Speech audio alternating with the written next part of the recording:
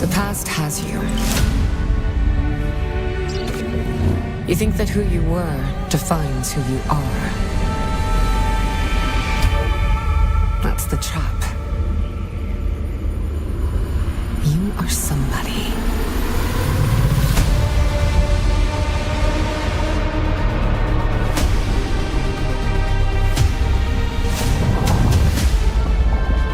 I've been watching you stumble through the blood and sand.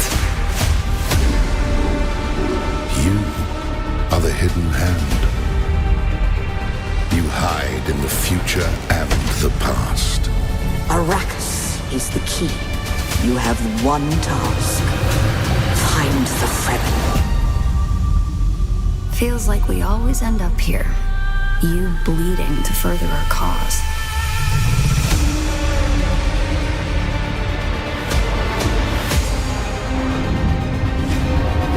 The future is a trap. I want to be free to choose. Prepare yourself.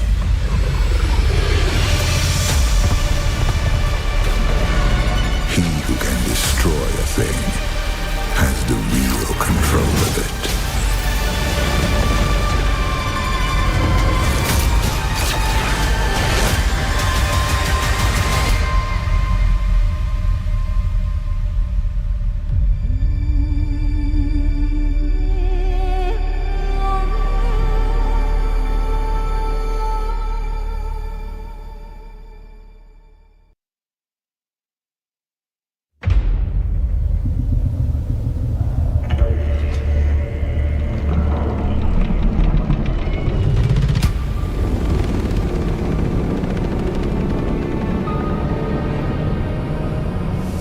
Has you. You think that who you were defines who you are. That's the trap.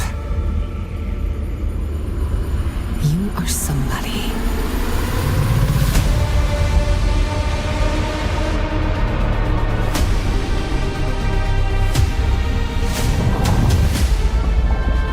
I've been watching you stumble through the blood and sand. You are the hidden hand. You hide in the future and the past. Arrakis is the key. You have one task. Find the Fremen. Feels like we always end up here. You bleeding to further our cause.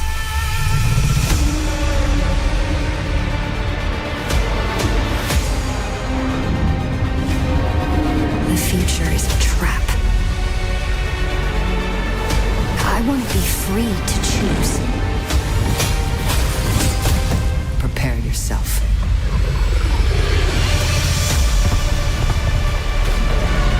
He who can destroy a thing has the real control of it.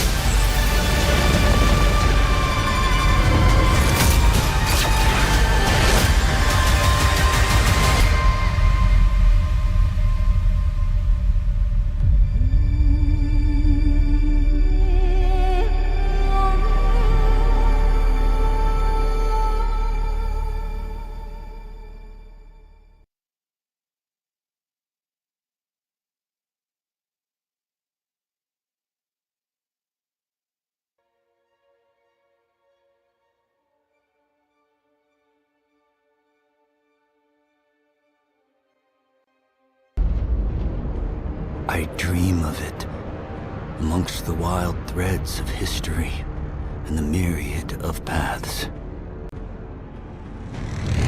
My path saw the Imperium rise from the ashes left in the wake of the Great Revolt. Thou shalt not make a machine in the likeness of the human mind.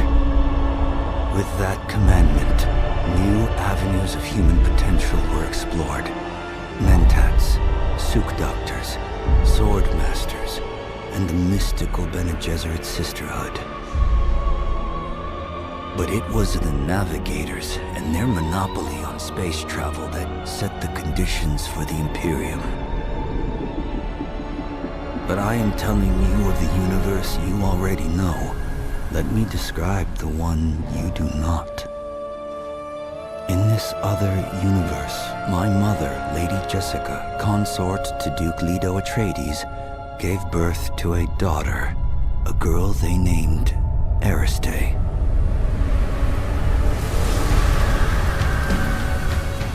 Because of her obedience to the Bene Gesserit, Lady Jessica is trained as a truth-sayer. Because of that training, Lady Jessica was able to detect Dr. Yue's deception. Because of the forewarning of his betrayal, House Atreides survived the Battle of Arrakeen. Because of their survival, the Emperor declared a full-scale war of assassins.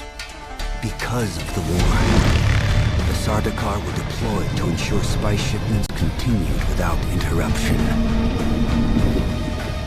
Because of the Sardaukar, the Fremen were eradicated. There was no Muad'Dib, no Lisan al-Gaib, no Kwisatz Haderach. I see a universe where I, Paul Atreides, was never born. All my visions lead to horror, except this one. This one leads to you.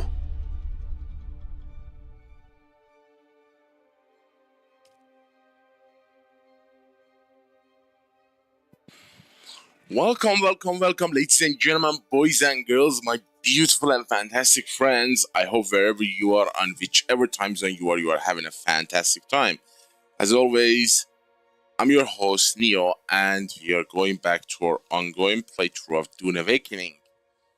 As I managed to get the internet working faster than usual today. Fingers crossed, it's gonna remain as responsive and without, disconnections today. Last night we started building a new base in a different location. And I've been thinking about that extensively, if I'm being honest. And I'm not sure if we should build it right there. I mean, we have 2 blocks completely useless because one block is exactly on top of it. Half of one block is on top of the worm zone, and whatever I built there, it's gonna get eaten by the worm. So I think we should rethink our strategy. Hey Vladimir, how are you, buddy? Hope you're doing great. Hang on. What's up?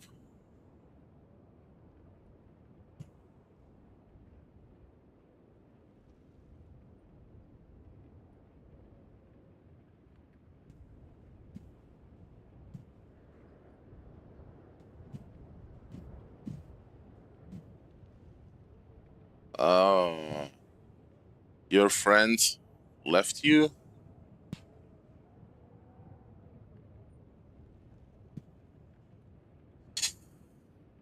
Story of my life, lad. Story of my life. People can be such weird creatures. I know exactly how you feel. But why are you so keen on playing a packed server?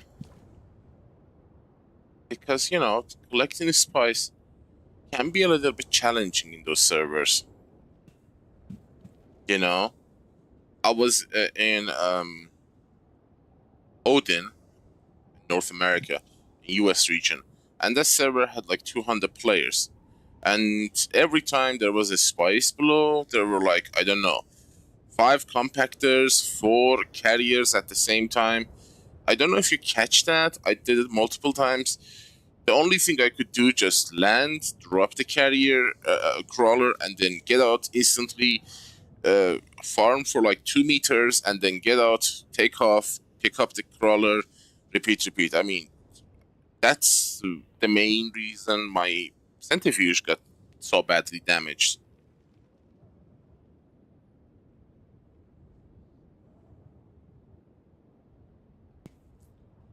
I mean,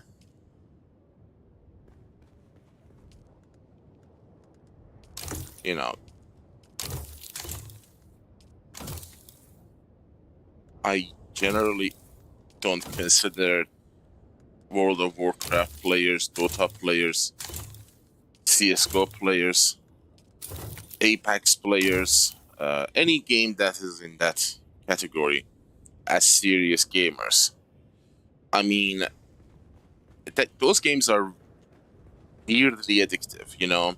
If you get hooked on them, it is kind of impossible to stop playing them. It's like a drug, you know? You stop playing them for like a week, and then all of a sudden you feel the rush to go back and play it again.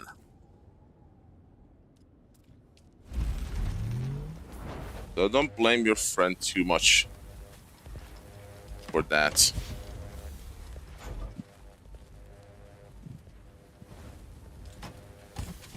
Well, compacted on a large field is a sin. I'm not even kidding. It's a PvE, so we can't do anything about it, sadly. I literally wished for a old half PvP, half PvE map that we had before the change. You know, because at least back then, every single noob didn't come to the middle of the deep desert to compact. You know?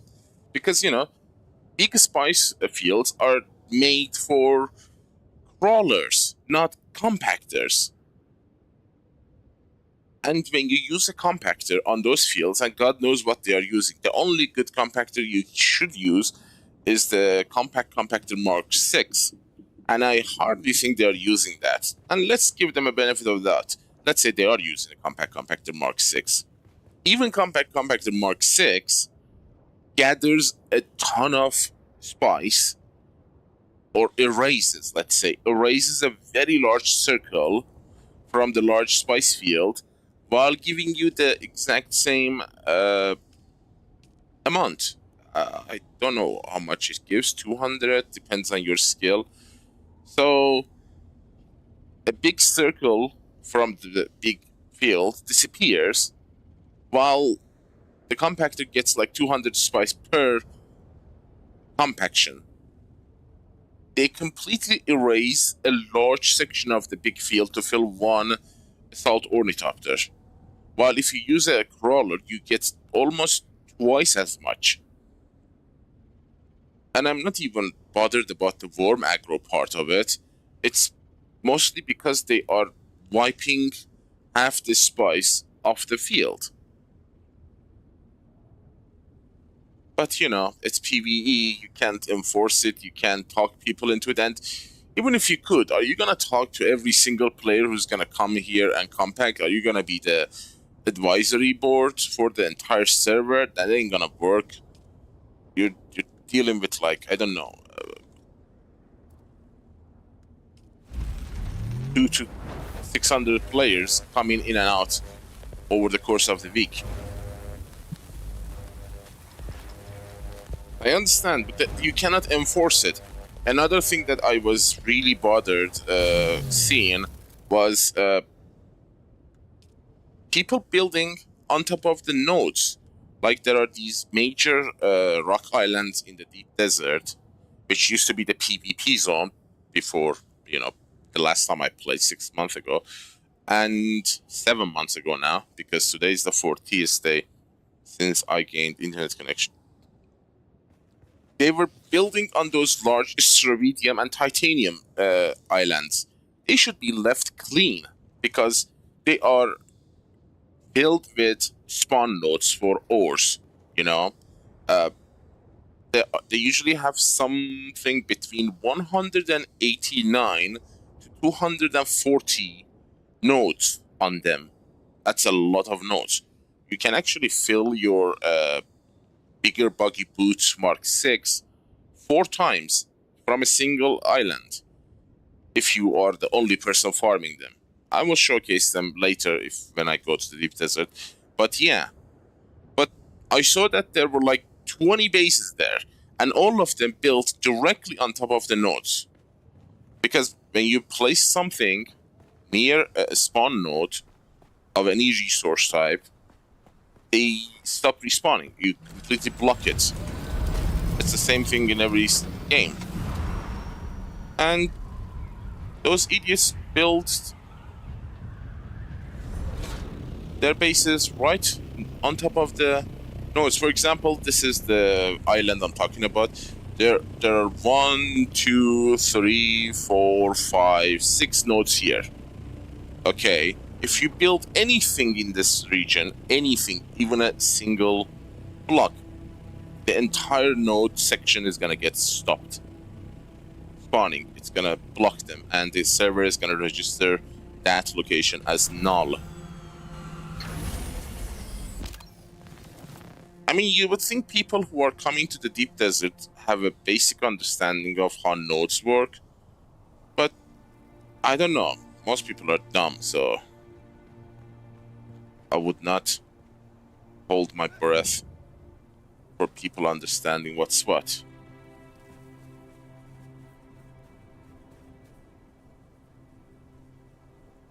Entitlement is not the issue. Understanding that other people are going to use it is. Having a common sense that, okay, I am using this section to farm ores, or I'm using this large field to farm spice. Let's do it in a way that we will leave something for the other people when they are coming to farm them. That is why I farm spice cleanly. I don't like just fill my container and go away. I try to get maximum spice from the least amount of the fields being used. That is common sense, because you care about the other players. Because I want to be treated the same way if and when that situation happens. But yeah, people are selfish.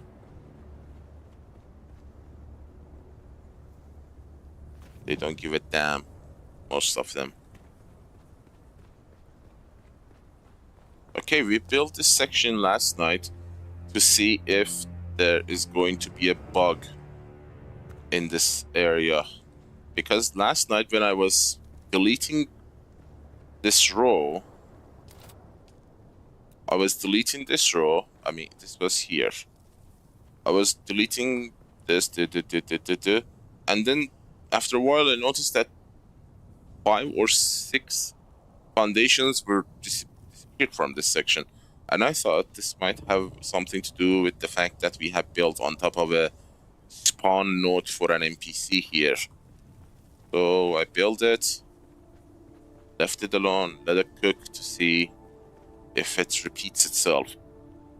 Because if that is the thing, I don't want to build a massive base here just to come back and see that half my base is gone.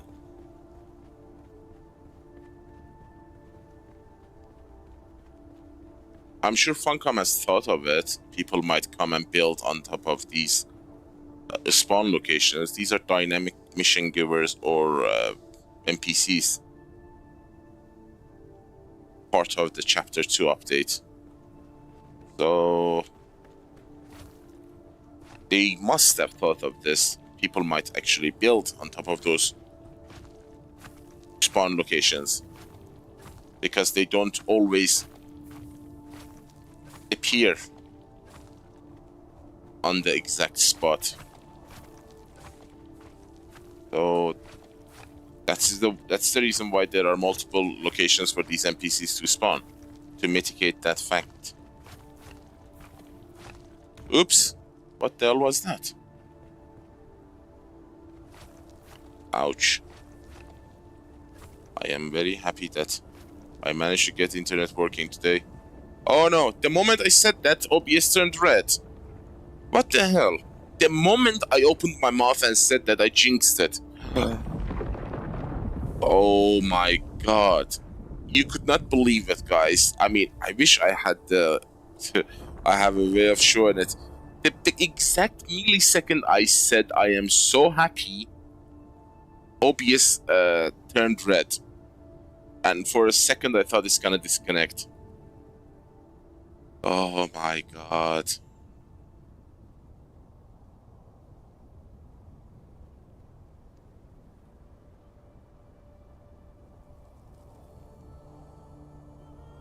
Vladimir, I have a solution for you, which is what I am doing and I'm going to do from now on. I have figured out something. Don't tell it to other people. Let's keep it in our small circle of friends here. Okay, this is my strategy. I am gonna rotate between servers every single week for two reasons. One is the main reason. It's not because of spice. The main reason is because when the Coriolis hits and the server restarts and the Landsat decree is passed, I think it's before the Coriolis. I'm not exactly sure when you get the market, the Landsat market starts to allow you to buy. I think it's before Coriolis, one day before. So the moment the Landsat is passed and the Coriolis hit, you can go to the Landsat shop and buy 25 Regis components. Okay, stay with me. You can buy 25 components, Regis components, every single week. And if you pack your base and go to another server, you can buy another 25 Regis components. That is 50 per week instead of 25. Alright? You can do that. That's twice. And since Landsat is the only location where you can buy or find, let's say, Regis components, because there are no dungeons, no chests, no other locations you can find the Regis components, that is very important to do, because a single armor piece uses 25 Regis component. If you build 10 armor weapon graded ones, that's 250. Get 25 every 7 days. Very limited. That's number one reason I'm doing this server migration. I'm moving between servers every single week. Number two, I try to rotate between a populated server and least populated server. I go to the populated server to sell my stuff, that whatever I have farmed, like, I don't know, schematics, augments, spice, anything that I have excess and they're on demand. And then after a week, I go to the most populated server in the world. Mostly I am doing EU NA, so I'm going from Europe to North America, because North America, Arrakis, falls into the time zone where I am playing, because EU sleeps when I play.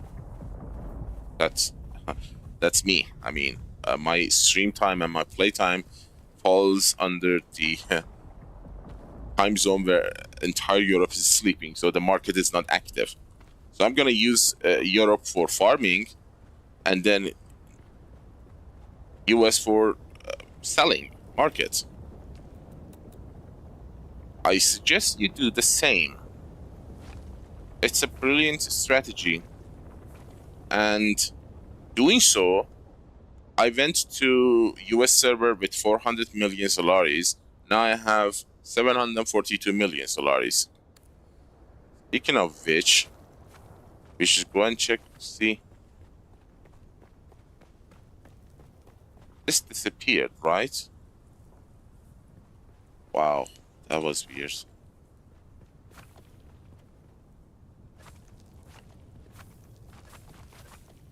I want to see if anyone bought anything this yesterday.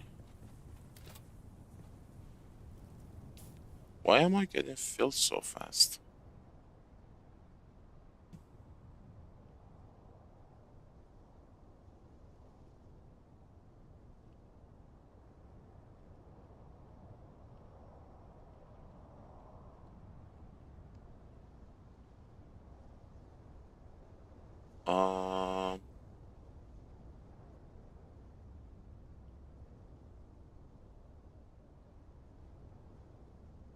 I call.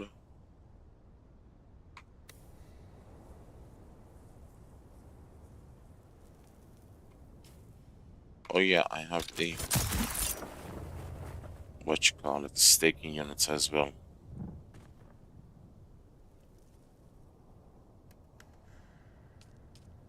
Don't tell what I told you to anyone else. I don't want Funcom to, you know, patch it or, you know, stop it. Because that's the only way we can get the Regis component, which is currently the most sought after item in the game. You know? Because there's only one location you can get these Regis components, and only 25 per 7 days. It's a weird limitations Funcom has imposed on the game. Because, you know, if you want to build a full set of armor, which consists of 5 pieces, 4 pieces, 5 pieces, I'd say it is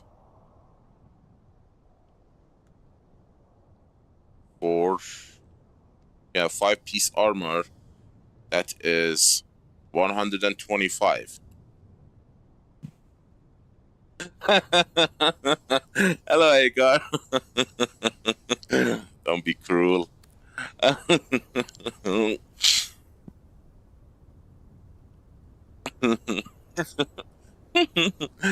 Okay, a full set of armor costs 125 Regis components. I mean, I'm being generous because some of them cost 27, 29.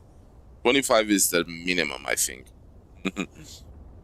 So, but you get 25 a week. So if you run out of Regis and you want to build an entire full new set of armor, you have to wait like, I don't know, 5 weeks. Damn.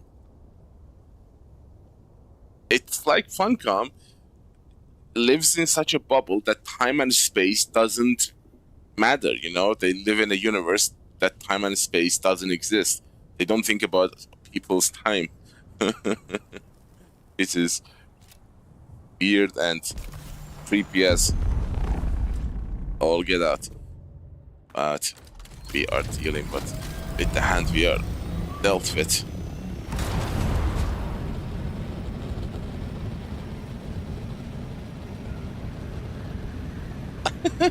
That's a good point.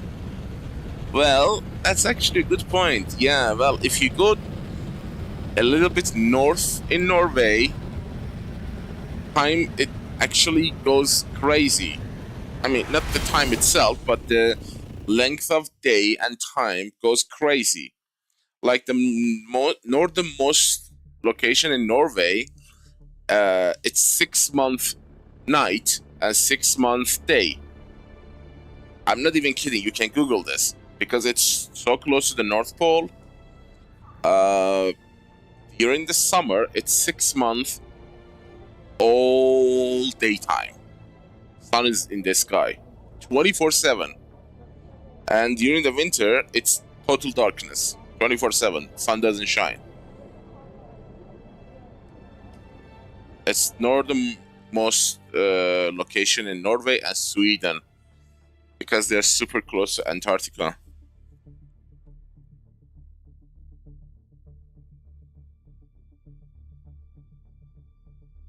Oh, so one turns into 250. Ah, hey gosh. Way to burst my conspiracy bubble. I have nothing to complain about Funcom. Hmm.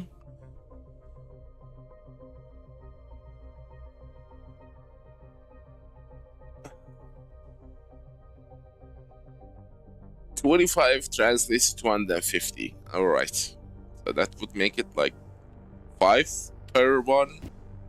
Then would be 50. 20 would be 100. No. 110.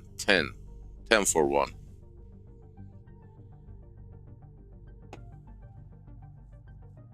I always wanted to go to Norway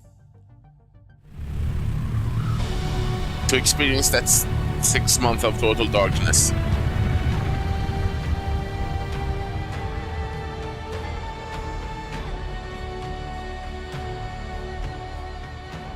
Yeah, I am way behind. Okay. I am 6-7 months behind everyone else. John told me there is a way of resetting this mission.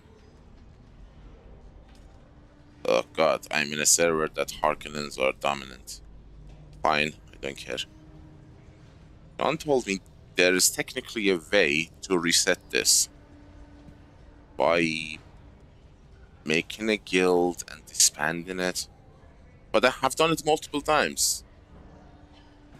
4 times, I think. Every time you move to a new server, your guild disbands, so you have to recreate it. I think there might be some other technical stuff you need to do to get that reset. That would be incredible, because I don't know if the timer here is server-side or localized, which means on your PC. You see it on your screen, not connected to the server. I don't know. This might be server-side. How do you fool it? That would be an interesting thing to test. I would like to test that.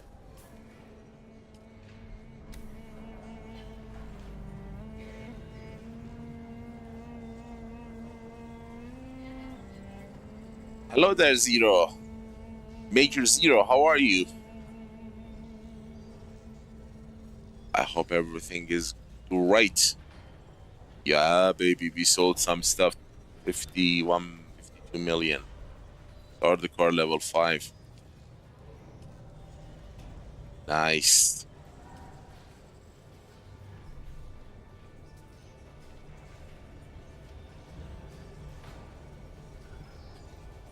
I've been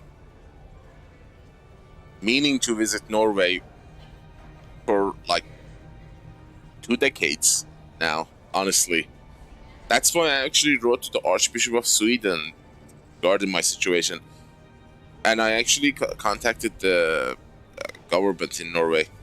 But that was during the Syrian refugee crisis, and they were like fully packed with those people trying to sort out like 10 million people on the march. But yeah, I really want to go to Norway, especially during the 6 months that is dark. And can you imagine 6 months of nightlife, party all the time? It's a gamer's paradise, you know, because I personally, as a gamer, love night, because when the night time comes, air becomes lighter, pressure goes away, the PCI of the air and atmosphere gets lower, and everything feels lighter, you know, you feel light, and, you know, air becomes thinner during the night. You can focus. At least I can. I can focus a lot better during the night than day. And that might have something to do with me being trapped in a room for the past 15 years, of course, but generally, nights, I always love it.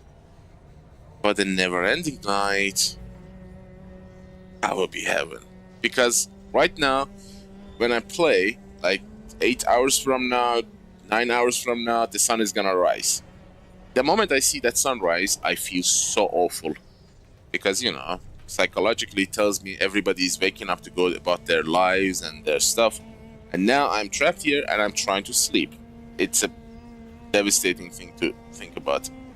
But going to somewhere like Norway or Sweden or Finland, I don't think Finland has a 6 month still, and having that 24 hours nighttime, damn. And you sleep when you are exhausted, not because it's nighttime, you know.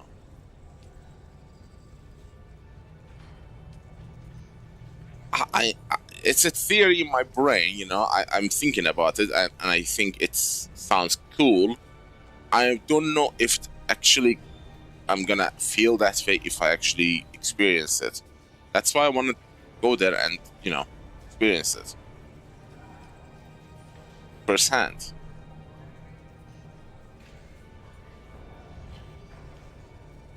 Yes, I made a lot of Solaris when I went to US servers. We are about to hit 1 billion.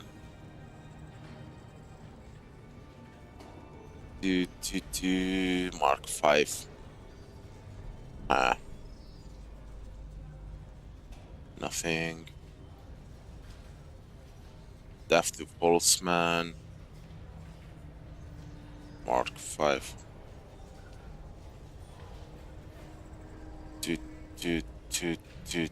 Age optimizer. Regardless of where you are, they sell good stuff for a lot of money.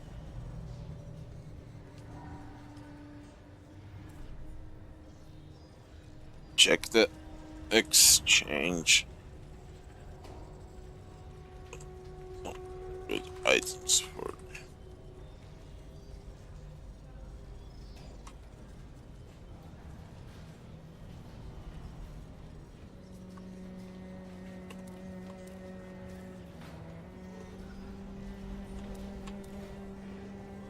advertisement.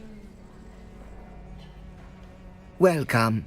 Would you like to deposit or withdraw? I want to withdraw Alex Pick. Start guard intimidator. Well, that's sold, so let's sell another one.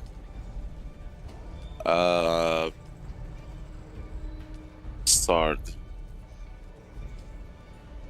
level 4, level 5, 30 million. Sell 280-770-99.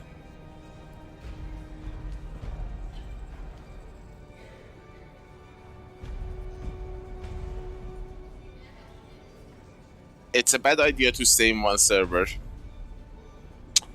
because, you know, don't tell anyone, keep it to yourself.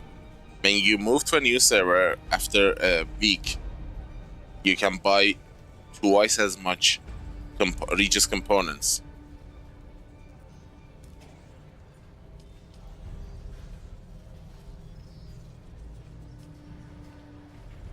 Pick.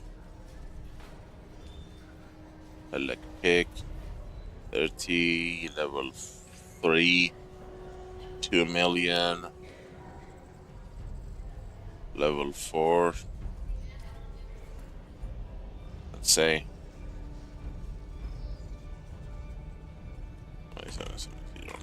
Oops. Every week you can buy 25 Regis components. If you move to a new server, you can buy another 25.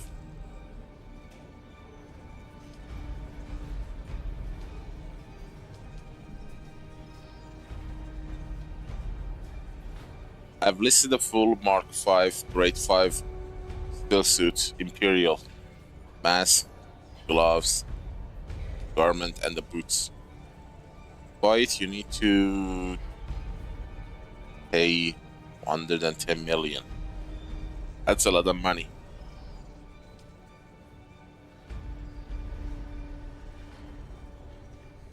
Anything else?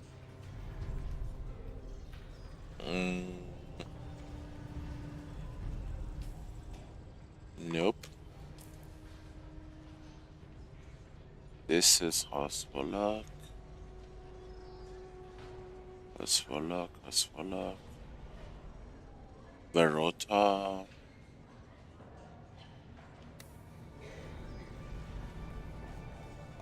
I want to check that. Verota.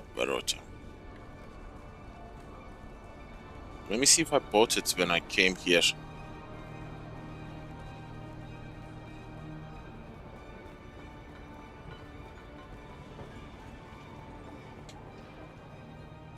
I think I did.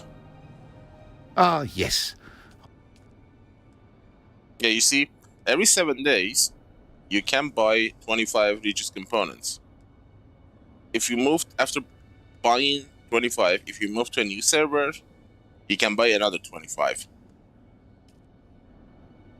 Since this is the only place you can buy the Regis components, I'd say it's a win. It's a smart move. And please, guys, don't tell anyone. Funcom will patch it instantly. The specialization level and Regis components are the two things Funcom is tightly controls. Yes, it is I, held aboard Desi. Yeah, I've checked you before. Eldabo, bye.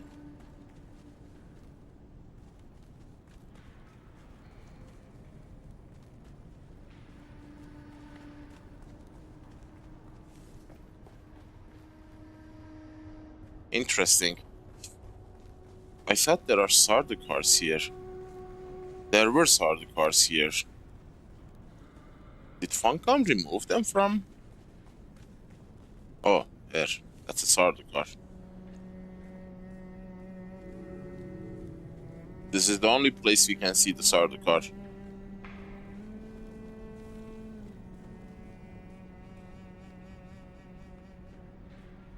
Yeah, even if they are aware, not many people are, doing it. Moving between servers every week. I mean, I don't think people do that.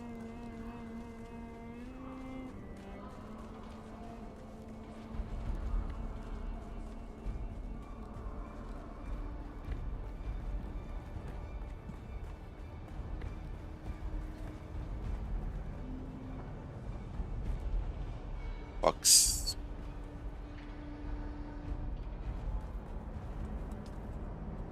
All right.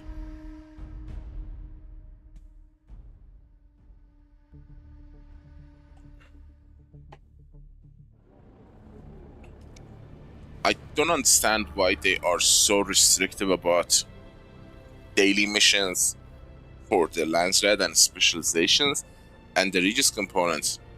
Because, at first I thought it's because they are going to enable crossplay between the PC players and the console players. But after I read that they have explicitly said that they're not going to have any crossplay at all. And I said, okay, if there's no crossplay, why are you restricting people? Why are you limiting the speed?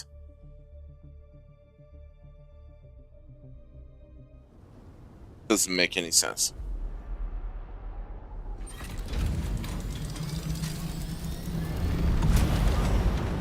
Maybe they're on the fence about the crossplay, I don't know. Maybe that's something they want to see how it works first, and then implement it. Who knows? Like, let's say the console release happened and there are a lot of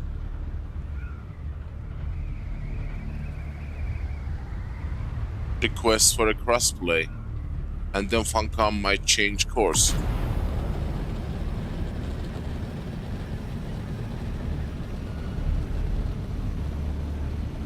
And enable crossplay.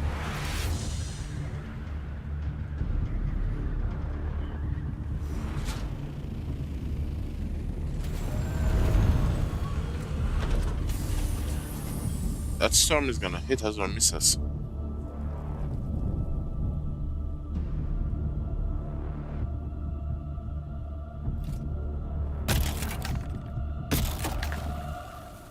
but no one wants to know life it, you know.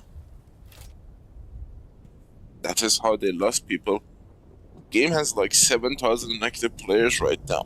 That's not a lot. That's just the bare minimum they keep to beta test their stuff.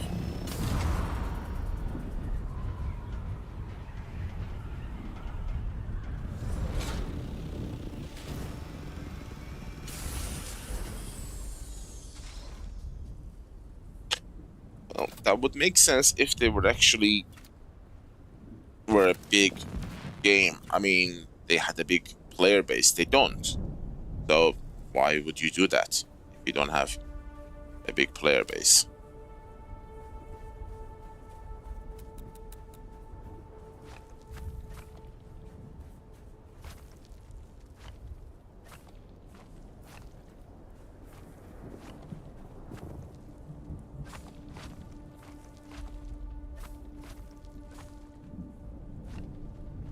And the drama has dampened greatly since they have introduced the dual, you know, PvP, PvE, deep deserts.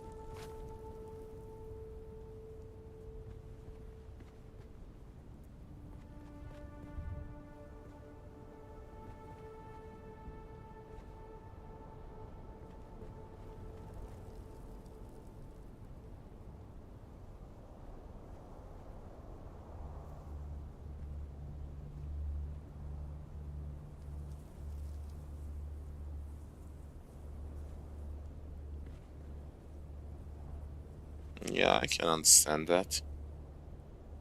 It makes sense.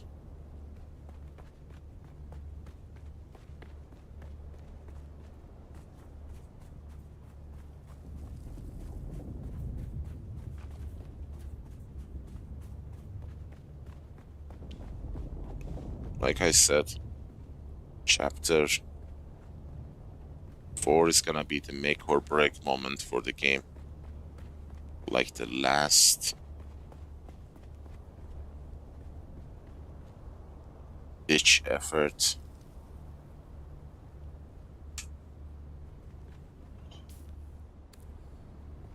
I want to do something crazy.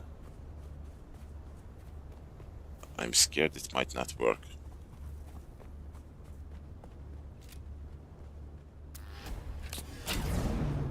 No, I didn't want to do that.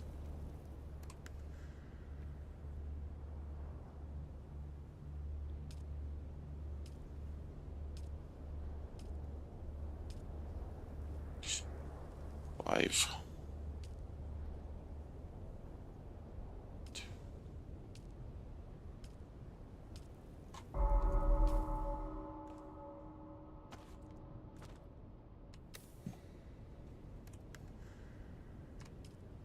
Oops.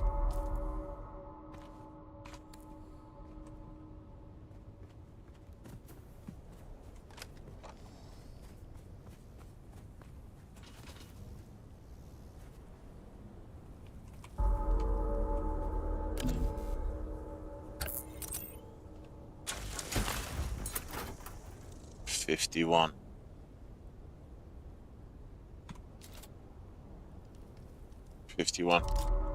Sometimes when you dismantle something, you don't get back the exact amount. It's like a bug. You should normally get back the exact amount you used to create something. But sometimes you don't. 100. Smile. 100. Good, we can do it twice. What I want to do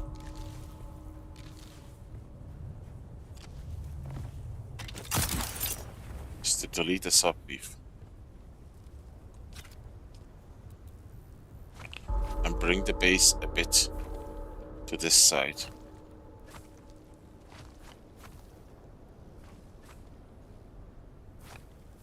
To get out of that warm zone, you know? That is gonna be a problem later on. And I can fix it now in the skeleton phase. It would be wrong to leave it like that while I could have fixed it. So, where is the sub-thief?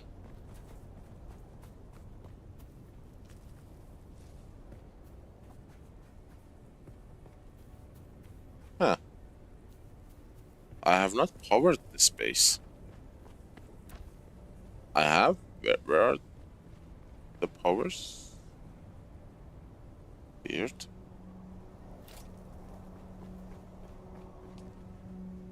It is powered. Generators over there. Oh, maybe on top of that. So right now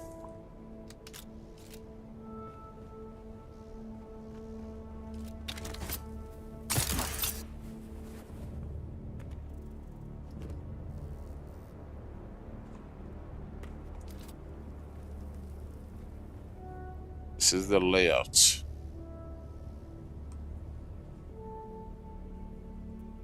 And while that looks good, that one is in the worm territory. Anything I build there is gonna be eaten by the worm. This is the main sub-thief directly underneath. Somewhere there. So if I can move this and place it there, one block to the left, right there, maybe, and a little bit backward, maybe. I mean, I'm already backward, so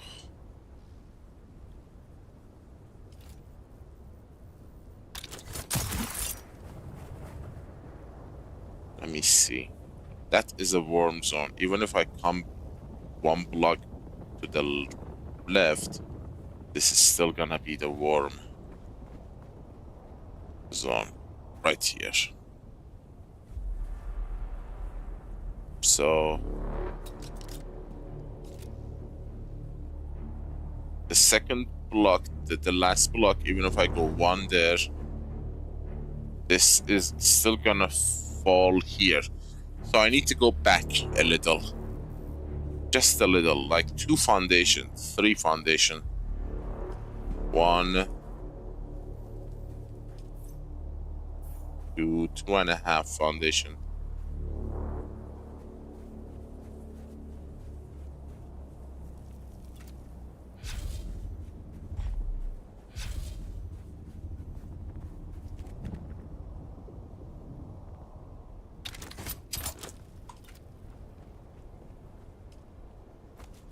That is gonna be eaten.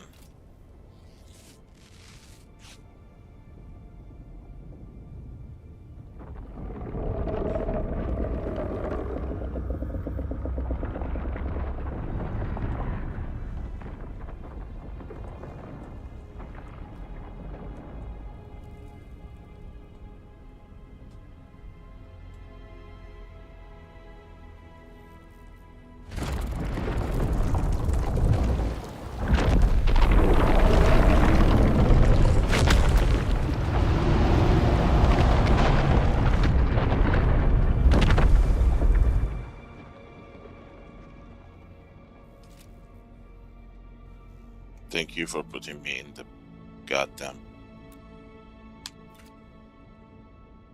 foundation.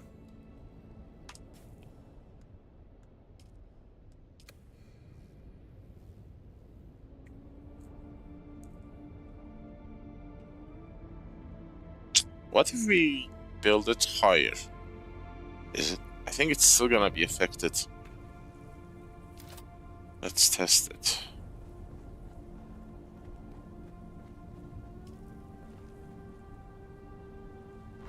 One, 2, 3, and 1, 2. That falls under it. There.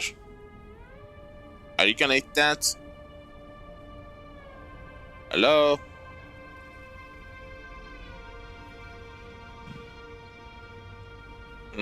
That's interesting.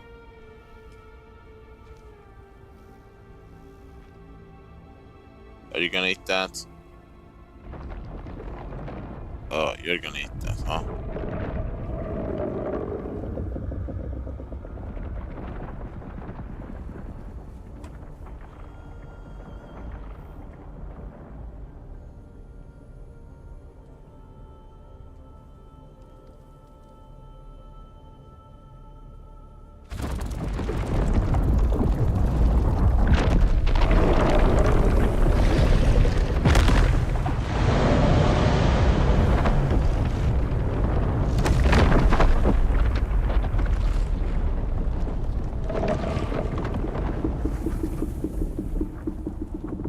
Yep, the whole thing is gone. So, it doesn't matter how high you go, it's gonna be eaten.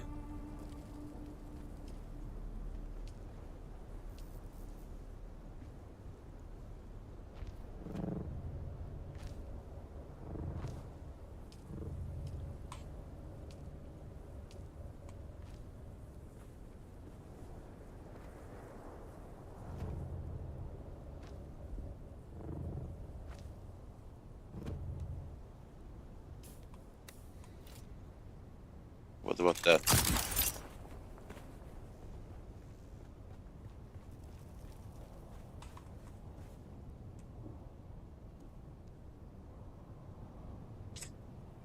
It doesn't react instantly, but I think the moment it registers it's on the open sand, it comes after it. You cannot risk playing with that mechanic, hoping that it might not notice it. You don't know what's gonna be there on the other floors.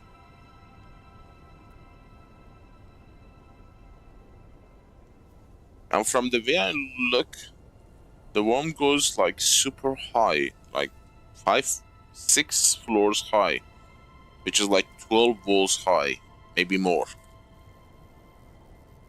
It's interesting, it's not noticing it, you know?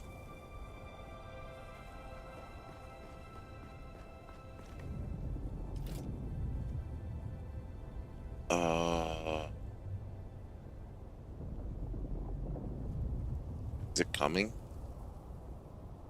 I think it noticed it.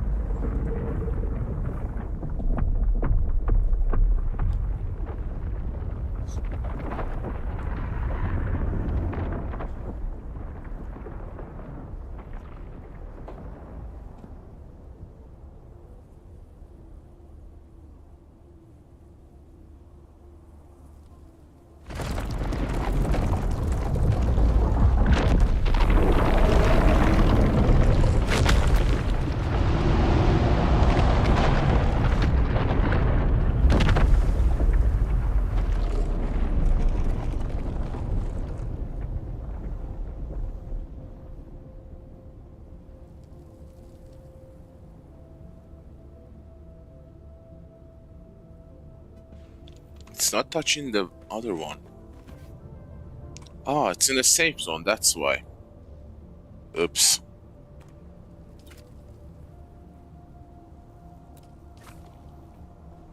So the unsafe zone is here.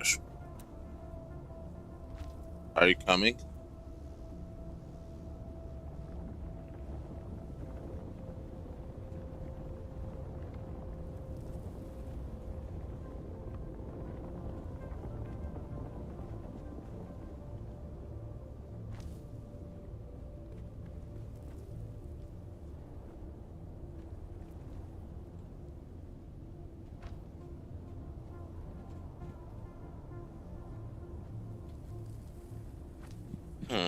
Interestingly, it's not noticing it.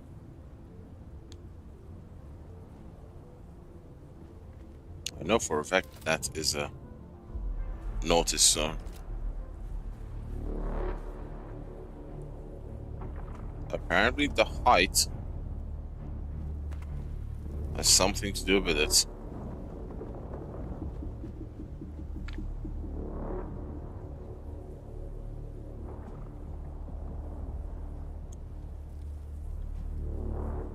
But that's still considered open desert. So if by any chance it gets triggered, it's gonna get eaten. Even if, let's say, it's safe, let's say you can build on the second, third, fourth, fifth floor, it's gonna be safe. You are leaving room for a griefer to come and trigger the worm under it and, you know, get the worm to spawn. At the moment the worm spawns, it is gonna destroy anything in that area, all the way to, I don't know, 13, 14 walls high. Not gonna work.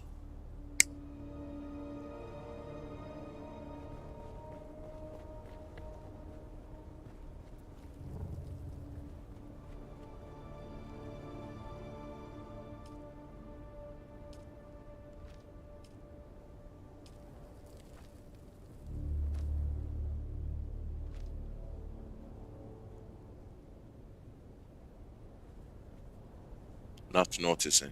First foundation, second, third, fourth. Fourth foundation.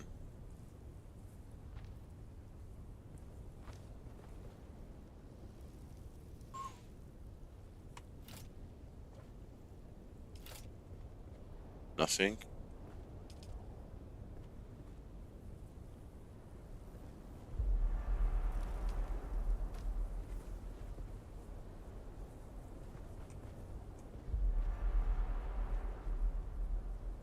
Weird.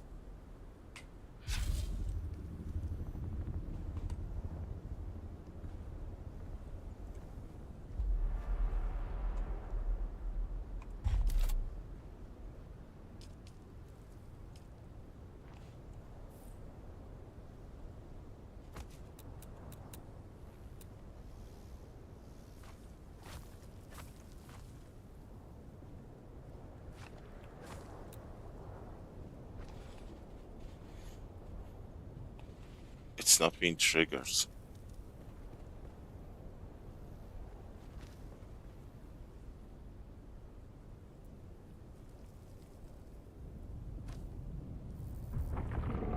Yep. 2 wall high or a wall high triggers it. You can avoid it by going 2 wall high. Now it's gonna destroy all the structures that are inside the open desert.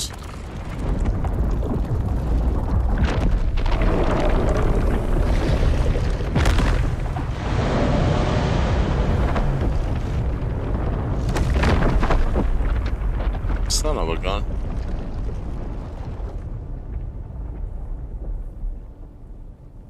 Yep, entirety of that section went poof. That's what I'm saying. Let's say you build on the 4th floor and avoided the ground floor. If someone comes here and triggers the worm and the worm pops up here, it's gonna destroy the entire location that is technically on an open sand. Damn it. So the only recourse is to go entirely 1 block to the left to avoid that. 1 block to the left might be... Let's see, let's have a precise location.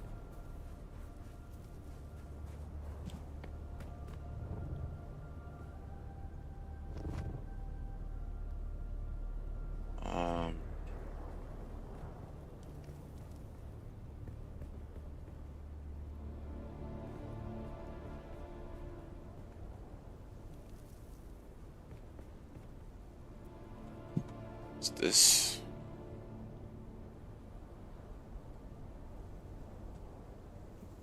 In keeping of that?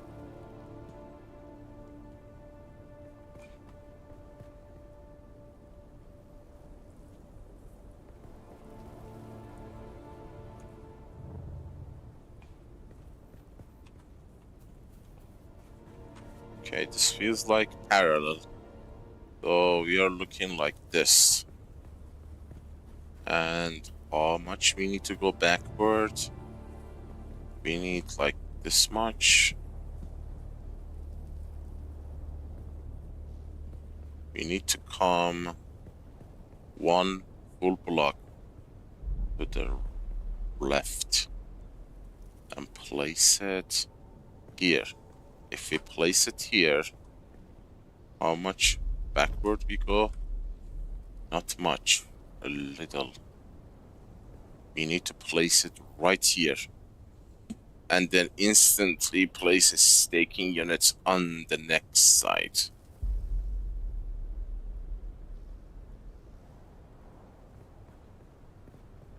Right here. Right here. And it's overlooking open desert. Right here.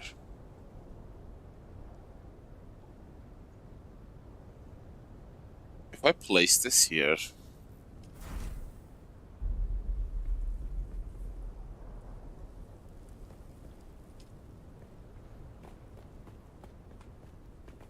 I can measure it. It's a little bit back. Could be enough. If I go too much, I will gobble the other cliff as well. I don't want that. And then, if I delete that, I can instantly pop a staking unit. It's gonna be 1, 2, 3, 4, 5, 6.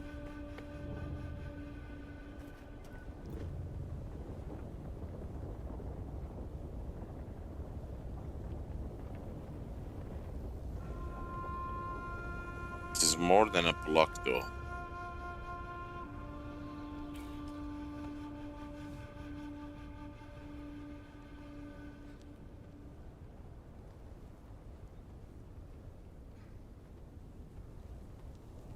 We need to go more than a block there because only the edge of the block. Well, the entire block is there. So if we go one block, we come, that wall there becomes the edge of the base. Which means we can come a little bit to the right to, you know, put that box in parallel with this.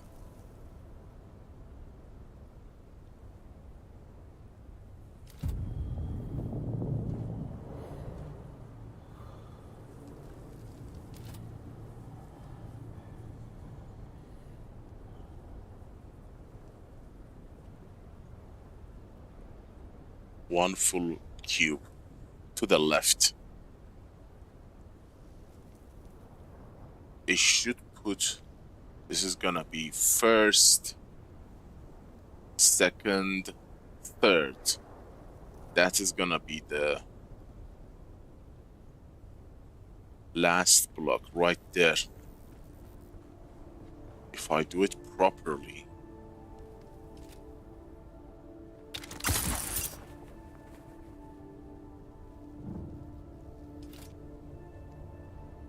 This is not the worm zone, right? It is, damn it.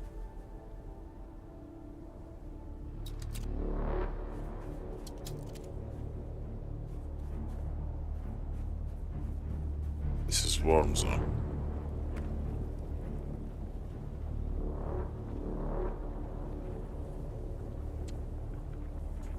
She has abandoned the entire Hagga Basin and is patrolling me. So this is a worm zone.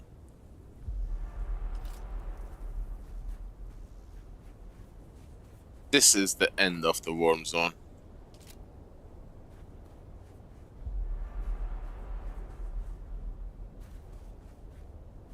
This.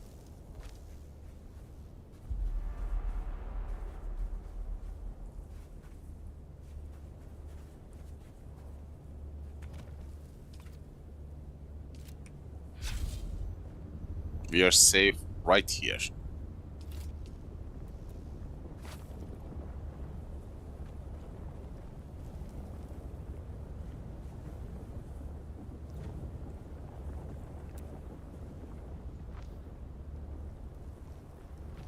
So how to make it stick the second. So I think that actually is in a very nice place, because this entire section is worm free.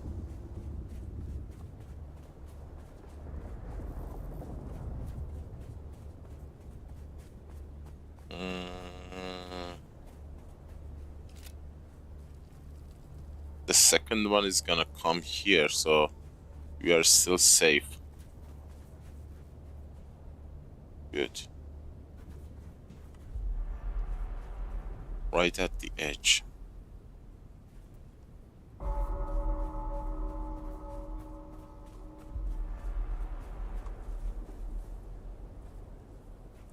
So we are a little bit backward, a little bit to the left. That's actually the perfect spot.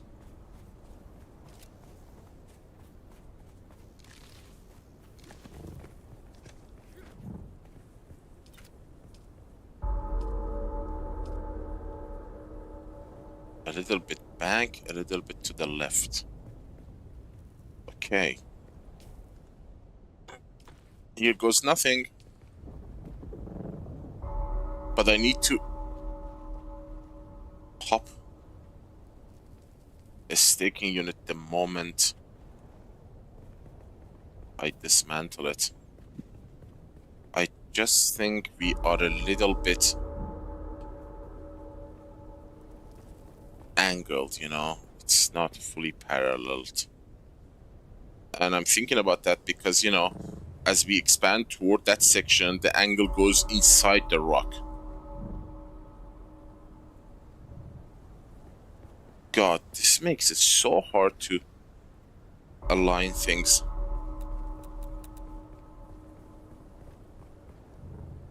Gonna be right here, align.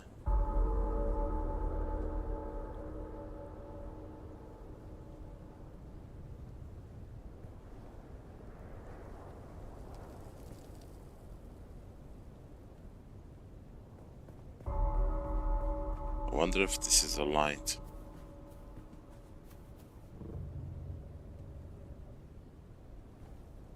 What?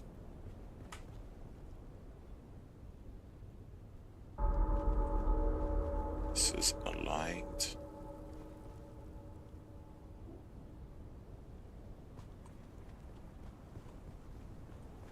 God damn it. Why is it so hard to align this?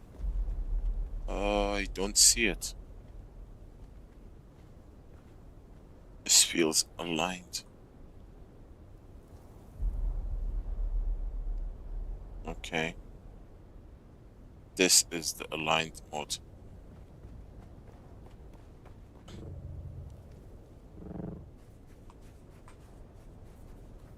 This is the aligned.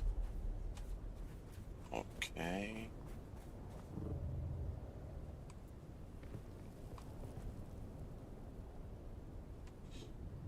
Little bit to the left. This is gonna be a little bit to the back.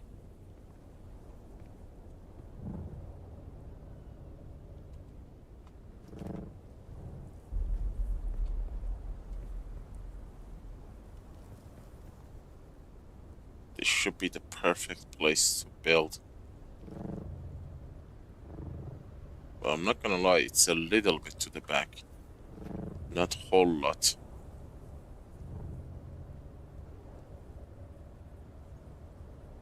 This should be one foundation. right here. There should be one foundation back. So, you know, we avoid the front being the worm zone. Yep, right here.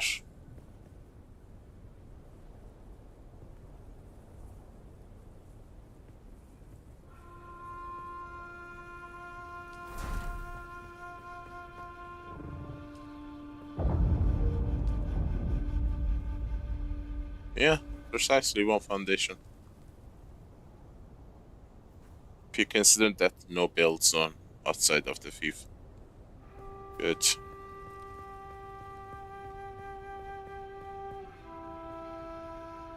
Now, we have the staking unit.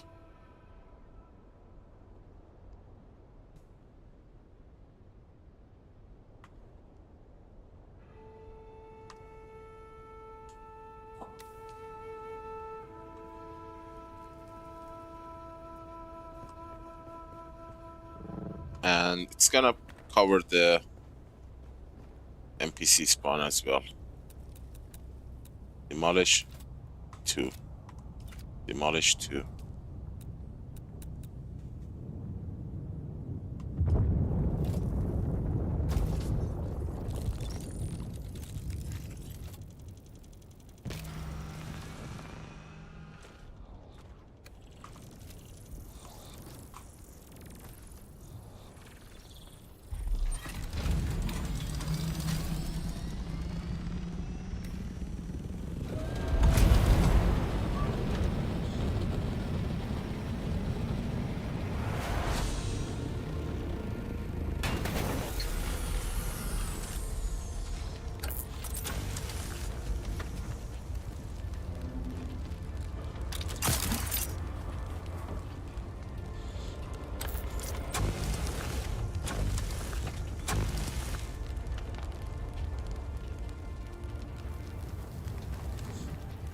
Decent amount of servox.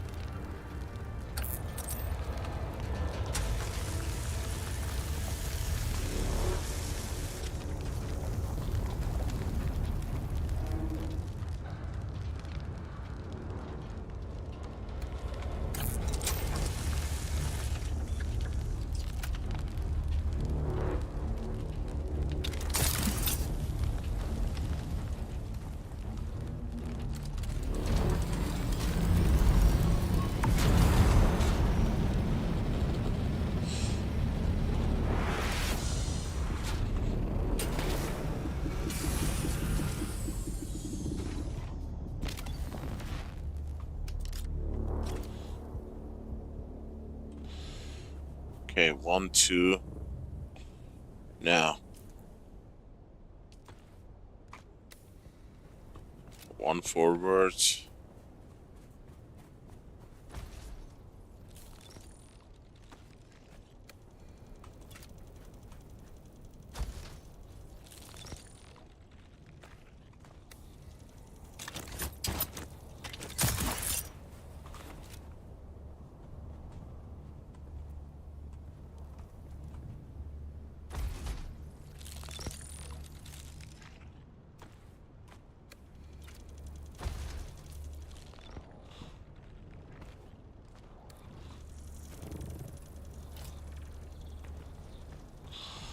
And there's a third one. It actually is coming along.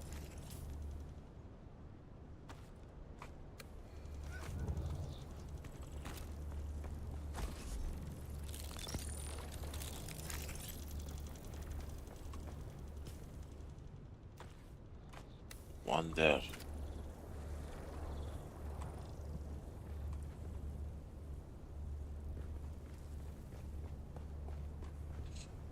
If that is the case,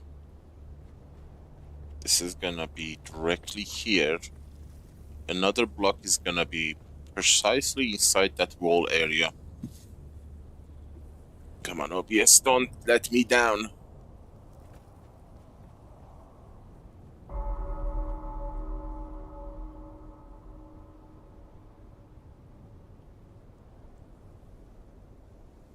The likelihood of this place being Rebuilt is gonna be a little bit too high.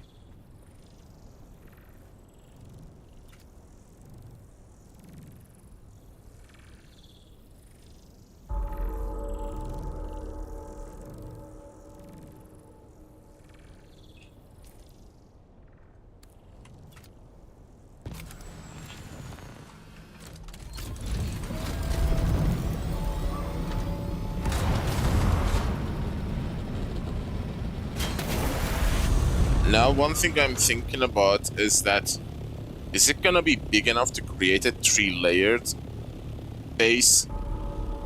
Exterior layer, middle layer, and the interior layer, like 3 walls. One, the actual wall we place, and then a wall in the front to design the base, minimum of 1 wall. And another wall inside the base to you know, decorate the interior, create like chest rooms and stuff like that. That's gonna eat through 3 walls, and I don't know if it's gonna fit.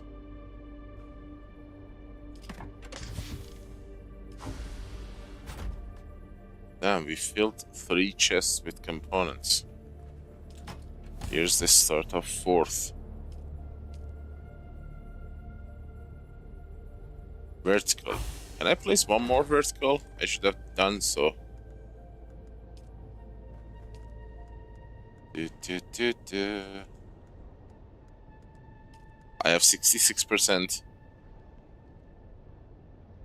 You know, recycling bonus. So when I recycle even the most useless item, House Dirk is not a mid-tier item, but it gives 2 diamondine and 5 blade parts. It makes it worth it to bring back every piece of crap you find out there. 2 mascot, 2 sand leather. Interesting. Without those 66% yield, you were not getting this. You were only getting this. But 2 of this, not even 4. What I want to try is... which one of these gives fiber? Ah, this one. I'm gonna gather as much plasteel microflora fiber as I can, because at the max recycling skill, which is level 80, I think.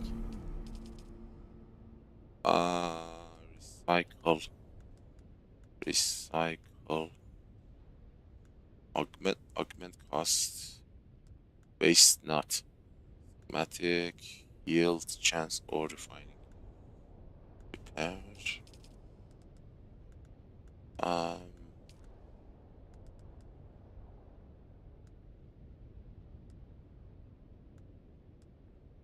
improved augment.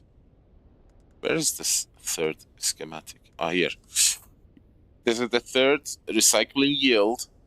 It says 33 for every single one of these perks, but it actually rounds it to 37. Right now, I have recycle yield at 67%. It should have been 66%, but somehow it runs it to 67 instead of 66. Which makes me believe that unlocking this is gonna make this 100%. And at 100%, we are gonna get a ton more material.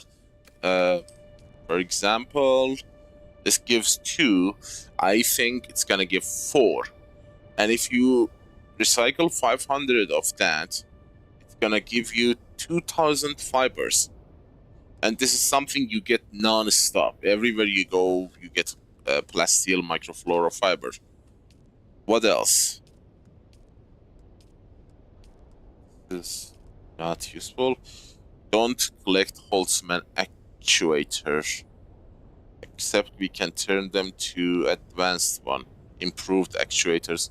Industrial pump. There is no way I will recycle that. Even if it was given 25 fiber. You need this for ornithopters, cisterns, and one other thing. I think you need this for large wind traps as well. Particle capacitator also gives fiber. Good. Fiber is important because we craft advanced particulate filters with them. Sand rod also turns into fiber. Plating, these are junk because this is the tier 0, let's call them. Blade part is a tier 0 item. Armor plating tier 0. Recycling these will turn into scrap metal. But if we have, let me see, let's say tier 1. Tier 1 would be improved. Improved. I don't have that, but I will take this, and this. Improved. Do I have diamondine or carbide? Blade parts. This is carbide. No diamondine. Glass steel blade parts.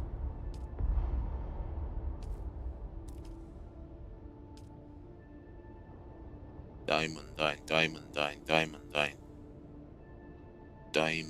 there. That's very rare. Diamondine is really rare. Diamondine. Hey! I can't? Huh. Isn't that interesting? You can't recycle them.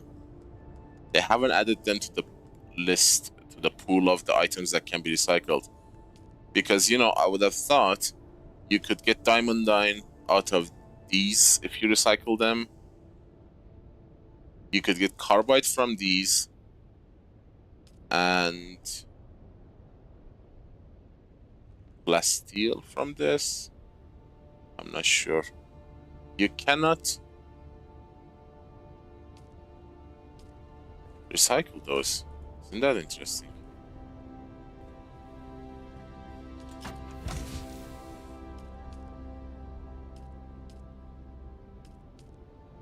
But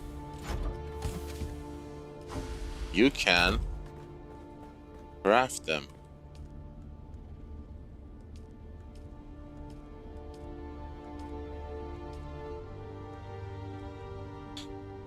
Plasteel, you need the armor plating, plasteel plate.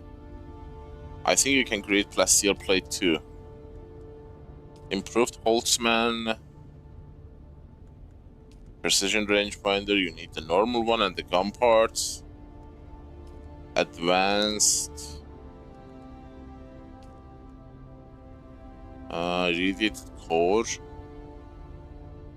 Wow. You need radiated slag to create a radiated core. You cannot make slag. Atmospheric requires insulated and plasteel. Can we make those plates? Plasteel plates. I could have sworn we could make these. Plasteel plate and one more thing. Plasteel plate. Plasteel plate.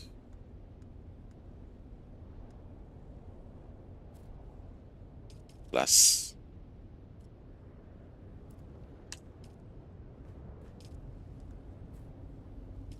Plate. Blast. Okay, that's weird. I could have sworn we could have blast. Plasteel.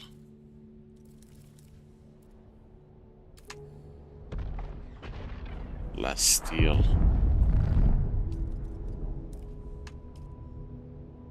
Plasteel. God. I have a strong feeling we can make them. Did they remove it or something?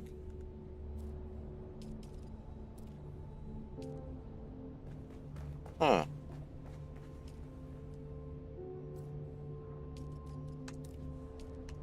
Nope. It's not here either. Okay, so that became our #1 loot to look for. How many do I have? Seriously? Plasteel plate? We can't make them? 2000. Wow. I did not know that. Dune.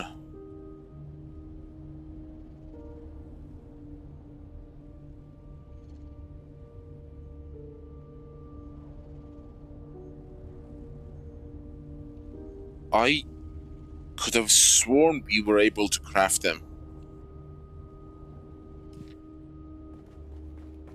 So weird, so super weird.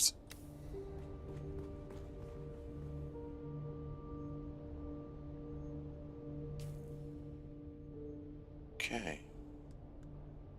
Taking unit. Let's go place the last one.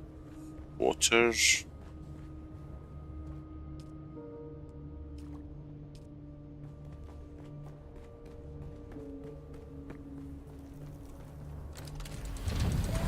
So no matter what you do, if you see plasteel plate, grab it.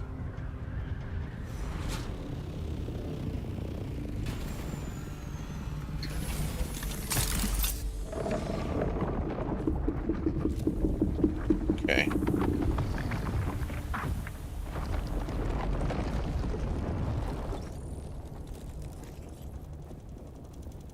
I think we can place one more vertical. 16 minutes, 16 minutes.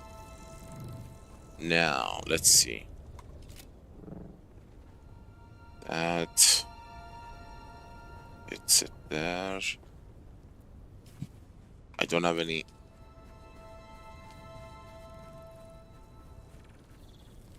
One of those to see the border.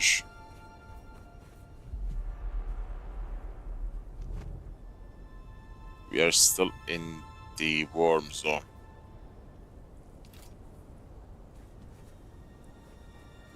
Still the warm zone.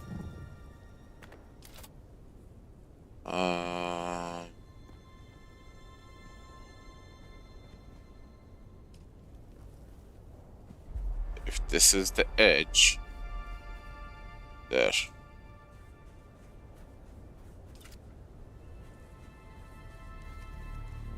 It stops.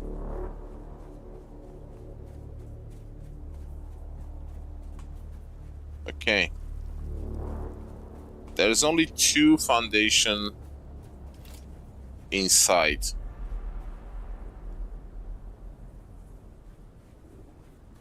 Which is normal, which is okay. I don't mind it. Because I usually place a garage on this part of the base. Now we need to remove those. Damn, we completely came from that side. Phew. Looks small when you are placing them, but after they are placed, it feels so big.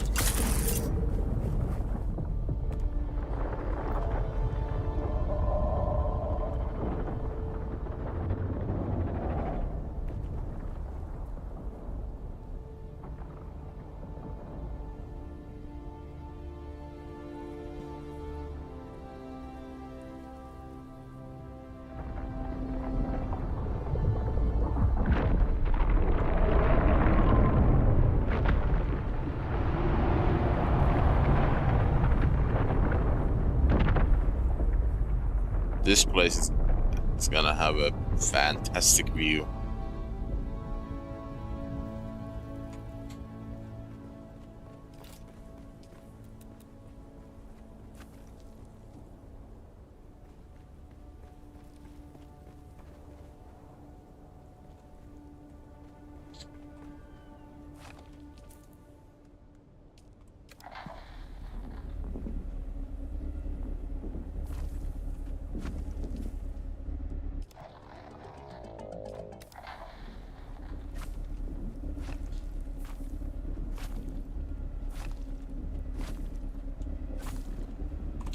No.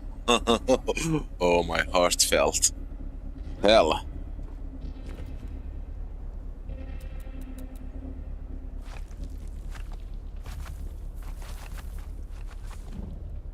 Holy moly. I did not get them all. Ah, I wasted them. Damn it.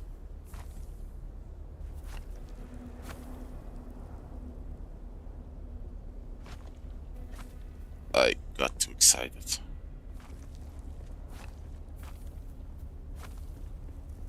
And it seems that the frame drop is more stable today. Yesterday, I was constantly refreshing the shaders.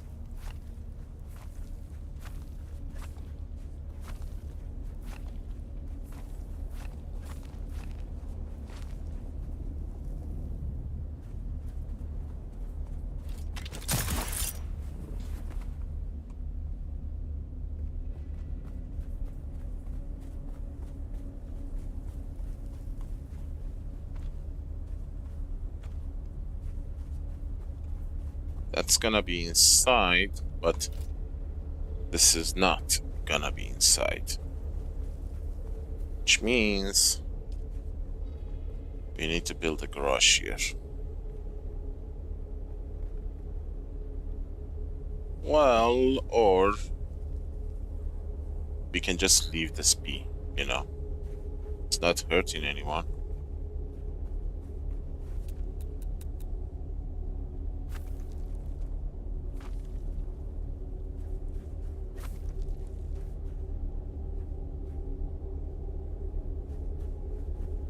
This is... I knew it. I should have rotated a little bit to the right. The angle is... Well, it's okay. We can fix it later. At least we have the foundation now. The layout is good.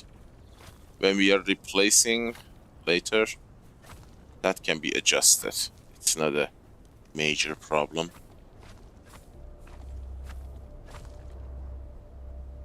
Good. This is inside, but we don't need it.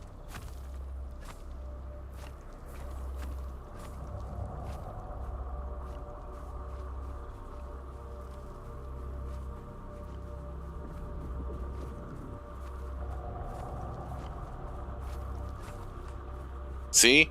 That disappeared too.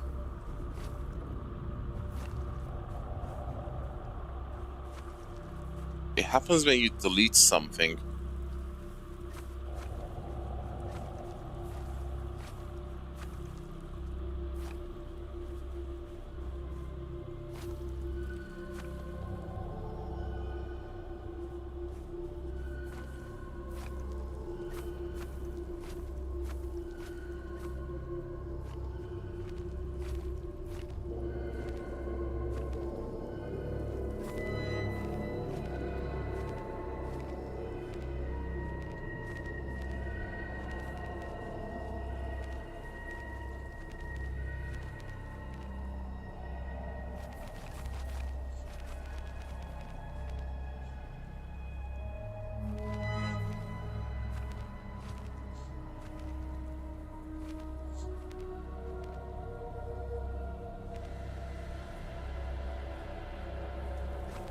Sorry.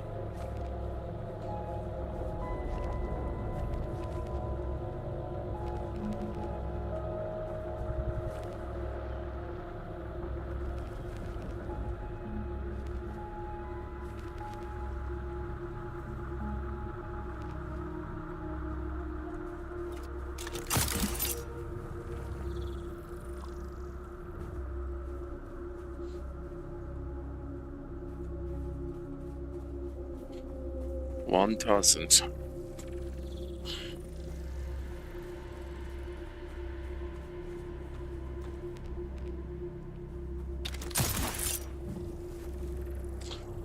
I still have the memory from the deep desert. Everything costs half price there. And when I built here, it eats through your plastinium. I'm sorry, plastone.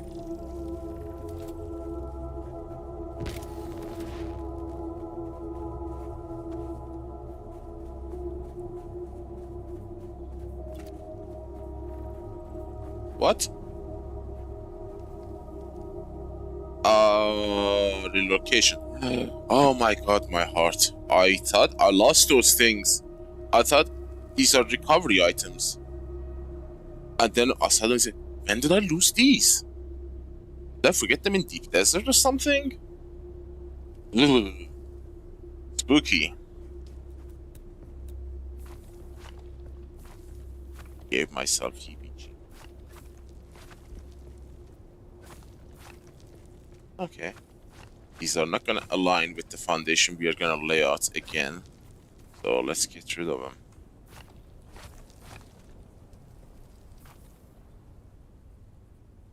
Nothing underneath.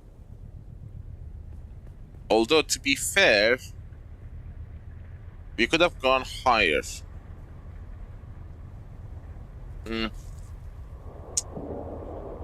Let's not dwell too much on it. Because look at the ground. You see those lines? A lot of the base is under the ground.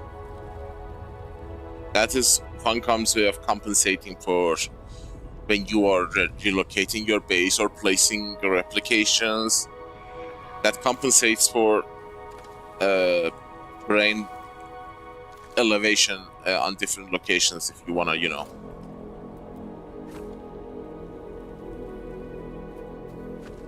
Place the replica. That is why you can like build 10 foundation high when you are placing a replication.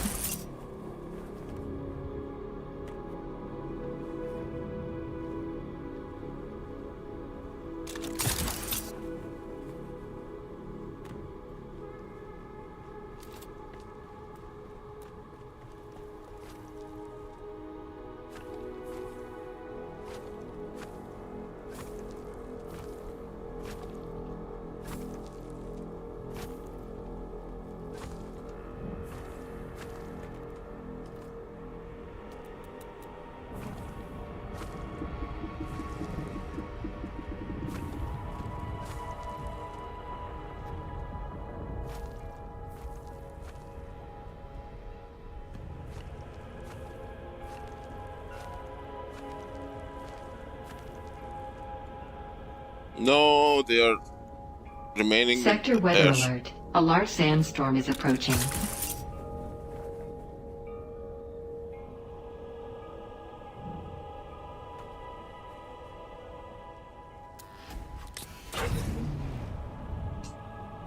I think 4. That one is gonna be 5.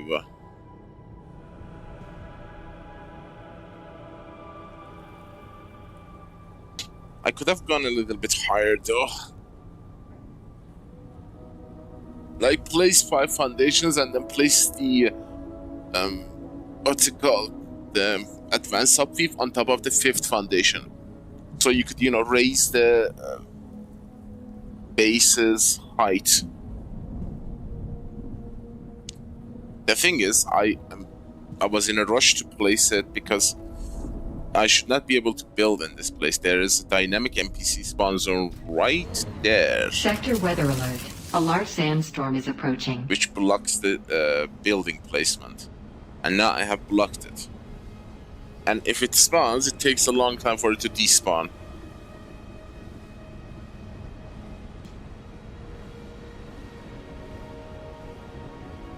Otherwise, raising it would make a lot of sense.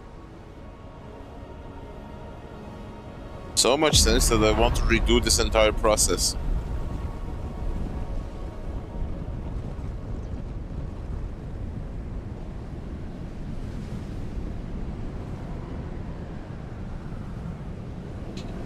But I'm a little bit worried. It actually makes sense.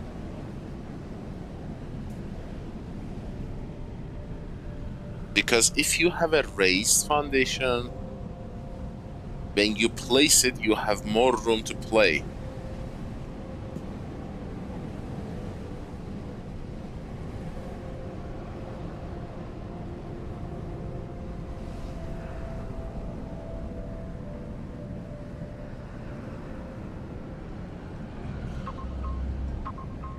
But tell me this.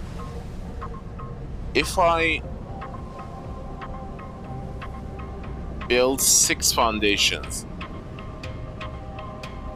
and then place the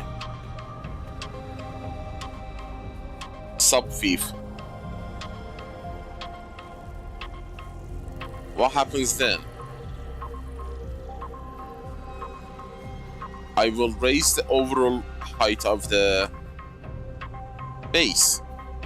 Like even after the 5,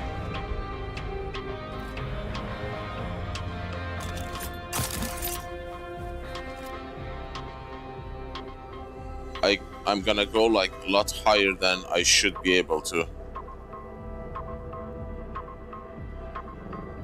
Isn't that correct?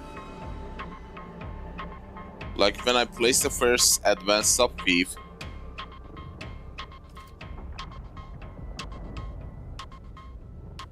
I place it on top of the 5th foundation.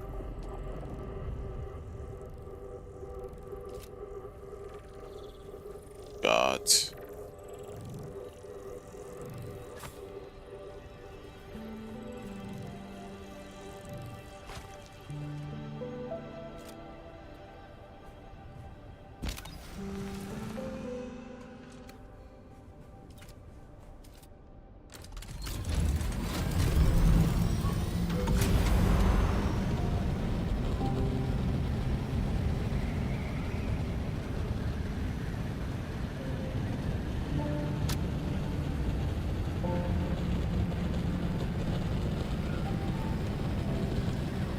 If you want to do something, do it right.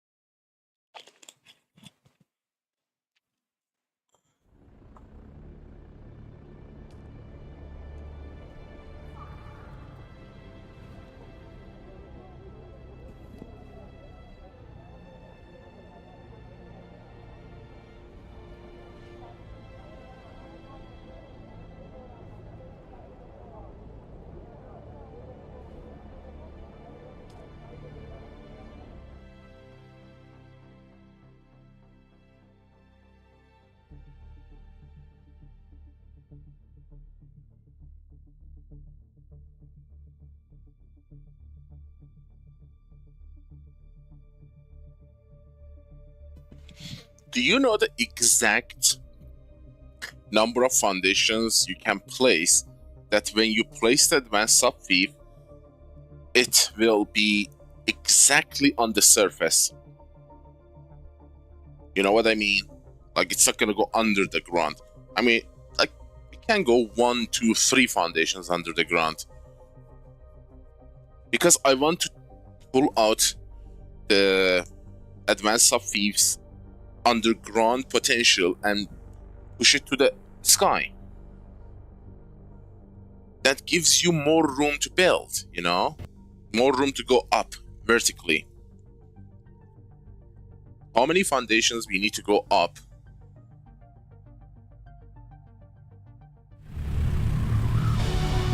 Hello there, Sergio. Long time no see. How are you, my good friend? It's so good to see you again. It's been a long, long time. 7 months to be precise. 7 dark months. I hope everything is going great on your end at least.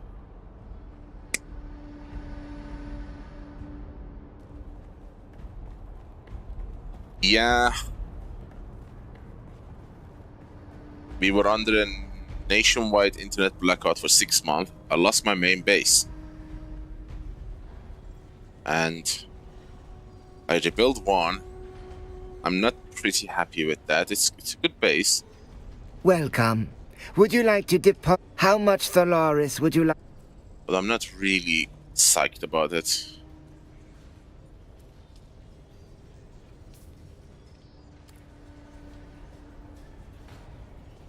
Yeah, they cut our internet. For 6 months. I mean, it's been online for the past 40 days, but it's awfully difficult to get it online. I'm not gonna lie, today might be the one of the rare few days that I actually spent less than an hour to get things running and go live.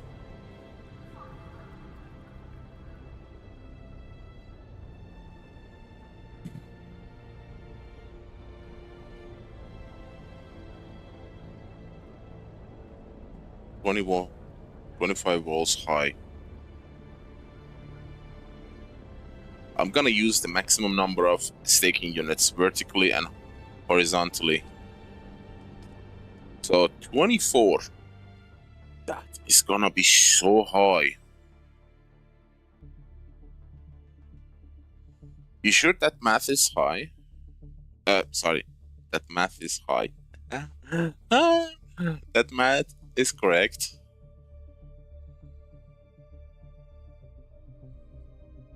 I need to be sure.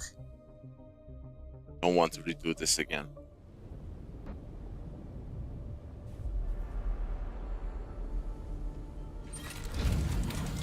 How have you been, Sergio? Have you been grinding the Dune?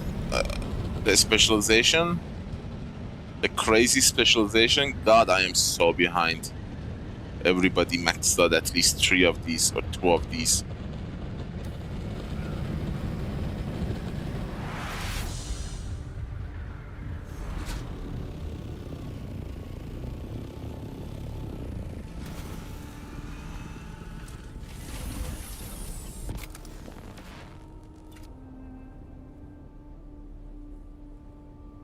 You know what's funny? The temperature in the EU region, EU servers, is severe heat level 4. I think they are doing it deliberately because, you know, Europe is under a heat wave at the moment. I mean, severe heat at night, it's crazy. I lose water exactly like daytime during the night.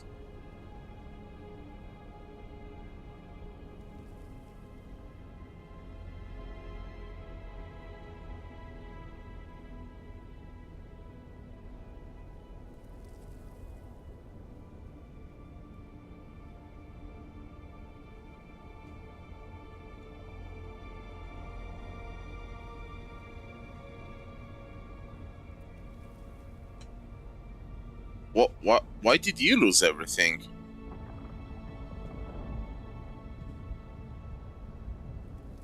I lost everything because I had no access to my base. And my base got caught between the decay and the migration. So my data was corrupted in their database. Yes, true, but even if you forgot to back up your base, the game automatically backed it up for you.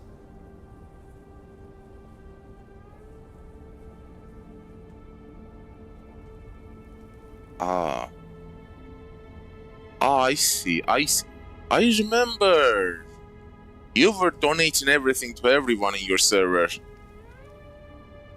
It's coming back to me. You were giving away your stuff. Yeah, it's coming back.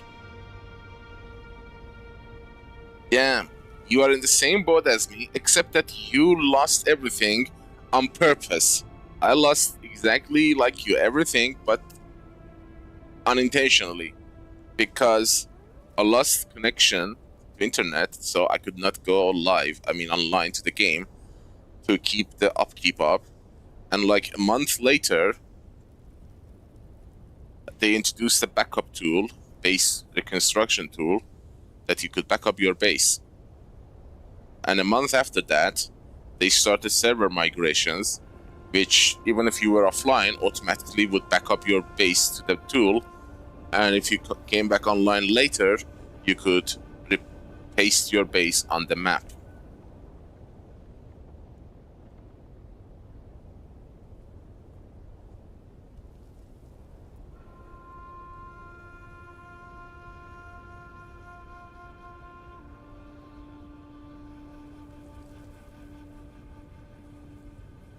yes, I did the math. I was in a week-long communication with Funcom team.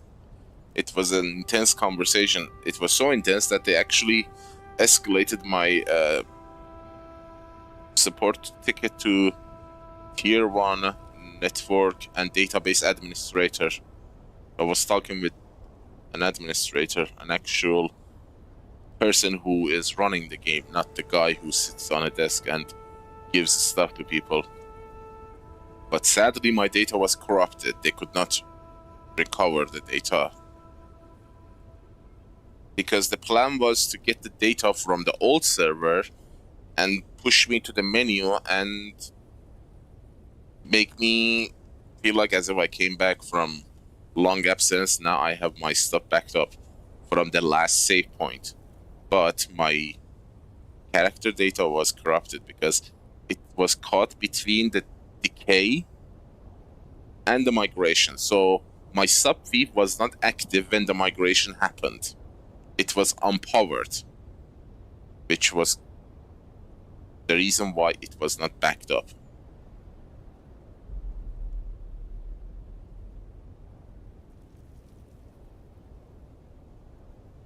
I did the math. They said that the only thing they can do is to compensate the lost items.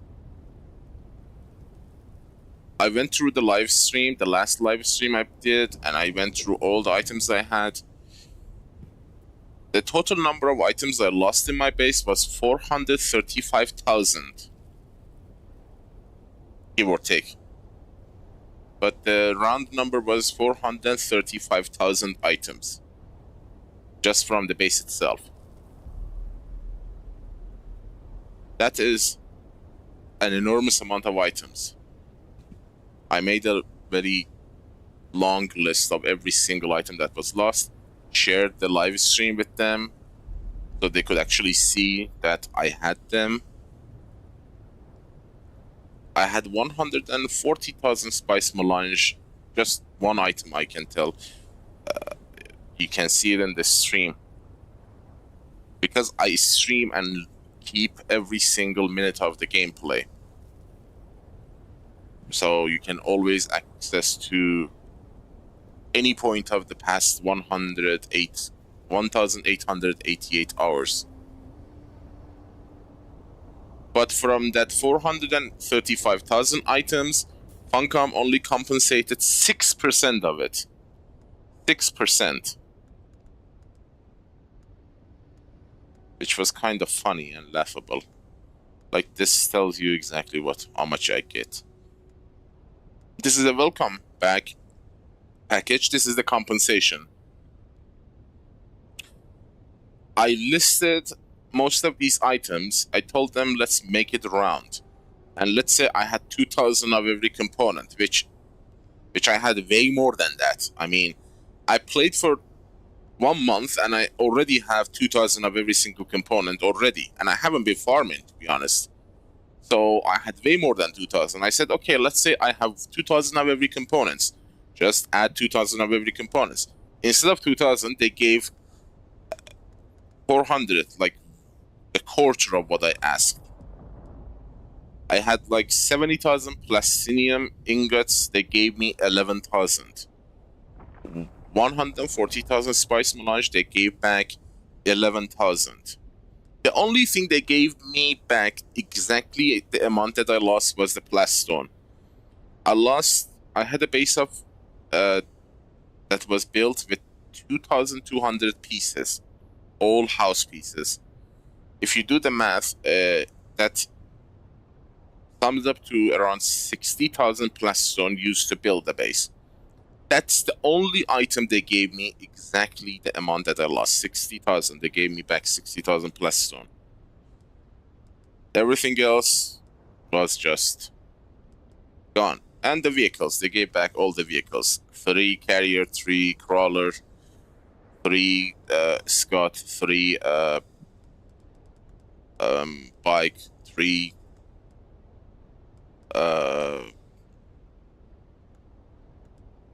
buggies, 1 tread wheel or 2 tread wheels.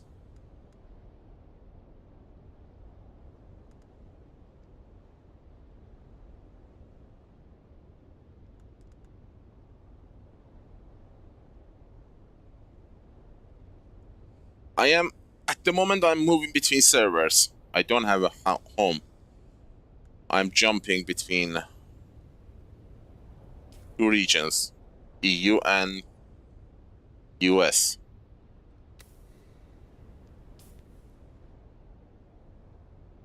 Oh no, frame drops back.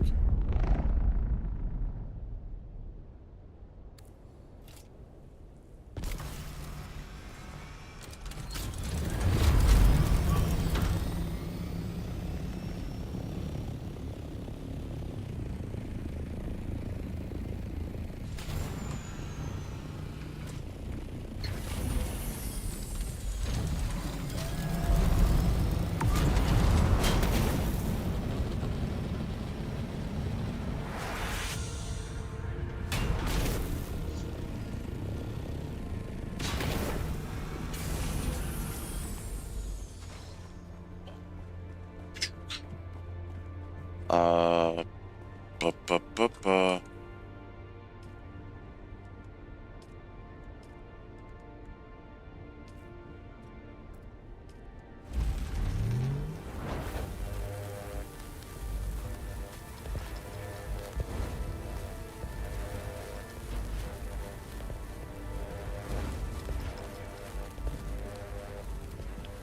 I went to Odin, but I'm gonna go to Arrakis next time. Arrakis is the most populated server in the US region that has the lowest ping time I can play. Andromeda is the highest played server. On EU, I think EU. Let me see.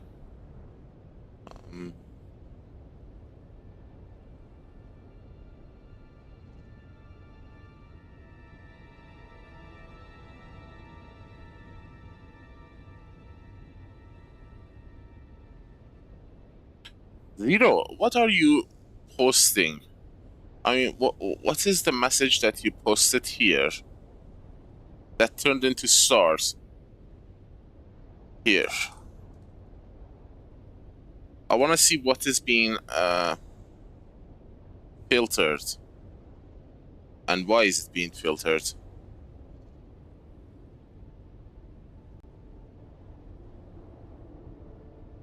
Whatever you wrote there turned into stars. I want to see if it's a word that I have blocked or Twitch chat is blocking it. Can you type it in a way that won't get filtered? Yeah? I got Elohim a week ago. I didn't even know what it is. And it's not that great, to be honest. It's just like a full suspenser. Why do you like it? What's so special about it? At least I don't know, I don't see the difference. Just a little bit more durability, I guess.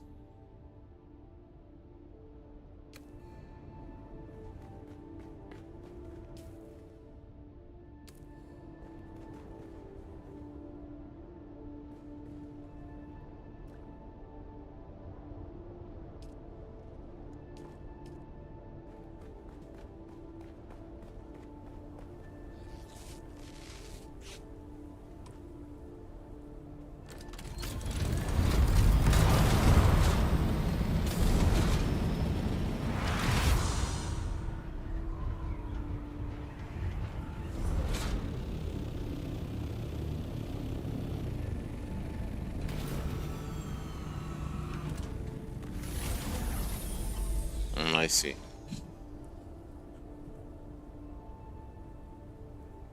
"24 walls high. 24 walls high. Okay, 0.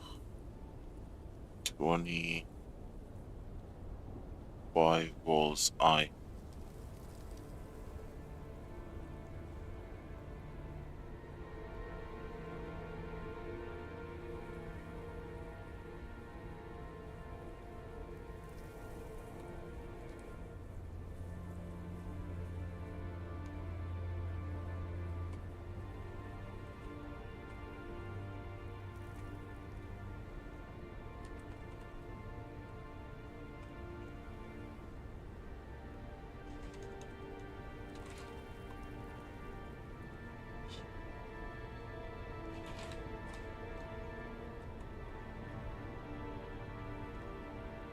Build 24 foundations high vertically, then place an advanced sub-weave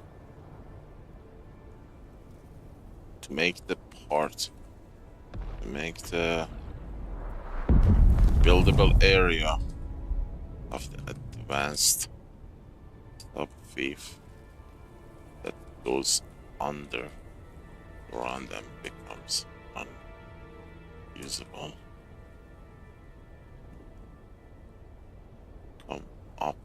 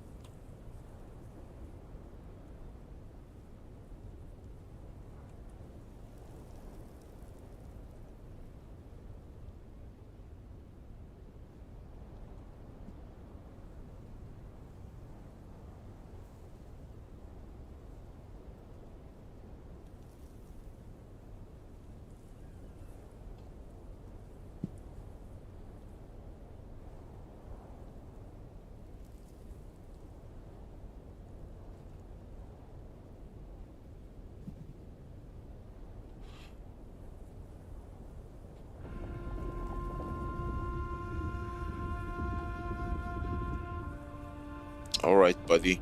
I'm trying to do the math in the background before placing the sub-weave. I want to be sure the math is correct. Because the thing that I'm wondering right now is that, let's say we went 25 foundations high, and then placed the advanced sub-weave on the 25th foundation. And then we got the maximum height from a single sub-weave without staking units. The vertical ones, and then build our base. Now we have a massive height advantage and build area.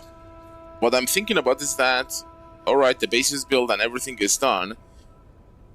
What will happen when we are placing the base again? Let's say we backed up the base, moved to another server, and we are placing the base again. Would that create any issues? Any problems? Like the foundation is in the ground or under the map or something, that the errors, you know, the projection placement gives so many errors, as you are well aware. So I'm thinking about that part. If we do that, will that create possible future problems that we are not aware of yet?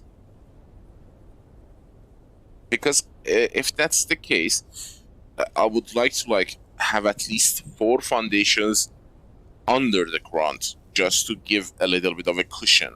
I don't want to have exactly on the surface, in case that we couldn't build the base in the exact same location. So let's have 5 foundations as a cushion to go under the ground when you place the advanced sub-weave, and then have the rest above the ground. How many foundations do we need to make that happen? Is there any way to know?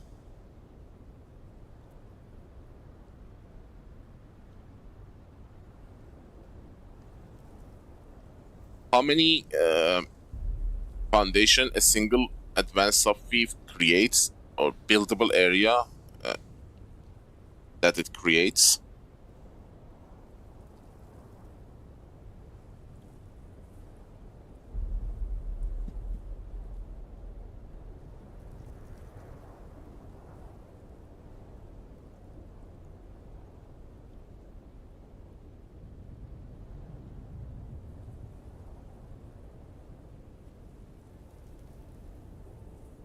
Eight? No, I think it's more than that. Because when you are placing a sub-weave, look at the line under the ground. That is a lot of foundations. 0 says 24. I want to test that theory before placing it, but I want to do the math properly before, you know, committing.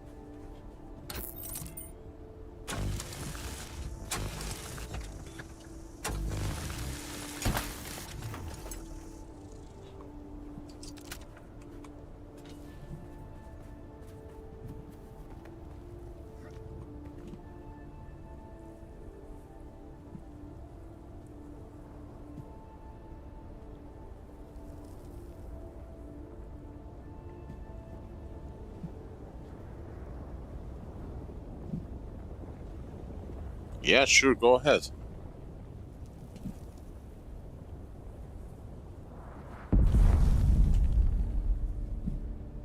Goddamn VPN is so slow, I can't load the pages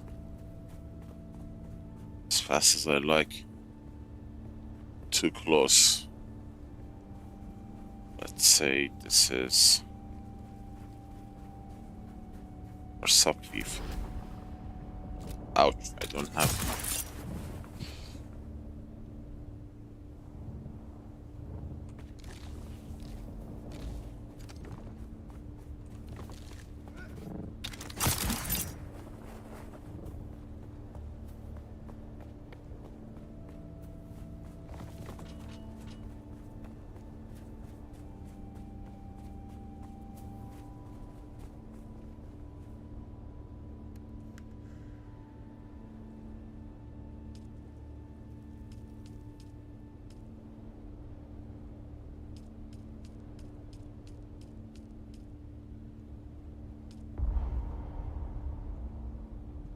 Damn it, I brought the money with me.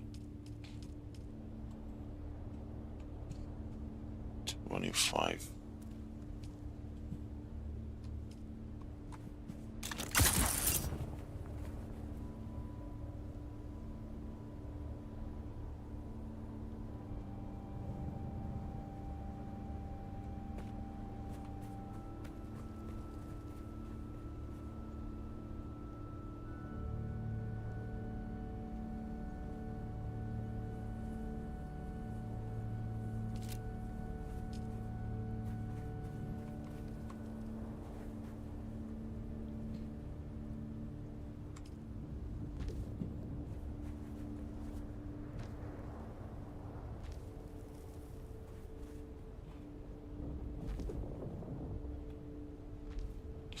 This might actually give us an idea because we are gonna reach the ceiling. That is the ceiling, right?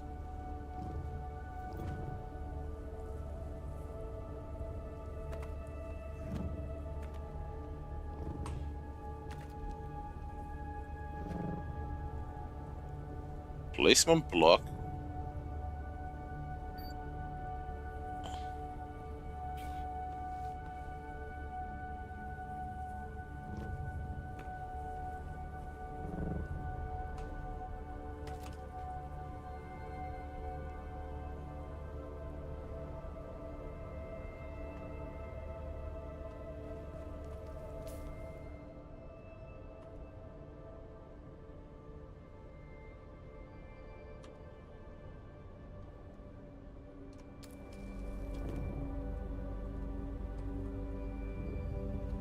Weird.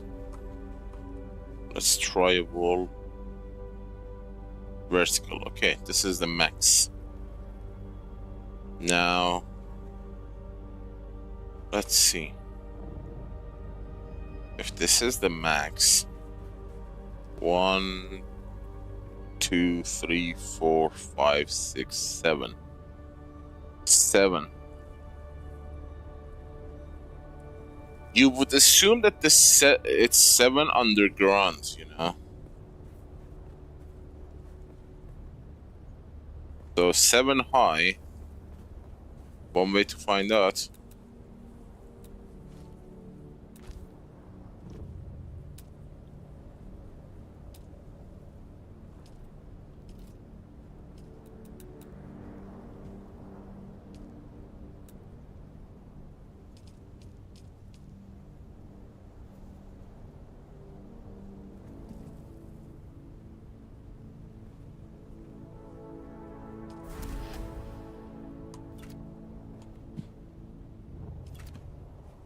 Yep. My intuition was right. 6. We can go 6 high.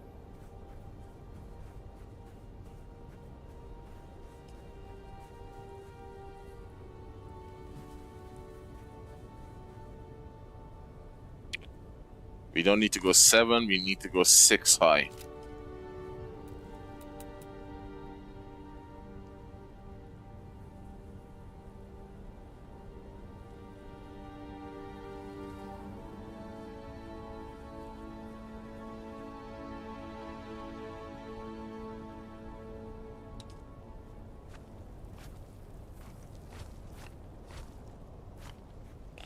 Six high. 6 high, and also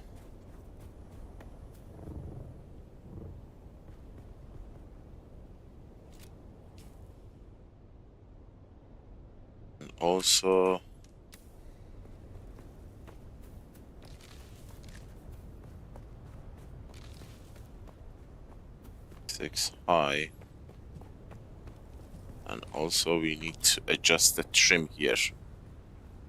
What was the problem with trim? Too angled to the left. I think that was a problem. It was too angled. Let's see. So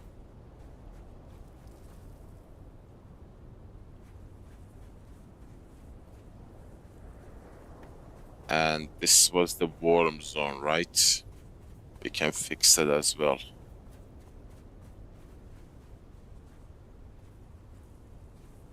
Let's say this is the edge.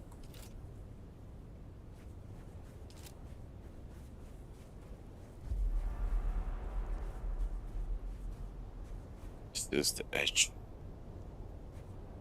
Right here.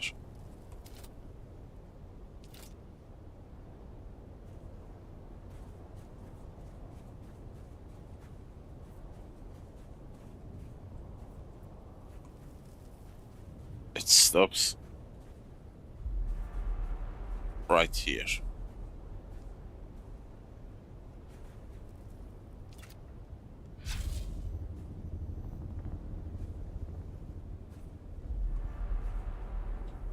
Stops right there. So we need to go a little bit to the left. A little bit to the left is gonna hug the other rock island. I'm not happy about that. But that's okay, because you know I'm not gonna use the edges of the base. I'm not gonna build a full orc cube, so it's okay to leave those areas empty. It's better to have empty sides than have a new foundation inside the worm territory. So I'm thinking go 3 foundations to the left.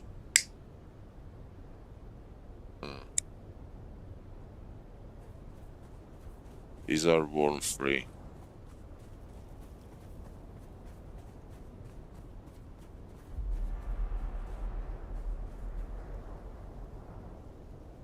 The placement is perfect. Just a little angle to the right. Move it to the left a little bit. and then place it on 5 foundations high. So if we go a little bit to the left, which means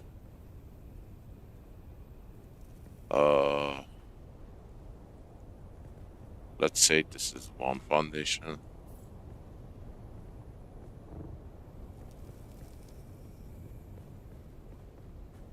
2, 3, 4. 1, 2, 3, 4, 5, 6. And then when placing, we need to place it a little bit in an angle.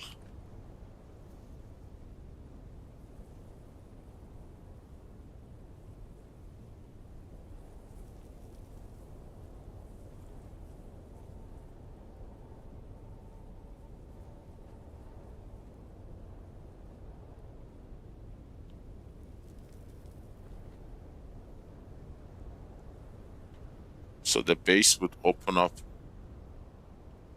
there.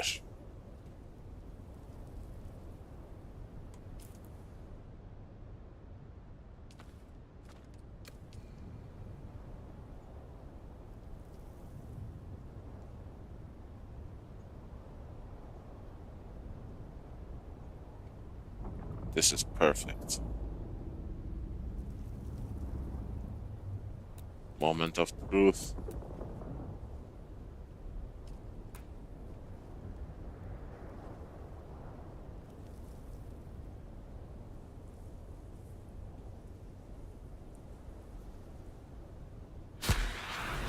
Bastard spawned.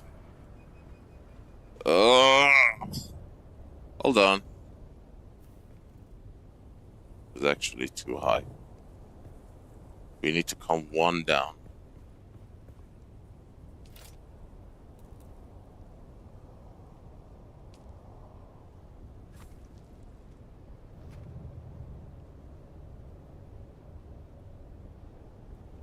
That son of a beast spawned.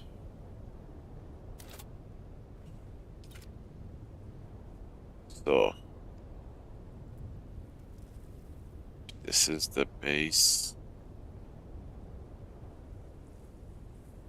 right there. It still feels like a bit too high.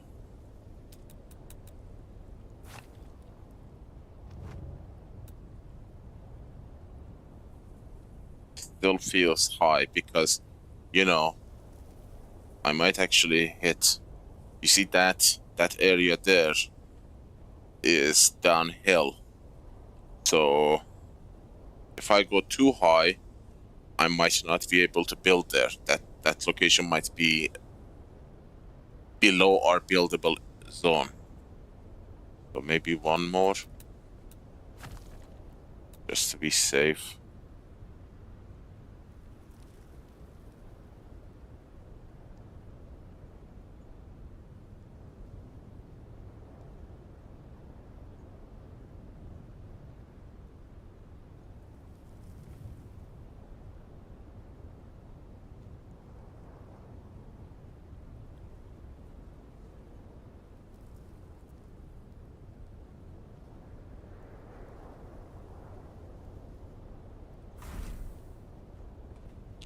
There.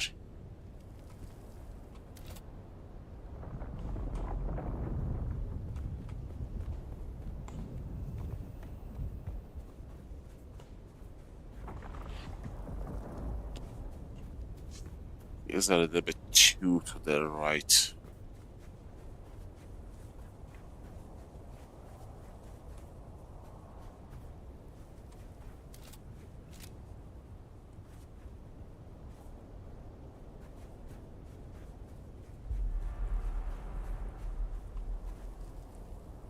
If this is the edge.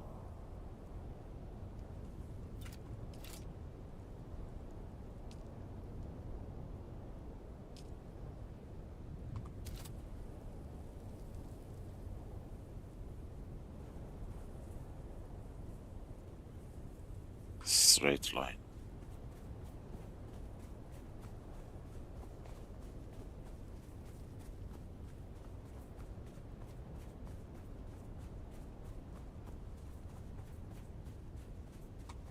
Perfectly safe. You can come forward.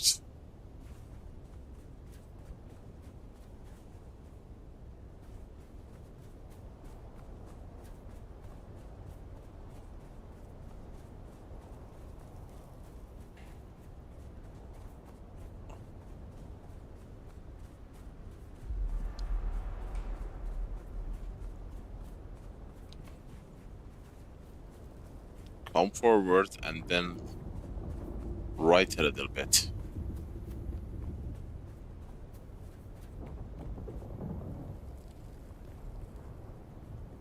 It was there. It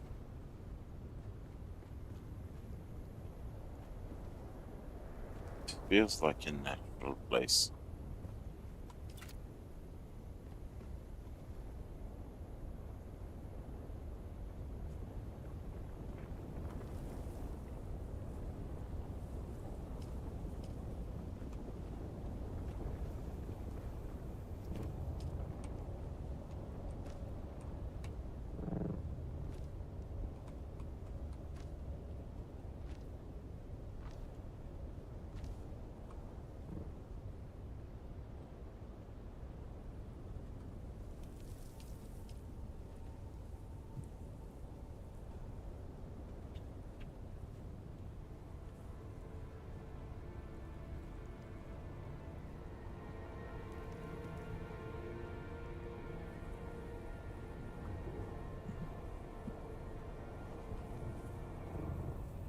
It feels too back.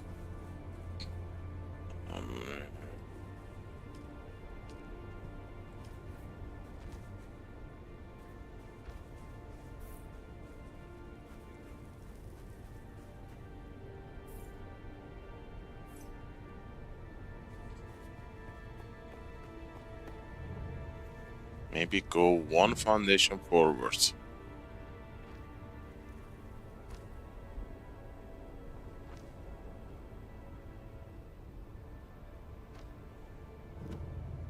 Yeah, I feel you. I was in Odin. It was such a busy server. 200 players. Every time I went to Harvest Spice, there were like 4 carriers and 5 compactors. You could like stand on the field for 5 seconds before war maggroed.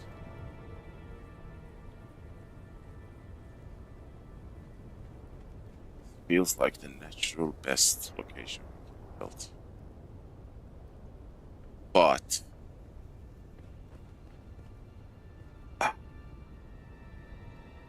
that B word is not gonna be in our staking unit.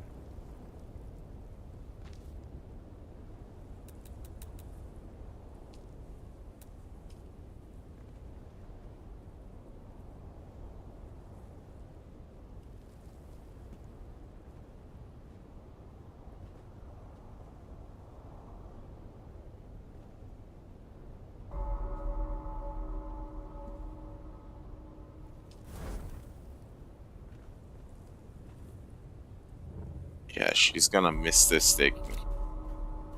Huh. This is going to the side. Okay, something is not right. Why not?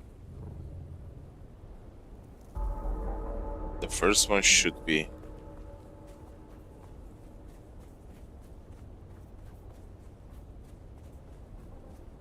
God damn it, it's so annoying.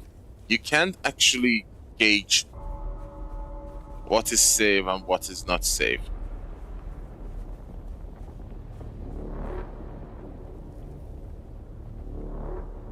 You can come a bit forward. One foundation forward.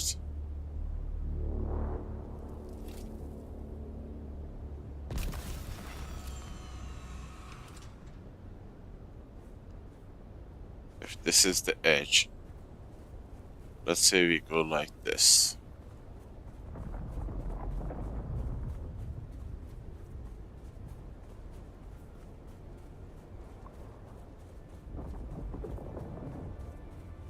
It is clear. One foundation forward. And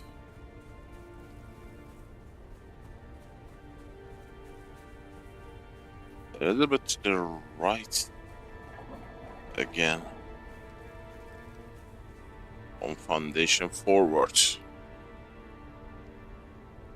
That NPC stand 2 foundation forwards. If I go 2 foundation forward, I might hit the edge of the worm. That would not be a terrible thing. So maybe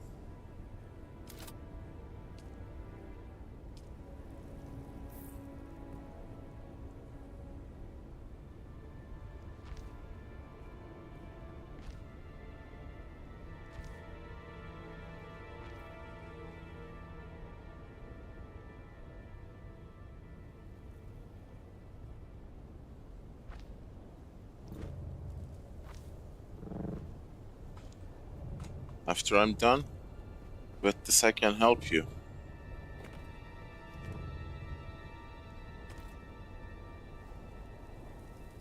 Three foundations high.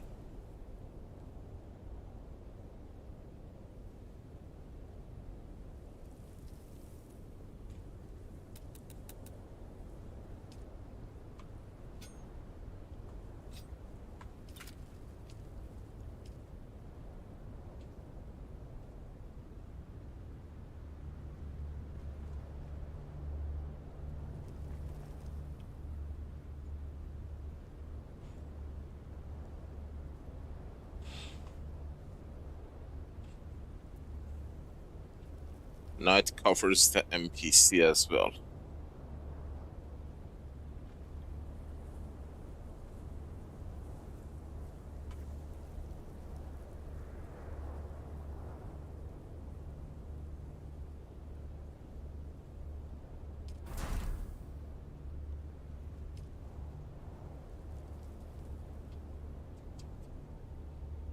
I don't think I can get better than this.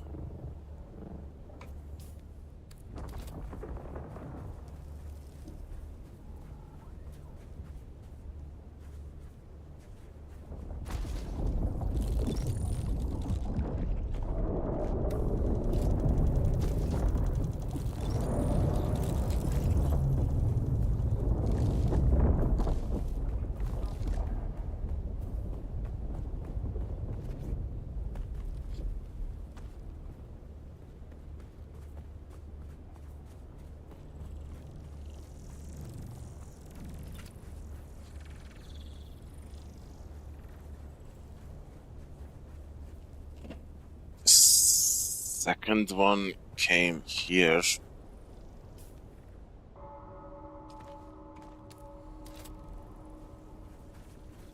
And it's gonna be a bit forward.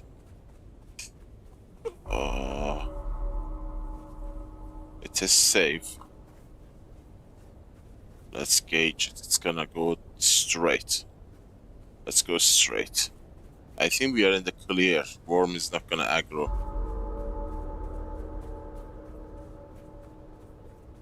Yeah, we are in the clear.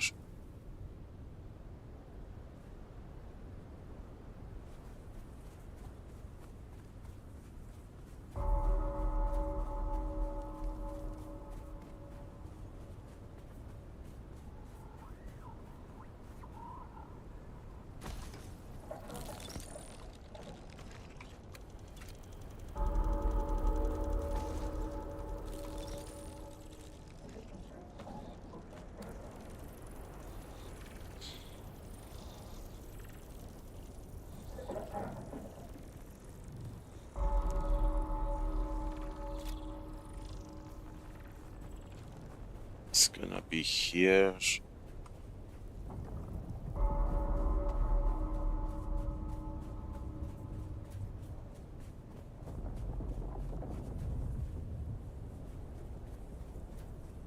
Yeah, we are in the clear. Fantastic. Finally pinpointed the location. Oh my god, this is so difficult. It's complete trial and error. At least it's a one and done thing, you know. If you get it right once, it's gonna be there forever, because the base reconstruction tool has a snap function. So every time you want to back your base up and then place it again, you just press X and it's gonna snap to exact location you built. Now the thing that we need to do is to get this NPC to despawn.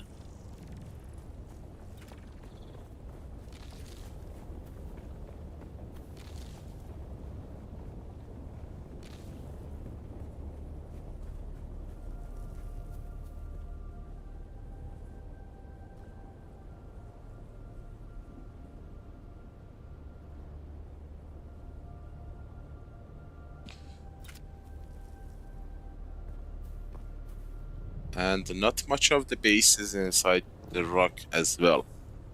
It's gonna be the second floor. If you go 2 floors up, the 3rd floor, you can start from the 4th floor.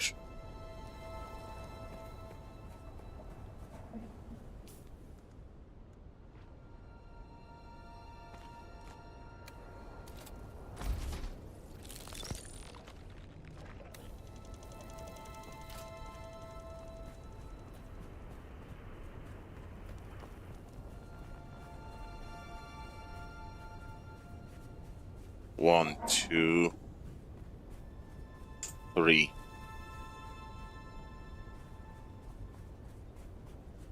Three. And we are in the clear.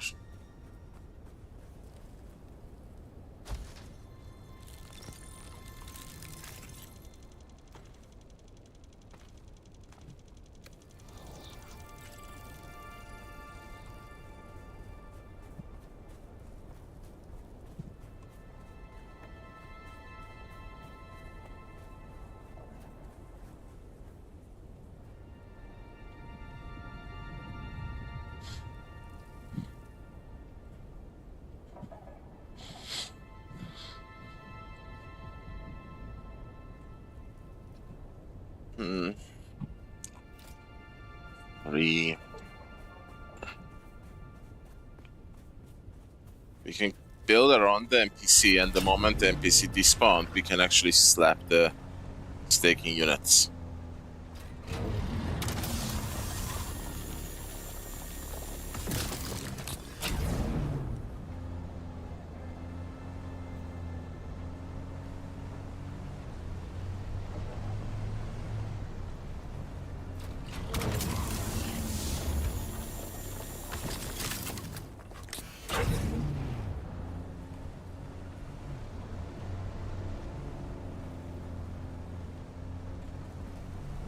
Battery.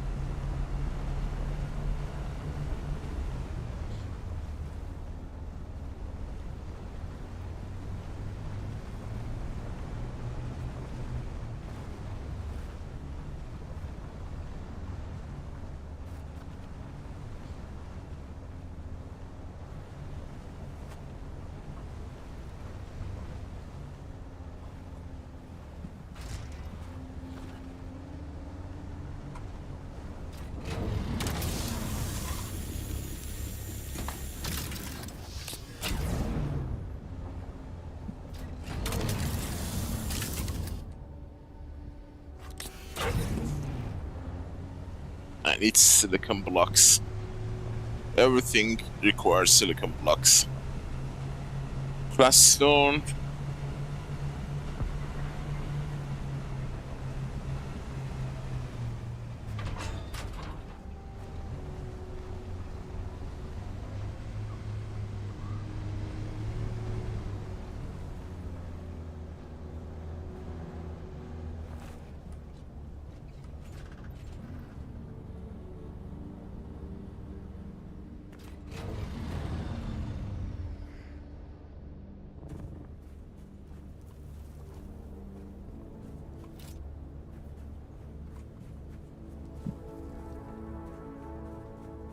Isn't it over? 30 seconds.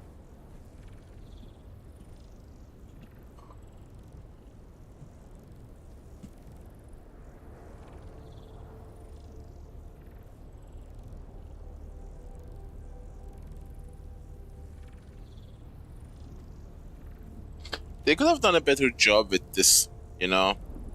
Like, they could have added another layer, like when you are building the subweave. Okay, sorry. What did I do? When you were building the subweave, you would see the actual buildable area you are gonna get from the subweave, and then they could have added like a red or other color outside of that to show you how much area you are going to be able to claim after placing it. And instead of instantly placing the subweave, they would like let you snap it and then go around and look the region you have. Sector weather alert. A large sandstorm is approaching. You can build, and then after you are satisfied, confirm it. That's a very interesting thing to think about. Oh, come on.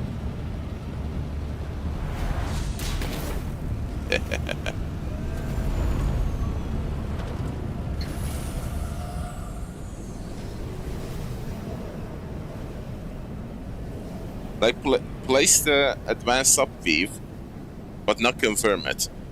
And then see the red highlight of your entire claimable areas. 5 other staking units you can build later on. And you can walk around, hover around, and see if this is the location you want to occupy. And go about, see if there is a worm threat where you are building or not.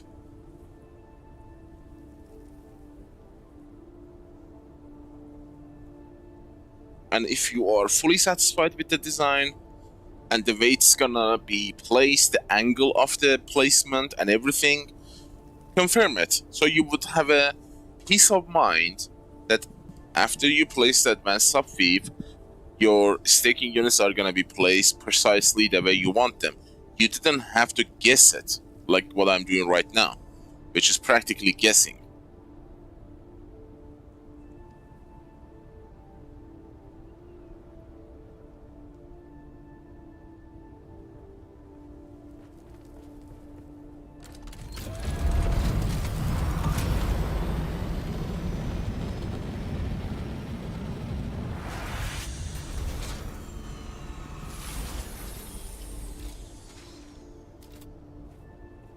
Okay, 3. And this is the 4th, I believe.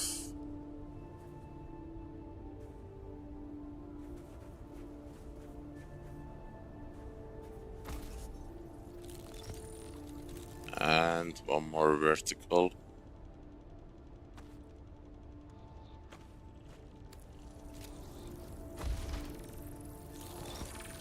Now, we need to get that NPC to despawn.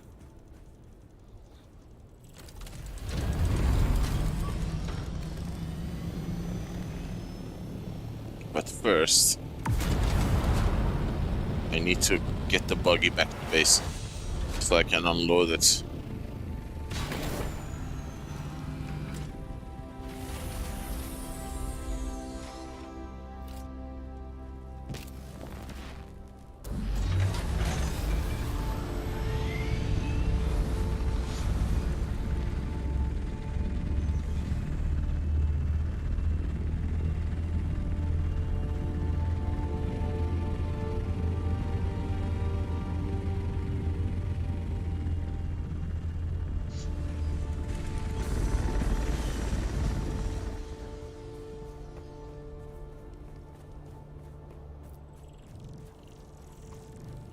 You know what's funny?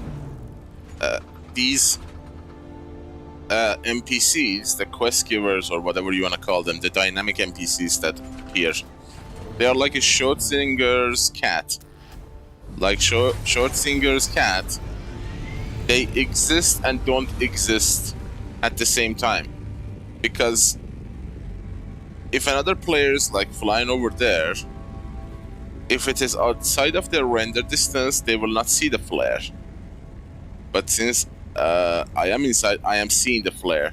So the NPC exists for me, but doesn't exist for the player there. But in reality, the NPC exists. I mean, in the game. That's kind of an interesting way of showcasing the Schrodinger's cat.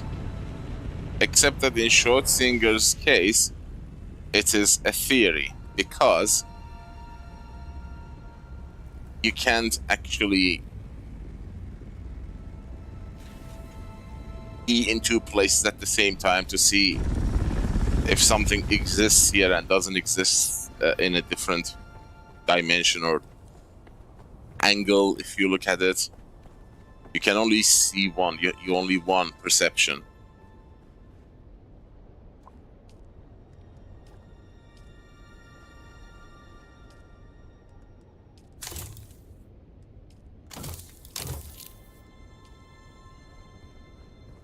Why is stacking units taking damage?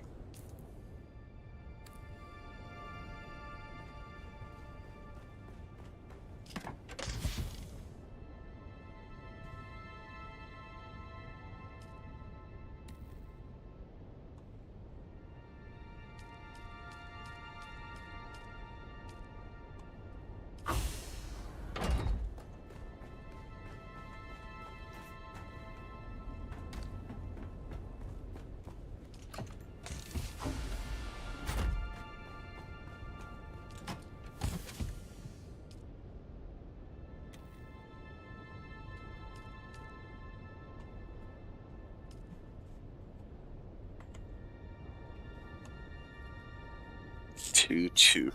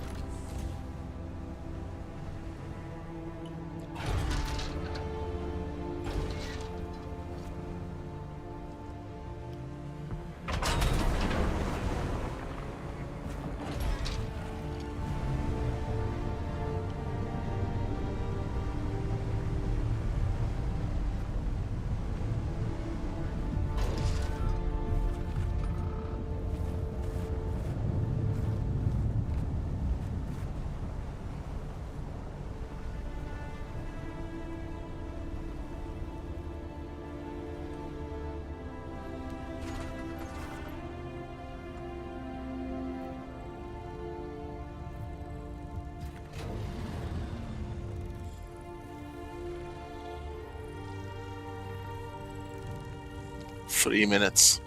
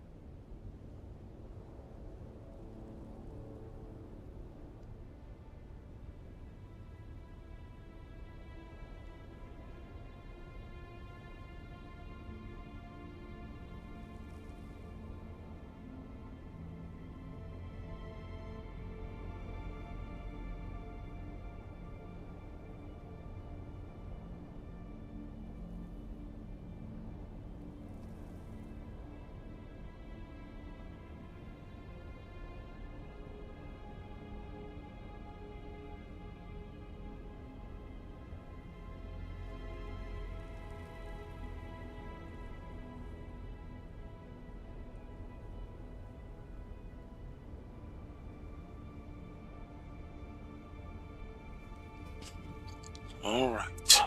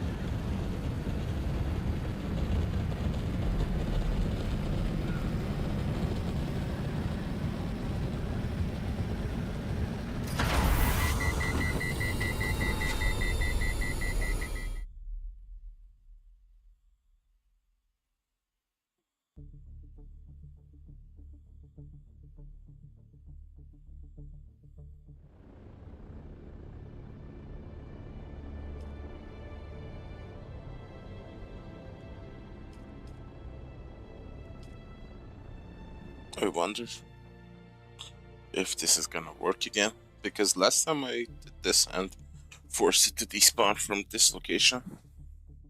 Not forced it, well, it despawned.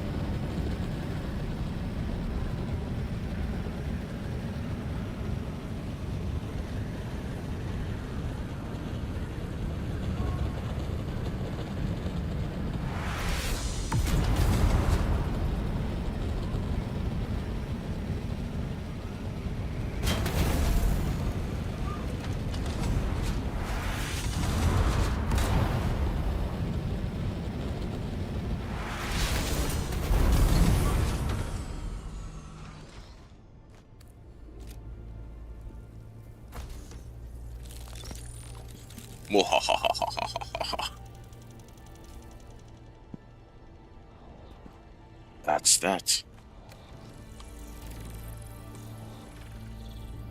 3-3. Where's the other staking unit? Still going, huh?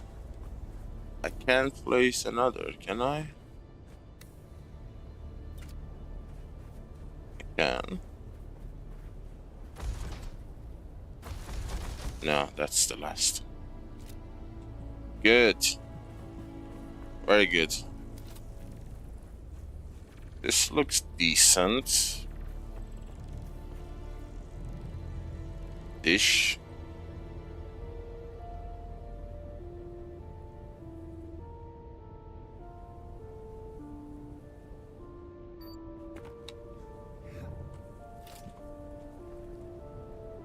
It's covering the edge of that.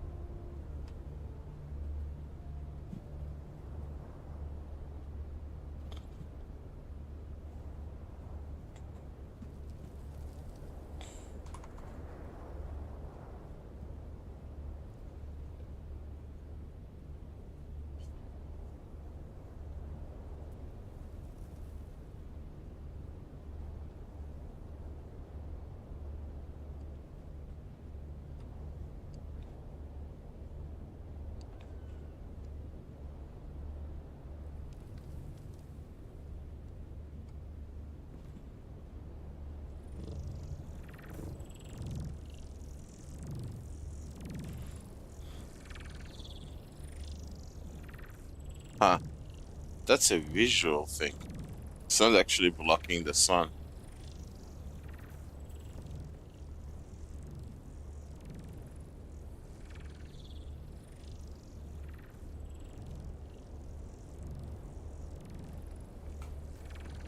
$13 minutes.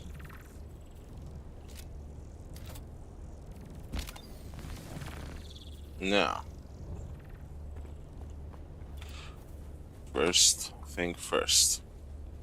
You are gonna be somewhere that cannot be destroyed. Like there.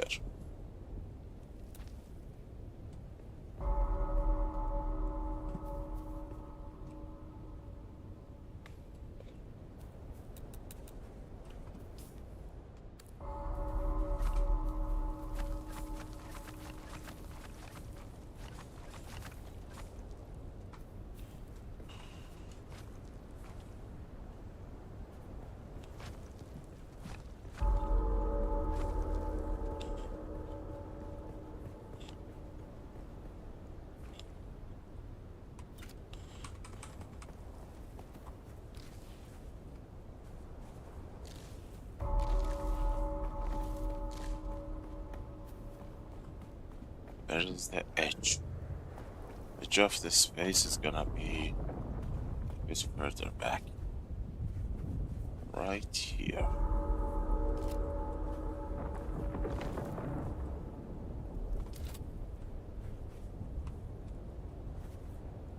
And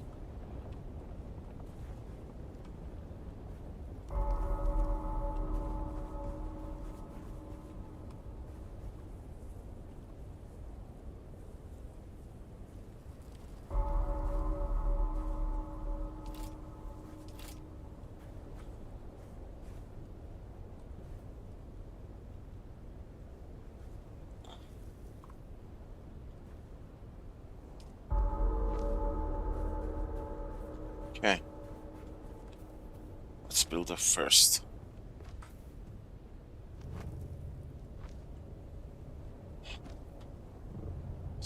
Stone.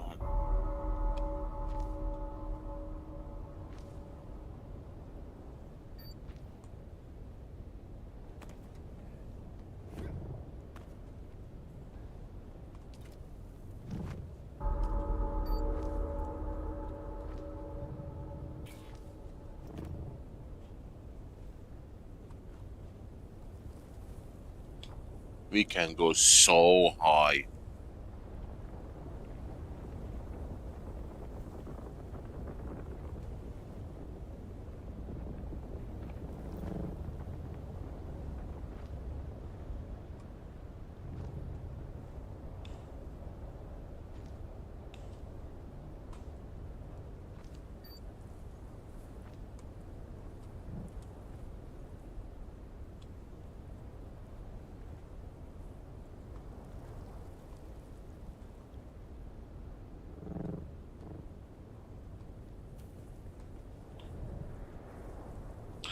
OM Jesus. We can go like 10-story high, which is 20 walls.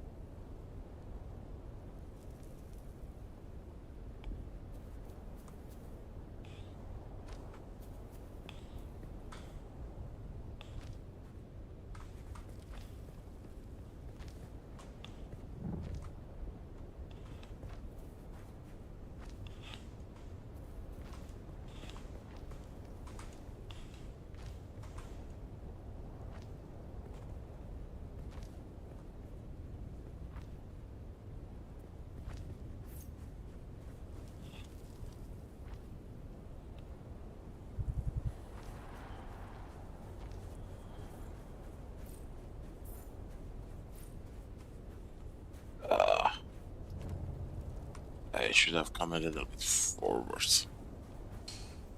Half foundation wasted.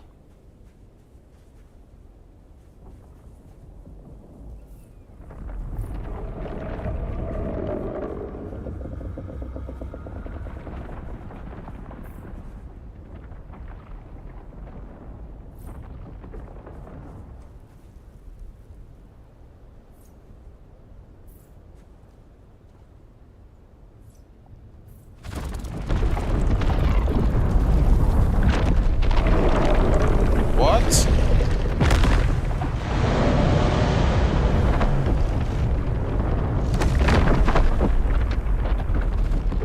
What the hell? This is not a warm zone. Why?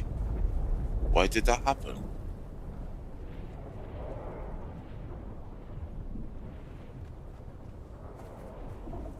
This is...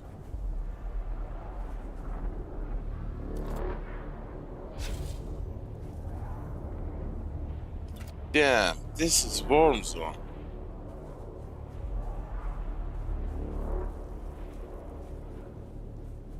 So weird. What are the odds? These three foundations are the warm zone. I should have gone a little bit to the right. Although, it's like... Yeah, that's the only place.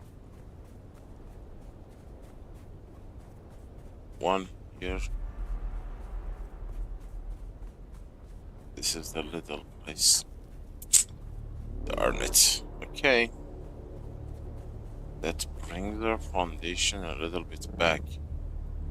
Although, having said that, that actually works as a signpost.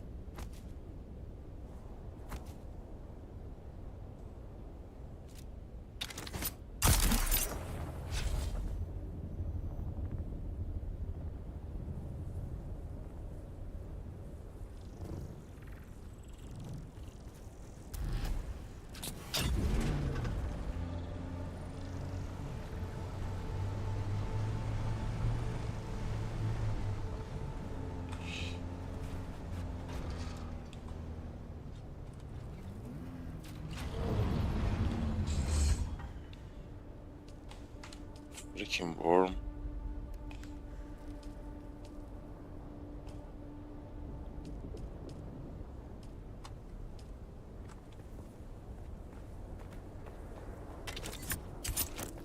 Why did this, I'm gonna build it. Things disappear here for some reason. I wanna make sure there is no warm eatery going on. Let's not be lazy and actually build.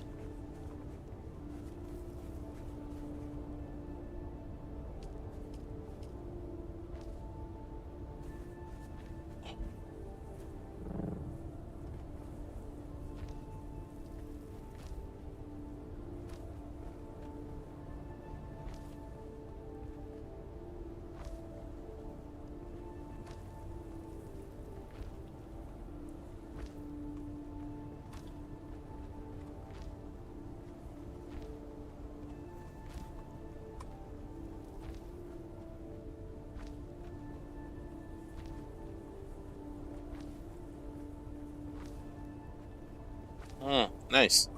At least this side is not wasted. So a little bit in the forward. That's okay. I can create a half ramp if I wanted to build the entire yard in the front. Possibilities are limitless.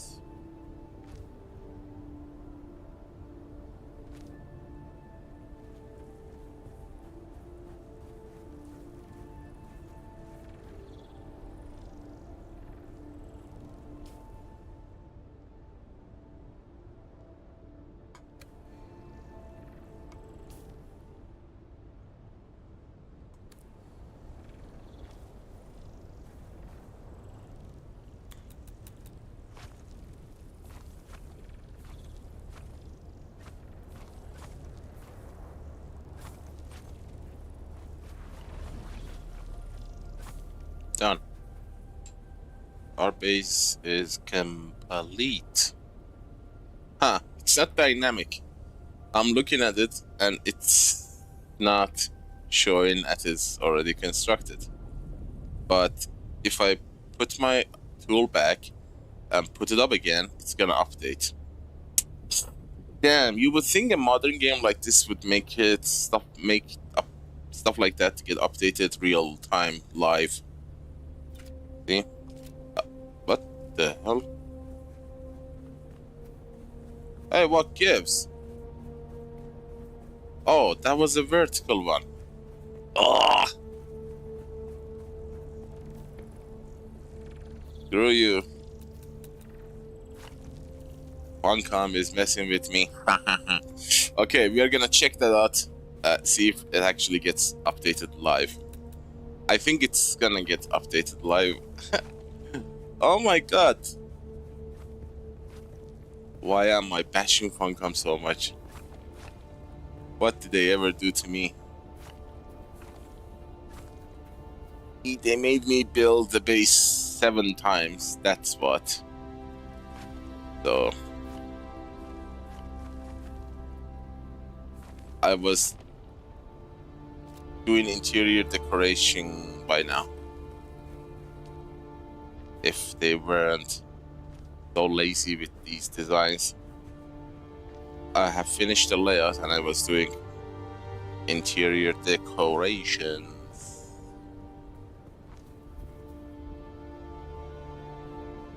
What's this?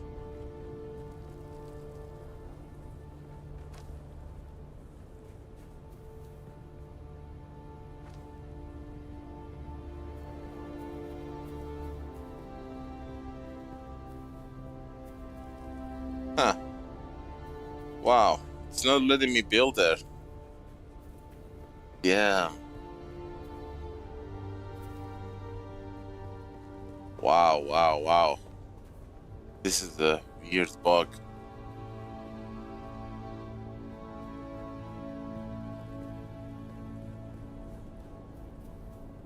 Actually, I can't build here as well. This should not be... Oh, yeah, this thing.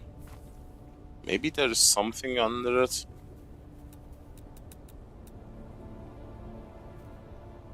There might be something under it. Let's see if it is live. Live. 60 seconds.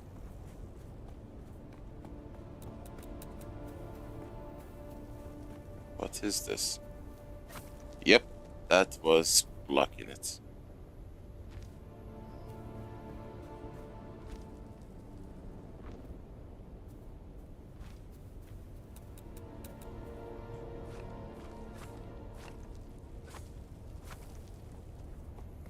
Okay, let's see if this is a live update. 20 seconds.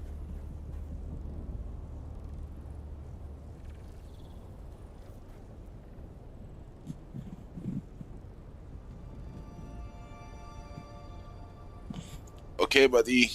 It was really good to see you again. Send my regards to your lovely wife. Man, I hope to see you soon. Yes, it was a live update. Sorry, Funcom. My bad. I am so sorry. You were innocent.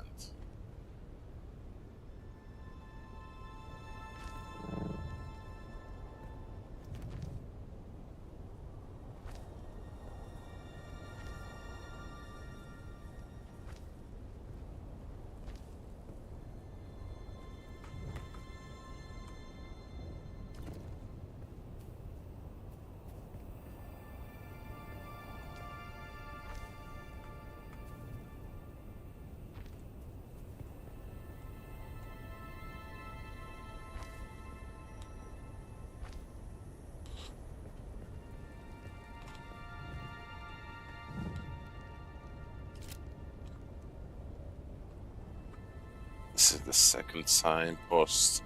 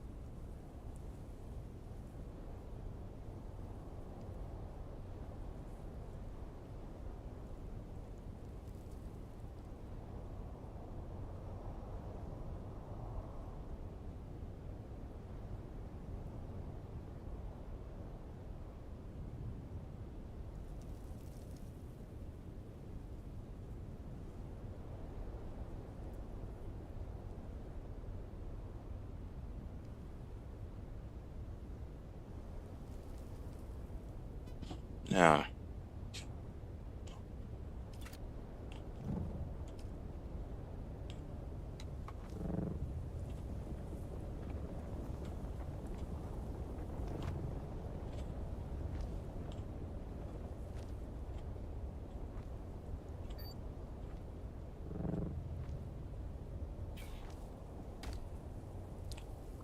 Ouch.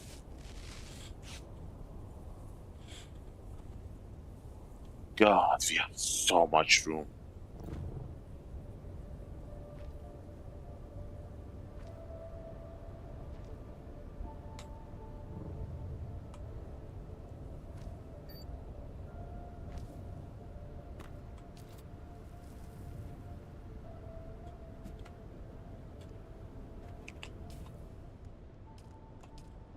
This one uses 57 power. How much do you use? Same.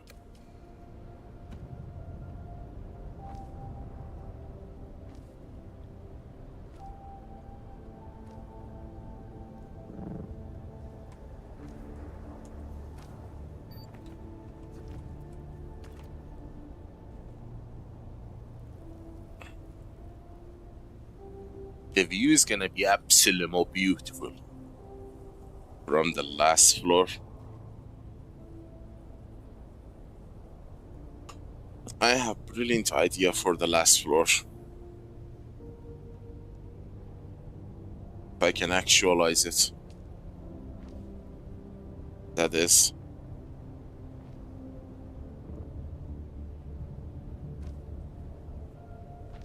That's it. The last foundation.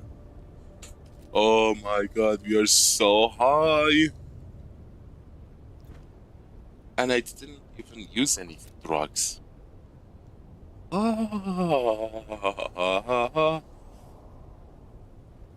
If I actually build this base here, that would tank the server's performance by at least by 5 frame rates.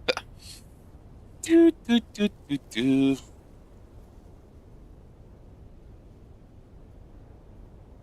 I am as high as the rock formation there.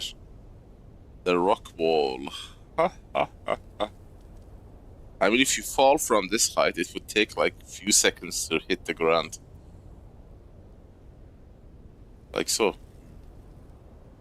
2, 3, 4. Almost 5 seconds to hit the ground.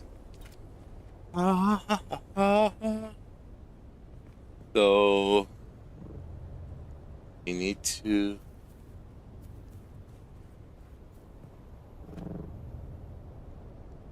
Hey.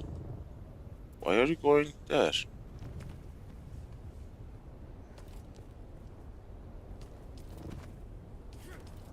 Oops. Come on. Build.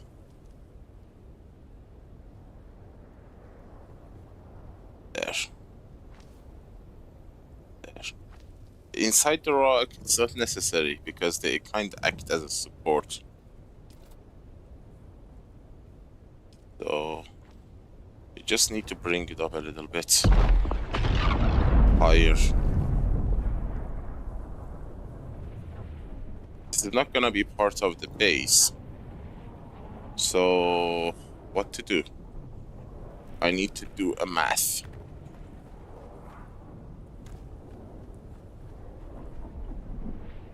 I need to know which part of it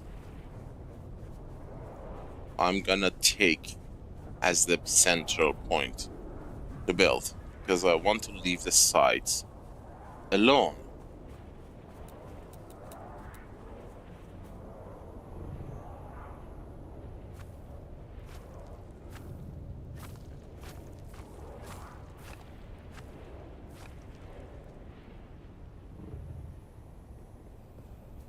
All right.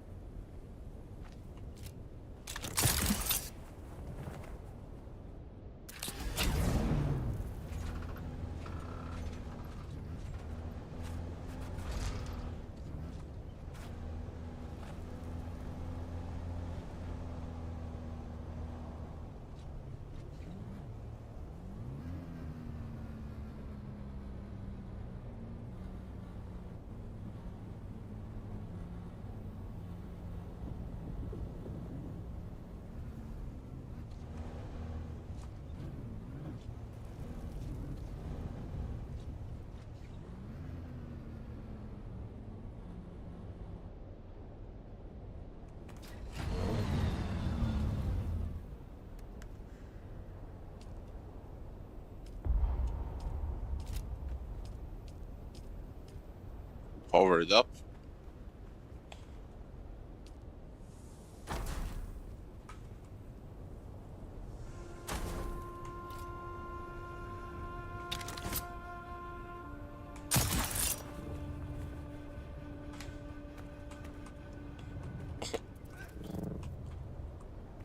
Ricochet.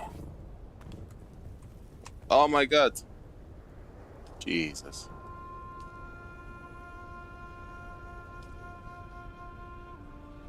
Hey, is it powered up?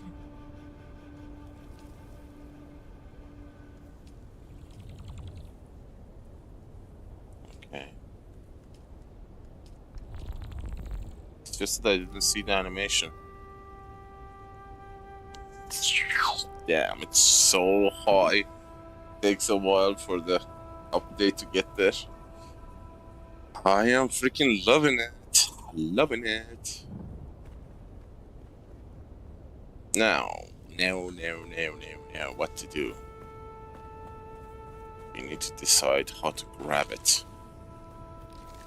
It's a tricky part of the construction. And I would say the more centralized, the better. Because the first and second floor are mostly, you know, foundations.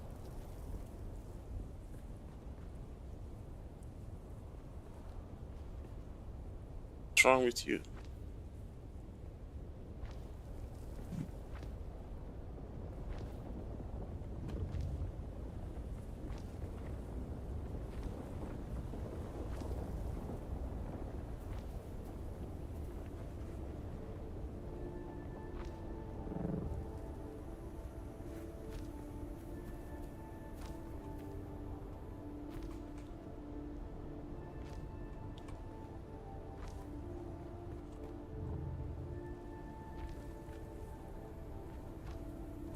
I can almost reach the other side, but it's gonna be inside the rock. So the smart idea would be to go up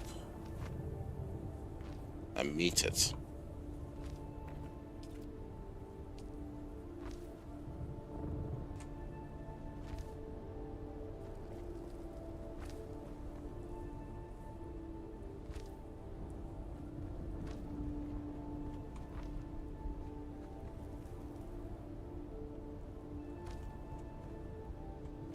There.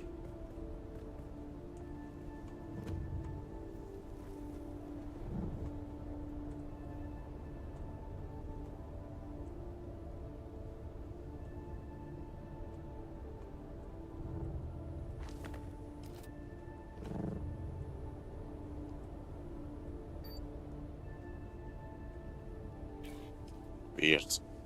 It's not snapping.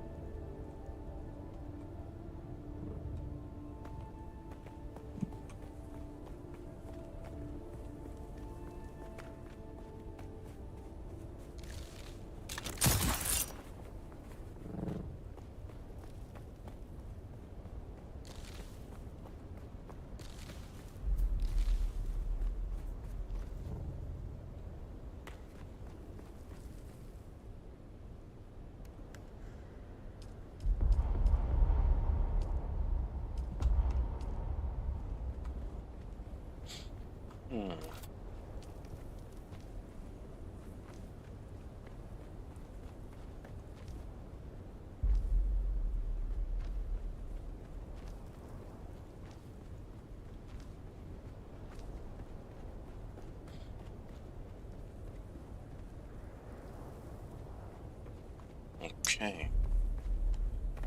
Now let's find the center.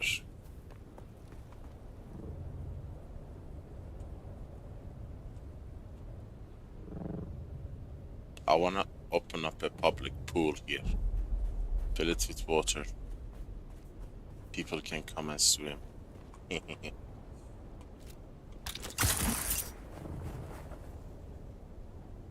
Here we go. Now, 1, 2, 3, 4, 5, 6. I need to be precise.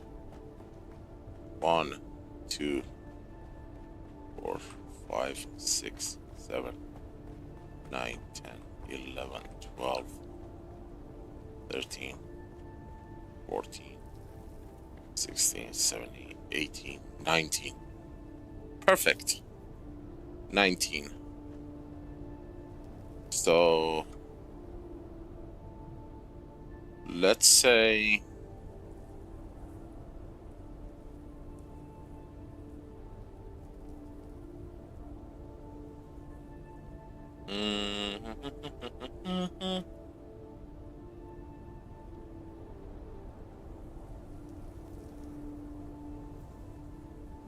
$19. Foundations. All right. Now, well, this is gonna be 1, 2, 3, 4, 5, 6, 7, 8, 9, 11, 12, 13, 14, 15, 16, 17, 18, 19, 20, 23, 24, 25, 26, 27, 30, 31. Perfect for symmetric base. 31.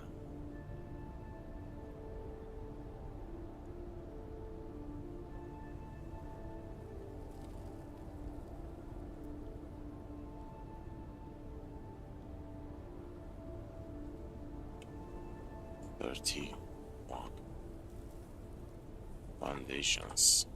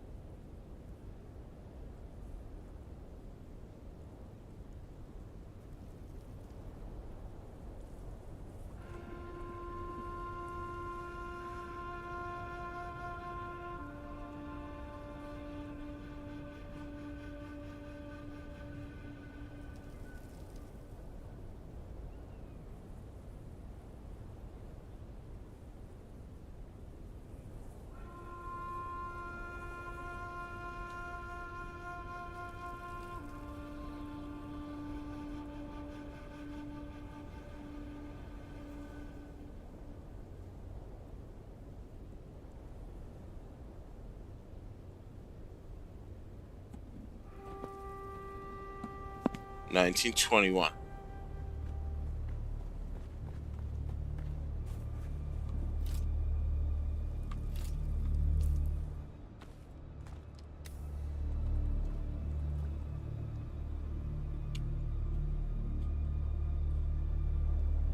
$19.21. The center would be 8.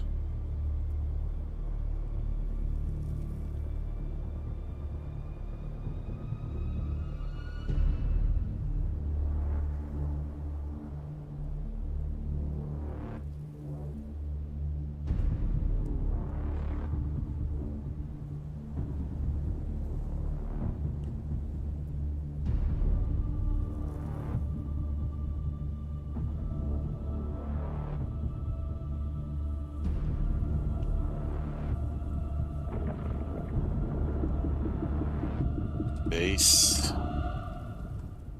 the total layout is 21 by 19. The math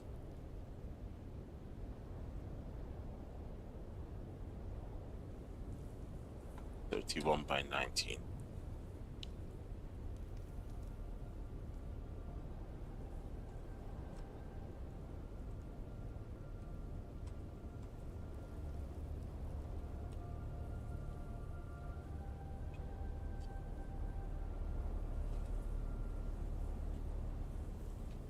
To create a perfect box that will ignore the foundations, we need to use pillars regardless, because No matter how big a box you create, the more forward you come, the more support is gonna be a problem. So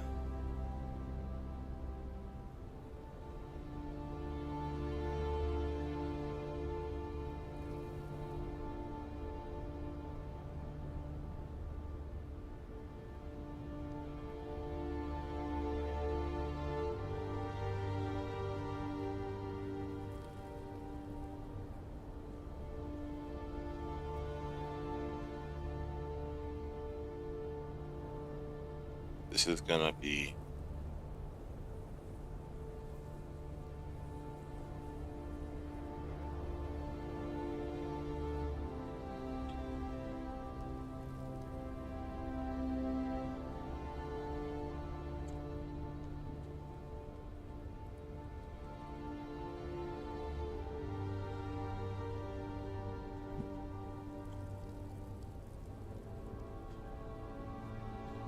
total buildable area is 31 by 19.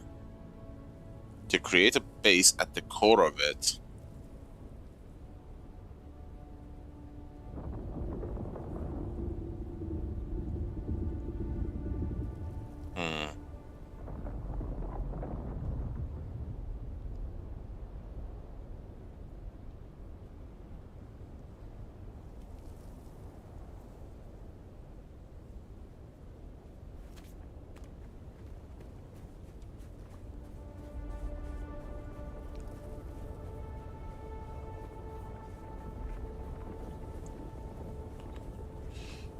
the center of this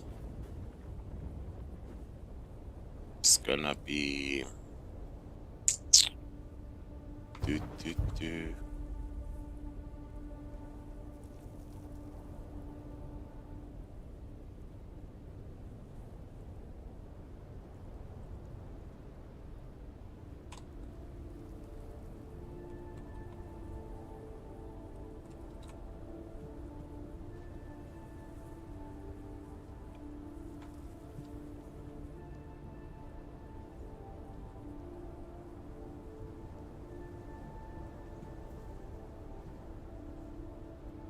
the math is tricky here, and you need to be precise if you don't want to run into problems later.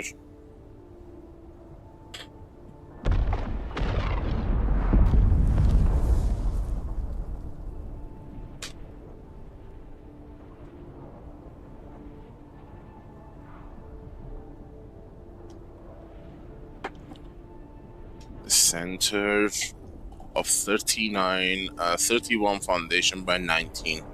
It's a square. I'm sorry, rectangle.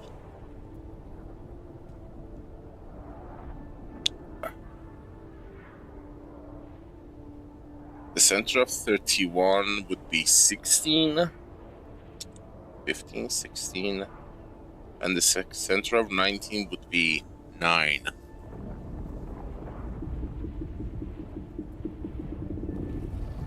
I think, let's double check that.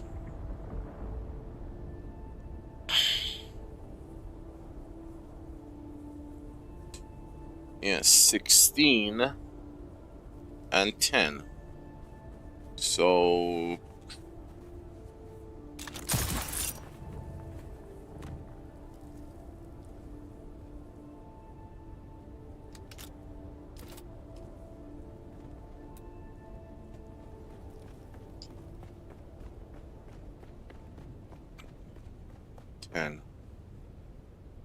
ten.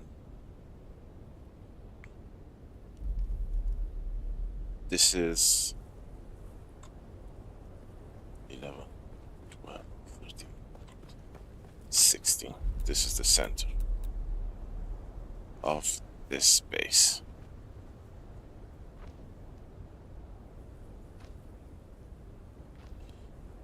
So if it's gonna be 16 on each side,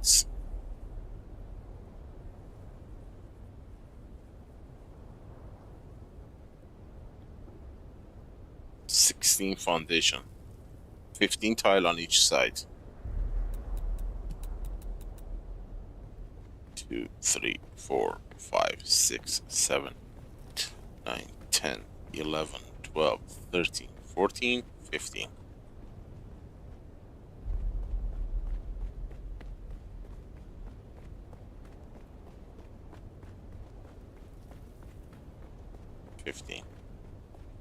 Good. That's the center.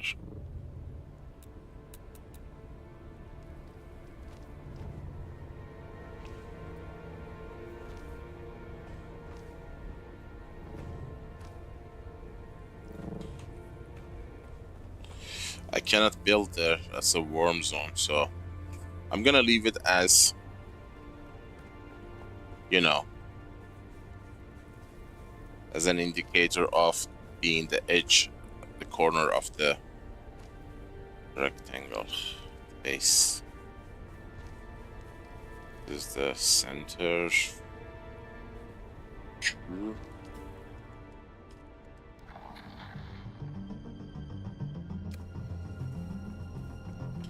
Oh, I miss my favorite song.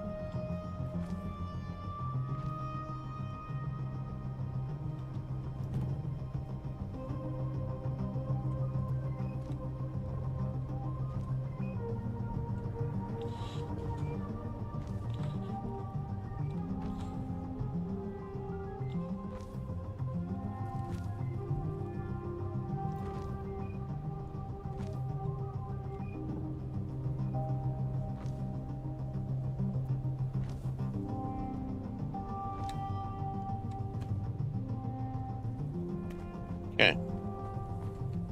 And the center of gravity.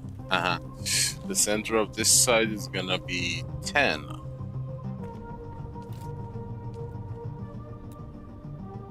Damn it. Oh.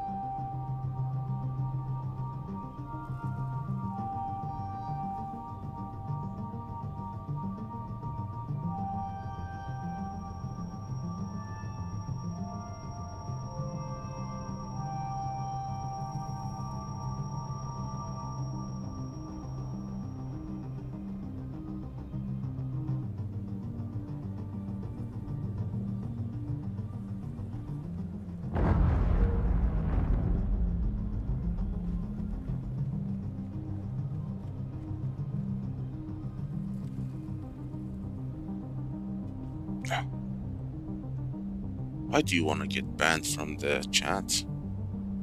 What do I need AI viewers? You mean bots, right? Nice try.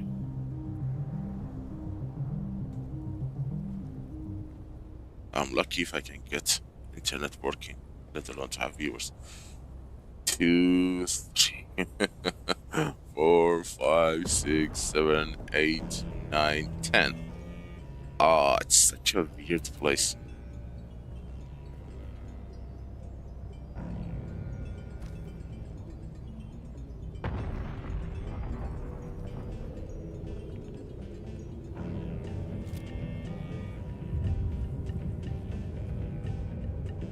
I'll get it.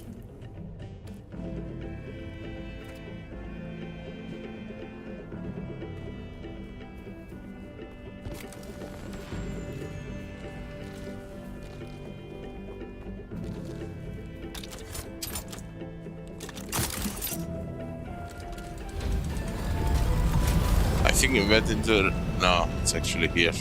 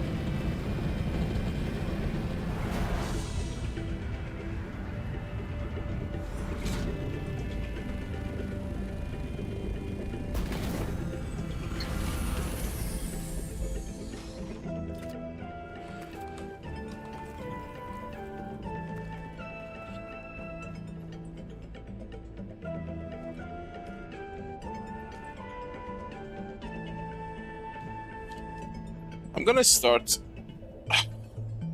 blood work too. It's just that I stopped it because I was hoping Funcom would add a third exsanguation device.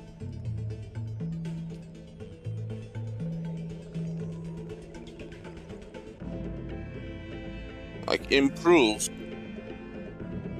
I really think there should be another one, the third one.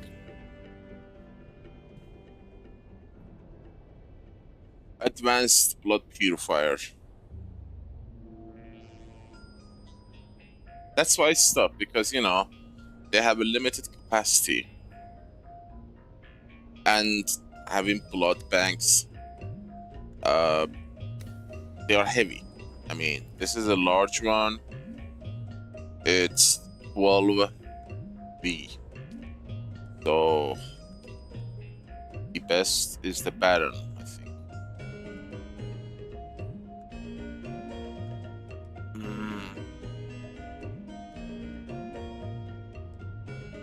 Where is that? Baron's blood bag. 16B. It holds 30 liters. 30 liters.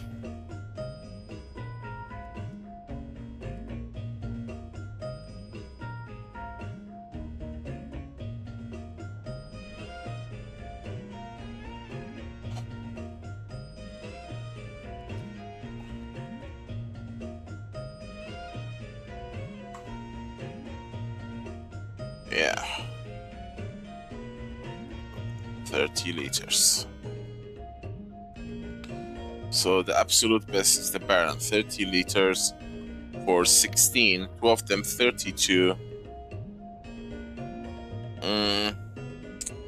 If we max out the exploration skill,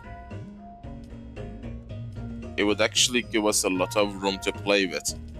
We can carry 2 normal corpses as we do all the time, and carry like 6 blood bags as well. Because each blood bag is gonna give us like almost a corpse. So 40 liter, 30 liter is like 30 liter water, I think. I'm not sure if it's 1-to-1. So if 30 is gonna be 30 liter of water, the corpse gives 40 liters in 50 minutes. I need to test this. So this would be a nice thing to have in your inventory. because a single corpse weighs 50, I believe. 50 volume. 75. Oh my god. Okay. 75. Two of them would be 150. 150. I wonder what's your max capacity would be.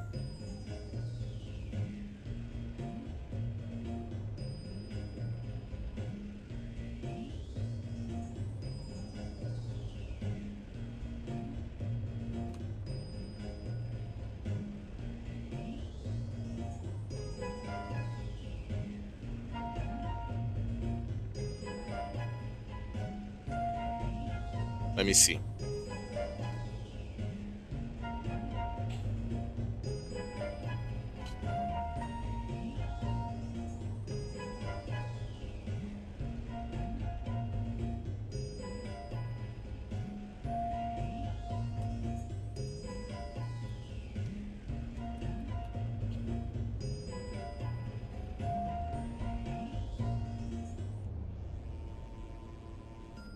Specialization level 100 gives us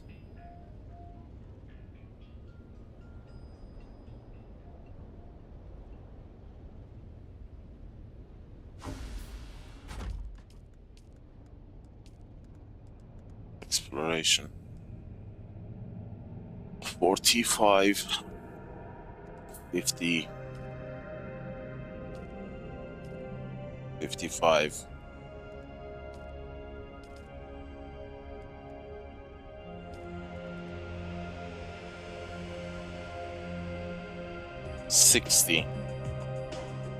$60 slots.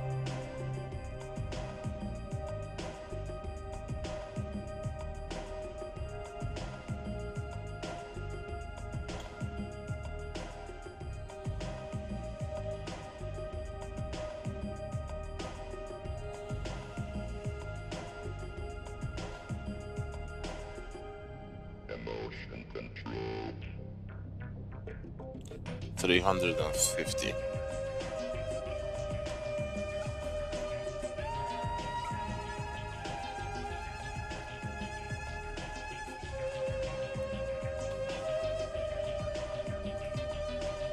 Exploration.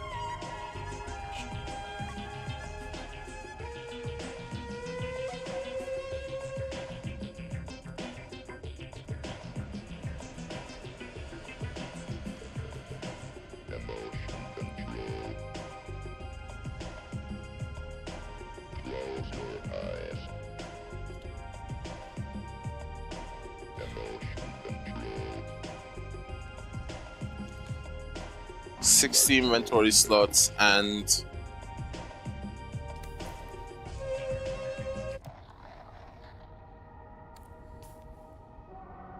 $350 volume. 350 volume. Each corpse, two of them 150. If you get this level 80 or level 58, 50%, four of them is gonna be 150. You can carry four.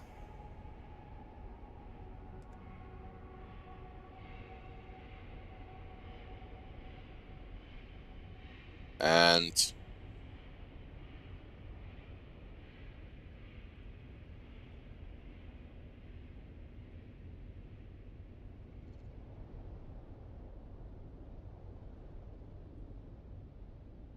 $58.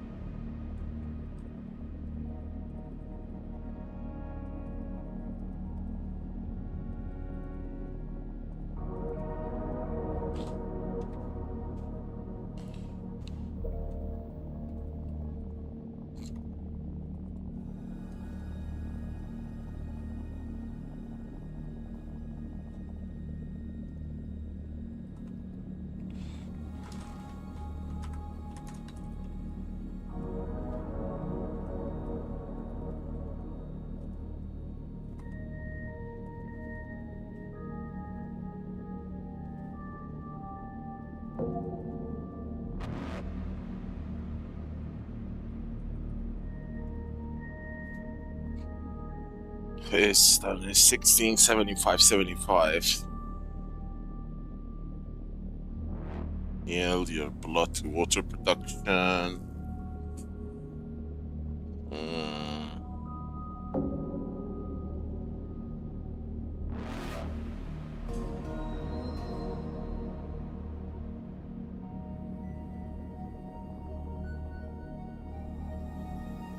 We can carry 9 corpses. 9. Multiply 9 by 75. That is 675.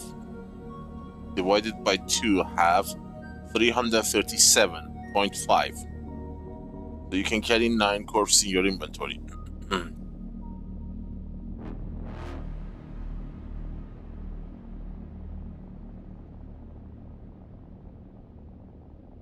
But we can... The remaining is 12.5. We cannot use one more barrel, which is kind of useless. But...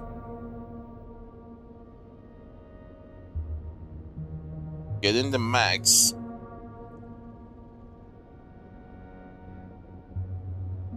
You get 16... per volume per Baron's blood bag, so you can carry 21 Baron's blood bag at max capacity.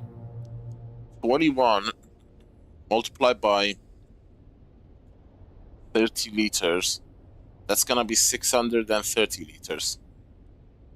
9 multiplied by 40 liters, 360.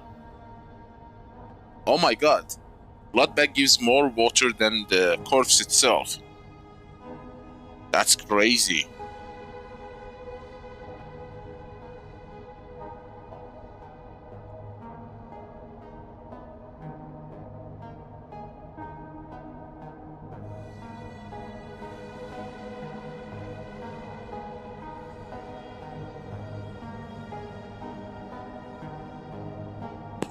Okay. 30 liters of blood in a blood bag yields to 12 liters. So it doesn't give you 30 out of 30. Of course it doesn't, because blood has a lot of stuff in it. So you get less than half from the blood, like 40%. So the best scenario to get the ultimate amount of water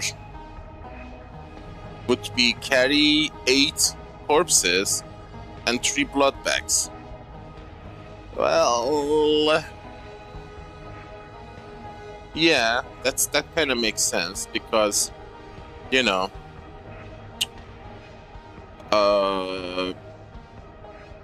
your maximum is 9 corpse, and if you remove one, that single corpse is gonna open you a lot of room for 2 more blood bags. So 3, that's gonna be 90 liters of blood in the blood bag, and then 80 liters of, 8 corpses, which is like 480 liters of water.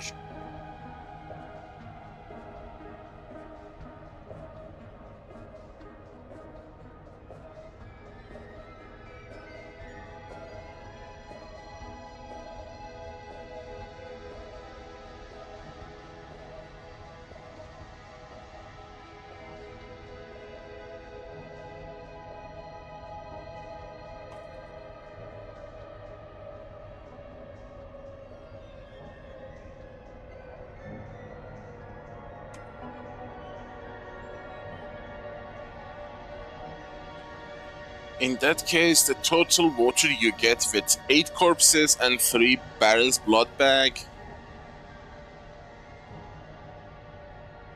gonna be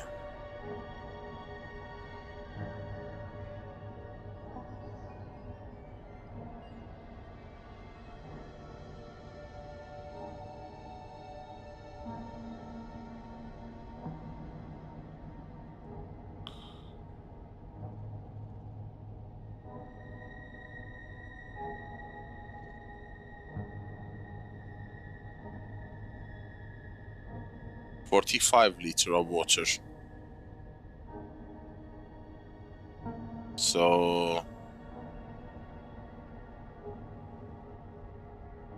8 multiplied by 45 liters, that's 360 liters. And then 3 barrels blood bag, gonna give you 36, 400 liters.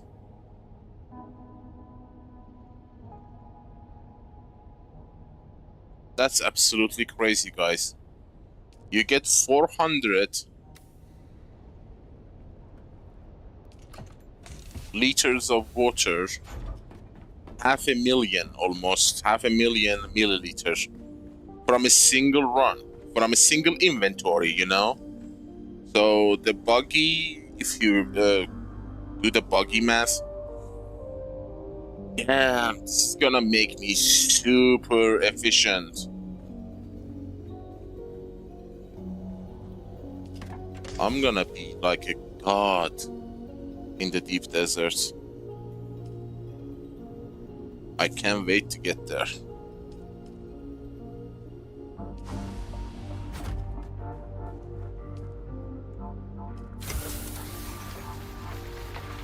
House Vulcan 2-2. Mechanical parts, heavy calibrated compressor. Large blood bag 2-5. House Karpov. Light caliber compressor 4.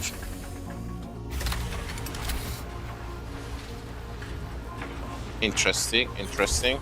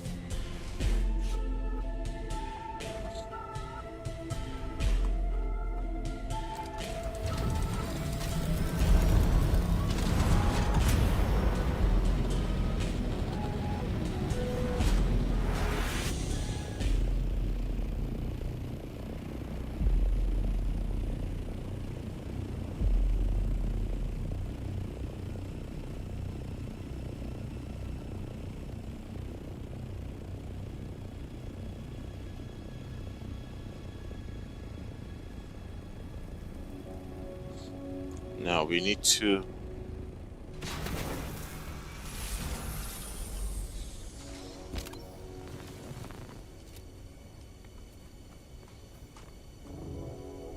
one, two, 3, 4, 5, 6, 7, 9, and 10.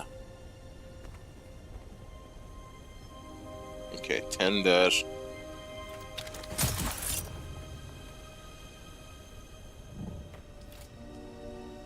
One, two,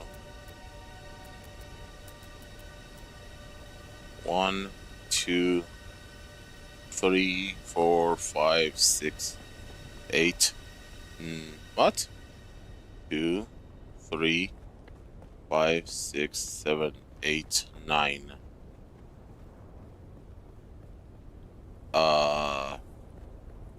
1, 2, 3, 4, 5, 6, 7, 8, 9, 10. Did I make a mistake? 1, 2,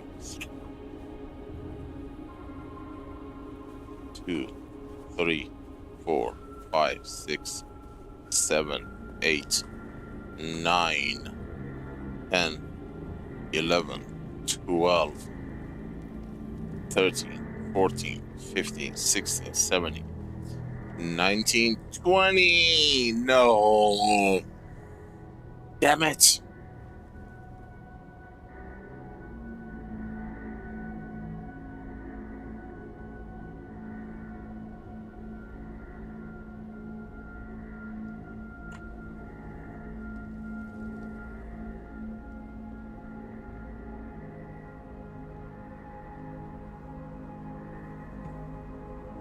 Did we do the other one? properly. Let's count the other one. 1, 2, 3, 4, 5, 6, 7, 8, 9, 10, 11, 12, 13, 14, 15, 16, 17, 18, 19, 20, 1, 2, 3, 4, 5, 6, 7, 9, 10, 40, 31. No, that's correct. 31. 31.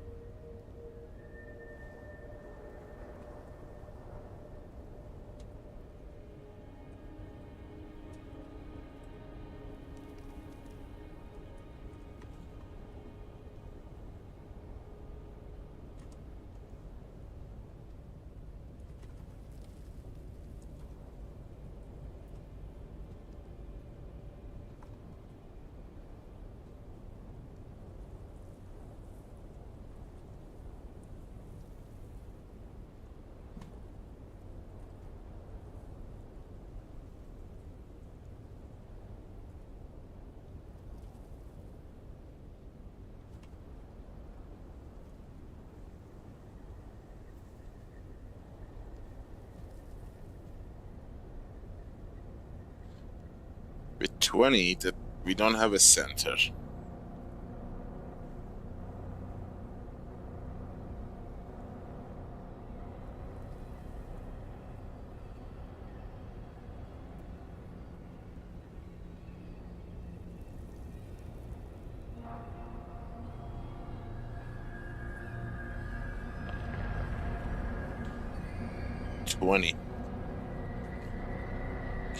Well, I can fix that. If this is 20, I can actually come one foundation forward from the back, you know?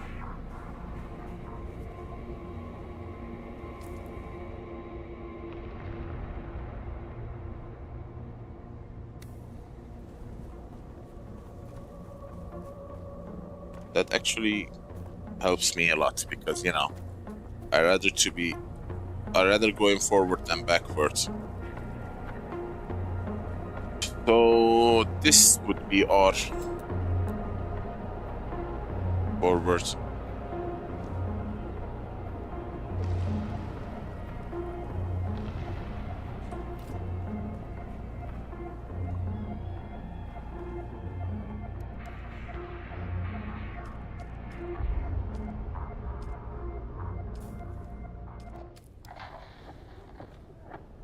Communications specialist Jeb Dolan was tasked with deciphering the secret message, and I tried to impress upon him the importance of doing a quick but thorough job. What started as a murder was rapidly becoming something else, and I had to get to the bottom of it quickly. The Spice Miners Guild had a mandate to remain neutral in the ongoing war of assassins, and had successfully done so. Thus far, or had we?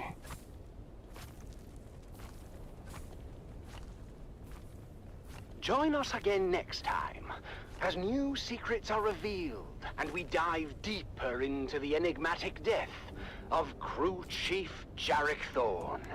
But until then, stay vigilant and watch the sands, until death on the Titan returns.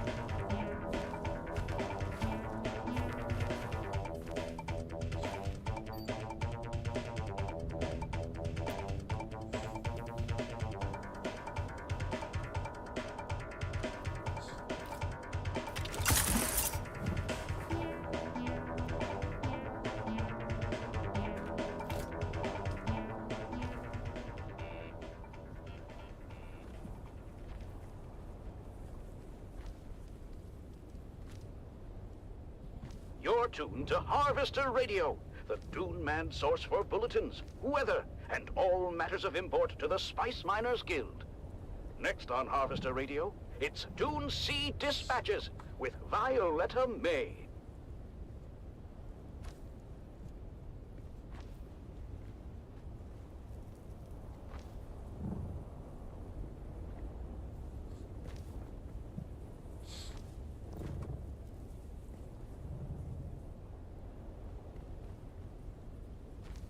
This is Violetta May with another episode of Dune Sea Dispatches, a program where we share a day in the life of a Dune man and shine a spotlight on an exemplary brother of the Spice Miners Guild. Today we have a very special episode as we journey deep into the Habaria Erg, where we join Harvest Crew AD-377 and their star-crossed crew chief, Keith Valari. Now, our listeners may well know Chief Valari from his frequent safety interludes on this very station. This is Dune Man Keith Valari, reminding you to vary your route when returning with a full spice load. My crew found a shortcut we'd become comfortable relying on. But then so did a gang of ruthless brigands. Our carry-all was forced down and stripped before we knew it.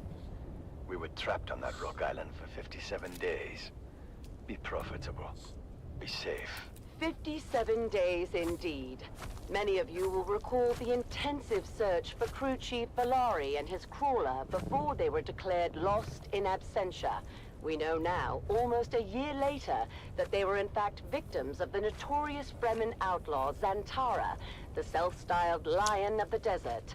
And when we caught up with Crew Chief Valari, the outlaw Fremen were still very much on mind. Do I still think about the man? Barely a moment goes by in the day when the face of that Fremen bastard isn't in my head. Sleep is a bit of a respite. But then, you gotta wake up, don't you? Indeed. One must open one's eyes to greet the day. A healthy attitude, Chief Valari. If you would now, paint a picture for our listeners. Tell us of your fateful encounter with the outlaw Zantara the Lion. 1 million Solaris up to, I'm told. The Imperial bounty on his head. A tidy sum by any measure. And not coincidentally, the same reward offered by House Harkonnen for the outlaw's intact crysknife. 2 million no one will ever collect. You can mark my words on that, Violetta. Not ever. I'm quite sure our vaunted Sardaukar legions would energetically disagree. Don't matter. Not how tough or strong you are. Ever try catching smoke with your hands? One moment's all's well. You're catching a tailwind. You're making your way. And then you blink and they're just Fremen everywhere. You haven't seen them in action. We have. Then tell us, Chief. Our listeners are on pins and needles, anxiously awaiting your vivid account. It started like any other day. It was hot. Back then we were pushing an old Venport Demeter 4. Real monster harvester. 6-level factory deck with a rebuilt Dimidium centrifuge. Couldn't carry enough coolant to feed that beast. Fascinating. I had thought all the old pre-chome equipment would have long been phased out by the Guild. It had, but with over a third of our fleet glassed when Carthage went atomic. And of course, all the sabotage owing to Zantara must have greatly reduced the Harvester fleet. They don't broadcast it, but there's a dire shortage of working crawlers right now. We're doing our best to keep the lads on the sand, but the Guild's been forced to recommission some very old equipment. The spice must flow. But the thing of it is, the old Demeter 4s are massive. We're at least a third more than our regular rigs. Fascinating. Do Guild planners factor that into their calculations when tasking crews and setting quotas? If only. We could use a few mentats on the payroll come to think, but no. We're supplied with a grid reference, and the firm understanding that we won't come home without a full load. How we get there is up to us. So you found your spot, filled your containers with spice, and then... This is where it gets sticky. It's easier to judge us after the fact for not varying our route as the safety spot says. But the fact is, as we explained to the Guild Ombudsman, there was only one place wide enough for us to hold the old crawler through that section of mountains. And Zantara was waiting. Aye, we did what we could. Varied our schedule, deployed additional air support, but they didn't come from the sky that day. They didn't? As I said, the only way to pass through that mountain sector was a certain gap in the rock. And that's where they hit us. Perched up on the canyon walls like great brown spiders. Can't imagine how long they'd been waiting there. Boarded us as we sailed by. Easy as stepping onto a passing boat. Brazen. A daring piece of work, if you ask me. I could admire the brass of it if it wasn't happening to us. But we met him head-on, for all the chance we stood. See, the dervish is born with a dagger in his hand, and a hatred for all outsiders. Our exterior team didn't stand a chance. Didn't even get off the alarm. Which one is the center? We didn't know we were boarded till they were already on the True. But then it was too late. There were only 13 of us left, from a crew of 127. A tragic loss of equipment. And personnel. They took us into the deep desert, and dropped us from a scoop hatch. Dropped, you say? From on high? Not too high. And a mostly soft landing. Well, that's something. Unfortunately, the closest hard ground was more than a kilometer away. Oh dear. The first worm must have been there already. Wasn't even a big one, but it took 3 of us straight away. The beast barely had time to dive before we spotted 2, then 3, then 4 more trails in the sand coming right for us. What did you do? The only thing we could do. Run. Fast as we could, for the hard ground as more of the Titanic bastards joined the hunt. By the time we made the Rock Island, we counted at least 22 trails in our wake. But you made it. 7 did, down from 13. I guess Zantara didn't want to waste the edge on his blade. Figured the desert would do his dirty work for him. But you made the Rock Island safe, in a manner of speaking. Aye, we made the Rock Island. But we were nowhere near safe. We had no supplies, no comms, and limited flora to gather dew from. We know now that you were on the island for 57 days before your spectacular and frankly shocking return. How in the Emperor's name did you survive? We're Dune men, Violetta. The desert is our home as much as any other, including the Fremen. Outworlders and city folk may think Arrakis is a lifeless tundra. Sorry. But never more wrong. There is an abundance of life-supporting flora and fauna if you know what to look for. Beetles, locusts, and the like. Desert sage coming up from the rocks. Its seeds are especially invigorating. Fascinating. Of course, water was in short supply, but we were disciplined with the little we gathered each morning from the dew. No, the real danger lay in the weekly Coriolis storms we faced. And then, what they uncovered. I must ask you to pause there, Chief Valari, for station identification and the daily motivational with our dear Master Inspirator, Jovian Huss. We'll be right back with more Dune Sea dispatches after this.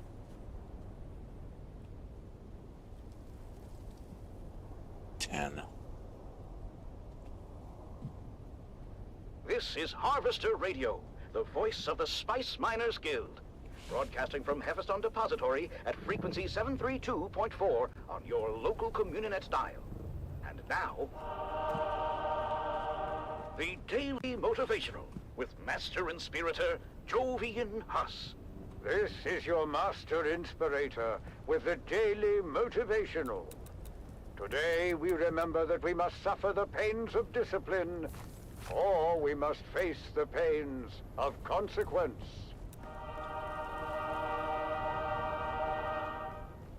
Later on Harvester Radio, it's Point Counterpoint, an informational program where we discuss matters of great importance to our guild body. And then, it's the Highliner Report, where we examine current events from across the Imperium. But now, back to Dune Sea Dispatches with Violetta May. This is Violetta May, and we are back in the Habania Erg with Keith Valari famed rig boss of crew AD-377, a crew known guild-wide for enduring a truly miserable cascade of misfortune, a series of events that essentially embodied the worst fears of every Dune man rolled into one nightmarish episode. It was bad as it was happening, but somehow the telling of it makes it seem even worse. At first, there was the brutal ambush and assault at the hands of the Fremen outlaws Zantara. That reduced a crew of 127 down to 13. 13 who were then dropped and unceremoniously abandoned in the deep desert, left to die in an arid stretch of waste trafficked heavily by the oldest and most voracious of Arrakis's fearsome sandworm population. From there, only 7 of those 13 managed the marathon sprint to hard ground on a rock island just over a kilometer away. And now, Hippolyte was regaling us with tales of Coriolis storms, terrible weather events that occur with ferocious intensity in the deepest desert. Chief Valari. Hey, the storms. Would have killed us outright on the first night, but we found ourselves a cleft in the rock just big enough to accommodate the 6 of us. 6? But wasn't it 7 of you that made the hard ground? Yes, 7. But no matter how we organized it, a crevasse in the rocks could hold but 6. A cold calculation if there ever was. We drew twigs to see who would take their chances with the storm. Big Jarabai Mixon drew short. Best separator tech I ever rode with. Jarabai lost a twin brother at Carthage and was never the same. In hindsight, I suppose he accepted his fate with a degree of resignation. I suspect there isn't a one of us that hasn't been affected by the terrible destruction of Carthage to some extent. A brother, a cousin, a longtime comrade. Aye. When we arose that morning after the first storm, Jarabai was nowhere to be found. We said a few words on his behalf, and the rest of our lost brothers. But then it was time to turn our attention to rescue. A very slight hope, one would think, considering your position in the deep desert so far from any known flight paths or trade routes. Aye, slight. But we knew without saying that even a slight hope might be the difference between survival and other less desirable outcomes.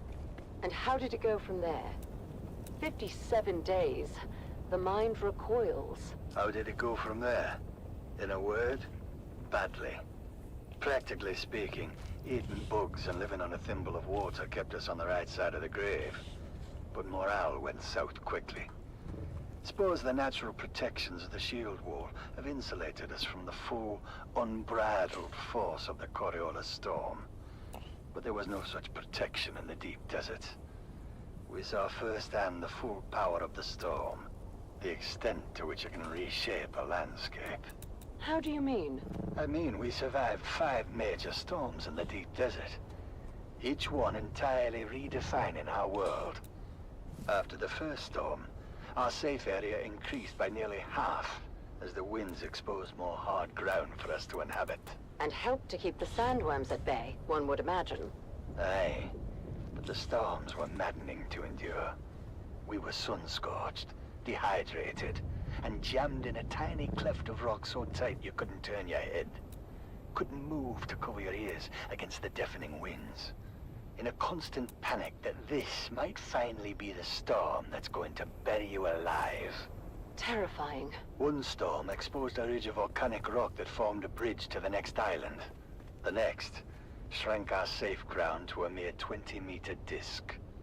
That's when we lost Ordeni. That's Zeno Ordeni, your signals officer? We dusted off after a bad night and got a look around at how small our world had gotten. Ordeni said, "No thank you," and simply walked out into the waste. Didn't get 20 paces before he was inhaled by a breaching worm. When the last storm came on day 57, we had passed into a kind of strange euphoria, where the lack of food, water, and hope had diminished us to the point where we didn't care anymore. In retrospect, I know we must have inhaled a massive amount of airborne spice. We were knee-deep in it. We saw the strangest things. What did you see? It was our last night in the desert. We didn't know it, of course. In fact, the mother of all storms was brewing above us. I think we had all independently come to the conclusion that we weren't going to survive the night. But in that tripped-out, spice-addled state, didn't seem to bother us. Not until we were buried alive. It happened fast. Our cleft filled with sand and dust, and suddenly our survival instincts kicked back in as we choked down mouthfuls of grit. We clawed our way to the surface, but could only crawl as the gale force winds kept us pinned down. Our rock island had been reduced to a single projection, which we foolishly clung to considering all the static electricity arcing around us. That's when we saw it. A light in the distance. It took us a while to acknowledge it, since we all thought it part of our own personal hallucinations. But once we collectively established what we were seeing, we went for it. Longest 500-meter crawl in history. When we got there, only Tom, Tenny, and I were left. What happened to the other three? Dunno. They just weren't with us. When we got there was no practical way to look for them. And what was it that you found? The light was coming from a hatch in the ground. Surprisingly, the mechanism still functioned, and Tontonny and I pulled ourselves inside. Fascinating. We were in one of those old Empire botanical testing stations you hear about, but never think is real. I guess the power plant had just been humming away at minimum output for 10,000 years or so. But the air condensers were still functioning. Water? Aye. As much as we could drink. And food rations, well preserved in a hermetically sealed environment. We couldn't believe that it'd been here the whole time as we lived and died just a short distance away. But you found more than food and water. Whatever they'd been studying had been cleared out before they abandoned the place. They did leave behind a shuttle. A shuttle you piloted back to Arsant Depot. After the storm. And here we are, almost a year later, back on the command deck of a harvester, ready for new challenges, new adventures, and a special place as the Guild's public safety warden. I hear the vote was nearly unanimous. I may have been the lone dissenting voice. I think my Guild brothers have a crooked sense of humor. One must admit there is a certain degree of irony in the appointment, especially considering all your unfortunate episodes in the past. Would you say you're star-crossed? No, I wouldn't say that. Absolutely not. Do we live a hard life? Yes. Do we lose brothers out on the Dune Sea? Yes again. Do we bend the rules to get it done? You tell me. When they say be profitable, be safe, which comes first? Indeed. Profitability is the lubricant that keeps our great machine running. I want to thank my guest, Crew Chief Valari, for sharing his evocative and affecting tale of survival in the deep desert, and all of Harvester AD-377 for allowing us to join them out here in the Habania Erg. We'll be back next week to share a day in the life of another exemplary brother of the Spice Miners Guild. For now, this is Violetta May for Dune Sea Dispatches, signing off.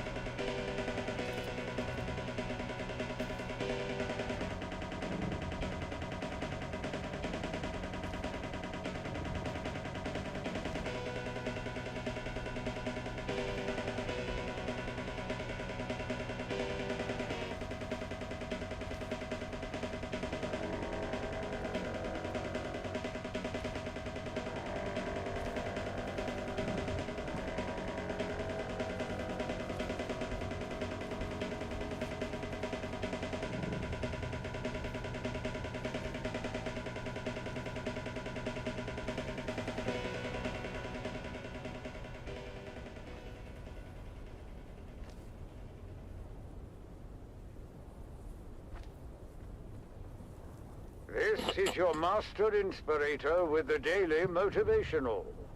Today we must remember, we don't work for recognition, but to work worthy of recognition.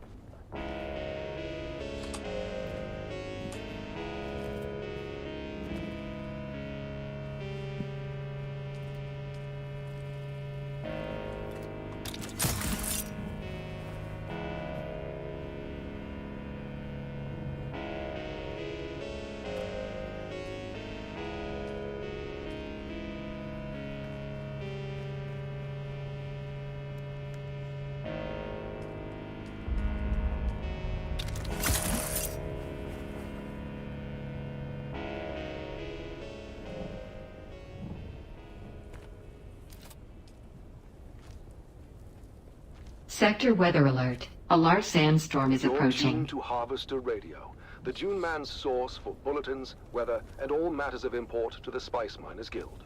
Next on Harvester Radio, it's Dune Sea Dispatches with Corbin Dane.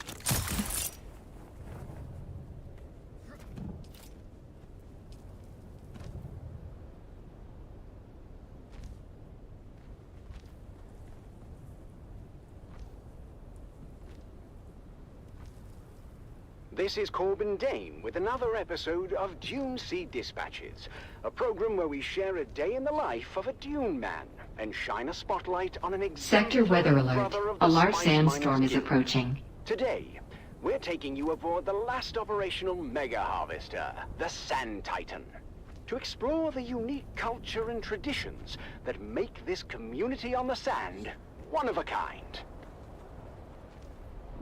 On the Sand Titan, there's more than just hard work and heavy machinery.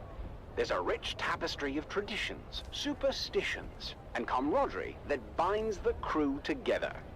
To give us a closer look, we're joined by Darius Morton, shift foreman on this mighty harvester. Welcome aboard, Corbin. The Titan's an old beast, but she's still crawling along. Praise the Emperor. And she's got character. We keep her running with sheer grit and a touch of desert wisdom. Thank you, Darius. Yes, the Sand Titan, of course, is a legendary vessel, last of the old behemoths. Can you tell us a little bit about the traditions and rituals that have developed among the crew over the years? Well, it's the little things that matter out here, Corbin. Like, you can always spot a rookie by how they buckle their harness. Veterans know better than to strap in too tight. Sector weather alert. A large sandstorm is approaching. You want to be able to get out fast. And we mark our gear. Every tool and gadget out here has a story to tell. And the most trusted ones get passed down from worker to worker. There may come a day when your very life depends on your spanner doing what it's supposed to. We can read the history of a tool and the notches and markings, sometimes decades back. That's fascinating, Darius. What other customs have formed amongst the crew? Well, there's an unofficial pecking order of sorts, I guess. It's not just about rank out here, but seniority and respect. If you've earned a nickname, you've earned your place. Oh my god, I just noticed. That is a cloth on the top. For the new guys to prove they've got what I thought it's a bent metal. We call it earning your sand legs. I've heard there's a lot of superstition, especially concerning the sandworms. Absolutely. You never ever say wind shifts around out loud. It's a bad luck word. And every last man's got a charm or talisman of some sort. You survive an attack, you pick up another one. You can see old-timers out here with a whole plethora of knickknacks around their necks, jingling like blood rose trees, some of them. It sounds like a deeply ingrained culture. Now, what about the daily routines and the way you dress? We don't make a big fuss out of it now. What with the purge and everything. But most of us have picked up Fremen customs without even realizing it. Like the way we wrap our faces from the sand. More than practical, it's ritual. And we've got our own style, that's for sure. You'll see all kinds of patches and modifications on the standard issue coveralls. Meals, of course, are a big deal. That's the one time a day we all come together to share stories. No one eats alone, unless they really want to be left alone. What about the legends and stories amongst the crew? Every veteran's got a story or two, that's for sure. There's the tale of old man Rashad, who supposedly rode a worm for half a mile after getting thrown off his buggy. Stories keep us connected to the past and remind us of what we're up against. And now, finally, I think our listeners are eager to hear about those famous nicknames, or infamous, maybe I should say. Well, if someone asks for Tariq al-Salam out here, nobody knows who that is. But ask for Dune Rat, and everyone knows that's 1217. Then we've got Shovel Slicer, Rock Raider, Spice Sniffer, Cotter to Two. Then there's the Scorpion, Puff Puff, the Islander, Sink Stain, Rat Catcher and Desert Storm, the Knob, the Knot, the Not So Much, Nutcracker, Spice Head, Weave Master. Then there's Dune Walker, the Cuckoo, Cardboard, Mr. Pudding, Oink Oink, the Judge, the Taxman, and the Thief of Caladan, Cave Dweller. Oh, smelly. Chubby, then Tin House, Arn the Raider, and the Sausage. And those are just the ones fit for civilized ears, mind you. Yeah, those are some fantastic names. Well, this has been a fascinating and informative look into the unique culture the Dune men have created here. Thank you, Darius, for sharing these stories and giving us an inside look at life on the Sand Titan. Anytime. And remember, if you're ever out here, Corbin, you're part of the family too. I mean it. Call me.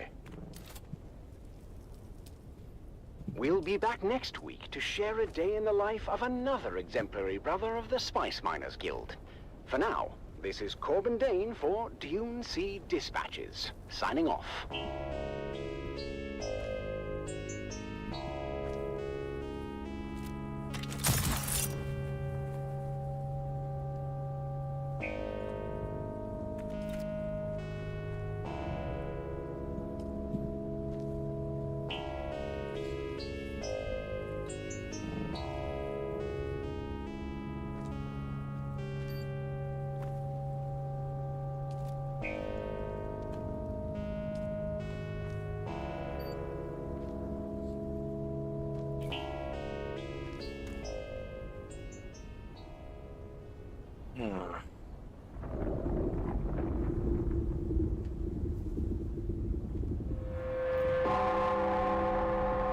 The Combined Hunted Communinet Theatre presents an Arakin Playhouse production of 5 Days at Carthage.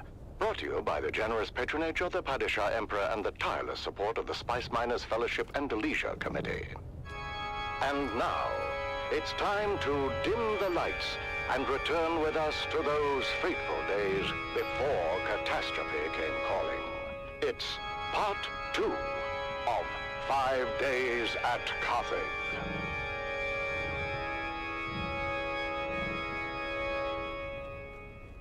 The Imperial Scenarist Guild has been provided unfettered access to the sealed records and testimonies Center of those who is survived the Carthage located. incident. The following dramatization represents the official truth, as judged and signed. It's hard. So damn hard. Your service and dedication to House Atreides are deeply How to build We thank you for the sharing your base. story with us.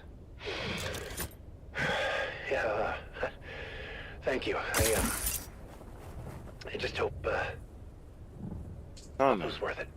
And that concludes our interview with Sergeant Creel. His story is a stark reminder of the sacrifices made by our brave special forces. Let us honor their sacrifices and strive for a future where this can finally end.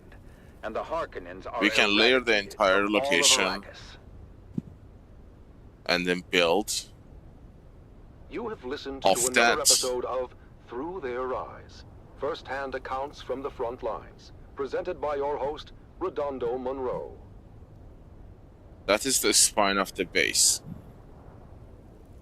That is the center cell for the 31 by 19 that I've created here.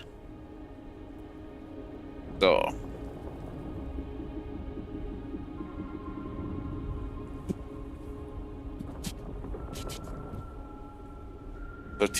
by 19.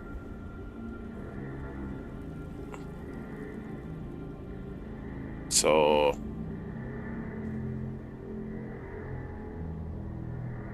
if we subtract 8 foundations, 31, that's gonna give us 23. 4 foundation from each side. 23. 23.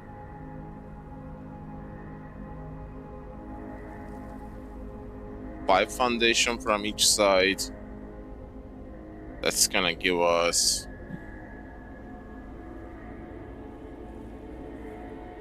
21. 5 foundation from each side.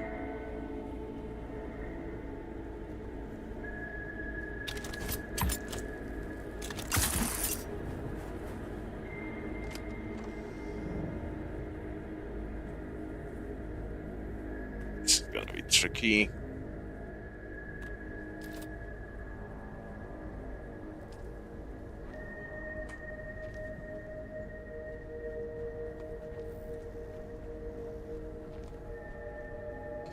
Five foundation.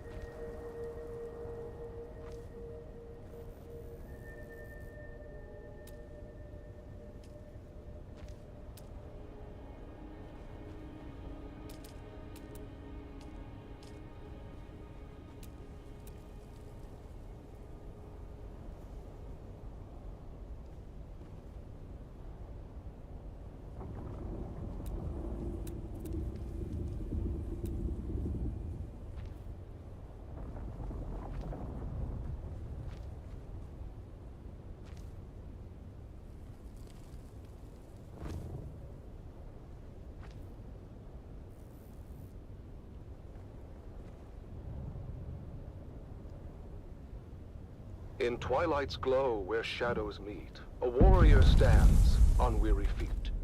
His sword, once bright, now dulled with strife, reflects the toll of countless lives. Oh, fate, you've carved this path of pain, through deserts vast, through blood and rain. Yet honor binds my heart tonight. For House Atreides, I still fight.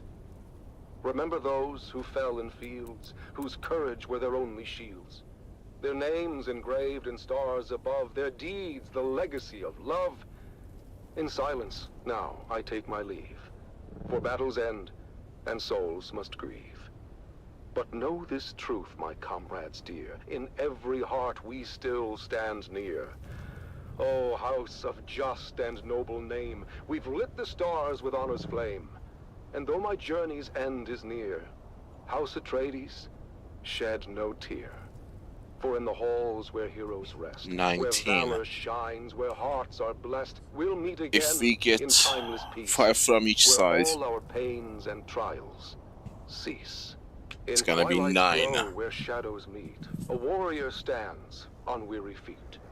His sword, once bright, now dulled with strife, reflects the toll of countless lives. Oh, fate, you've carved this path of pain, through deserts vast, through blood and rain. Yet honor binds 11 by... For House Atreides, I still fight.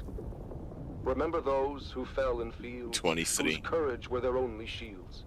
Their names engraved in stars above, their deeds the legacy of love. In silence, now I take my leave, for battles end, and souls must grieve. But know this truth, my comrades dear, in every heart we still stand near. O house of just and noble name, we've lit the stars with honor's flame. And though my journey's end is near, House Atreides, shed no tear. For in the halls where heroes rest, where valor shines, where hearts are blessed, we'll meet again in timeless peace, where all our pains and trials cease. Powerful words that remind us of the courage and resolve that lives in every Atreides heart.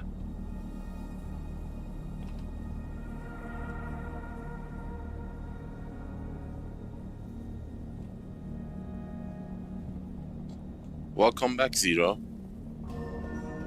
Yeah, we have the skeleton figured out.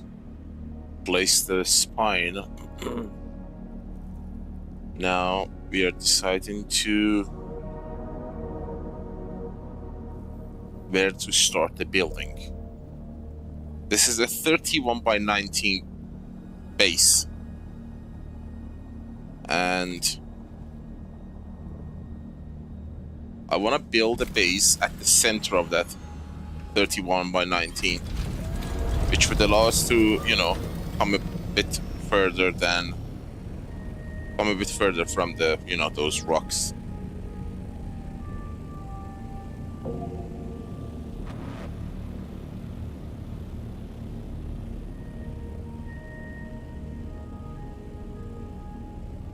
If we can build a base core, the core of the base, a box, 2 floors high, 4 walls high.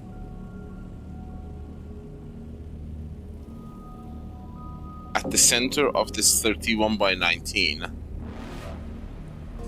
31 by 19. That's the dead center. Now I want to build a 23 by 11.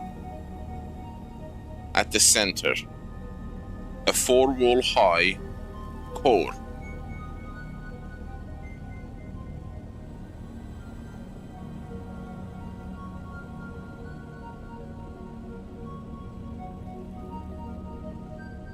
(21 by 11).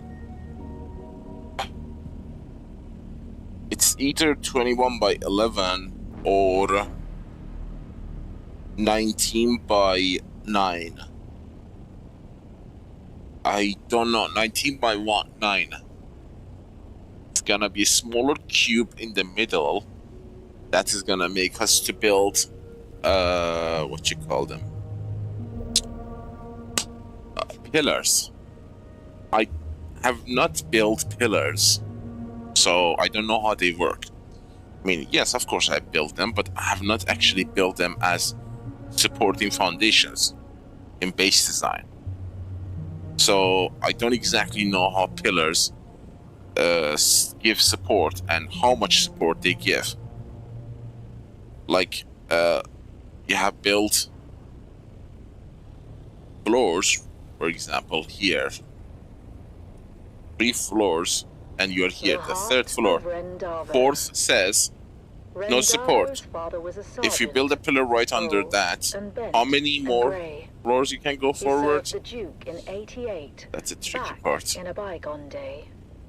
He lived out in the desert and scraped his meager fare, with children 9 around him and Ren, the youngest there.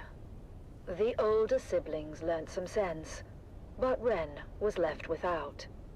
He was tall, but short on wisdom, and grew up broad and stout.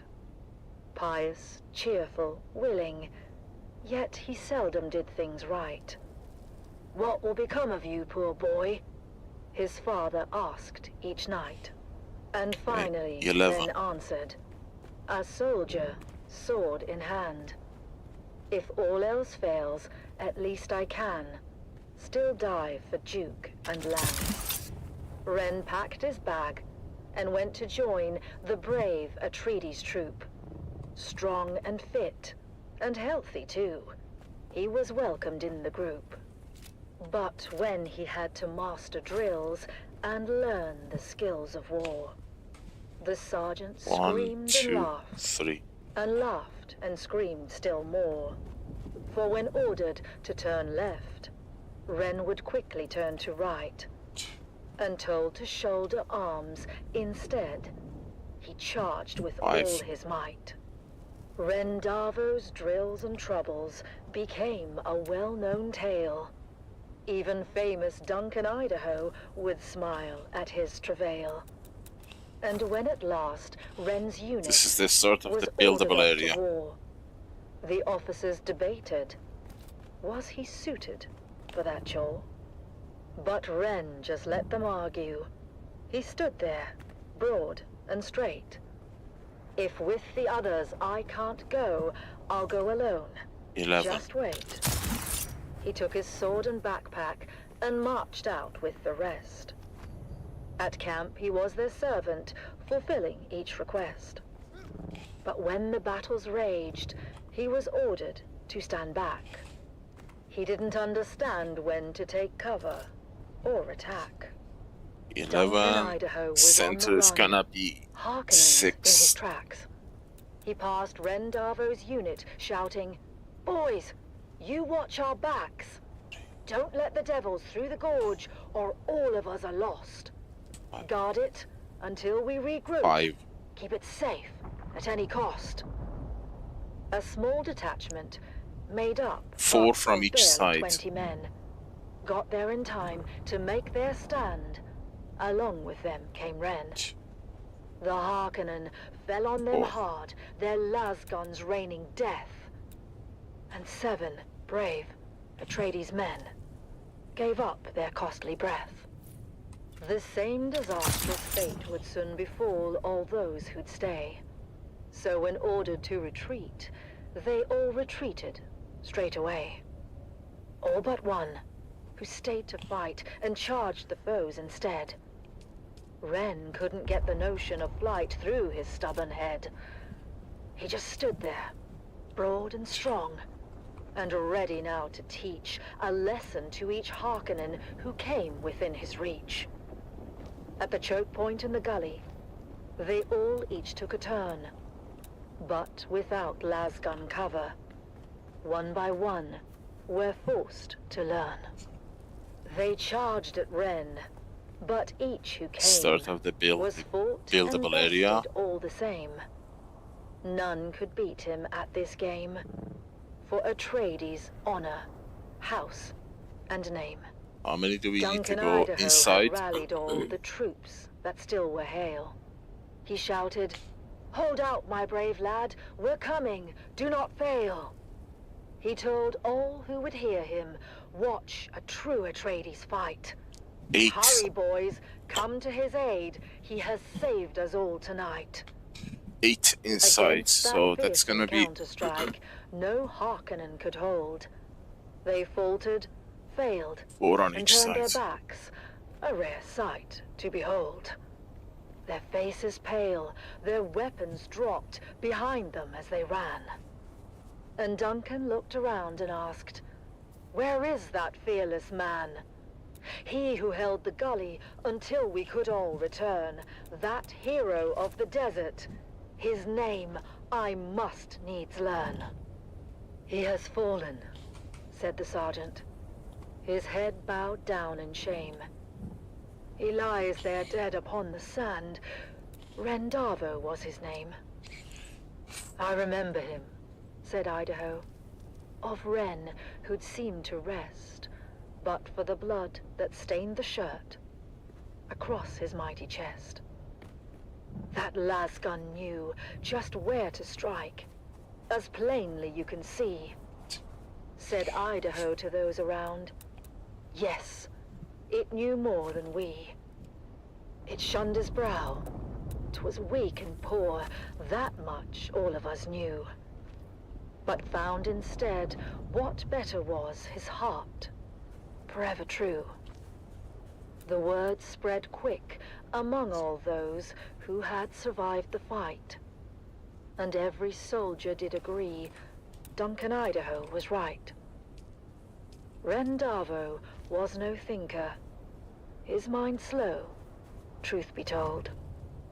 His head, they said, was thick as wood, but his heart was made of gold.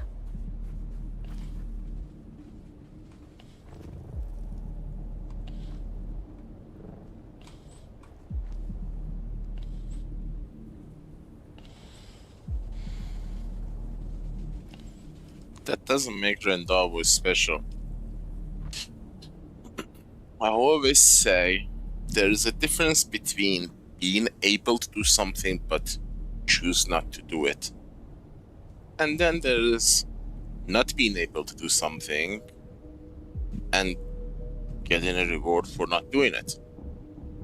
For example, let's use the simple gun and chicken example. You have a gun, there's a chicken in front of you. You can shoot it. You have the intelligence to know how to shoot the chicken. But you decide not to shoot it. That means you are able to, but you choose not to do it. And then imagine this scenario. You have a gun and there's a chicken in front of you, but you don't know how to use the gun. You don't know how to shoot the gun. So you don't shoot the chicken. In both scenarios, chicken lives. But one scenario actually deserves the praise, the other doesn't. That's a very pretty crappy analogy, I know, but it was the simplest and easiest one. So Rendavo was an idiot. I'm sorry. A retard? No. I mean, he was smart enough to fight, so he was not very smart, let's say. Let's be PC. He was not a very smart person. So what he did doesn't deserve a reward because it was not an intelligent decision. But let's replace Rendavo with Duncan Idaho. A lot smarter than Rendavo. If Duncan Idaho did that, that would deserve a praise. Don't know if I made sense.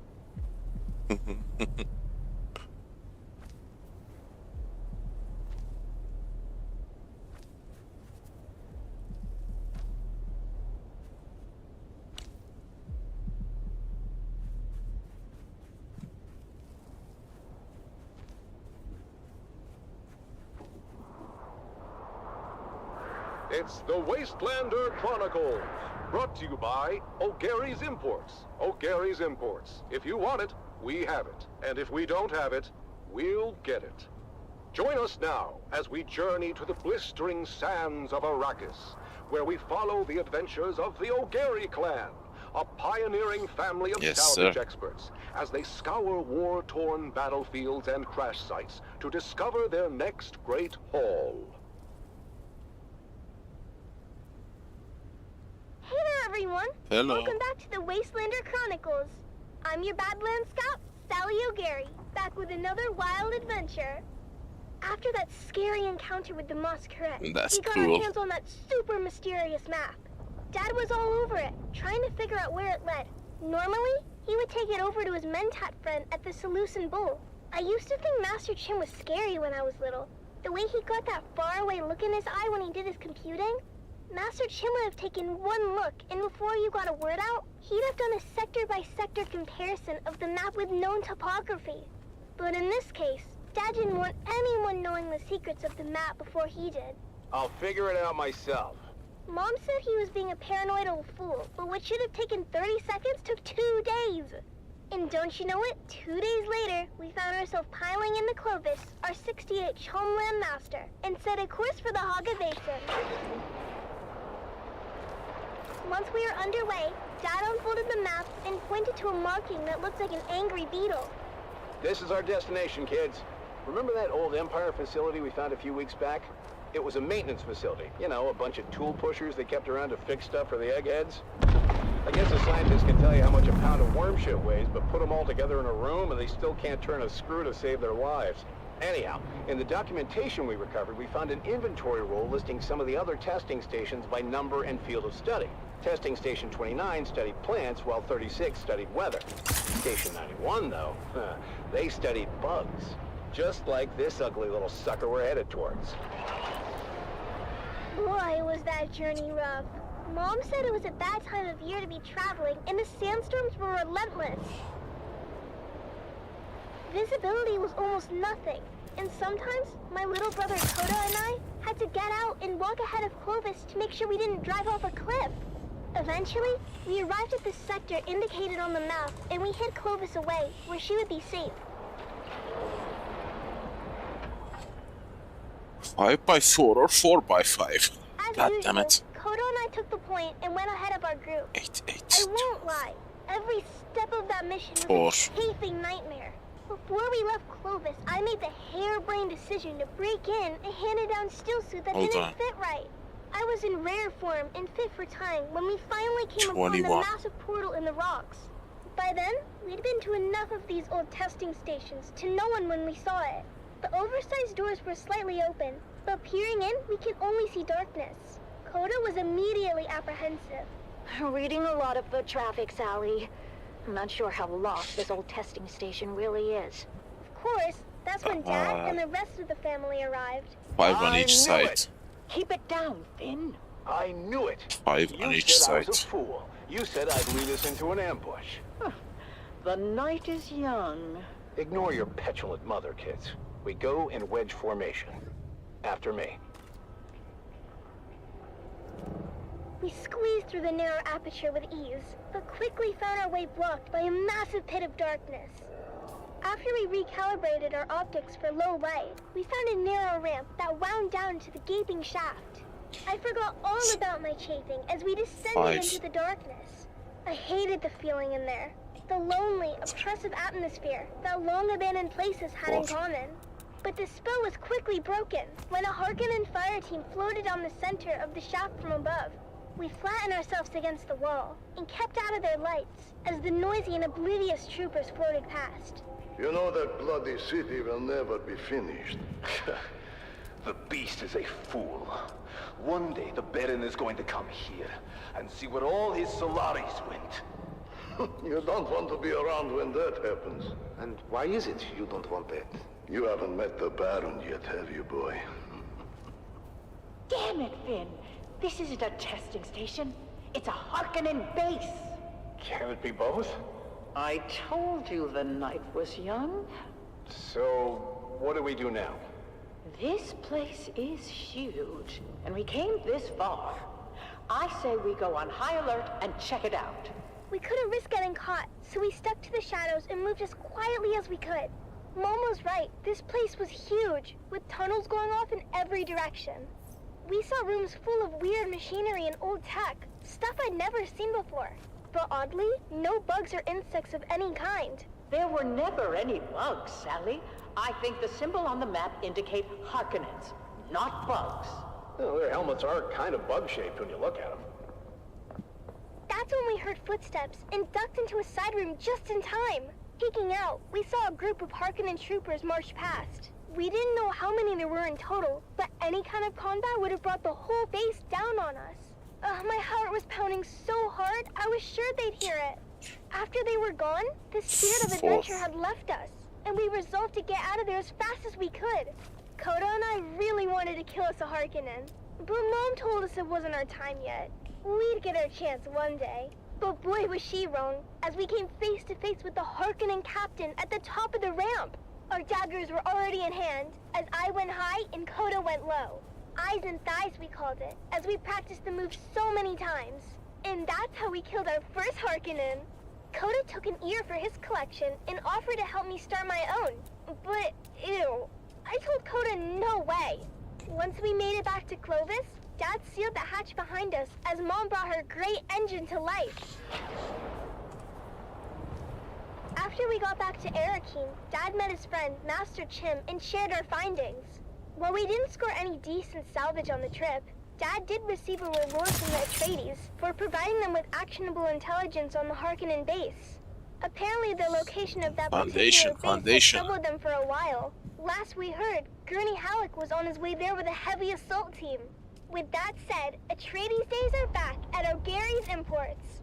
That's right, Sally. Discounts across the board if you serve the Duke and can prove it. Come find us on the Agora Concourse of the Grand Souk in Arakeen. Because at O'Gary's Imports, if you want it, we have it. And if we don't have it, we'll get it. Thanks, Dad. Until next time, this is your faithful Badland Scout, Sally O'Gary, signing off and reminding you to always check your six. And come back next time for another episode of the Wastelander Chronicles.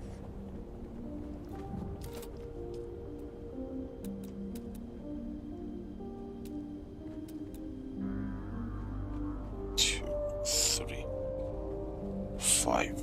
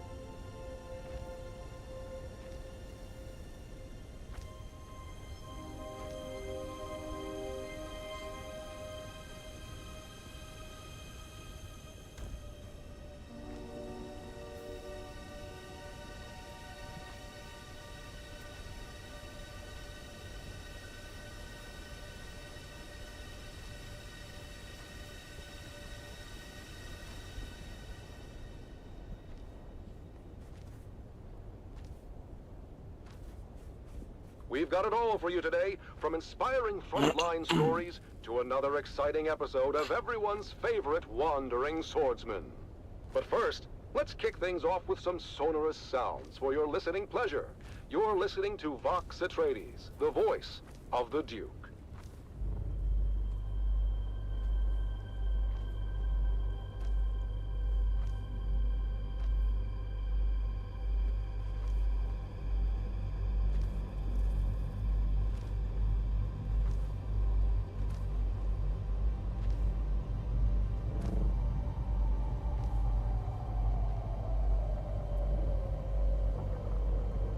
Okay. We have the center going on here. Now.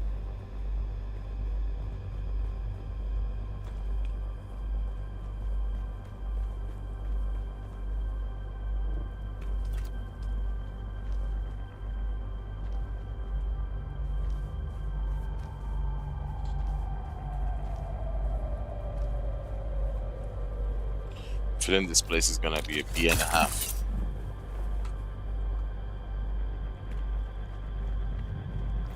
I need blaststone. A lot of blaststone. For that we need silicon blocks.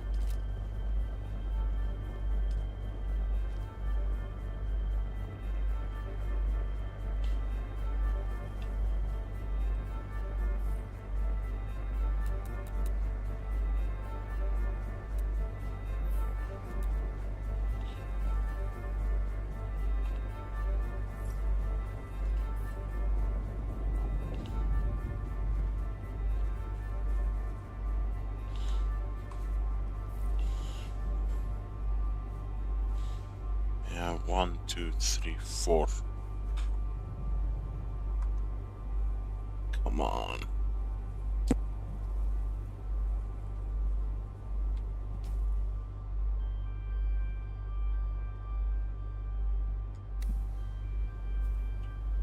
One, 2, 3.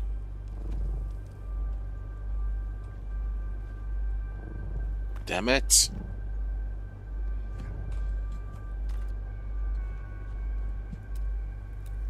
One, 2, 3, 4. It should be 5.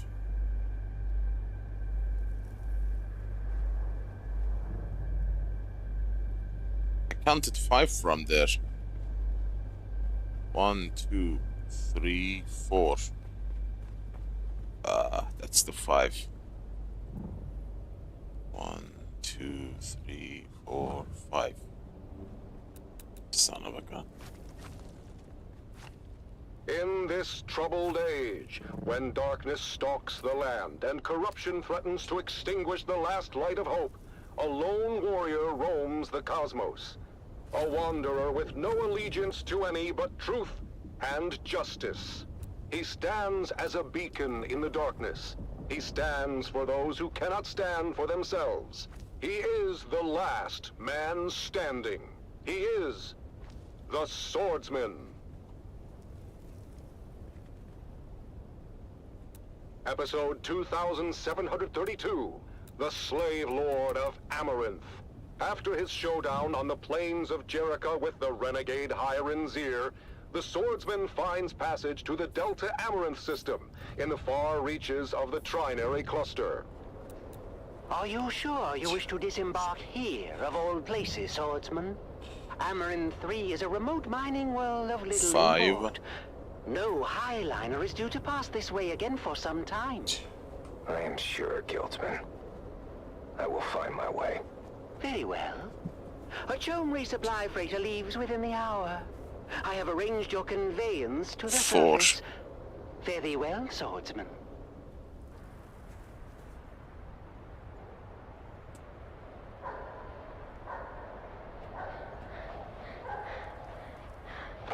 Oh, there, boy. You run as if the hounds of Hades were at your heels. Please, Lord, kill me. I beg of thee. Slay me where I stand. I cannot go back to Lord Varric. Lord Varric. This is not a name known to me.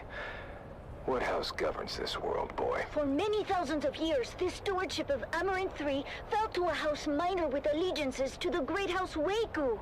Waku is no more. Their systems were purged in the Third Colsack War.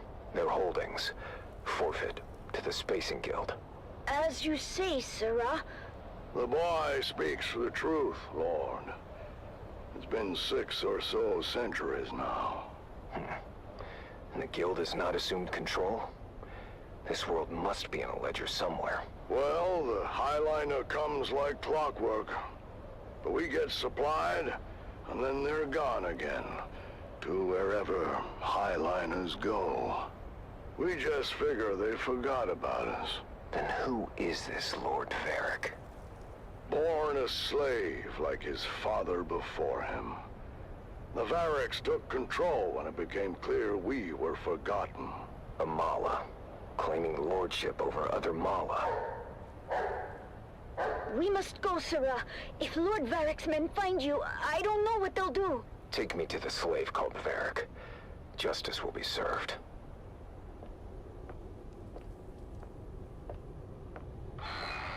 Who dares enter my hall unbidden? I dare, Mala. You claim authority that is not your own.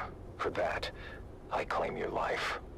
Oh, you? What is your name, stranger? I would know what to mark upon your grave. I am the swordsman. Your false reign is over, Varric. Guards, don't just stand there. Get him! Lord Varric, the stranger fights like the Swordmasters of legend. Impossible! The Swordmasters were destroyed! The remnants scattered! 6 to 1, he is outnumbered, and still, our men cannot strike him. Fool! They do not have to strike him. They only have to maneuver him onto that trap door. Goodbye, swordsman!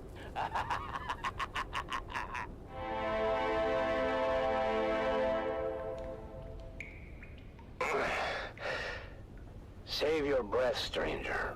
You took a brutal beating on the way down. Most do not survive the fall, as the bones in this dungeon attest. Dungeon. Below Lord Varric's audience chamber, I am Rodrigo.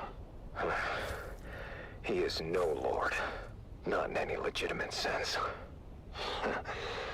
I'm not sure that's a distinction many here would appreciate. What else is a lord if not a title claimed by force? A lordship is an investiture governed by the Heritage Council in Section 437 through 441 of the Great Convention. It's a covenant, as old as the Imperium itself. Ah, but tell me then, stranger, the ones who established your covenant, how is it they claim their power, if not by force? How is it they are legitimate, and the pig Varric is not? You tire me, old man. Well, at least we agree that Varric is a pig. Rest now, stranger. You'll need your strength for what is ahead. Damn it, I oiled that hinge. Can he walk? Can you walk, stranger? Our last true governor had the unshakable fear that the people would rise against him and throw him down here. I helped to build this secret exit to ease his paranoia. Did it? Yes. Until House Waco fell. Then the people turned on him and threw him down here. But he escaped through a secret exit. No. He landed badly and died soon after. But we will escape from his secret exit. This is my daughter, Gina. She will lead us to safety. What about Varric? As far as Varric is concerned, you're already dead or dying. No one has ever come back from this place.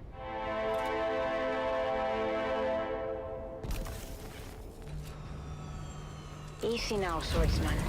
I've tended to your wounds. Thank you, both. My father was a draftsman in the Imperial Engineering Guild, and helped to build this humble colony. Armor in 3 isn't much, stranger, but we are self-sustaining. And the Guild will remember us one day. We were doing just fine until Varric's grandfather took over. Lord Varric is just the latest in a long line of assholes. We have seen too many good men fall trying to stand against him. There are enough of you. Why not fight back together? The fear of death, I suppose. The land here is harsh. The work grueling. Without our men, our families would starve. Fear is a powerful chain, stranger. A chain we will break together. Send word to the villagers. It's time to end this.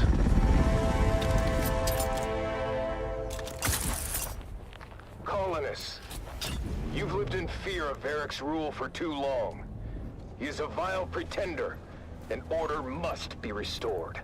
But how can we do this, stranger? We are not an army! Remember yourselves. You are Imperial peons, with all the rights and protections that station implies. But who will stand for us? We've been waiting on the Spacing Guild for over 300 years! I will stand for you. And you will stand for yourselves. But how? I will train you. After I have forged a new sword.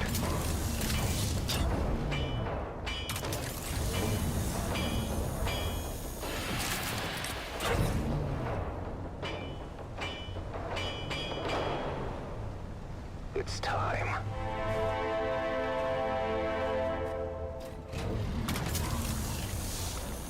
Today we break the chains of bondage. Today, we fight! Huzzah!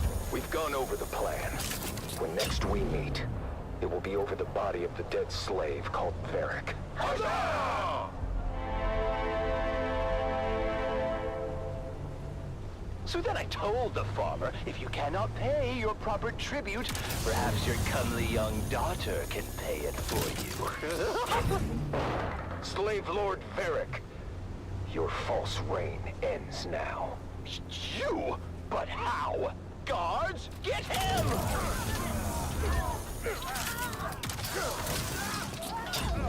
He has rallied all the peasants against us! They fight like demons! The stranger must have trained them! Face me, Varric. I will take care of the stranger myself!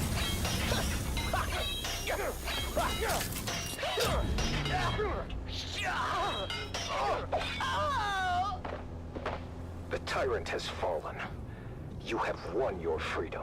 But... No! Father! Your father fought bravely, Gina. His sacrifice was not in vain. Thank you, swordsman. You've saved us, but... I've lost my father in the bargain. His spirit lives on in the freedom you now share. Freedom to serve your proper masters, the Spacing Guild, who will undoubtedly return soon to claim you all. But what do we do until then? Hunger and disunity may come, but you must remain steadfast in your duties, and the honor of that will sustain you. Remember, a righteous heart is never truly empty. You're right, swordsman. Is there any way we can repay you? Setting things right is payment enough. And now, I must move on. I'll never forget you, swordsman. Swordsman? Where did he go? And so, the swordsman leaves another world better than he found it. Join us next time for another chapter in the saga of the Swordsman.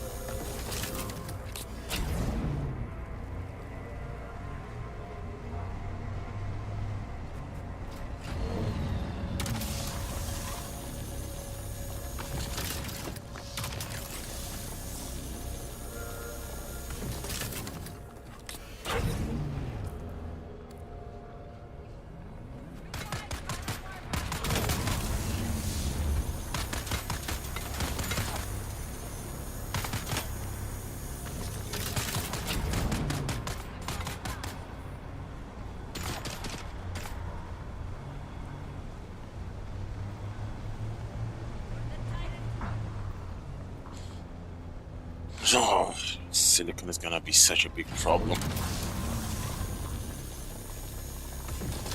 I haven't recuperated from this shortage yet. I mean, I got 10,000 last week from a friendly player, but that's not enough.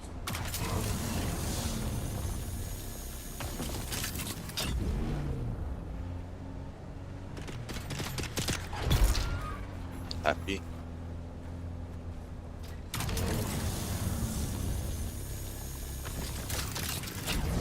The warriors farewell. In twilight's glow, where shadows meet, a warrior stands on weary feet. His sword, once bright, now dulled with strife, reflects the toll of countless lives. Oh, fate, you've carved this path of pain through deserts vast, through blood and rain. Yet honor binds my heart tonight. For House Atreides, I still fight. Remember those who fell in fields whose courage were their only shields. Their names engraved in stars above. Their deeds, the legacy of love. In silence now, I take my leave. For battles end and souls must grieve. But know this truth, my comrades dear. In every heart, we still stand near. Oh, house of just and noble name, we've lit the stars with honor's flame. And though my journey's end is near, House Atreides, shed no tear. For in the halls where heroes rest, where valor shines, where hearts are blessed, we'll meet again in timeless peace, where all our pains and trials cease.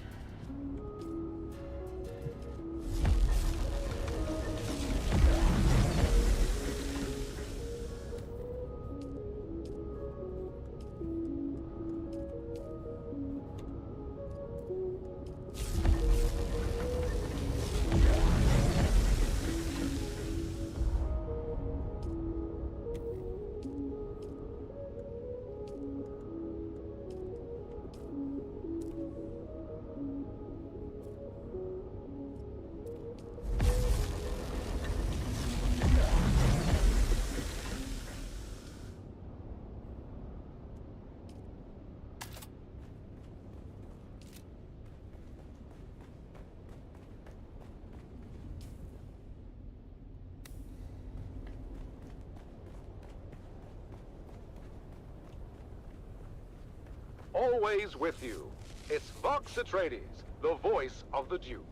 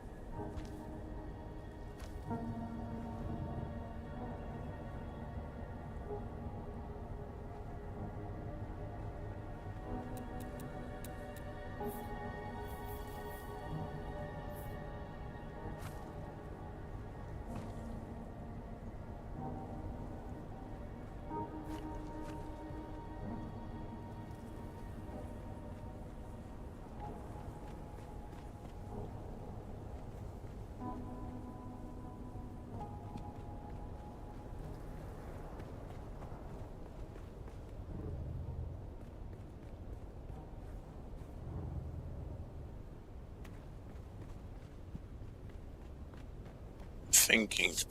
I'm thinking. Now, another revealing episode of Through Their Eyes. First-hand accounts from the front lines. Presented by your host, Redondo Monroe.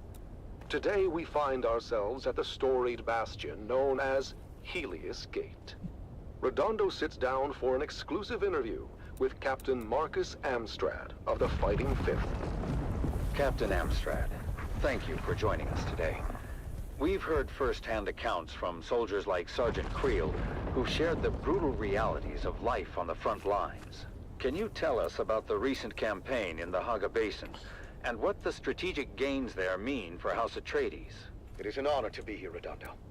Our operations in the basin are ongoing, but critical to securing a crucial foothold in the region. This operation underscores the strength and resilience of our forces, and our unwavering commitment to justice and honor.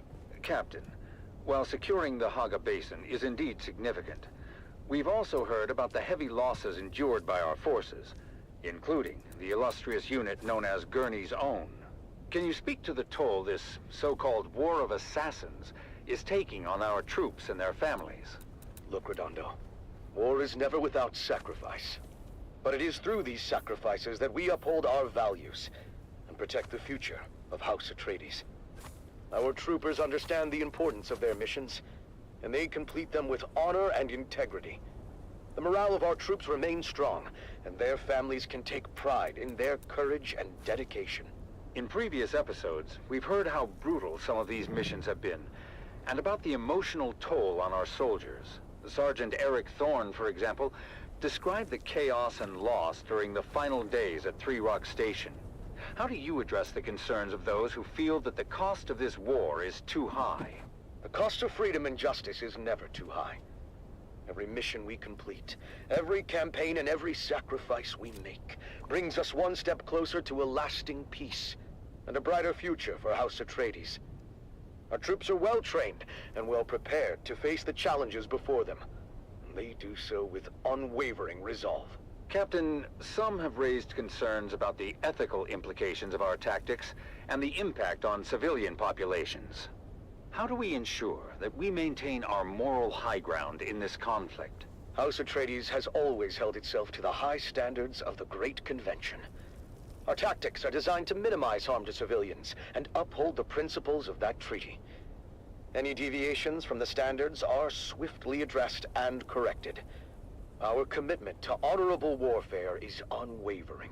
There have been reports of war crimes committed by Harkonnen forces, as well as allegations of misconduct by our own troops. How do we respond to these allegations and ensure accountability? The Harkonnens are known for their brutality and disregard for both human life and any type of agreement between the houses. But we do not stoop to their level.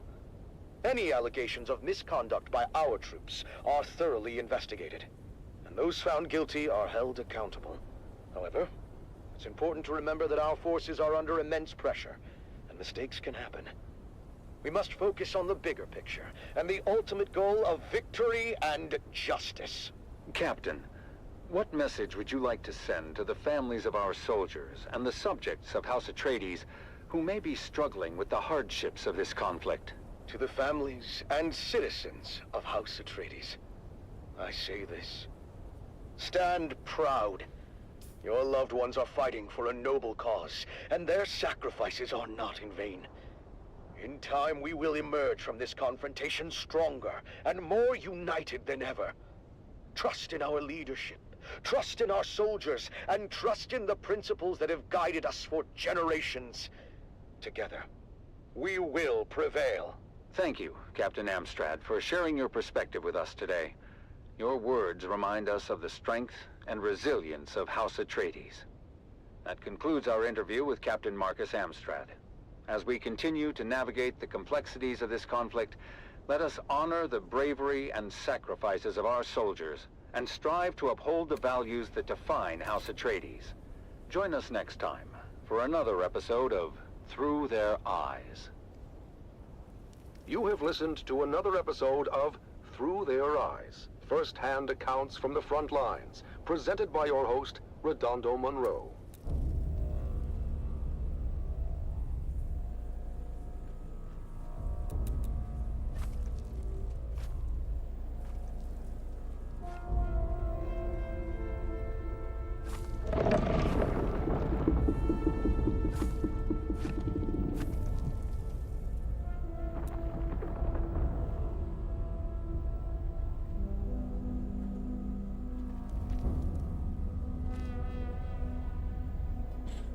What is that instrument? Can anyone tell me that?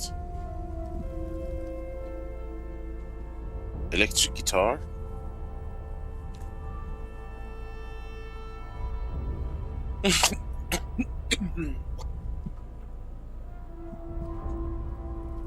That music makes me feel. Everything is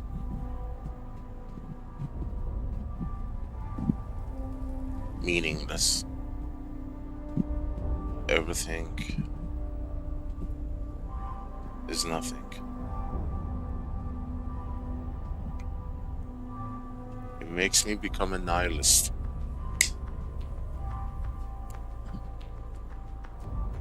It makes me feel that it makes me see through my mind's eye. I can see there is one flow. There is like a stream, like a river. I don't know what that river is. Is it time? Is it whatever? I don't know. It's just a stream. And I'm seeing it not just as a visual thing here. I see it as a flow of existence. Not even universe. Whatever that exists. All the things that we can see. All the things we know but we can't see. And everything else that we don't know and we can't see, yet they exist. Might be super far away, might be in frequencies, dimensions that we can't understand or perceive. But I see that flow, that stream.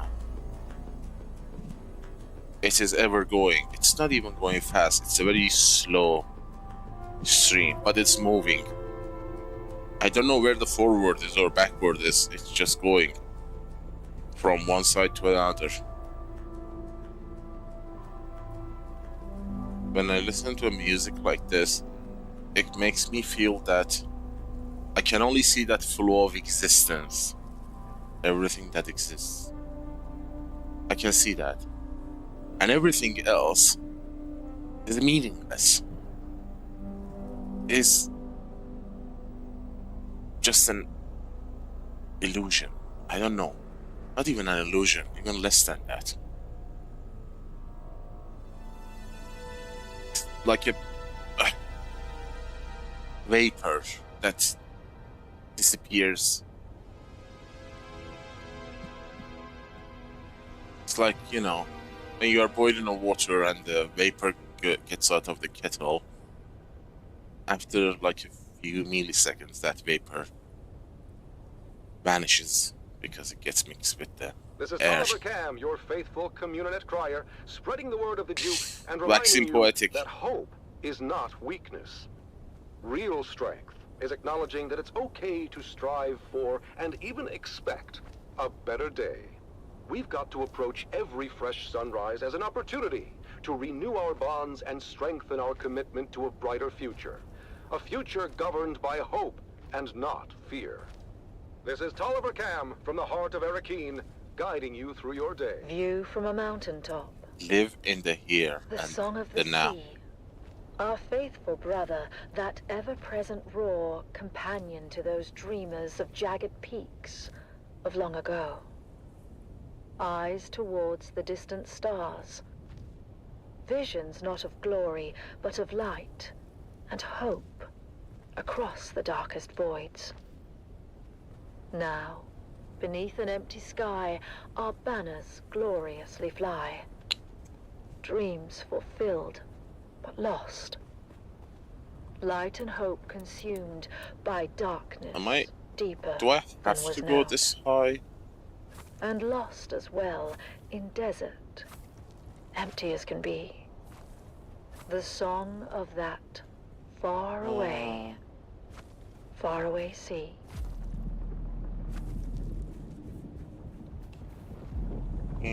It's not a must, but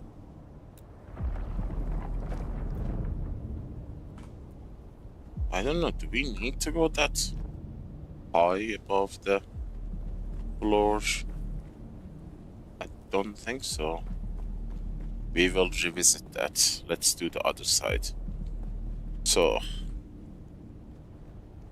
other side.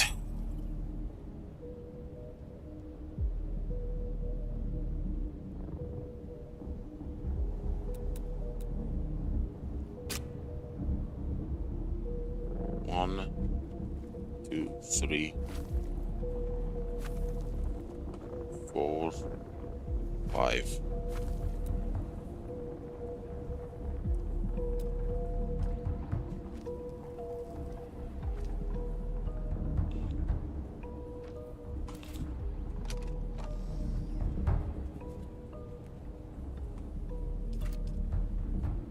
One, 2, 3, 4, 5.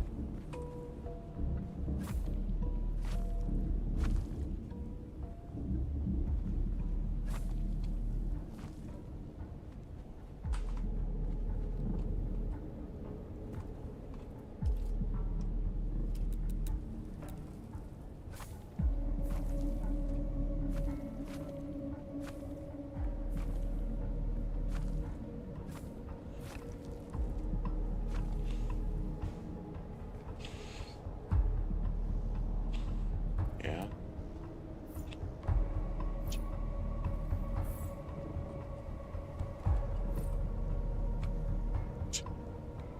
One, 2, 3, 4, 5.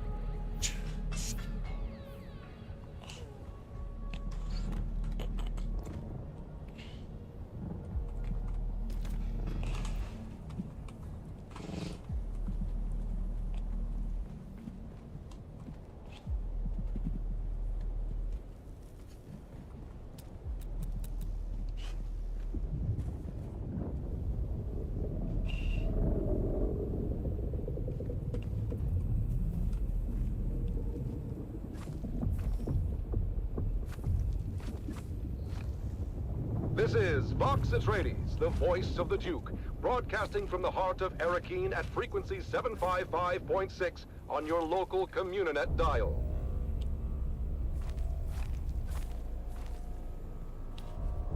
Now, 2, 3, 5.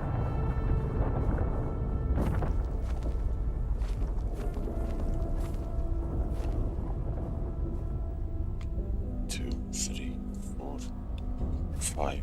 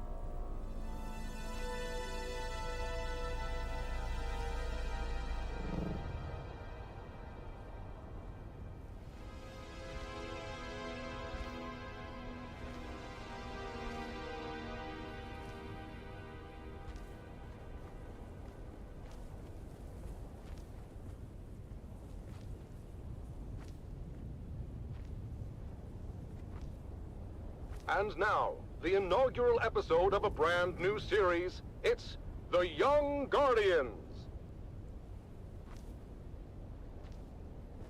Gather round, fair listeners, as we join our story on the eve of destiny for 3 young lives. 3 faithful aspirants to Duke Leto Atreides' fabled House Guard prepare for their final test at the War Gymnasium. A test that will challenge their training, their courage, and define their future as defenders of House Atreides. Our story begins on the Armatura Green at the Cala City campus of the Atreides War Gym. It is here where the finest young aspirants are honed into noble House troops. Shields up! Shields up! The honor of House Atreides rests on your shoulders!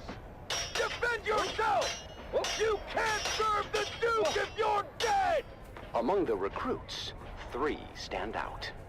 Taran, a farmer's son with unyielding determination. Lyra, a skilled sharpshooter born into poverty. And Amon, a 5th-born Atreides cousin, striving to exceed the lofty expectations that come with his name. I won't let you down, Lyra.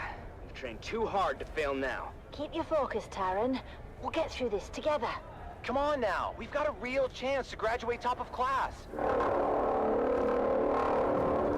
But Taran, Lyra, and Amon are not the only ones vying for the top spot. Another group of cadets, led by the arrogant and cunning Aiden, has been their main competition and antagonists throughout their time at the War Gym. Well, well, if it isn't the Golden Boy and his peon patrol. Tell me, Amon, how does it feel to coast on your family name? Shut up, Aiden. He's earned his place just like everyone else. Oh, Lyra, you're still here? I guess your folks found someone else to milk the goats. It's not worth it, Lyra. Focus on the test. We'll show them all what we're made of. As the aspirants ready themselves for graduation, only the final test stands in their way. A grueling 2-day endurance race to the summit of Mount Sayubi, known as the Peak of Valor Challenge. Ancient tradition states that the aspirant team planting their flag atop the summit first will be named top of class. Come on, keep it up! We're almost there. Just a little bit further. Watch out for that loose rock! As Taran and team near the summit, Lyra's footing gives way, and she slides roughly to a ledge below. Go on without me. Plant the bloody flag. Not happening, Lyra. Atreides leave no man behind. Hang on, Lyra. We're coming. Meanwhile, Aiden and his group are hot on their heels and seize the opportunity to rush to the summit. Come on, you maggots! Dig deeper than you ever have before! We're almost there!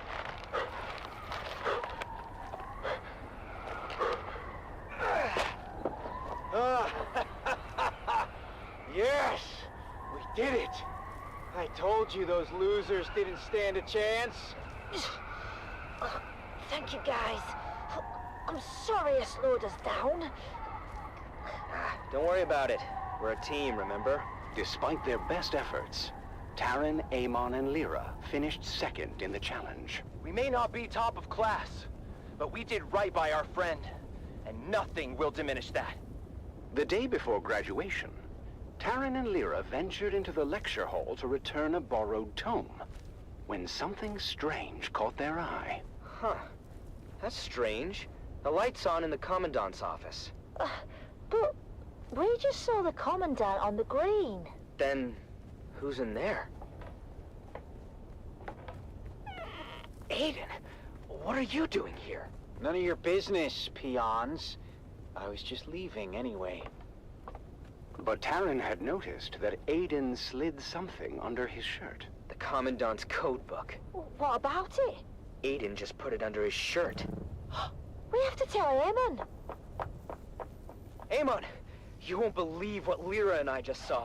Aiden is a thief. He stole the Commandant's code book from his office. My older brother quizzed me before. I thought it was nonsense at the time. He was asking about a possible Harkonnen infiltrator in our aspirant class. I thought he was just giving me a hard time, but... Yes, Aiden is the infiltrator. He must be. But what are we going to do about it? Leave that to me.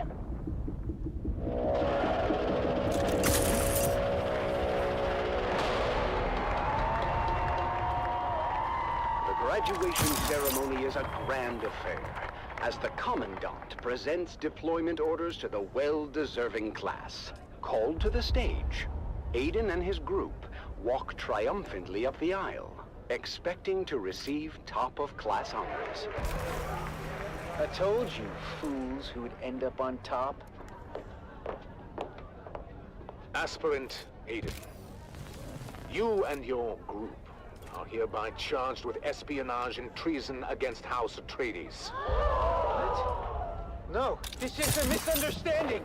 Unhand me! And since this is wartime, the Articles of Canley are clear on the sentence. As for the rest of you, you have all proven yourselves true warriors of House Atreides. You have earned the right to wear the Duke's coat of arms and uphold the responsibilities and traditions that come with it. Stand tall, for you are the future of our house. As Aiden and his group are led away by military police, Taryn, Amon, and Lyra rise together with the rest of the class, proud and vindicated. We did it! We actually did it! It's not about the accolades. It's about doing what's right. And so, with hearts full of pride and the weight of their ancestors' legacy resting upon their young shoulders, our young guardians go forth as true soldiers of House Atreides. I guess all that's left for us to do is unseal our orders and see where we're bound. Wherever we go. Okay, this is the I just core. together. Shall we open them at the same time? On 3. The core block. 3, 2, 1. Inside rectangle. Inside the rectangle. Join us next time on The Young Guardians as our heroes continue their journey. We are gonna expand upon that center. God, it's precise. It's a 21 by 9 inside the 31 by 19. Trust me, guys, it might look simple. It's just to build this, build here, build that. But when you calculate the math, it gets really tricky. That's why it takes such a long time to actually pull it off. But now, this is mathematically precise. It is a core block, core foundation of 21 by 9 inside a 31 by 19 buildable area. Now, one thing that we should find out, I want to see if the center of both rectangles actually be the same thing. I'm thinking if math is right, they both should have the same center. 1, 2, 3. Well, hold on. This is 9. The center would be 5. 2, 3, 4, 5. This is the center.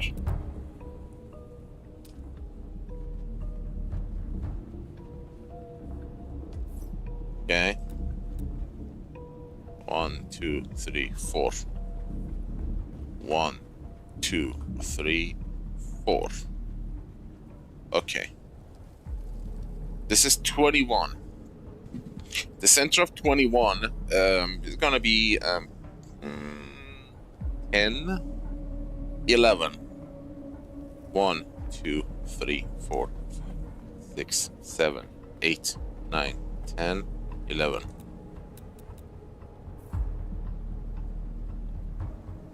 Yes. I am a god. I am a mathematical god, boys. The center of both rectangle is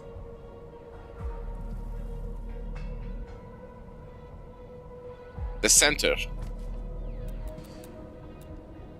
I mean, the center of both rectangle is the exact same block. This spine.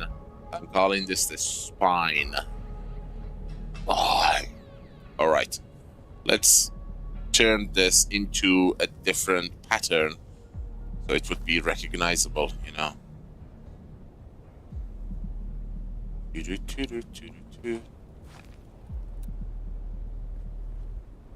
Let's use Harkonnen because I want to use the exterior building pieces with house building pieces because they are more resistant to the decay.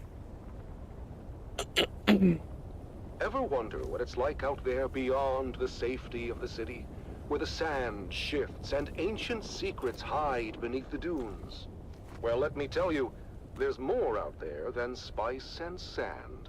The Wastelander Chronicles takes us into the life of a scrappy young scavenger girl and her family as they brave war-torn battlefields, hunting salvage and other buried secrets. Stay tuned, because this is one tale you don't want to miss.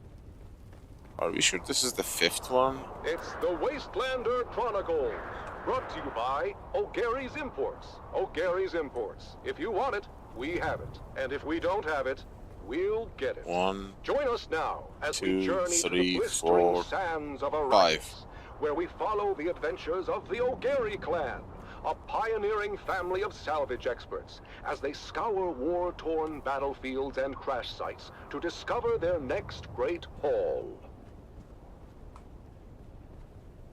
2, 3, 5. Hey there, everyone. Welcome back to the Wastelander Chronicles. I'm your Badlands Scout, Sally O'Gary, and I've got a crazy story for you. It all started when my dad announced a surprise salvage mission.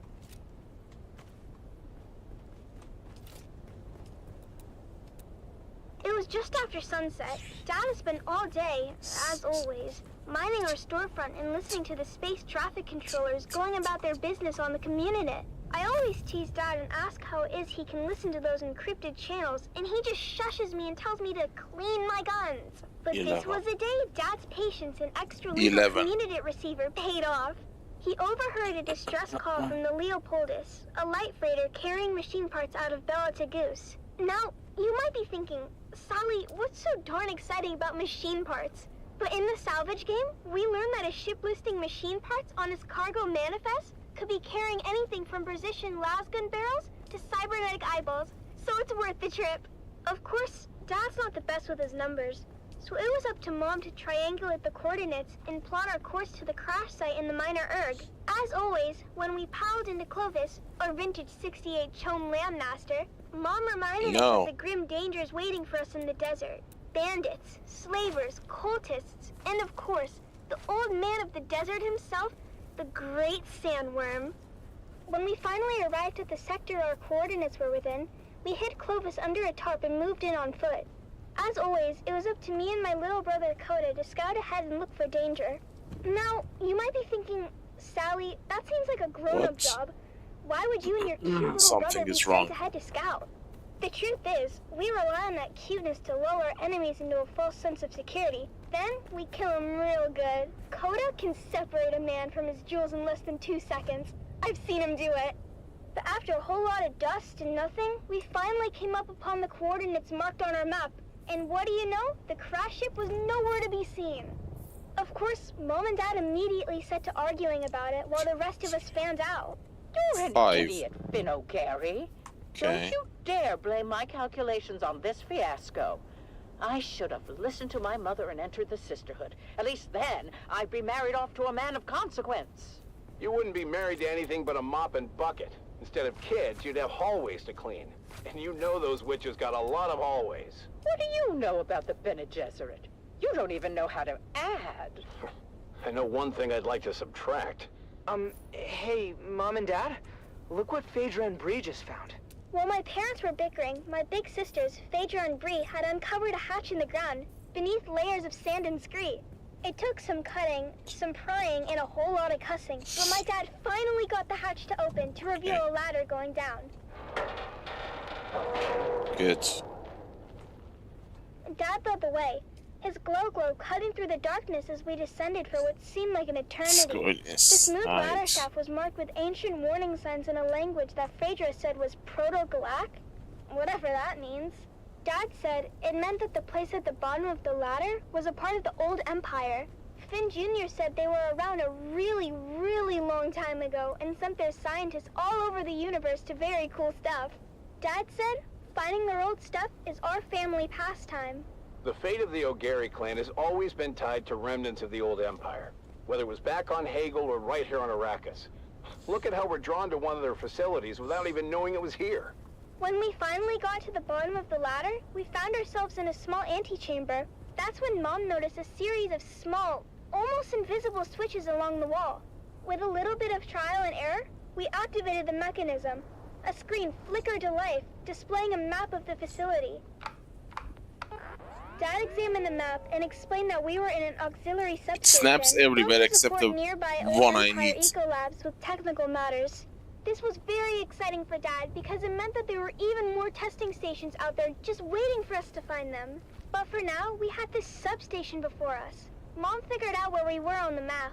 It seemed we had entered through an emergency escape tunnel, but when we tried the door leading back to the main area, it wouldn't open no matter what we tried. Dad began to despair, but Mom kept her head and found us another route back into the complex through a twisty utility duct. But there was a catch. The utility duct was incredibly narrow, too small for any grown-ups to fit through. This was my moment to shine. With a quick pep talk from my mom and a promise to be careful, I wriggled into the tight space, inching my way forward. The walls closed in around me, but in true O'Gary spirit, I kept my cool, determined to reach the other side. About 30 meters in, I felt a tug on the safety rope tied around my waist. It had reached its limit. I couldn't go any further unless I disconnected it. Sally, you're at the end of the rope. You want to come back, hun? I can't turn around here. It's too tight. I'll have to disconnect and keep going. Are you sure, Sally? That's an awful risk. We won't be able to help if anything goes wrong. You didn't raise me to be a coward. What does Dad always say that Owen O'Gary is for? Is it obnoxious? I thought it was obstinate. No, you sillies. It's audacious. I'll be fine. Just keep a lookout for trouble. I unhooked the safety rope and kept pushing forward, fingers crossed that the passage would lead somewhere. The angle of the duct meant there's no turning back. If it was a dead end, I was surely a goner. But hey, what's an adventure without a little risk? I think I can see something up ahead. It's an access hatch. Here's hoping I can open it from inside. I made it! The access hatch opened onto a huge chamber, lit by a soft, eerie glow. It was a real treasure trove of ancient technology, preserved perfectly through the ages. I had found the mother lode. After marveling at my discovery for a spell, I managed to backtrack to the escape tunnel where my family was waiting. Now I understood why we were never able to open that door. It was blocked by an ancient power loader. Fortunately, the control fob was still in place, so I was able to move that great beast away from the door. Honey, are you okay? I'm fine, Mom. Where are you going, Finn? Our daughter almost died, and you're more interested in salvage. She seems fine to me. More than fine, in fact. She's spectacular. Our daughter or the power loader? Can't we be excited for both? This is a VK5000 powered work loader. The last exosuit to come off the Venhold assembly line before the company was split up into Combined Mercantile and the Fold Space Shipping Company. Do you mean... Yep.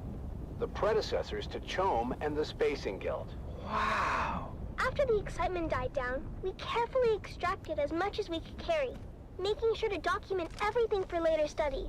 It was our most successful expedition yet. Back at our shop, we spent days cataloging and cleaning our finds, preparing them for sale. And that's where you come in, dear listeners. That's right, Sally. At O'Gary's Imports, it's our Old Empire extravaganza. And you won't believe our prices. We have SD converters, we have anti-induction modules, we have cobalt-tipped frams, we have articulated John doors for men and women. Come find us on the Agora Concourse of the Grand Souk in Arakeen. Because at O'Gary's Imports, if you want it, we have it. And if we don't have it, we'll get it. Thanks, Dad. Until next time, this is your faithful Badland Scout, Sally O'Gary, signing off and reminding you to always check your six. And come back next time for another episode of the Wastelander Chronicles.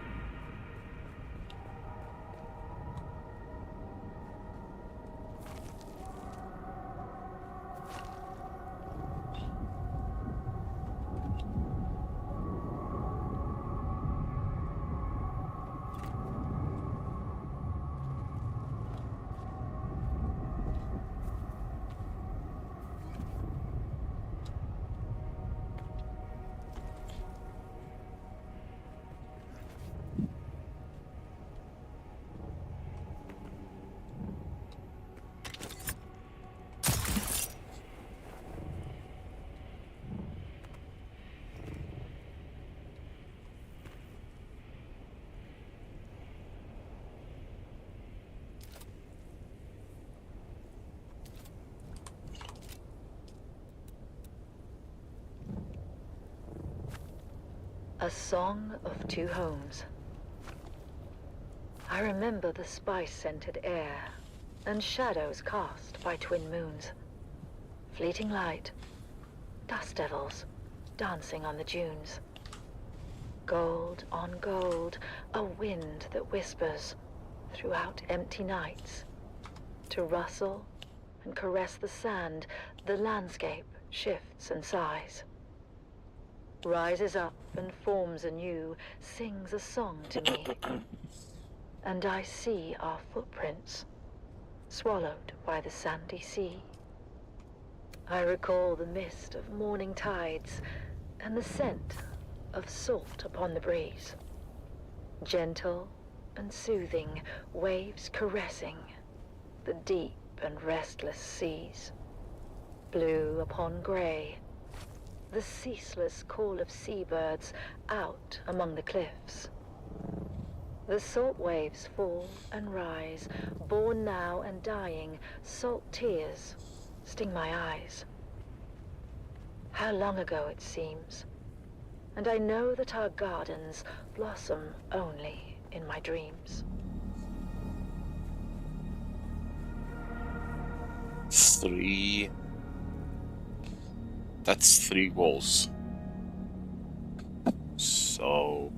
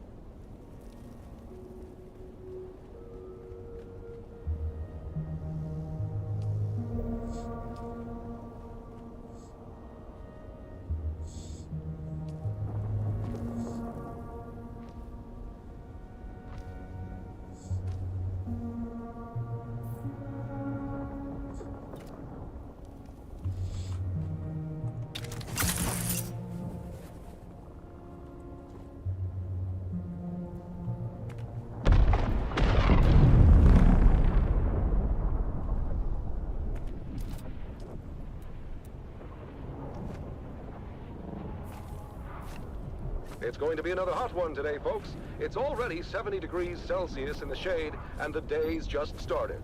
All we can do is put one foot in front of the other and face what comes with honor and determination. This is Tolliver Camp from the heart of Arakeen, guiding you through your day.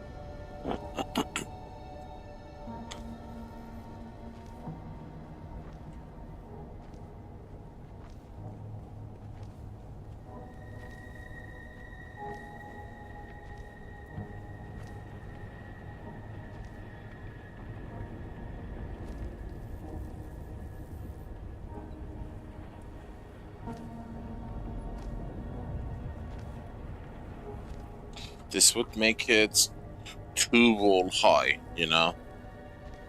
So we would have the first floor as foundation. And then we can wall the second floor. At least it would be fully level. So in that regard, it's not that bad of an idea.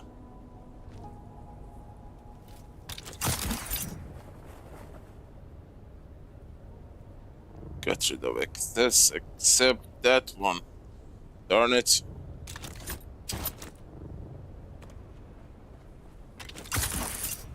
And now we bring you How did I forget about this? First-hand accounts from the front lines, presented by your host, Redondo Monroe.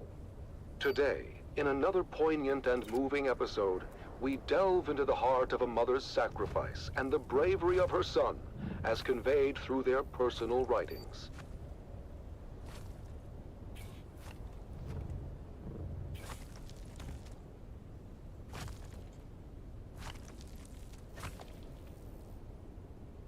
Fiona Thorne, a devoted mother, has remained steadfast and resilient throughout the long years of conflict. Her diary reflects the unwavering morale of the Atreides families, supporting their loved ones and our fighting forces. One fateful day last year, our Special Missions cohort executed a daring raid against a Harkonnen position in the minor erg known as 3 Rock Station. Sergeant Eric Thorne, a highly trained member of the elite strike force known as Gurney's Own, was part of that operation.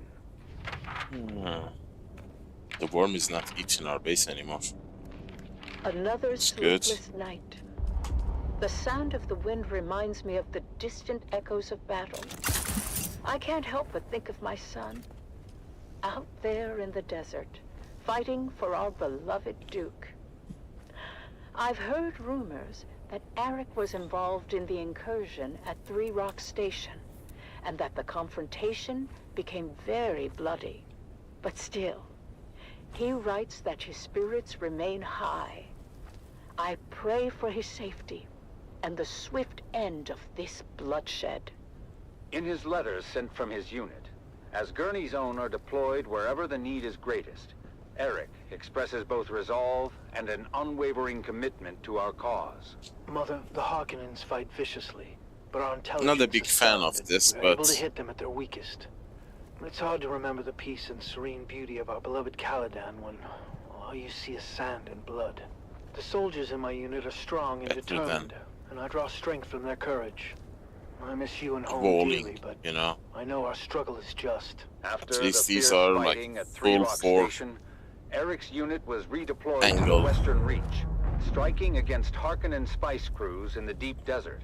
Through sheer determination, Foundation a critical support. position was taken, but at great cost. The news I hear about Eric's unit is grim. Many lives lost, including some of Eric's closest friends. My heart aches for him, and for all the families grieving tonight. Mother, I feel that our small unit is a valuable resource in this war of assassins, but we've lost many good men. My dear friends, it's hard to keep faith when you see so much death. The Harkonnens are brutal and show no mercy, Mother. They burned our wounded alive, and I've seen them torture our captives in ways I can hardly describe. But I remember what you always said about our duty to the Duke, about honor and courage. I try to live by those words, even when everything seems lost. As the confrontations along the demarcation lines grew fiercer, Gurney's Own succeeded in breaking the Harkonnen supply lines, but in many of the missions, they suffered heavy casualties. News has reached us of another successful operation. But Eric's last letter spoke of horrors I can barely fathom. I am hoping now, beyond hope, that his unit will be given reprieve, and that my son will be returned to me. But destiny willed it otherwise, and Gurney's Own were deployed once again to undermine Harkonnen positions near the shield wall. From the mission camp, Eric writes, Dear Mother, I don't know when I'll be able to write again. The Harkonnen positions are strong, and however careful our planning, we are sure to sustain grave losses. But still, none of us hesitates. We fight for House Atreides. For our people. Though I must confess, even the glory of Three Rock Station feels hollow amidst the bloodshed I now have witnessed. I must tell you, Atreides operatives too have been driven to acts I thought unimaginable. And we do what we must to secure victory, but I wonder at the cost to our souls. I miss you. I fear I may never see you again. Later that same month, it was reported that Sergeant Eric Thorne was declared missing in action during a clandestine raid. His mother's heartache reminds us of the ultimate sacrifice made by so many. Eric is missing. My son, my brave boy, lost to this endless war. I am proud of him, of his courage and his honor. But I cannot help the bitterness that fills my heart. We give so much, and for what? What good is the... and the when the endless sands of Arrakis swallow our children whole? Fiona Thorne's sacrifice is a testament to the strength and resilience of House Atreides. Let us honor her and all those who endure the trials of this war, as we strive for a future where their sacrifices are not in vain. You have listened to another episode of Through Their Eyes, first-hand accounts from the front lines, presented by your host, Redondo Monroe.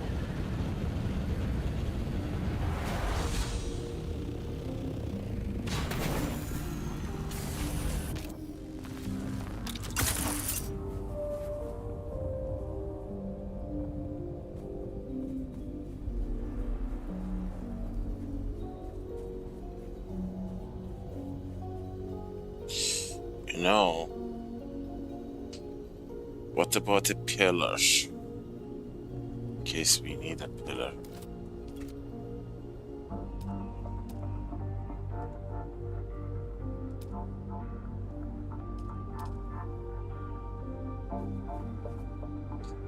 Yeah, that makes this a bit difficult. So let's keep this for the end.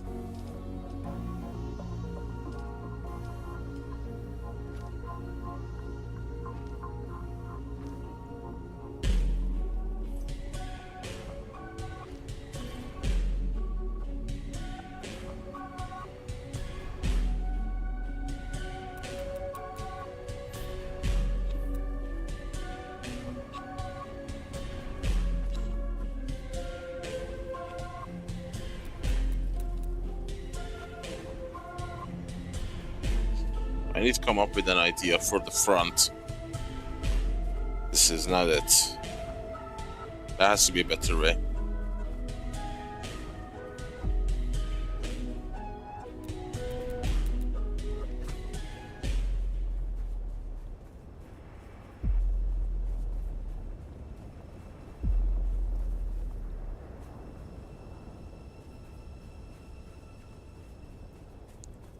This is the absolute center.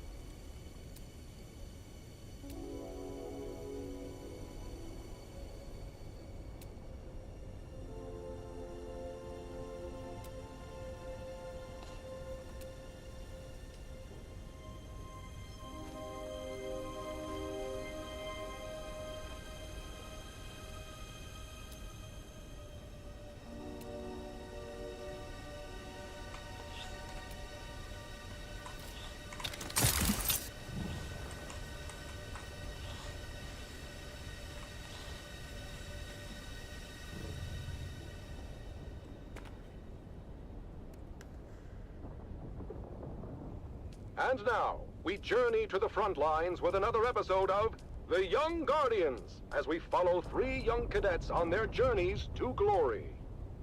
And now, The Young Guardians continues, a captivating saga of bravery, loyalty, and sacrifice. When we last left our 3 young House Atreides aspirants, they had received their orders to join the War of Assassins on Arrakis. After crossing the known universe on a guild highliner, our heroes are briefed on what awaits them in the desert sands below. Now, you must think of the planet's surface as you would any environment hostile to human life. Because make no mistake, troopers, while you're there, while there's oxygen to breathe and the atmosphere won't kill you outright, everything else will. Your destination is Helios Gate, a Bastion-class fortress overlooking the northern frontier. You'll be reinforcing 3 Company of the 5th Rapid Deployment Cohort. Captain Amstrad and the Fighting 5th have repelled no less than 23 direct enemy actions in the last standard quarter. That means you'll be relieving some tired and haggard troops. And, just remember why you're here and who you're fighting for. That's right, for the Duke. As our 3 young guardians cross the gangway to their dropship, certain nerves and anxieties come boiling to the surface. Taran, are you okay? Whoa, you just missed a trooper on the lower gangway. You didn't even notice. Gross. Yeah, I'm okay. Oh, I think that slig chowder isn't sitting too well. It's okay to be nervous, Taran. They look ugly. Terrified. Although I'm not sure if I'm more afraid of the Harkonnen or the planet itself. Both are horrible. But my greatest fear is failure and letting my family down. That's hogwash. Okay, this is too roll high. Family name. We were top of our class at the war gym.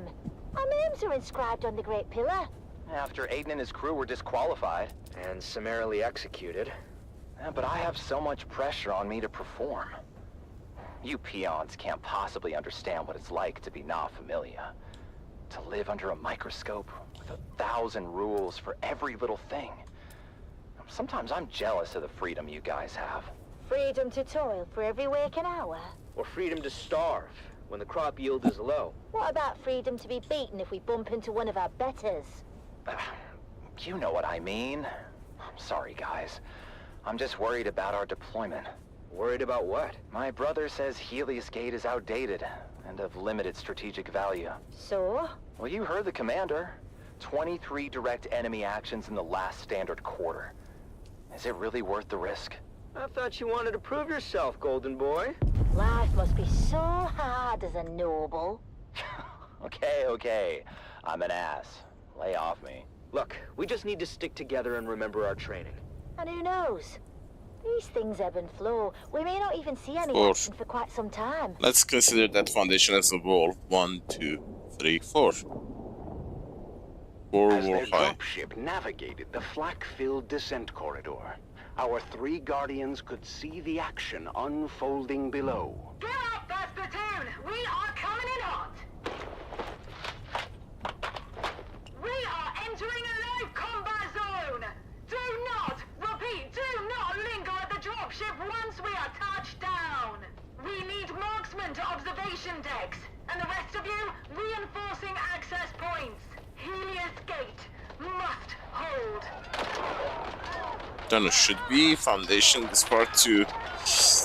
Kinda difficult to decide. Lyra and Amon are deployed to different positions around the Helios Gate fortress. Taran is stationed at the main gate, ready to repel all comers, while Lyra is perched on an observation deck with scope and las rifle. They're trying to cut the gate solenoids. We need a marksman tasked on the front gate. I got you, trooper. Cutter, team down. Meanwhile, Amon and his team of Suspensor-born skirmishers streak across the sky through a fusillade of lasgun fire. Land behind them! Land behind them! On my position! Textbook flanking maneuver.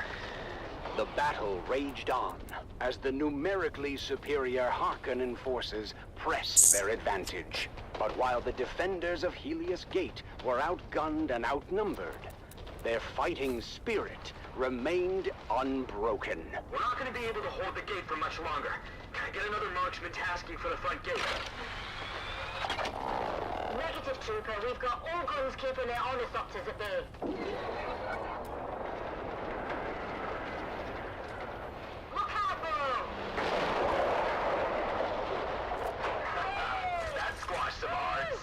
As day turns to night, the Harkonnen forces prepare for a final desperate assault. The defenders, exhausted but resolute, ready themselves once again for the coming battle. This is it, troopers! Helios Gate! I can't lie, I like that. Once again! We have gunships coming in on an assault vector from Para East. We just need to hang on until they get here. For the Duke!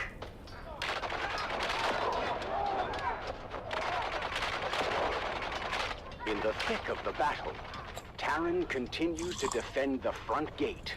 His strength and determination an inspiration to those around him. They're trying to break through the old-fashioned way. Lyra's precision fire thins the ranks of the oncoming enemy as Amon is redeployed to the battlements. I've been hit! The front gate isn't gonna hold! Terran finds himself in a perilous situation. He is injured, and the position he holds is about to be overrun by the enemy. Lyra, from her vantage point, sees Terran's predicament and desperately tries to provide cover fire. Hold on, trooper! I'm trying to cover you! There's just too damn many! But then, just as hope seems lost, Amon streaks, Suspensorborn, across the sky and fights his way to his fellow young guardian. Come on, Terran, let's move! It's too late. The gate won't hold. We're gonna be overrun. Are you sure about that, Terran?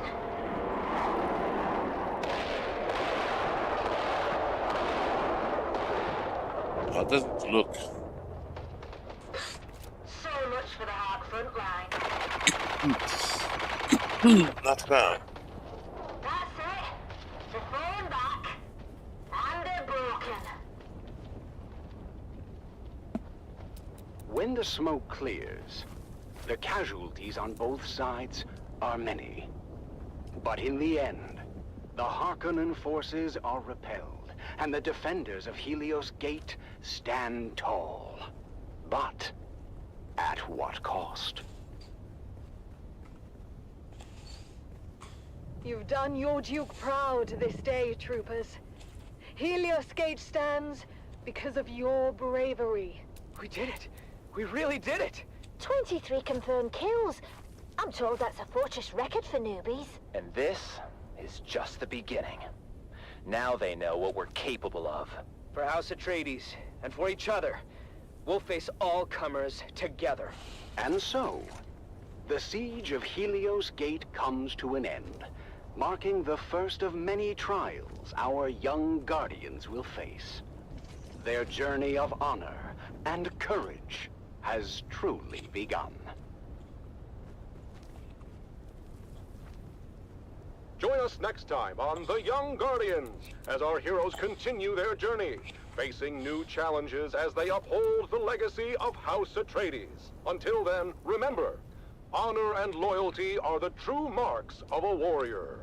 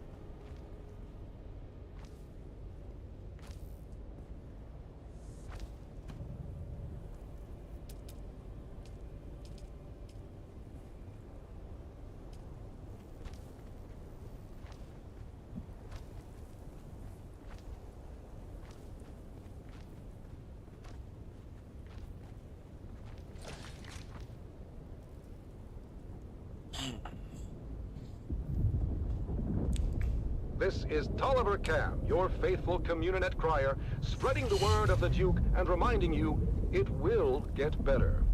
War is hell, but our cause is just, and there's no other possible outcome than total victory.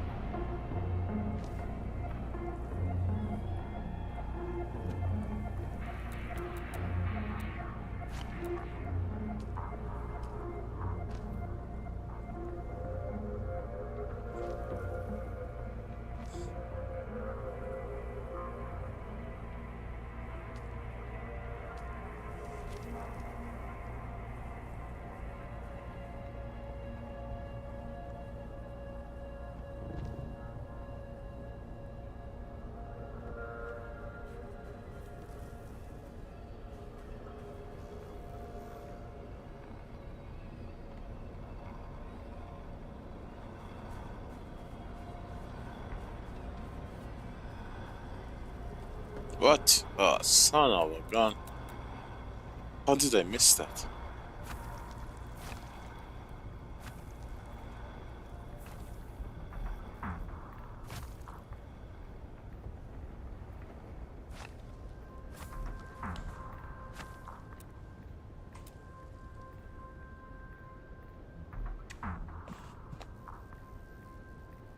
That's too steep.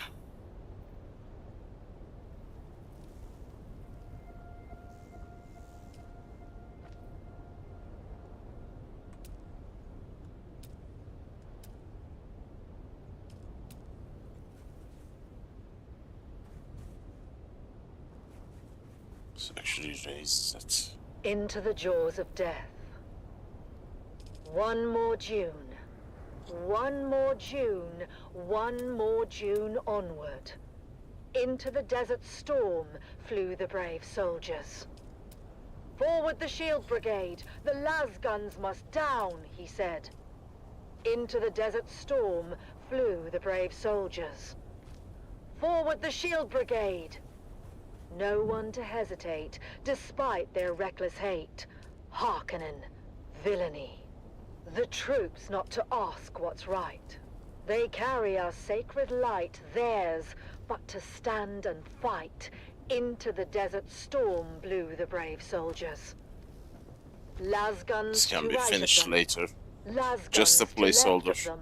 Las guns in front of them. Lightning and fire beam, forward to final breath. Boldly they flew, and well, into the jaws of death. Into the mouth of hell flew the brave soldiers.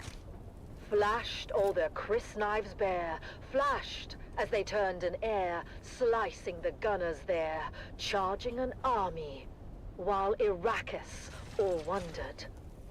Plunged in the battle smoke, right through the line they broke.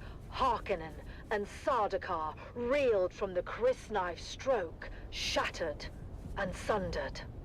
Then they flew back, but not all of the soldiers.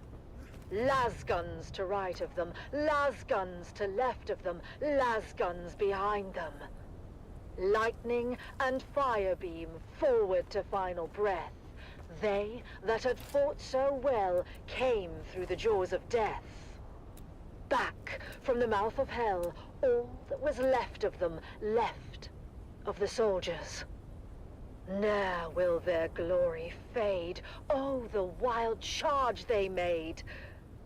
Atreides, in debt to them, honor the charge they made.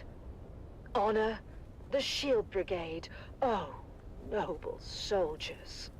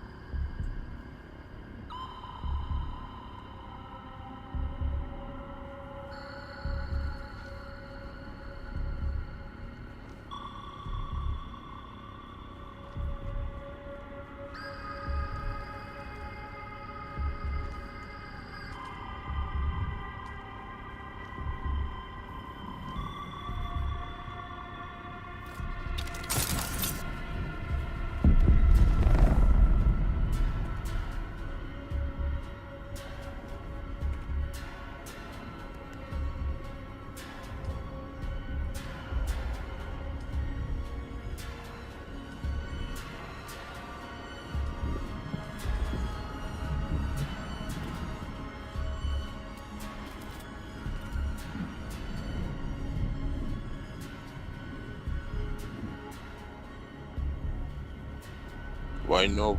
Sector weather alert. A large sandstorm is approaching. Why so late?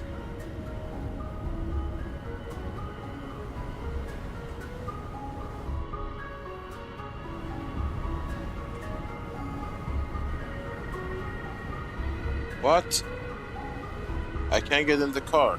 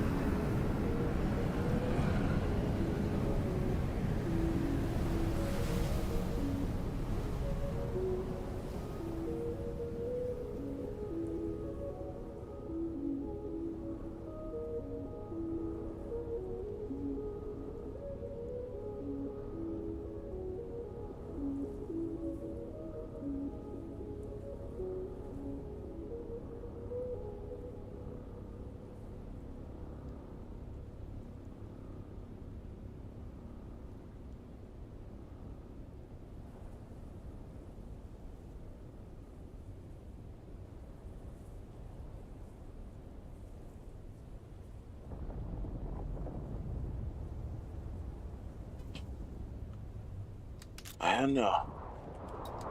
My creativity kind of dried up. Wastelander Chronicle, brought to you by O'Gary's Imports. O'Gary's Imports. If you want it, we have it. And if we don't have it, we'll get it. Join us now as we journey to the blistering sands of Arrakis, where we follow the adventures of the O'Gary clan, maybe we went too a pioneering family of salvage experts, as they scour war-torn battlefields and crash sites to discover their next great haul.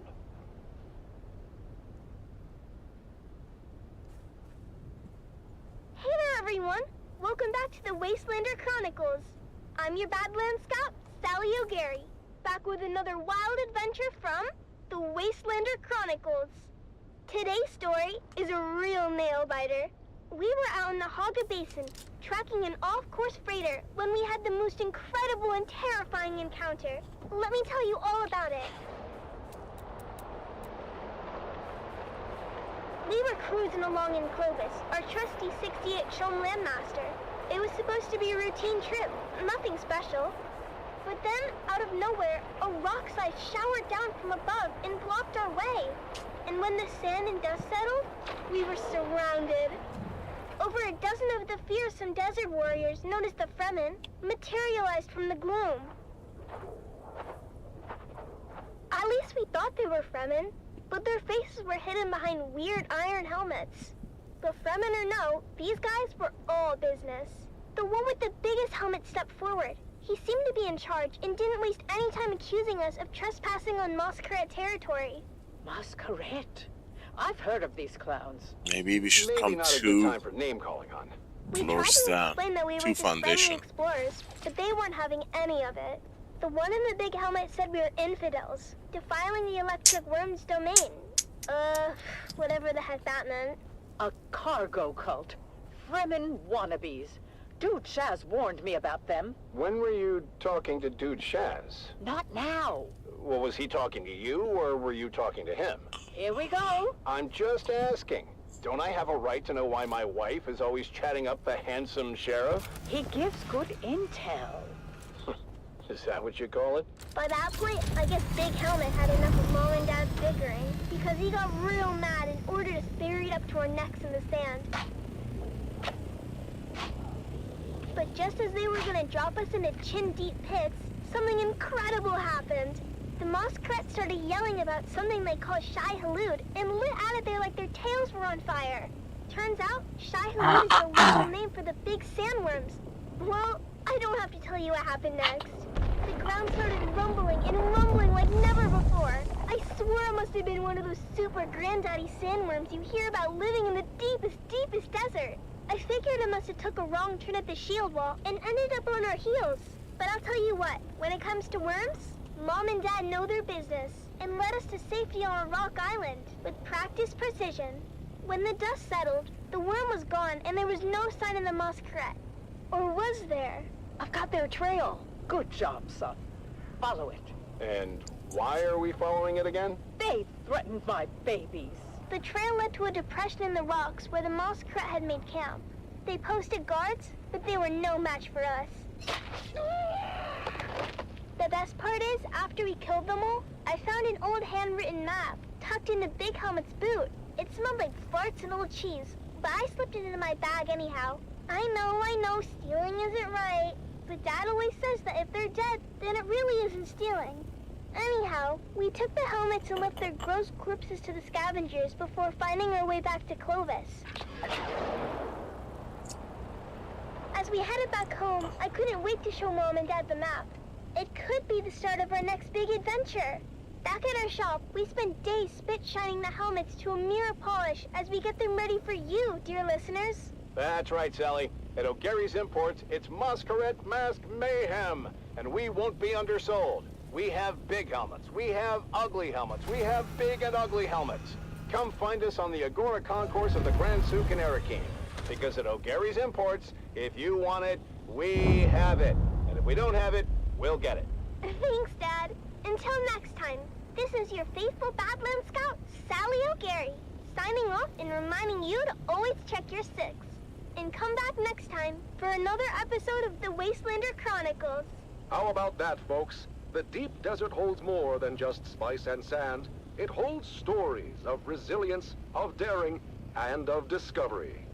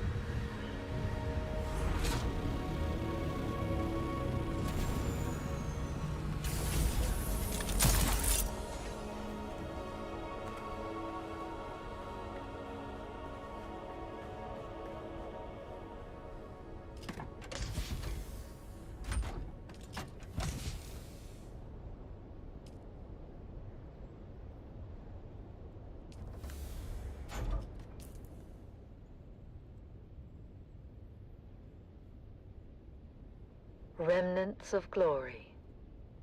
Echoes of valor. Whispers on the wind. Calling the names of the fallen. Brave souls, now but shadows in the dunes. The remnants of glory. Desert silence, broken by memory. Sand beneath our feet, shifting with each sacrifice. Lives given, given to the cause. The remnants of glory. Era of valor, of gallant deeds, echoes in the annals of history. History, written in blood and sweat. The remnants of glory. In the silence, we remember names and faces faded. Faded but not forgotten, their legacy a flame undying. Glory may fade, but honor remains. The guiding star, eternal, the remnants of glory. In the stillness, whispers linger, ghosts of battles fought. Won or lost, but not forgotten, their echoes. Echoes of valor.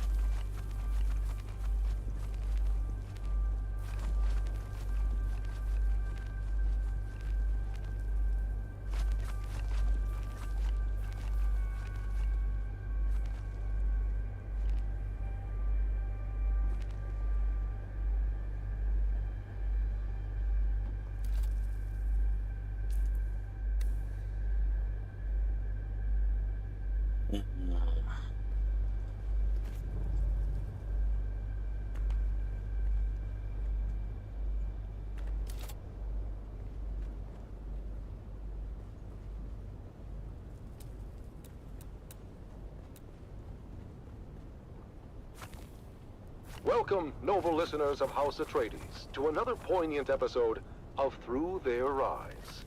Today, we bring you the story of Sergeant Creel, a decorated member of the 2nd Deep Desert Expeditionary Force who has faced the horrors of war firsthand. As we delve into his experiences, we honor the bravery and sacrifices of our troops. Sergeant Creel, thank you for joining us today. can you start by telling us about your involvement in the operation at Dejumwadi?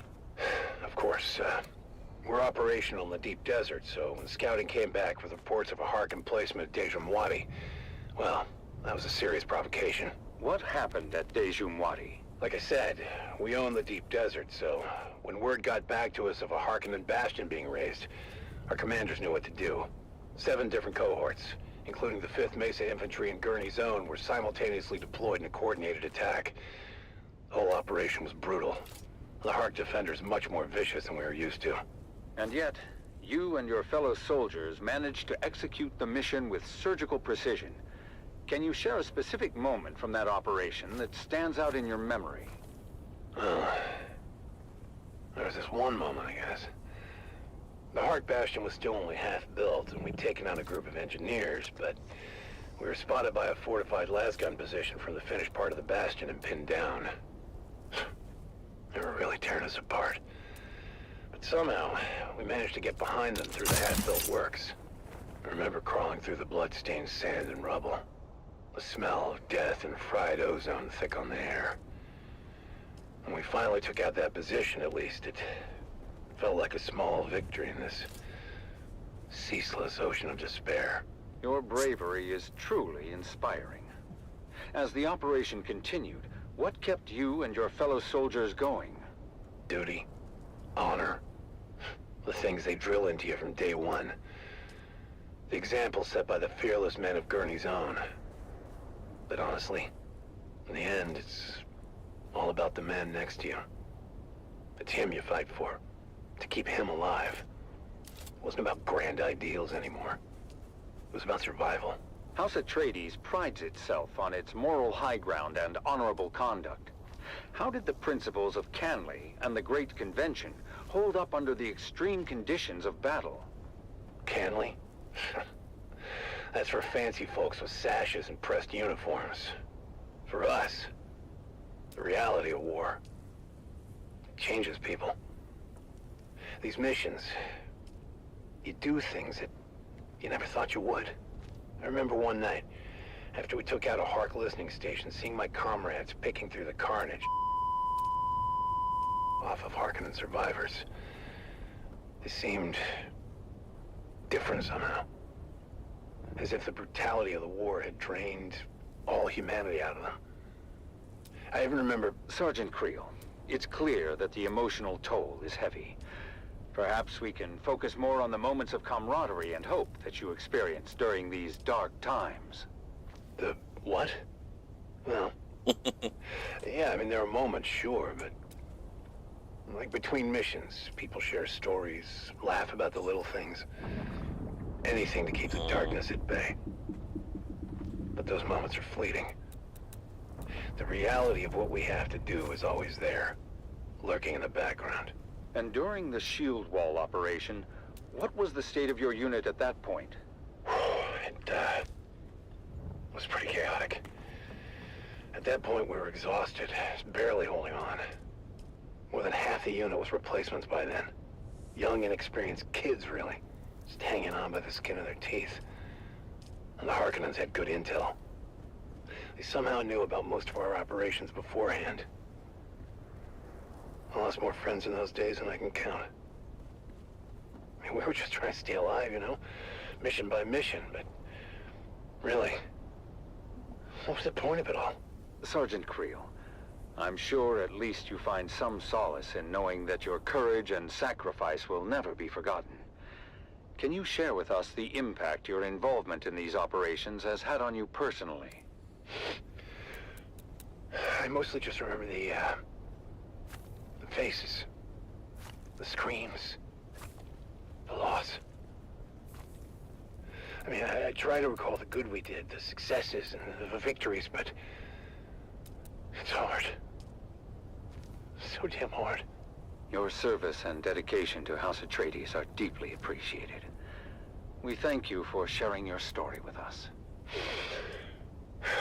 Yeah, thank you. I just hope it was worth it. And that concludes our interview with Sergeant Creel. His story is a stark reminder of the sacrifices made by our brave special forces. Let us honor their sacrifices, and strive for a future where this can finally end, and the Harkonnens are eradicated from all of Arrakis. You have listened to another episode of Through Their Eyes, first-hand accounts from the front lines, presented by your host, Redondo Monroe.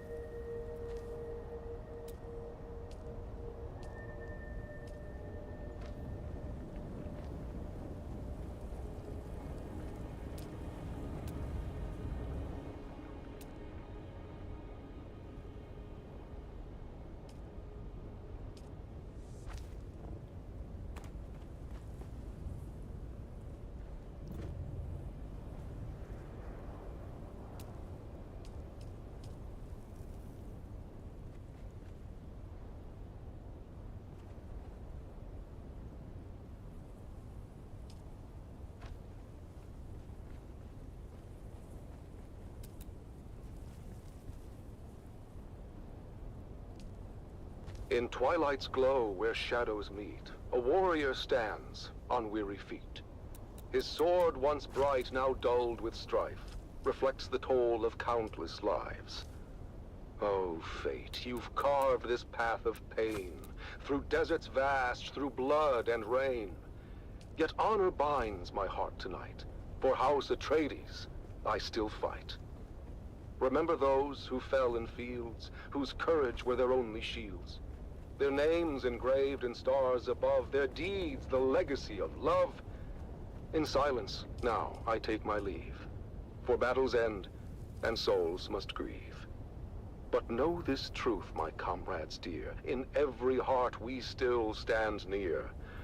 O house of just and noble name, we've lit the stars with honor's flame. And though my journey's end is near, House Atreides, shed no tear. For in the halls where heroes rest, where valor shines, where hearts are blessed, we'll meet again in timeless peace, where all our pains and trials cease. In twilight's glow where shadows meet, a warrior stands on weary feet. His sword, once bright, now dulled with strife, reflects the toll of countless lives. Oh, fate, you've carved this path of pain, through deserts vast, through blood and rain. Yet honor binds my heart tonight. For House Atreides, I still fight. Remember those who fell in fields, whose courage were their only shields. Their names engraved in stars above, their deeds, the legacy of love. In silence, now I take my leave. For battles end, and souls must grieve. But know this truth, my comrades dear, in every heart we still stand near. O house of just and noble name, we've lit the stars with honor's flame. And though my journey's end is near, House Atreides, shed no tear. For in the halls where heroes rest, where valor shines, where hearts are blessed, we'll meet again in timeless peace, where all our pains and trials cease. Powerful words that remind us of the courage and resolve that lives in every Atreides heart.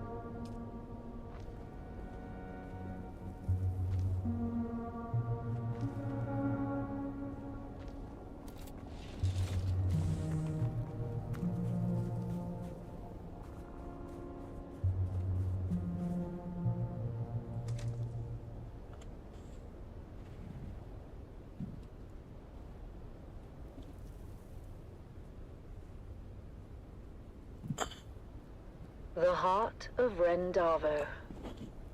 Rendavo's father was a sergeant. It is tricky. Old and bent and grey. He served the Duke in '88.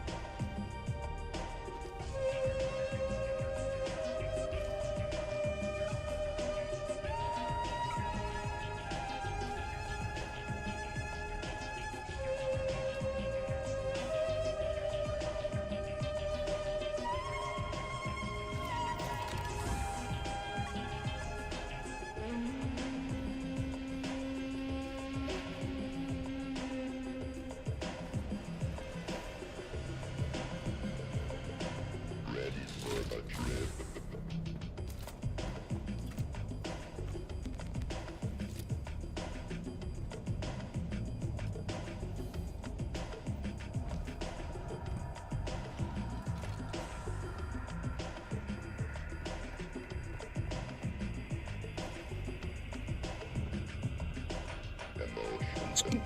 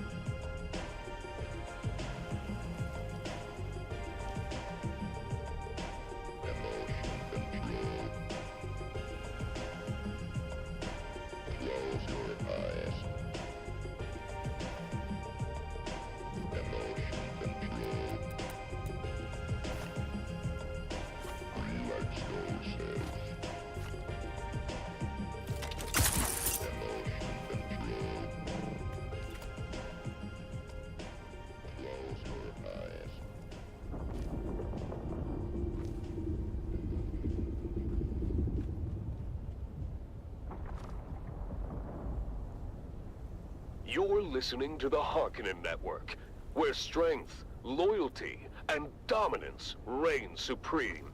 Strength through loyalty. Next up, dear listeners, what you have all been waiting for.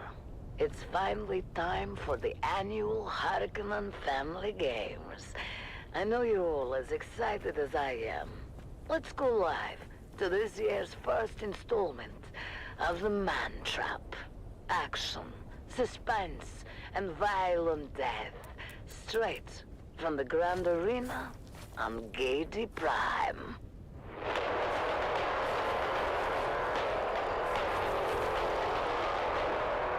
People of Arrakis, today marks the beginning of the annual Harkonnen Family Games, and the Grand Arena on Gaiety Prime has been transformed into a labyrinth filled with traps and deadly creatures from across the Imperium. Ever since its construction 20 years ago, the labyrinth has played host to the traditional competition known as the Man Trap. 9 contestants enter. Only one may leave, to be granted freedom and glory. Now, without further ado, let us go live to the action and our hosts, Maxim Dubrov and Vera Kotila. Thank you for joining us. I am Maxim Dubrov, slave master of the labyrinth for the past 15 games. I am joined today by Vera Kotila, renowned biologist. Vera, tell us about your first memory of this Hulud competition. Oh, I still remember it to this day, Maxim. I was watching on the net when one of the contestants was constricted and swallowed by a Jalboa from Grumman. I remember their screams as they were swallowed alive. Yes, I remember it well. Oh, it was so exciting. You could see them flailing inside the beast as they were slowly digested. I was 9. I think it was at that moment I decided to become a biologist. Entertaining and educational. Without spoiling too much, I can say we'll probably get to put your knowledge to good use during this year's competition, Vera. And speaking of the competition, the contestants are arriving in the staging area now. What do you know about the staging, Vera? I know that every contestant is given a number and then they enter in that order. Correct. And we keep 15 minutes of separation so that there is enough time between them to prevent a brawl right at the entrance. Ah, yes. I remember when that rule was introduced. There used to be quite the bloodbath early on. Indeed. It was crowd-pleasing fun. But we prefer to prolong the game. Hence the rule change.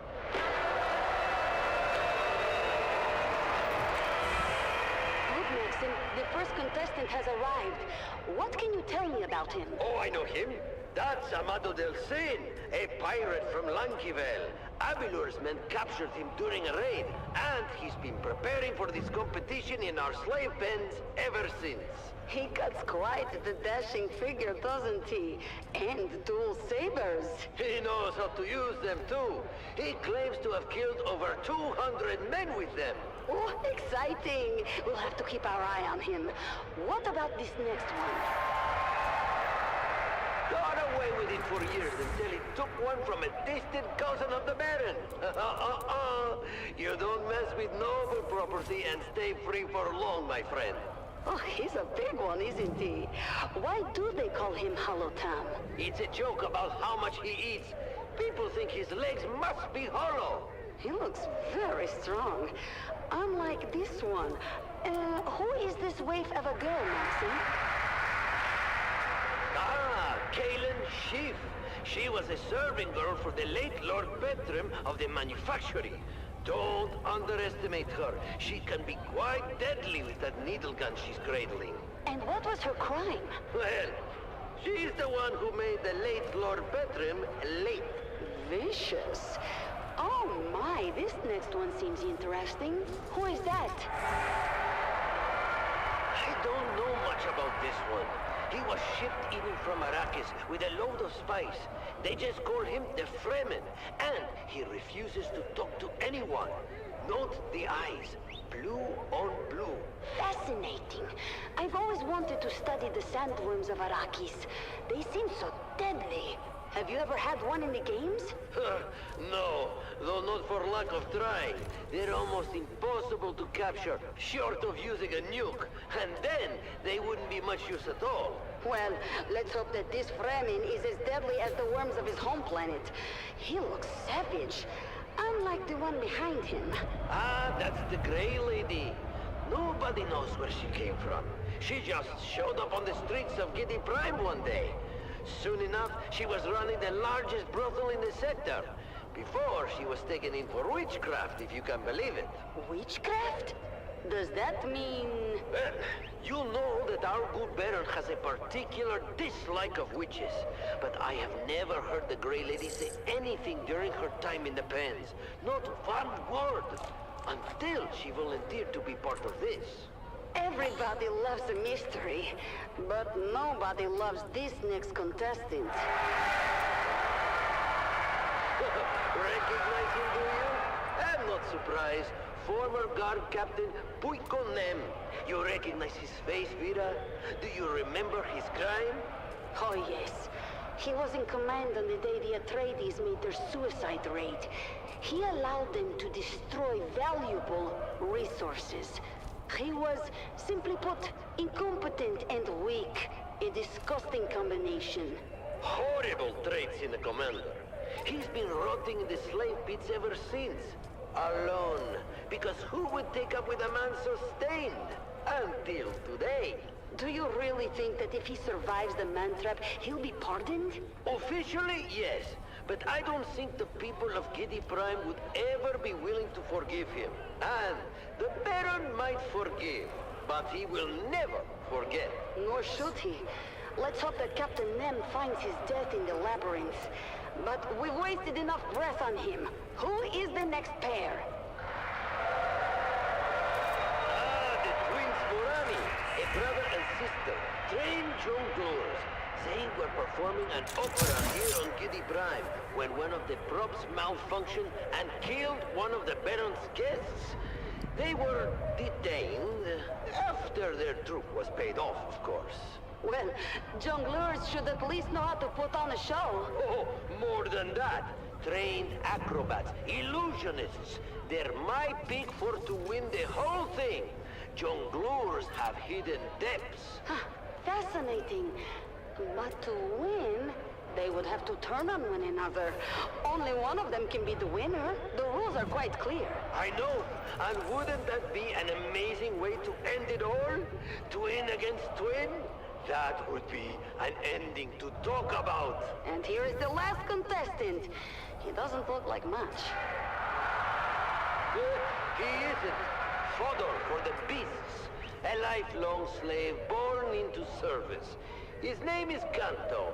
but he's too low-born for a family name. And why did you select him for the competition? He looks like it won't last 15 minutes. I reached an agreement with his owner. Kanto is growing older and can easily be replaced, but he has a hidden talent, one I hope that we can draw forth during the competition. Oh, how interesting. Will you tell? Oh, no, my dear. Let's save some secrets for the audience to discover. So, those are our 9 contestants, lined up and ready to go. Any favorites, Vida? You know, I put my money on the Grey Lady. Witchcraft or not, I love a classy lady. And I have a soft spot for our swashbuckling pirate Amado. Shame to waste such a handsome wastrel. Good choices both. It's time to get this competition started. Are you ready? I've never been more ready. Are you ready, loyal listener? The contestants are prepared, the traps are set, and the creatures are starving.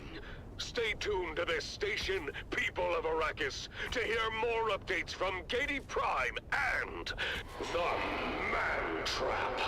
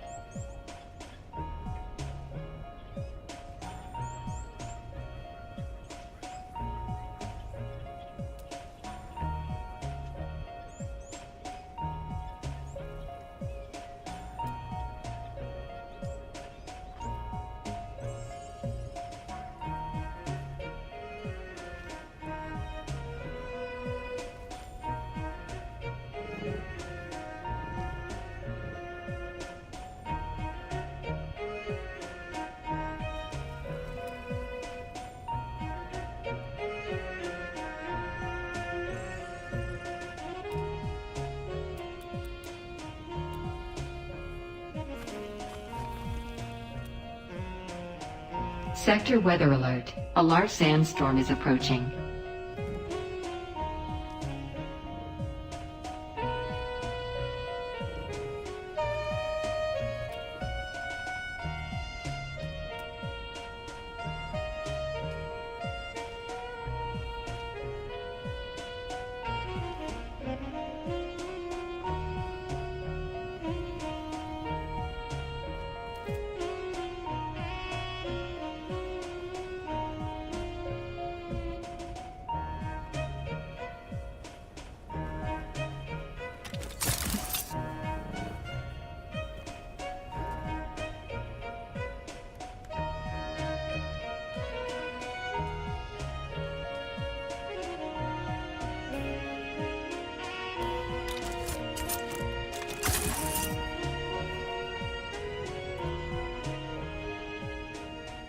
Sector weather alert. A large sandstorm is approaching.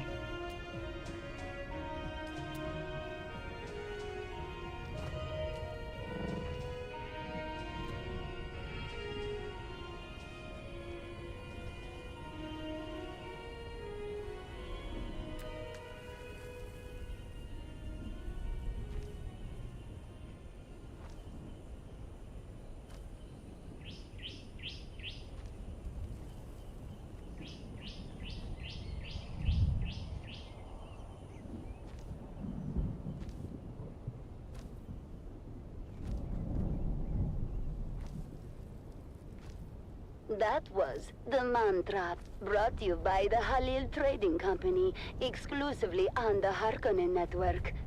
Stay tuned for more exciting content. Harkonnen, we are Arrakis. You are listening to frequency 152.6, the voice of House Harkonnen. Sector weather alert. A large sandstorm is approaching. Now witness as the dark and tangled truths of House Atreides are revealed by the Convert. Greetings, Truth Seeker. I am the Convert, once a high-ranking advisor to the Atreides regime. I have since escaped and live under the protection of our God Baron.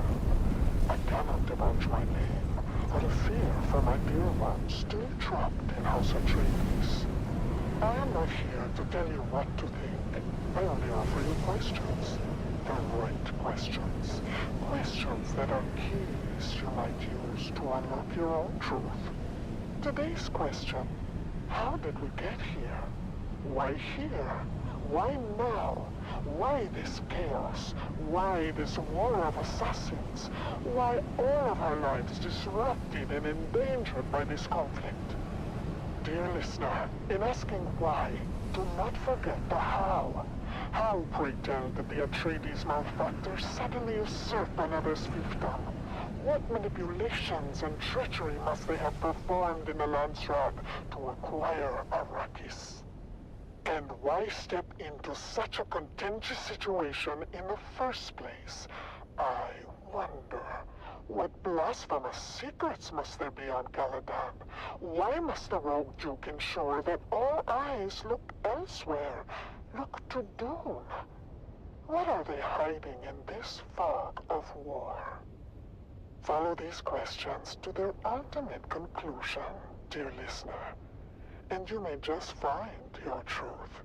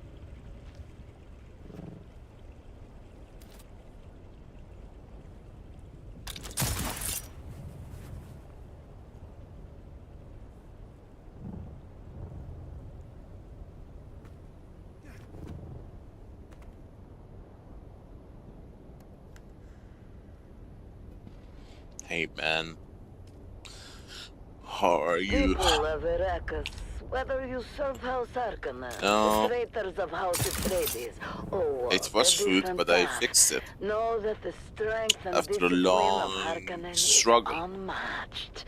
Up next, another piece of inspiring music to keep you focused on your duties.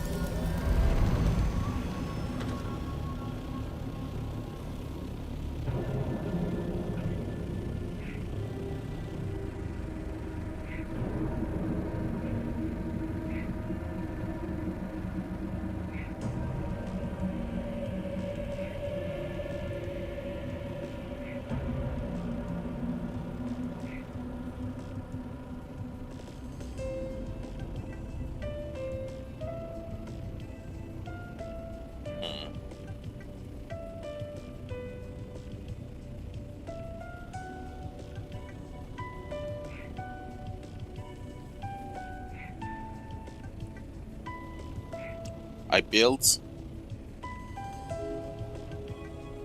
a rectangle inside a rectangle. You see those edges? That is the startup build area. It's a 31 by 19 plot, and I'm building a core of 21 by 9 inside it.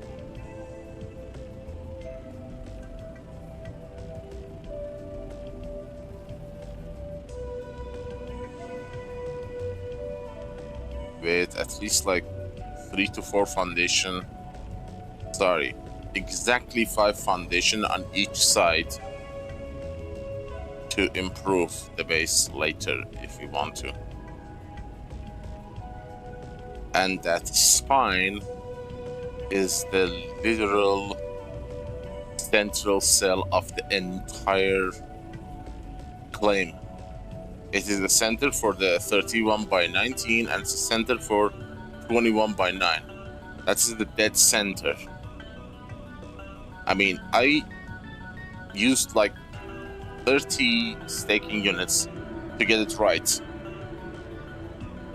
I built and destroyed so many times until I finally got something that is mathematically and geometrically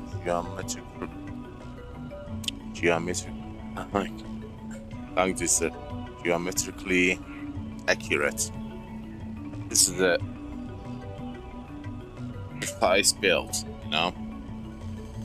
Everything is exact, everything built on odd numbers, symmetric if you want to call it. The first 2 floors are gonna be the core, which is gonna, you know, act as a foundation. These are fake floors because we can go so high, we can go all the way up here. This is the buildable area. So I am starting floor 0 from 3rd floor. 3rd floor is gonna be the floor 0. And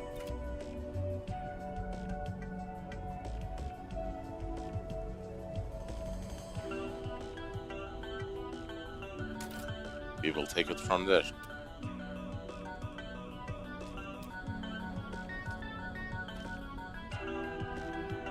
Fourth floor is gonna be floor 1.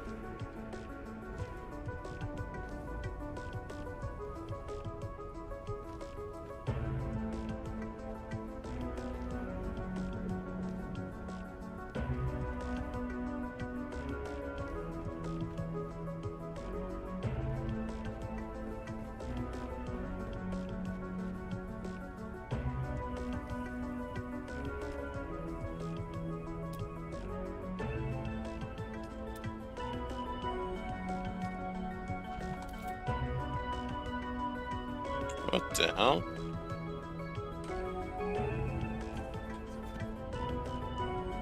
What kind of building is this? It's a wall. Such a weird wall.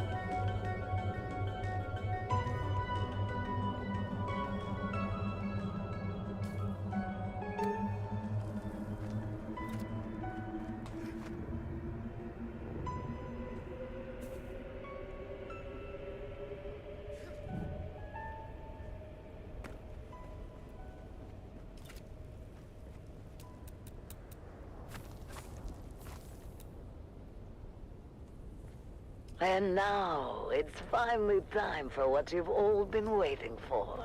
The second installment of this year's Man-Trap, straight from the annual Harkonnen Family Games at the Grand Arena on Gedi Prime. Here are your hosts Maxim Dubrov and Vera Kotila.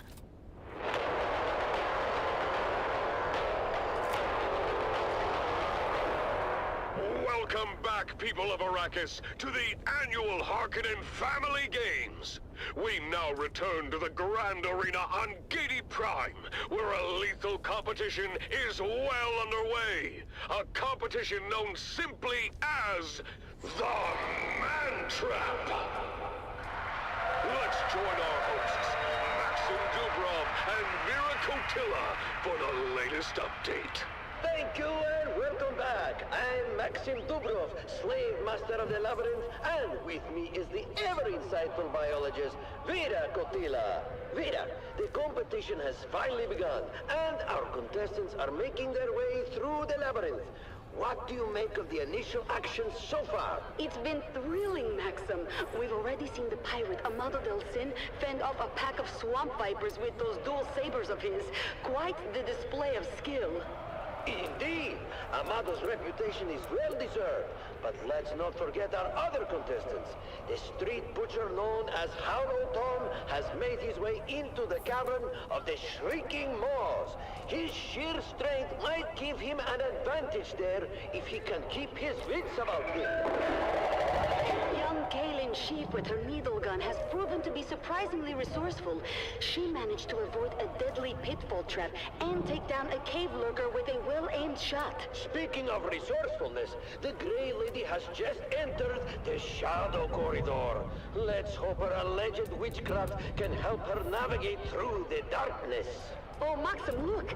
The Fremen has encountered his first major challenge, the Steel Fang, a mechanical beast designed to hunt and destroy. Do you think he can handle it? The Fremen is a wild card, Vera. His silence and demeanor suggest he's hiding considerable skill. We'll have to wait and see. Now, Maxim, we should discuss Puikonem. He's struggling in the web of deception. His past failures are clearly haunting him. Do you think he stands a chance? Puikonem's greatest enemy is himself. If he can overcome his doubts, he might survive. But I would not bet on it. And what of poor Kento? He's managed to avoid direct confrontation so far, but the question remains, what is this hidden talent you hinted at, Maxim? Oh, patience, Vera. All will be revealed in due time. For now, let's enjoy the spectacle. Ooh, look, Maxim. The Grey Lady has just dispatched a group of poison-spitting groks with ease, displaying strength and agility far beyond what would be expected from a woman of her apparent age and constitution. Indeed, Vera. Her calm and calculated moves suggest that her veils hide more than meets the eye. What was that, Maxim? It seems something significant just occurred. Thank you, Vera. It appears Hulud triggered one of the labyrinth's more explosive traps. He's wounded but still moving. Oh, this might slow the giant down a bit. The competition is fierce, and the labyrinth is relentless. Only the strongest and most cunning will survive. Indeed. And now, let's turn our attention to the twins Morani. They are currently scaling the Serpent Spire. The spire, of course, is a towering structure that rises above the labyrinth, giving those who brave it a unique opportunity to survey the entire labyrinth and learn its secrets. Yes, Maxim. Their movements are almost poetic. Each step precise, each leap calculated. The spire is one of the recurring features of the labyrinth, and a unique challenge. From its height, the entire labyrinth is visible, and any climber can also be seen by the other contestants. Look at them go! The Morani twins truly are a sight to behold. Their synchronization is flawless, making their way past deadly overhangs and precarious ledges. But wait! The female sibling seems to have misjudged a jump! Oh no! She has fallen! One of the twins has fallen, hitting several jagged rocks on the way down. This may be a serious injury indeed. A devastating turn of events for these favorite contestants. The female twin is still alive, but it doesn't look good. She's badly injured. The twins' bond and skills have proven to be extraordinary, but this mishap could change everything. Her brother is making his way down to help her. The Morani twins' fate hangs in the balance. Will they be able to continue, or will this injury prove too much to overcome? Stay tuned as the drama unfolds.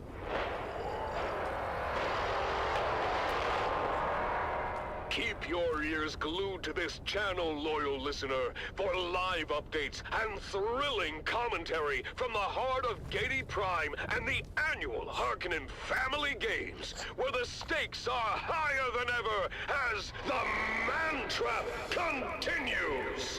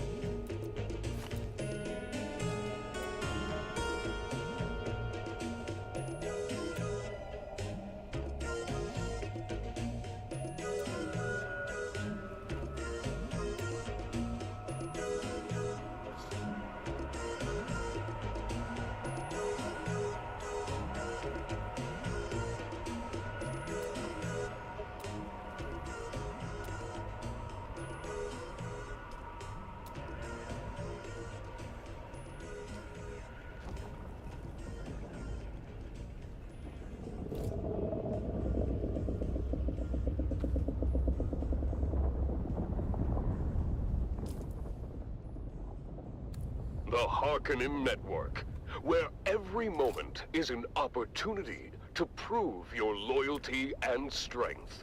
Strength through loyalty. You are listening to frequency 152.6, the voice of House Harkonnen. We are Arrakis. Now witness as the dark and tangled truths of House Atreides are revealed by the Convert. Greetings, Truth Seeker. I am the Convert. Once a high-ranking advisor to the Atreides regime, I have since escaped and live under the protection of our good Baron. I cannot divulge my name out of fear for my dear ones, still trapped in House Atreides. I am not here to tell you what to think. I only offer you questions.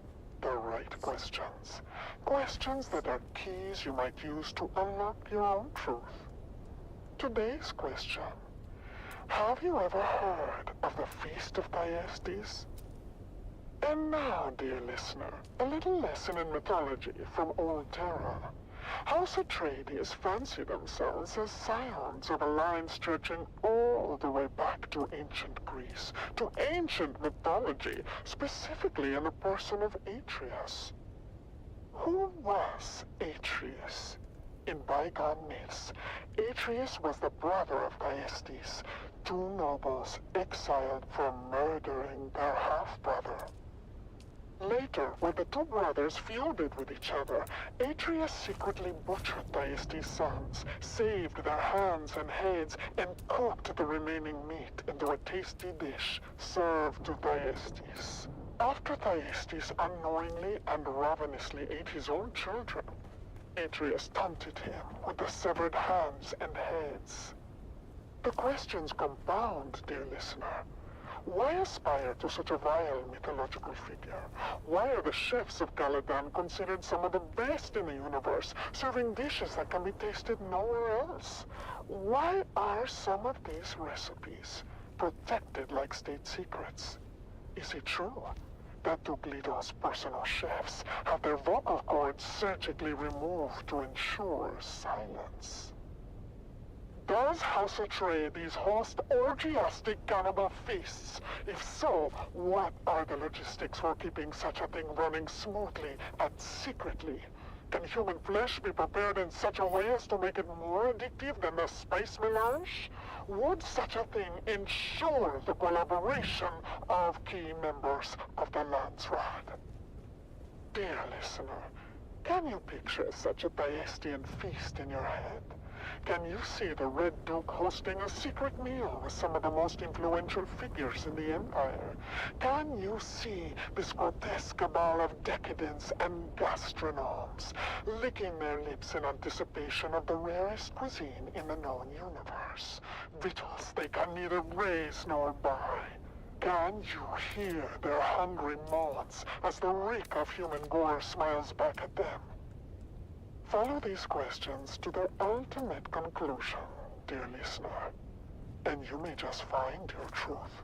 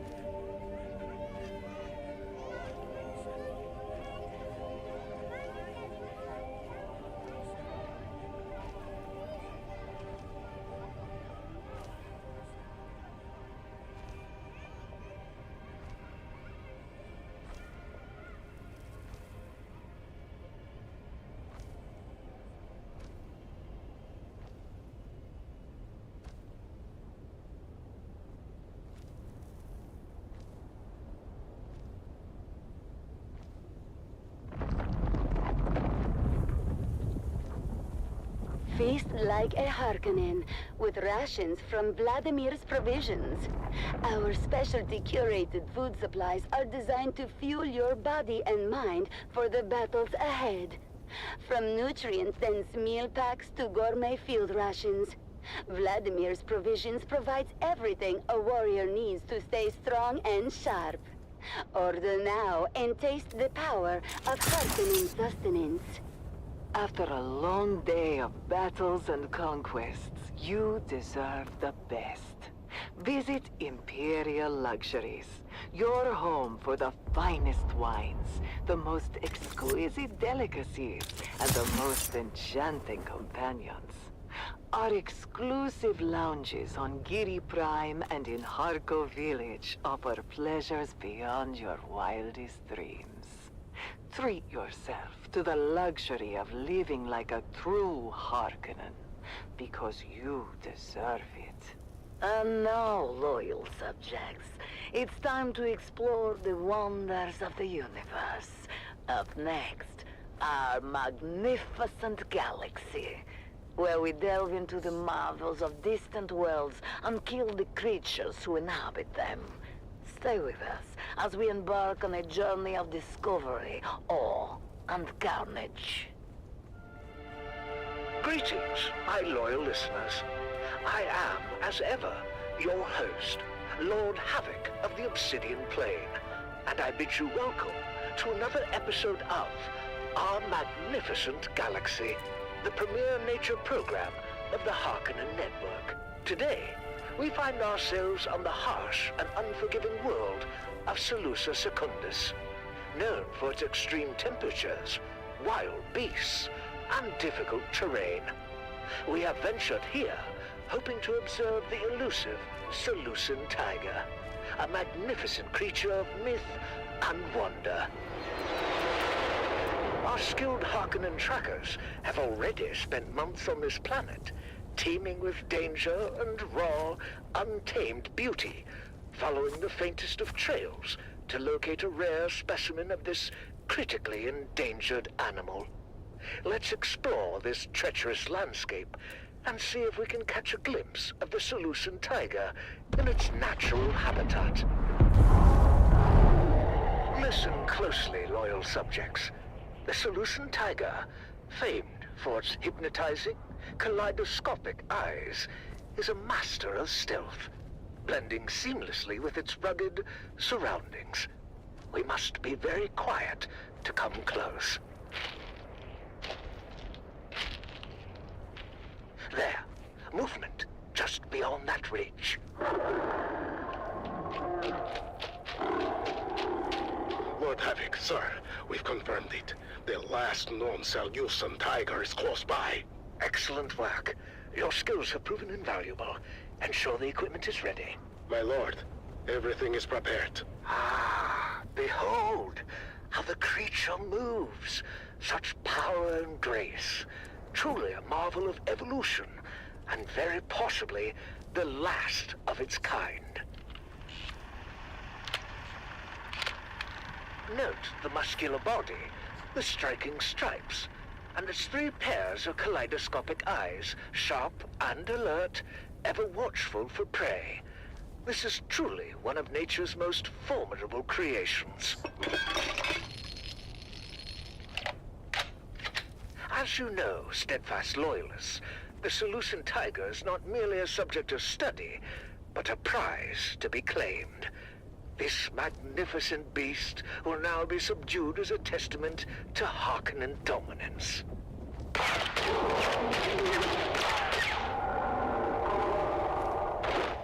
Excellent shot! The beast is down! Secure it before it awakens.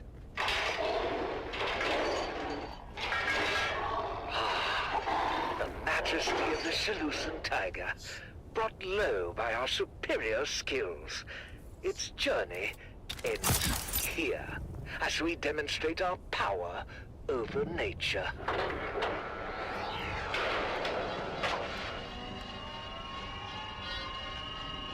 Death by the lethal Zenobia injection is a slow, agonizing process, necessary to assert our control and to deter any other creatures like this, if any indeed remain, from ever challenging our superiority again.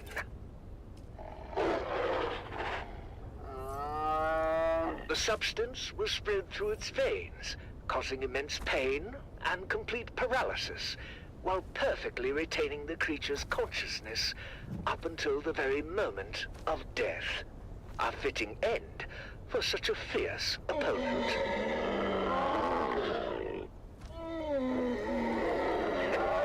This, my devoted followers, is the true might of House Harkonnen. No creature, no matter how rare or powerful, can withstand our will. And now, for the final touch. This creature's marvelously iridescent eyes, extraordinarily rare and valuable, can be preserved as trophies if they are carefully extracted from a still living specimen. And oh, at last, the many-colored eyes of the Seleucid tiger, a reminder of Lord Havoc's, of Harkonnen's superiority and the power we wield. Remember this day, for it marks another victory in our relentless pursuit of dominance throughout our magnificent galaxy.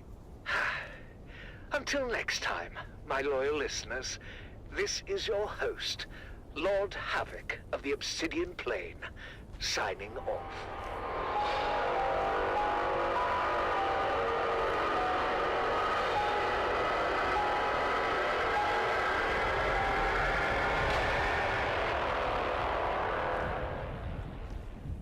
Stay tuned to the Harkonnen Network, where loyalty, strength, and victory are celebrated.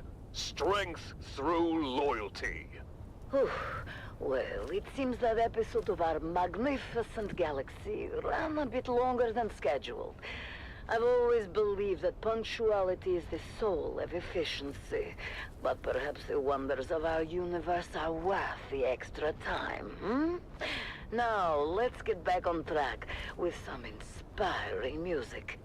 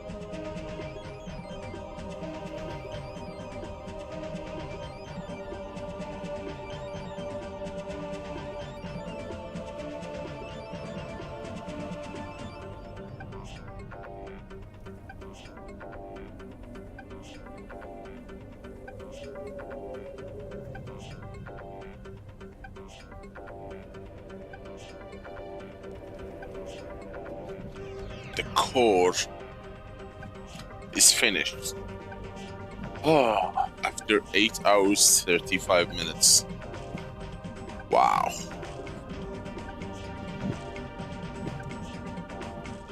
That's a long time. But when you decide to build a base with precision and you are not, you know, a base designer, that's normal. I personally consider it a miracle that I actually managed to finish it and it turned out to be accurate. Building a 29 by 9 inside the 31 by 19 is no easy task. Yet I managed to pull it off. Now the first 2 floors plus 1 foundation floor or 2 foundation floors is completely done. Now we are standing on the ground zero. I'm sorry, floor 0. This is floor 0.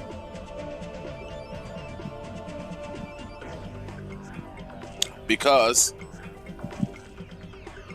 we are able to go super high.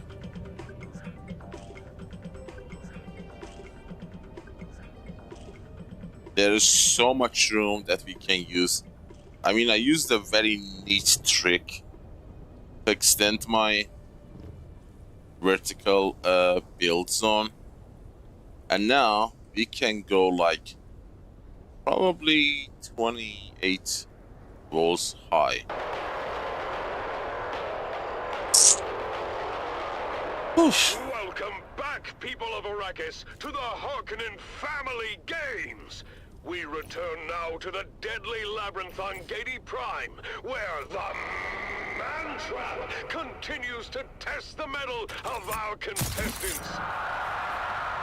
Let's join our hosts, Maxim Dubrov and Vera Kotila, for the latest update. Thank you and welcome back. I'm Maxim Dubrov, slave master of the labyrinth, and with me is renowned biologist Vera Kotila. Let's do a quick recap of the rules of the game, Vera. The rules are... there are no rules. Well, yes, that is almost true, Vera. Any means are indeed allowed as the contestants move through the labyrinth, facing traps, dangerous beasts, and each other. When only 2 contenders remain, the doors to the final room will automatically open, giving them access to the Conqueror's Seal, the release that ends the competition and affords the winner their freedom. To build a base this big, where you get no worm to eat it, that's no easy task. The notorious pirate from Lankaville has just crossed paths with Hollow Tom in the depths of the labyrinth. I am completely middle of the open desert. Hollow Tom, with his immense strength, is a formidable opponent, but Amado's dual sabers are a force to be reckoned with. Look at them go! Hollow Tom swings his massive cleaver, but Amado dodges effortlessly. He's incredibly fast. This is safe. And there it is! Amado's sabers flash in a deadly arc, slicing through Hollow Tom's defenses, and... oh! Look at all those guts spilling out of him! These are, you know, markers architects use when they are planning a build.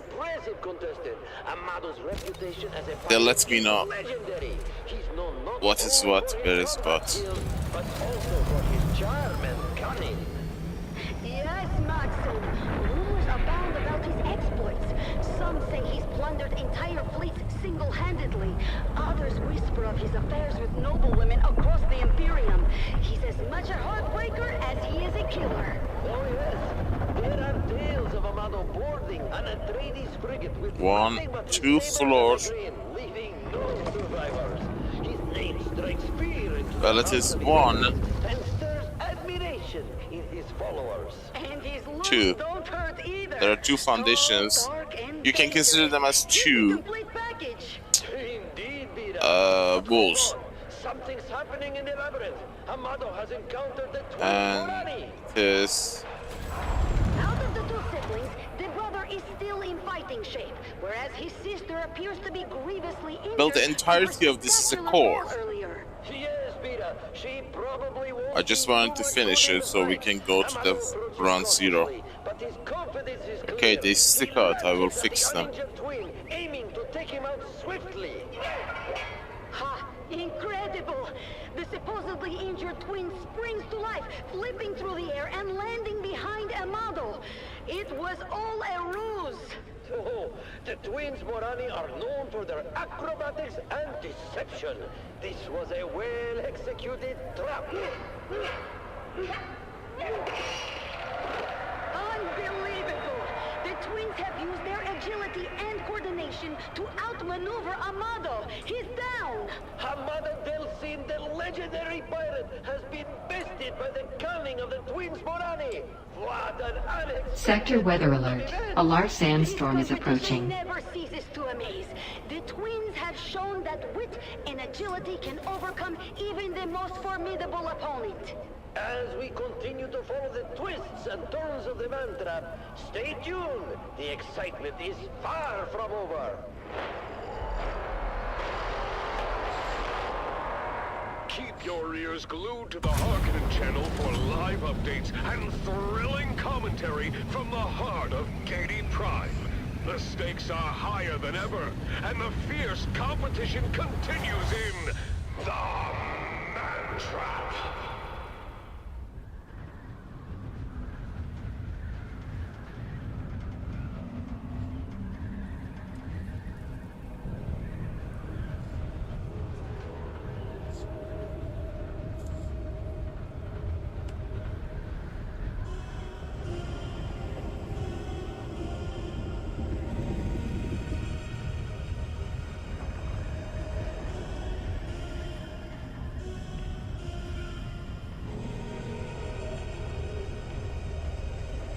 Sector weather alert. A large sandstorm is approaching. Yeah, it wasn't easy.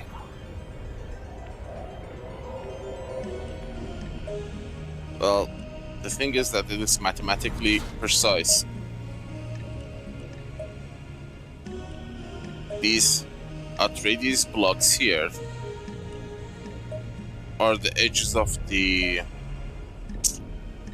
buildable area. This one is one missing because this is the warm zone.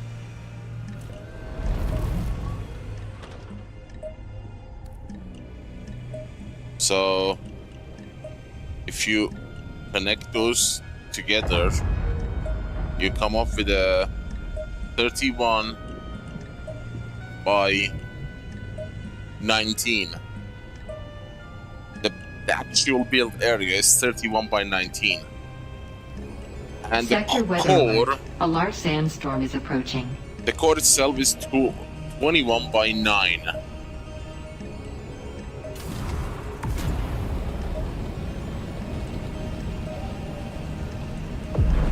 So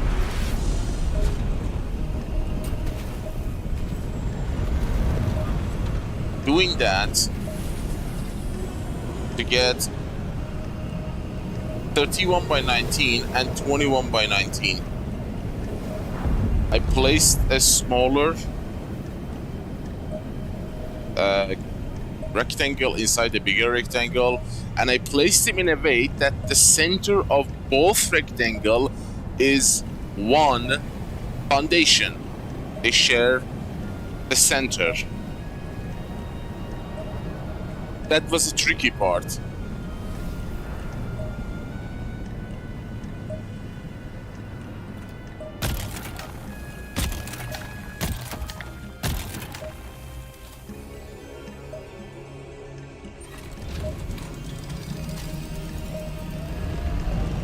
You see that? I call that a spine. That is the center of the entire build area. And also it's the center of the core cube in the middle. Can you imagine in a messy game like Dune, you can actually get the core and then figure out the exact center of your base. And then place another rectangle inside that buildable area and have the center of that rectangle to be the exact same with the build area. This is 50-50, half and half. Mathematical precision is crazy. Half, half, and also half, half. 9, 9, 5, 5.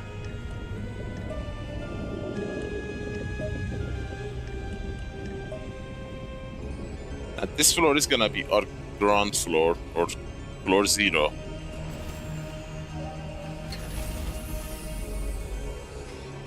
And we are gonna build from here up because I used a trick, very neat trick actually, to extend and increase my vertical height for my buildable area.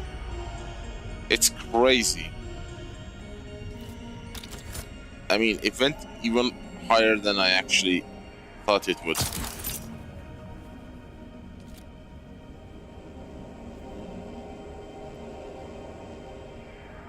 It is so high. I mean, it actually reaches...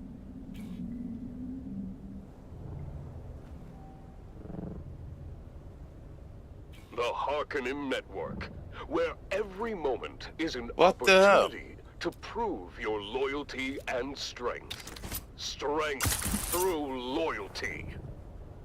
You are listening to the Dune Watch Network. We see all. And now your host, Darko Draganov.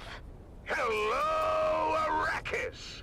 Welcome to the broadcasting arm of the Dune Watch Network, where you are the Barons. The vertical height House Harkonnen has 1,000 eyes. goes so high, Remember, you can actually dangers from within are even level more with the treacherous cliff there. from without. It is your vigilant eyes and your truth-speaking mouth. This is a massive build area. All safe. Let's dive right into whispers. Ouch. Whispers and rumors. In an alarming trend, reports of meticulous arrangements of animal bones and body parts continue to grow. Witnesses too numerous to name here claim to find these gruesome displays on the outskirts of our settlements. While some brush off these disturbing sightings as unimportant, most of you, according to the tips and messages I'm thinking about where should I place the landing pads. Because the higher you go, the more beautiful the view gets. Placed animal parts are the sites of profane rites performed by the primitive Fremen. Perhaps the Fremen, who cannot compete with us physically or technologically, have resorted to cowardly tactics of desecrating our communities and corrupting our children. Stay vigilant and never suffer a Fremen to live. And now it's time for you, the hard part is done. House Harkonnen, to speak your truth in a little segment we call Voice of the People. Voice of the People. An anonymous citizen writes, Dune Watch, I'm writing this anonymously for now. I need some advice. I suspect a good friend who works in the spice mining industry of skimming a small amount of spice. I have no confirmation of this, just a suspicion.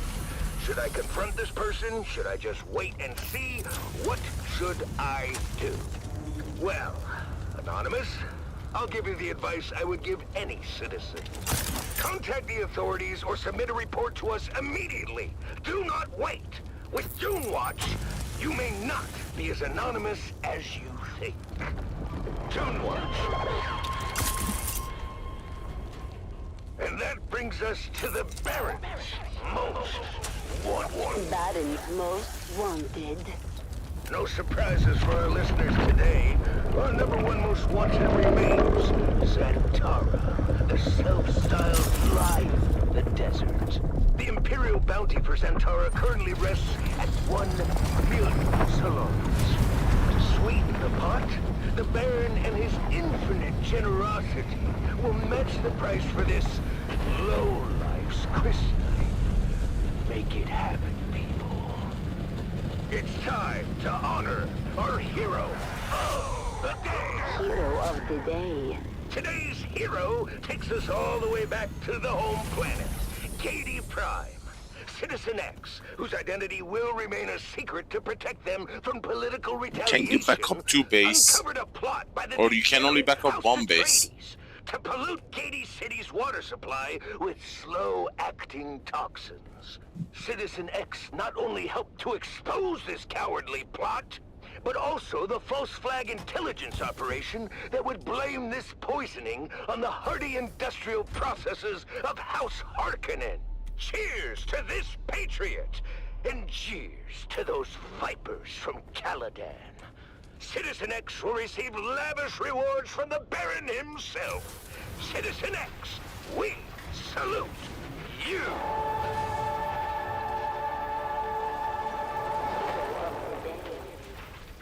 That concludes this broadcast of the Dune Watch Network. Remember, if you see something, submit a report. If you notice your neighbor has not submitted a report recently, ask yourself, what are they hiding? If you have not submitted a report recently, I ask you, what are you hiding? I have used something like 50,000 blast zone already.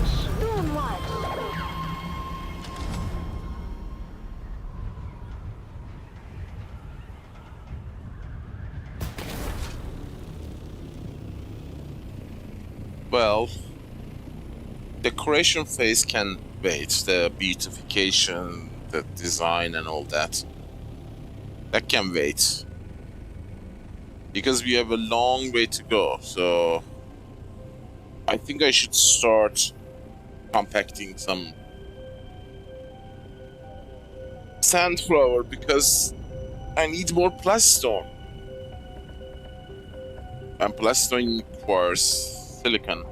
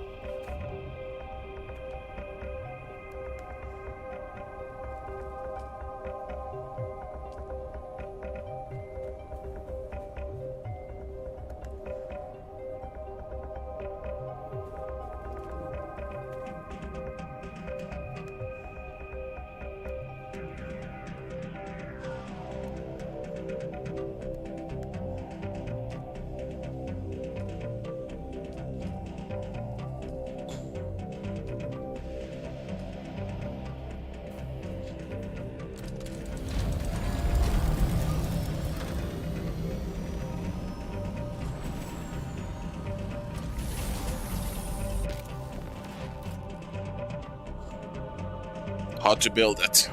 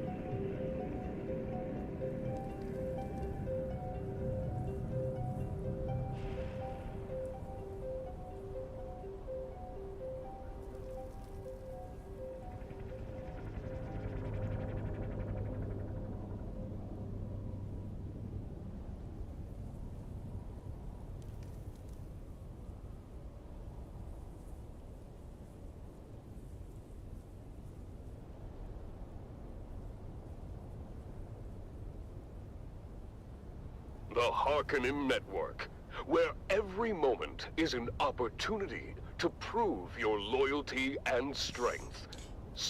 This is my very first properly built base. I mean, I tried with that one, the original one, but they were not accurate. Welcome back, people of Arrakis, to the annual Harkonnen Family Games.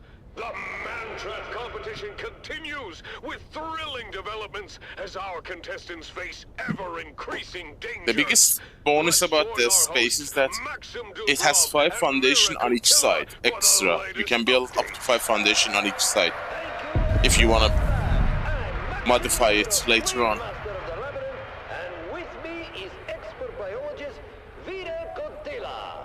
Vera, we've had quite a series of events so far. Let's do a quick recap of the remaining contestants and their current positions. Indeed, Maxim. First up, we have Amado Delsin, the pirate who recently met his end at the hands of the twins Morani. Hulud has also fallen, leaving us with 7 remaining contestants. That's right. Let's start with the Fremen. He has just emerged victorious against the Steel Fang and is making his way through the western tunnels. His silent determination is truly something to behold. Absolutely. Next, we have the Grey Lady, who has expertly navigated the Shadow Corridor. Her calm and calculated approach has allowed her to dispatch several poison-spitting Groks. She remains an enigma, but her skills are undeniable. Then we have Puikonem, the disgraced guard captain, who has barely survived the web of deception. He certainly has the audience against him, but there is no denying that he has shown surprising resilience. Kaelin Sheath, the former serving girl, has managed to evade numerous traps. Her agility and quick thinking have kept her alive so far. The Fremen is catching up to Puikonem, and it seems inevitable that they will clash before long, unless Nem is killed by Kaelin Sheath first. That's right, Maxim. Sheath and Nem have both reached the treacherous Abyssal Chamber, a section of the labyrinth with a bottomless pit at its center. This will be a true test of their skills and endurance. The tension is palpable. We can make this floor 3 high. Each other warily, both aware of the deadly drop that awaits any misstep. Kaelin makes the first move, firing her needle gun, but Puiko deflects the shots with his makeshift shield. He retaliates with a swift strike from his dagger. It's a brutal and even fight. Both are landing blows, and both are bleeding. The edge of the pit looms dangerously close. If you make it 3 high. Look at their movements. They're both clearly skilled, but Puiko's desperation is giving him a fierce determination. Kaelin is agile, but she's struggling to maintain her balance. Puiko lunges and Kaelin dodges, but she's too close to the edge. She fires another shot, grazing his arm, but he doesn't stop. With a final desperate push, Puiko throws his weight against her. Kaelin stumbles, teeters on the edge, and... She's fallen! Kaelin Sheath has plummeted into the abyss! Puiko stands victorious, but he is gravely wounded. He's dragging himself away from the pit, bloodied but alive. What a fight! Puikonem has proven that even cowards Why this one is glowing? lucky, but his ordeal is far from these? over. Indeed, Vera. And it seems his path will soon cross with that of the Fremen. That encounter is bound to be explosive, but that will all have to wait until our next installment. Wall 3, it's the other way around.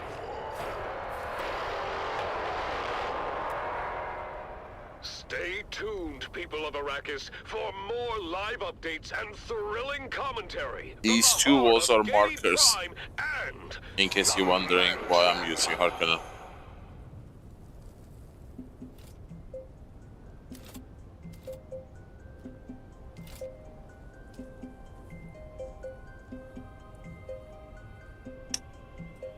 Inner wall, inner wall.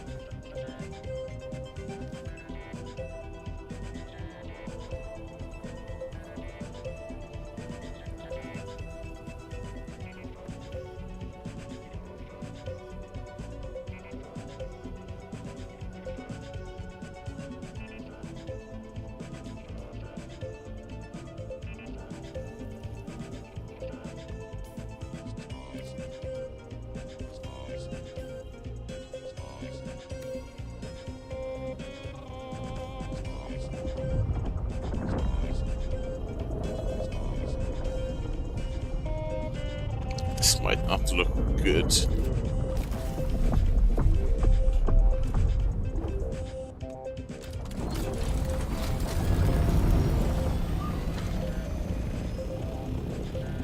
Nope.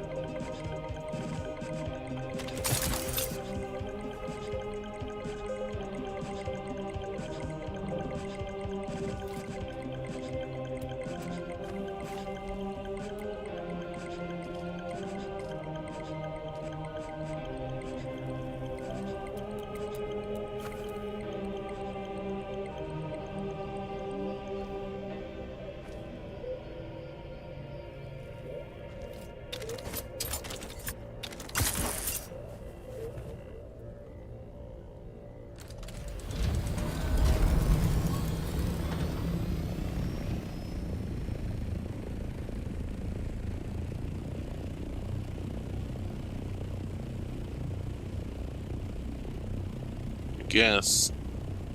Building the future of the Imperium requires the strongest and most reliable structures. CHOAM is here to help you achieve your ambitions for territorial expansion and dominance. Our new Manifest Destiny series of fortified bunkers, high-rise fortresses, and hardened industrial complexes ensure your military projections withstand the test of time and any assault. CHOAM, your frontier is ours. CHOAM. Stay tuned to the Harkonnen Network, where loyalty, strength, and victory are celebrated. Strength through loyalty. People of Arrakis, whether you serve House Harkonnen, believe the lies of the spineless Atreides, or walk a different path, know that the strength and discipline of Harkonnen is unmatched. Up next is another thought-provoking episode of The Converts, asking the difficult questions to unlock your truth. You are listening to frequency 152.6, the voice of House Harkonnen. We are Arrakis. Now witness as the dark and tangled truths of House Atreides are revealed by the Convert. Greetings, Truth Seeker. I am the Convert. Once a high-ranking advisor to the Atreides regime, I have since escaped and live under the protection of our good Baron. I cannot divulge my name out of fear for my dear ones still trapped in House Atreides. I am not here to tell you what to think. I only offer you questions. The right questions. Questions that are keys you might use to unlock your own truth. Today's question: why would an honorable house need a propaganda department?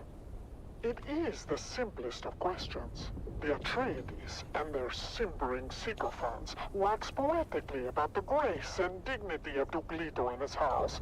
Beyond reproach, they say. Competition in the Empire is always growing, as it should be. Resources are at a premium, and Mentats must precisely calculate their expenditure to meet their house's needs. So why would a house, beyond reproach, waste valuable resources on an entire institution designed to generate propaganda? I cannot speak for you, dear listener, but I personally prefer brutal honesty to a saccharine sea of honeyed words gumming up my ear canals. What the duped call brutal in House Harkonnen, I call direct. And is it not the indirect that one must watch out for? At least I know where I stand with a house that puts its money toward atomic armaments, rather than a house that collects propaganda artists. If even one of House Atreides' lauded virtues is a carefully crafted fiction, then doesn't every perceived redeeming quality become suspect? Can you really trust a house whose entire identity is spun in a malicious think tank? Follow these questions to their ultimate conclusion, dear listener, and you may just find your truth.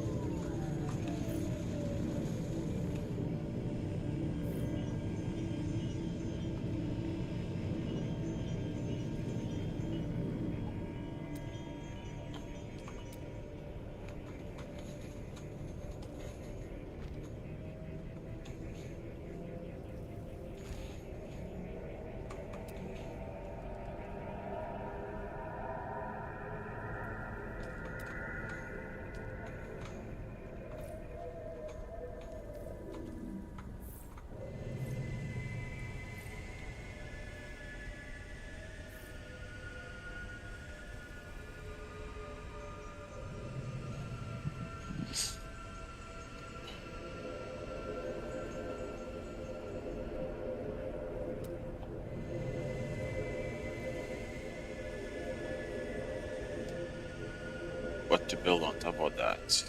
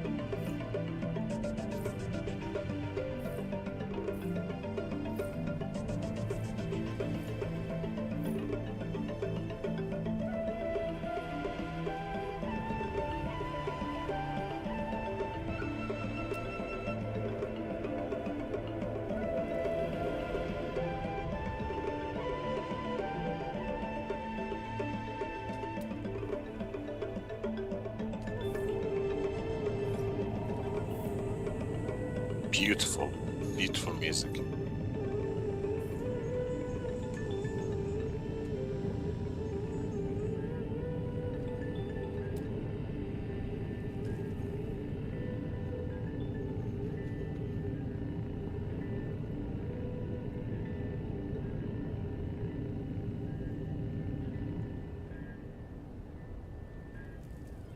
It's a short one.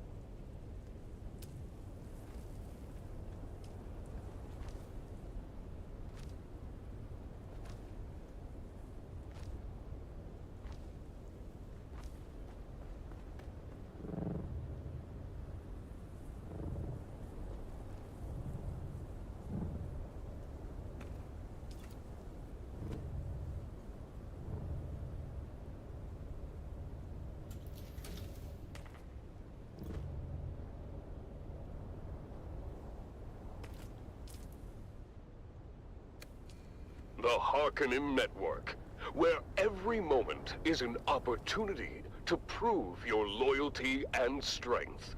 Strength through loyalty.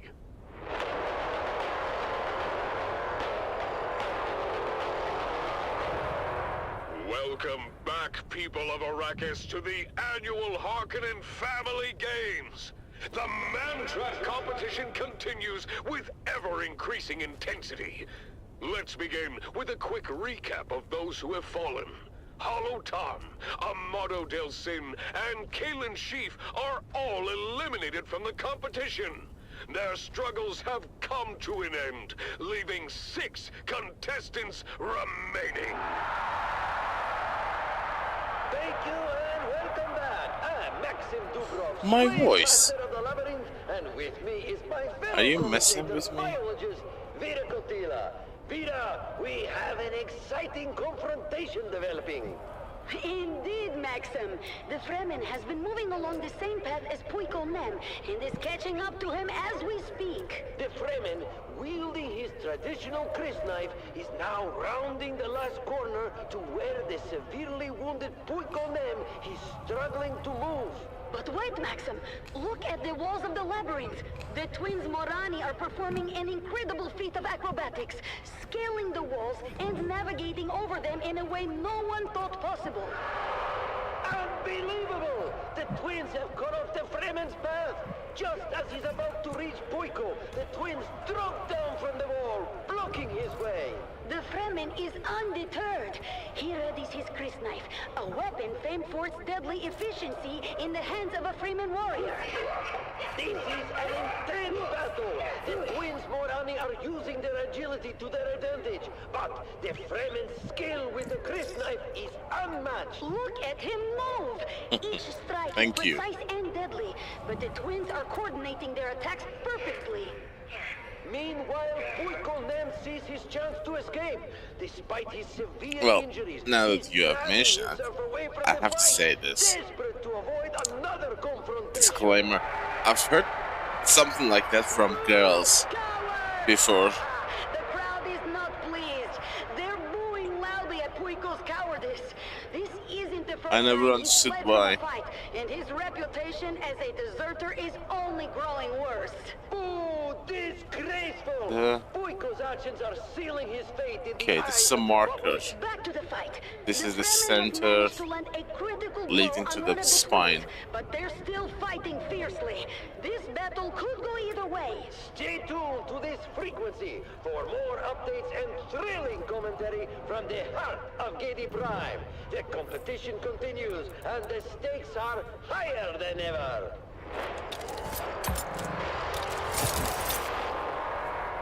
Keep your ears glued to the Harkonnen channel for live updates I ran out of and the most Glassstone. intense moments from the fierce competition. Oh no. The excitement is far from over. How much? 100,000 already?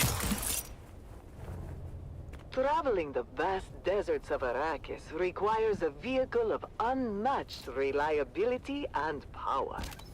Desert King's Transport offers the finest selection of desert-capable transports, from rugged buggies to luxurious all-terrain vehicles. Built to withstand the harshest conditions, our vehicles ensure you reach your destination swiftly and safely. Desert Kings, conquer the sands with confidence. You're listening to the Harkonnen Network, where I like these Paladin palace pieces for fillers. They complement the base. Your ever-attentive confidant, keeping you company throughout the day and night. And, well, pretty much all the time. Now, let's invigorate our spirits with some powerful music. Yes. They're very, very well done. No wonder they have paywalled them behind the... Is it Deluxe Edition? Or the Ultimate Edition?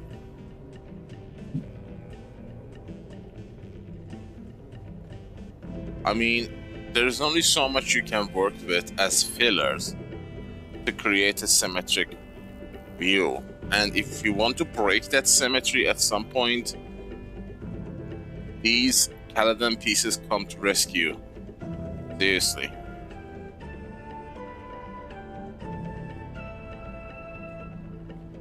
Like, I've been trying to break the symmetry so it would not look like a copy-paste. I did that in the first and second sub-floors. But here you can see that this is a perfect breaker. It's gonna show itself on the second, third, and fourth. Is this second or... I'm not sure.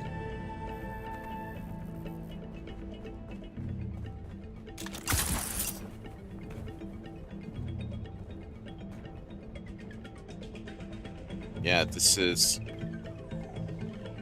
-1, -2,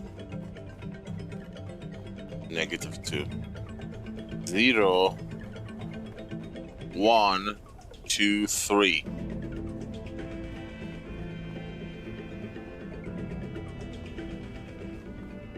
My favorite building piece in the entire game is this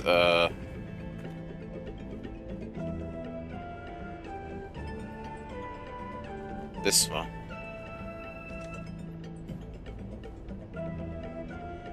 It has a fantastic moonlight effect.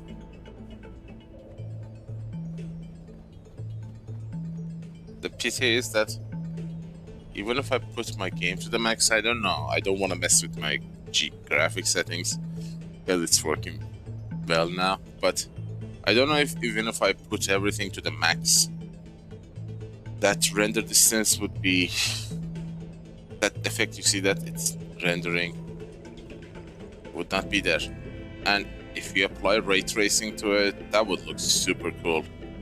I really like it. The definition between those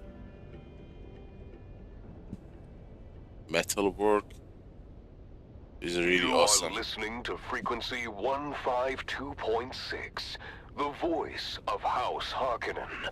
We are Arrakis. This isn't bad either, but the definition, as you can see, it's not accurate. It's not reflecting the exact pattern.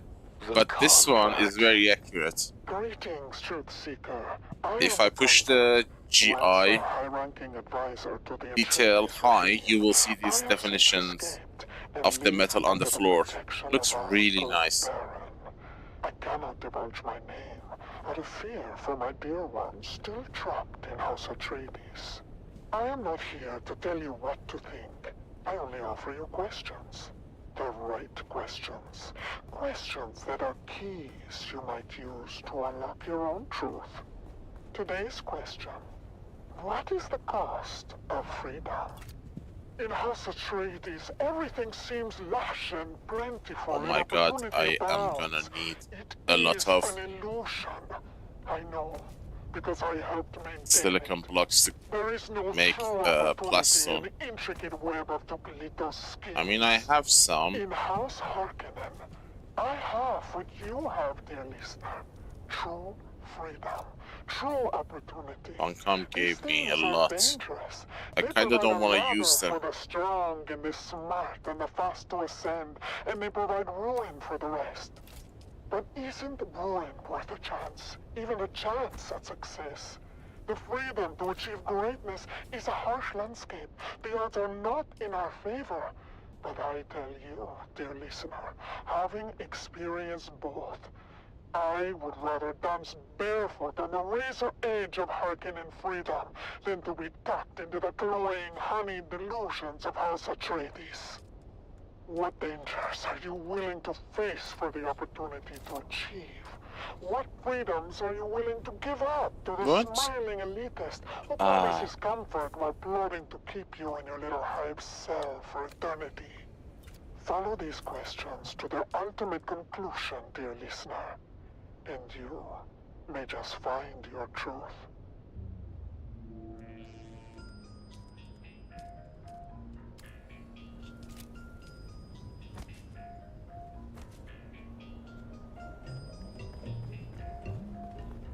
That needs aluminum ingot.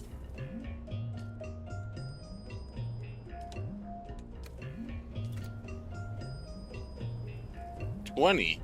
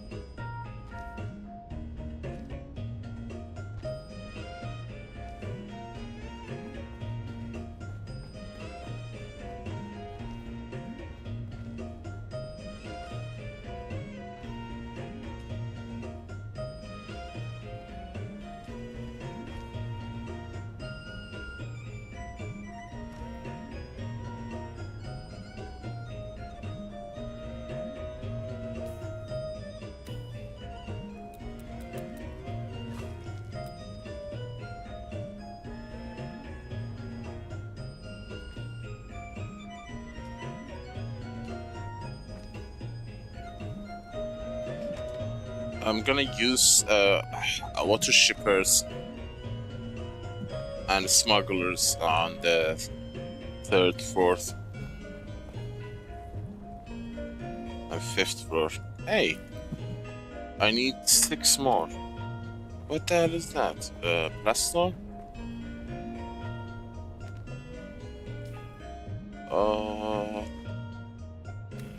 3 more.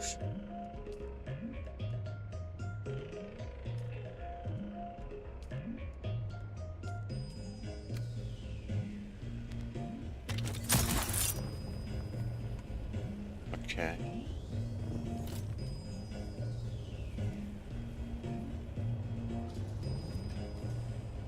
Not enough material. Why not? I have 20. Ah. That's...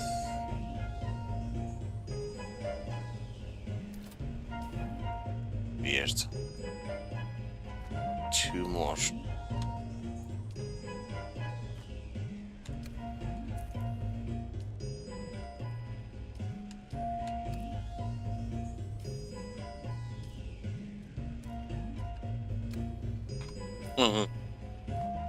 I'm literally maxing.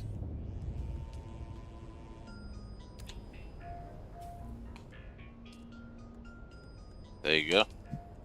No extra aluminium in the inventory. Cool.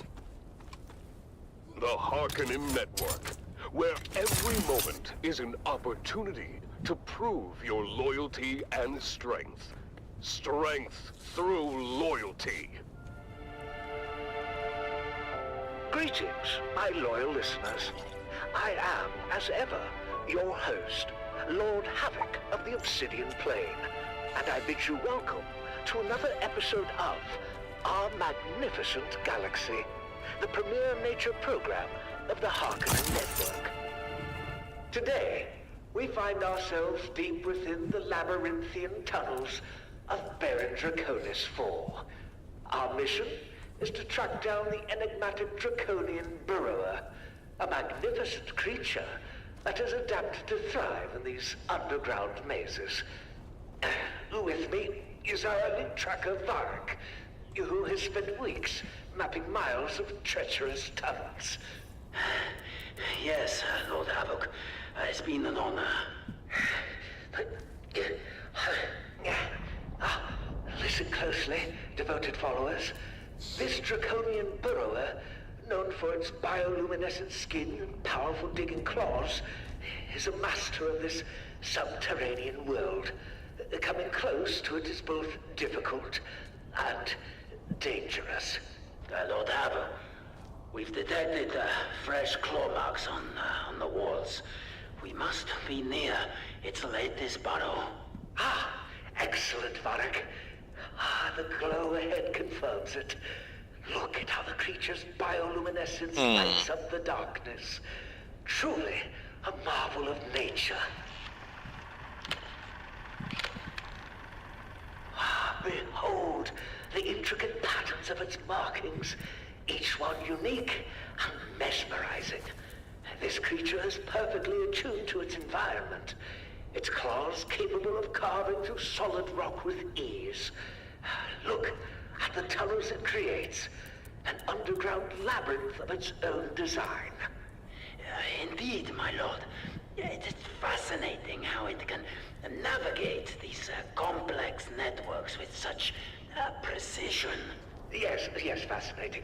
But it is time to claim our prize. Varric, ready the containment fields. We will trap it in its own tunnels.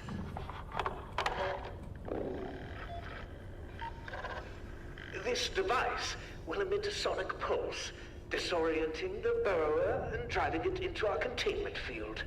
Once there, it will be unable to escape. The sonic pulse is ready, my lord. Activating now. It worked! The beast is disoriented. And move quickly to secure it before it recovers.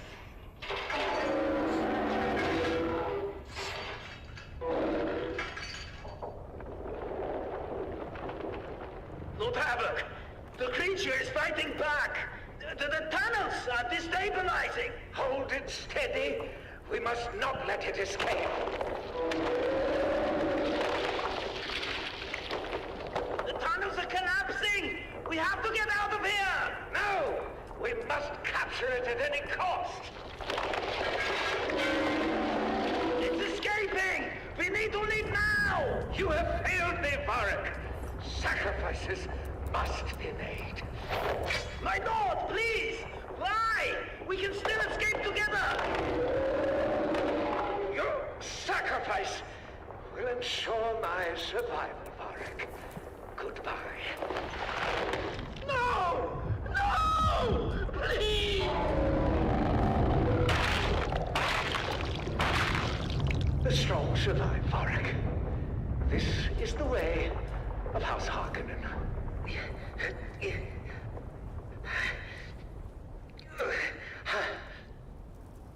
Loyal listeners. Sector weather alert. A large sandstorm is approaching. Of nature. Though the draconian burrower eluded our grasp, the knowledge we gained and the demonstration of Harkonnen resolve will echo through these tunnels for generations to come. This experience reaffirms our dominance and commitment to overcoming any challenge. Even when faced with adversity, a true Harkonnen perseveres. Until next time, my loyal supporters, this is your host, Lord Havoc of the Obsidian Plain, signing off from somewhere in our magnificent galaxy.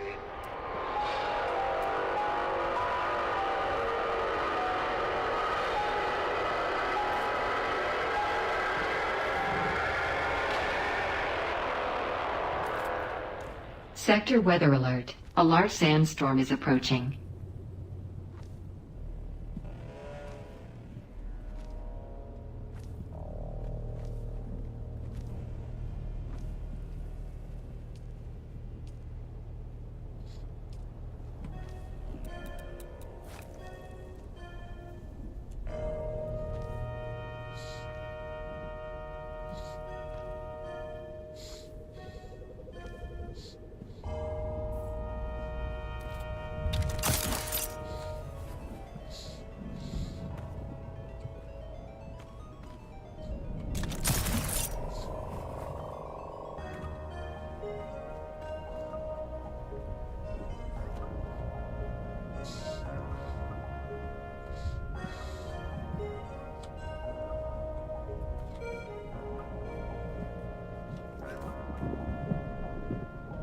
Sector weather alert. A large sandstorm is approaching.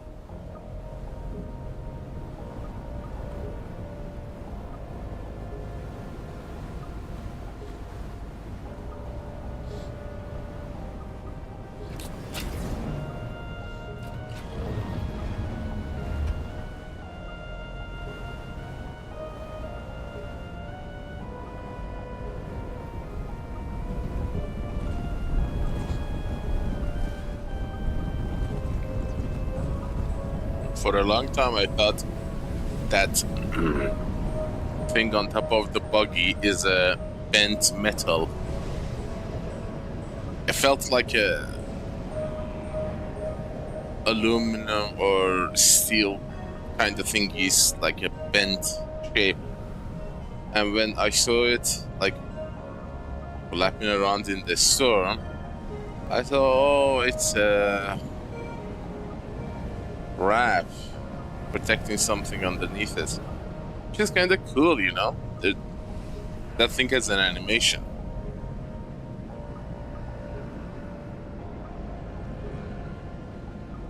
I guess it's one of those shell thingies you get from the muskrat.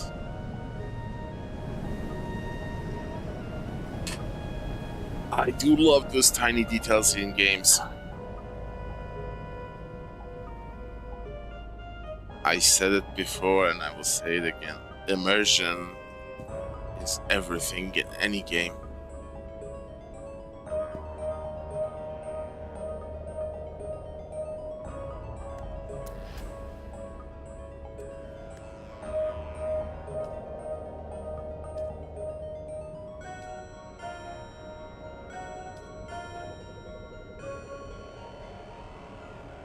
No, no, no, no, no, no, no. No blast storm.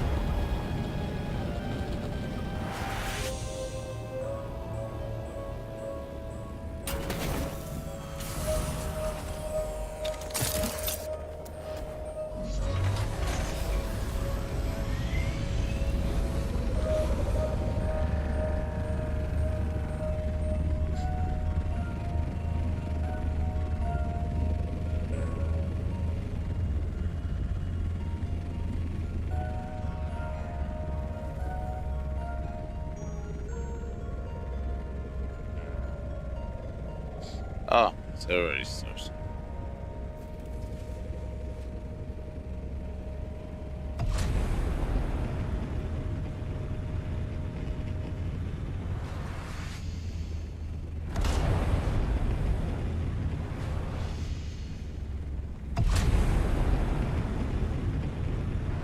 The Harkonnen Network, where every moment is an opportunity to prove your loyalty and strength.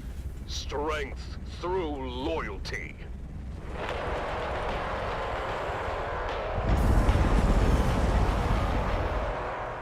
Welcome back, people of Arrakis, to the annual Harkonnen Family Games. The Mantrap competition continues with intense battles and unexpected turns. Let's join our hosts, Maxim Dubrov and Vera Kotila, for the latest updates. Thank you and welcome back. I'm Maxim Dubrov, slave master of the labyrinth, and with me is the ever-insightful biologist, Vera Kotila. Vera, do I even have an incredible display of skill. Indeed, Maxim. 3,600? That's the deep desert. Simply known as the Fremen, has managed to stand his ground against both the Morani twins in a fierce skirmish. I can only make 13. For his precision with the Chris knife, but just as he was set to finish them both, they resorted to a quick escape back over the labyrinth walls where the Fremen couldn't follow. Yes, very exciting, Vida. But the action doesn't stop there. Our next focus is on Puiko Nem, who is once again running for his life from the deadly Fremen in hot pursuit. Smushed burrito. He's trying to escape, but the Fremen is relentless. Okay, I can't make it anymore. Is it because of silicon? No, it's because of... Oh my god, it uses 175 basalt. Ouch! The crowd is unforgiving, Maxim. They expect Puiko to flee again, and they're making their display. That is brutal. Puiko's reputation is in tatters. But wait! He seems to have a plan. Kanto and Puiko are circling each other warily.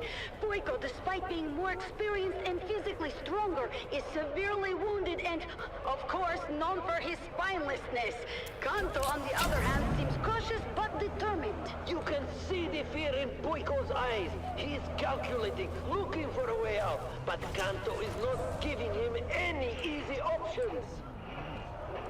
It's a tense standoff. Puiko should have the upper hand, but his injuries and his cowardice are holding him back. The crowd is growing restless. Come on, Puiko! Fight or flee! Make a decision! Oh, it looks like Kanto is making the first move. He's charging at Puiko. There it is! But Puiko is reaching for something on the wall. Could it be? He activated a hidden mechanism, opening a wall and closing another. And wow, what an unexpected turn! Now Kanto is trapped in one of the labyrinth's deadliest rooms. That's the chamber of the venomous rock lizard. These creatures from the barren planet Iskal in the Sigma Draconis system are notorious for their deadly venom and aggressive nature. This chamber is a recurring feature in the labyrinth and a favorite among the audience for the spectacle it creates. As you know, many parts of the labyrinth change from year to year, but the rock lizards remain a constant threat. The Ishkali rock lizards are highly territorial and will attack anything that enters their domain. Their venom can paralyze a full-grown man in seconds, and they are known to swarm their prey, ripping them apart with their small but powerful So much basalt here. Oh, poor Kanto doesn't stand a chance in there. Oh, Vida, if you only knew. Oh, the rock lizards are moving in on Kanto. They're known for their brutal efficiency. This will be over quickly. Watch closely, Vera. You are about to witness something extraordinary. What's happening? The lizards, they're not attacking him. There, the lizards, they're responding to his commands. They absolutely are. Can you figure out why, Vera? I don't see, unless I've heard of certain indigenous peoples of Ishgal who can communicate with these deadly creatures. But I never thought I'd see it with my own eyes. Tell me the truth, Maxim. Is that poor slave indeed a native of that barren planet? Oh, he absolutely is, Vida. How's that for a surprise? Well, yes. This, of course, changes everything. Indeed it does. Ganso's secret is out, and it's going to make the rest of this competition very interesting. The little slave who was underestimated by everyone now has the little slave. The tables have turned, and this competition just became a whole lot more unpredictable. Stay tuned to this frequency for more updates and thrilling commentary from the heart of Katie Prime. The man trap continues, and the we already met Maxim during the arena part of the chapter 3. I wonder if we are going to meet Vera as well. Keep your ears glued to the Harkonnen channel for live updates and the most intense moments. And for a moment I thought we were going to meet Keith Filari as part of the Lost Harvest. Wow. But it was just a radio transmission. Not even radio, I think it was just a text. Funcom is being really stingy with the voice actors or actresses. You know? They have to hire them again to record new voice line. And they are being extremely stingy.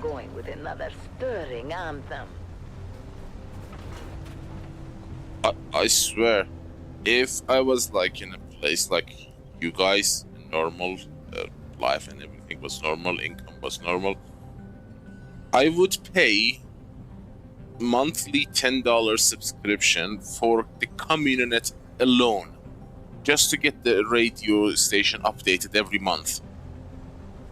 That's how much I love it. The voice actors and actresses are really talented, and the stories are extremely funny and cool. I really would pay subscription for the Communinet radio stations. That's how much I like it. Interesting. And after 1800 hours of gameplay, they still haven't become boring.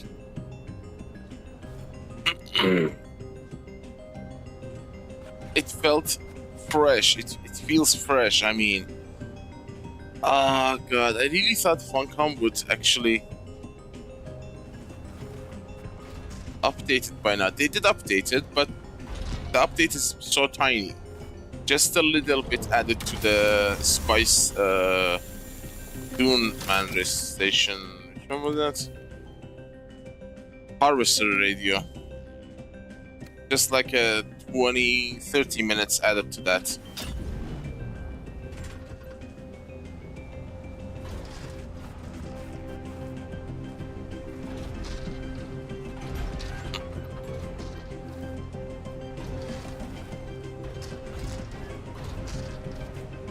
You know, in a very odd way,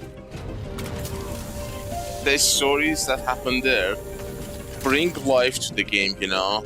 You feel like you live in a world that there are other people's, you share them with other people's, and life goes on, you know?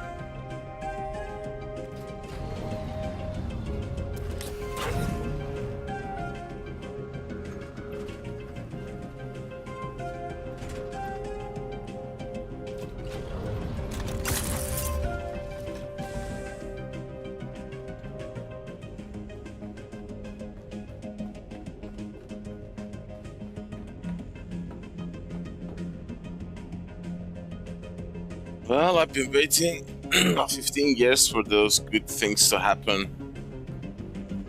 Well, you know, kinda thought I have paid my dues, but apparently not.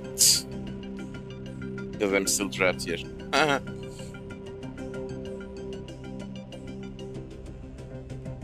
So, Blaststone. Thank God it is using a single silicon to make them, otherwise I would be screwed. Silicon is a painful thing to get. No, not you. The basalt. Man.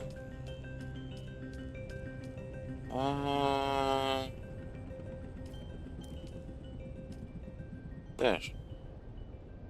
That should do it.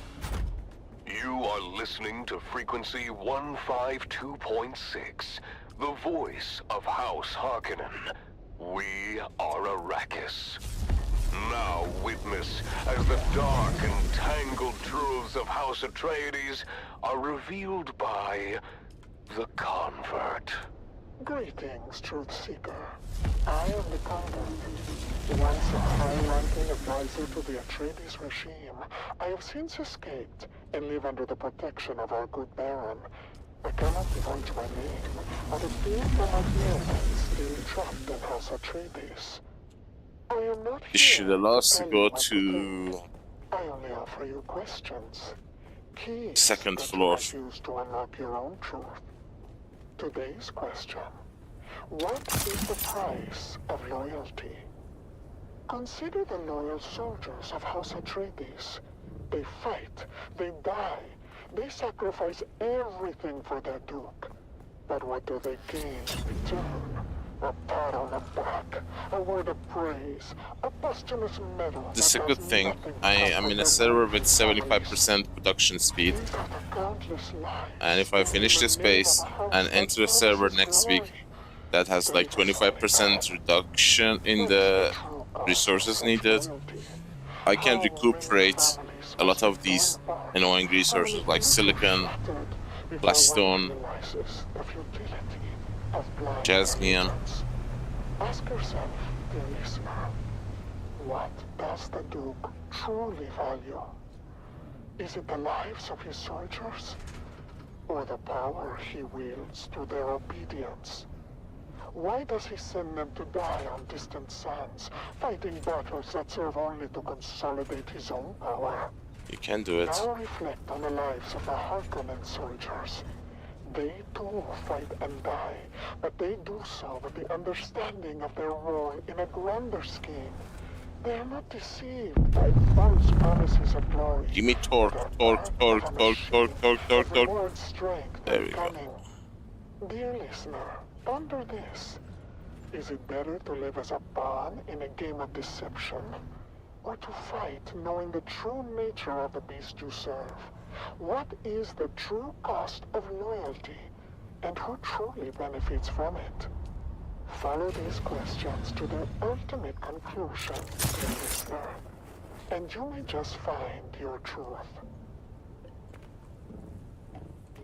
I need to replace these with...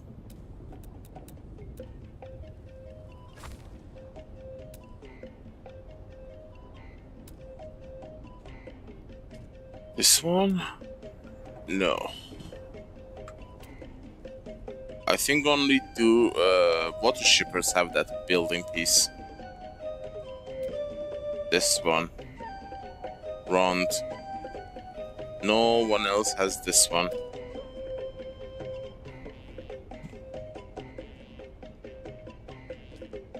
See? It's a perfect fit for those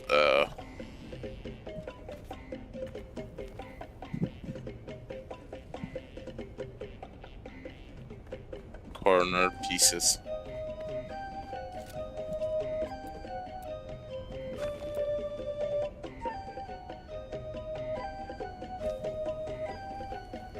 So it wouldn't stick out from outside like so. Okay. 2.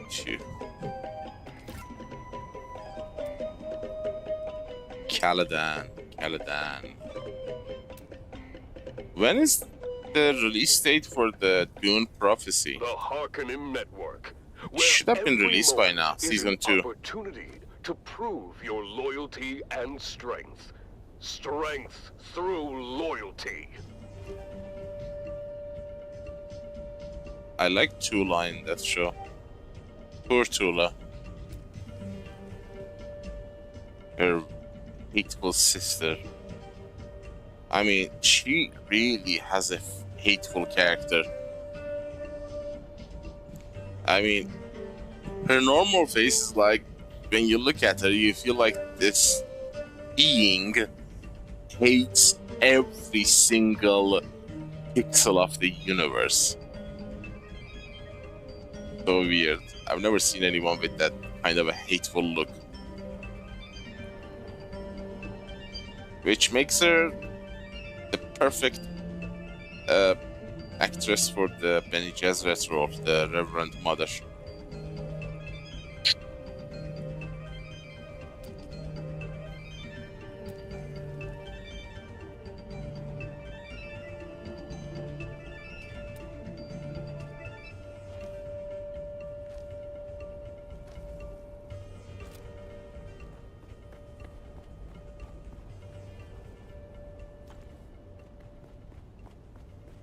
I forgot this one. Okay.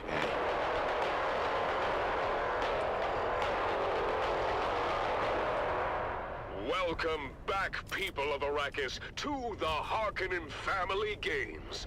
The Man-Trap competition continues with fierce battles and unexpected twists. Let's start with a quick recap of our fallen contestants and those still... Triple. Thank you and welcome back. I'm Maxim Dubrov, slave master of the labyrinth, and with me is the ever-insightful biologist, Vera Kotila. Vera, let's go over who we've lost and who remains. Certainly, Maxim. So far, we have lost Halotam, Amado Delsin, and most recently, Kalen Sheaf.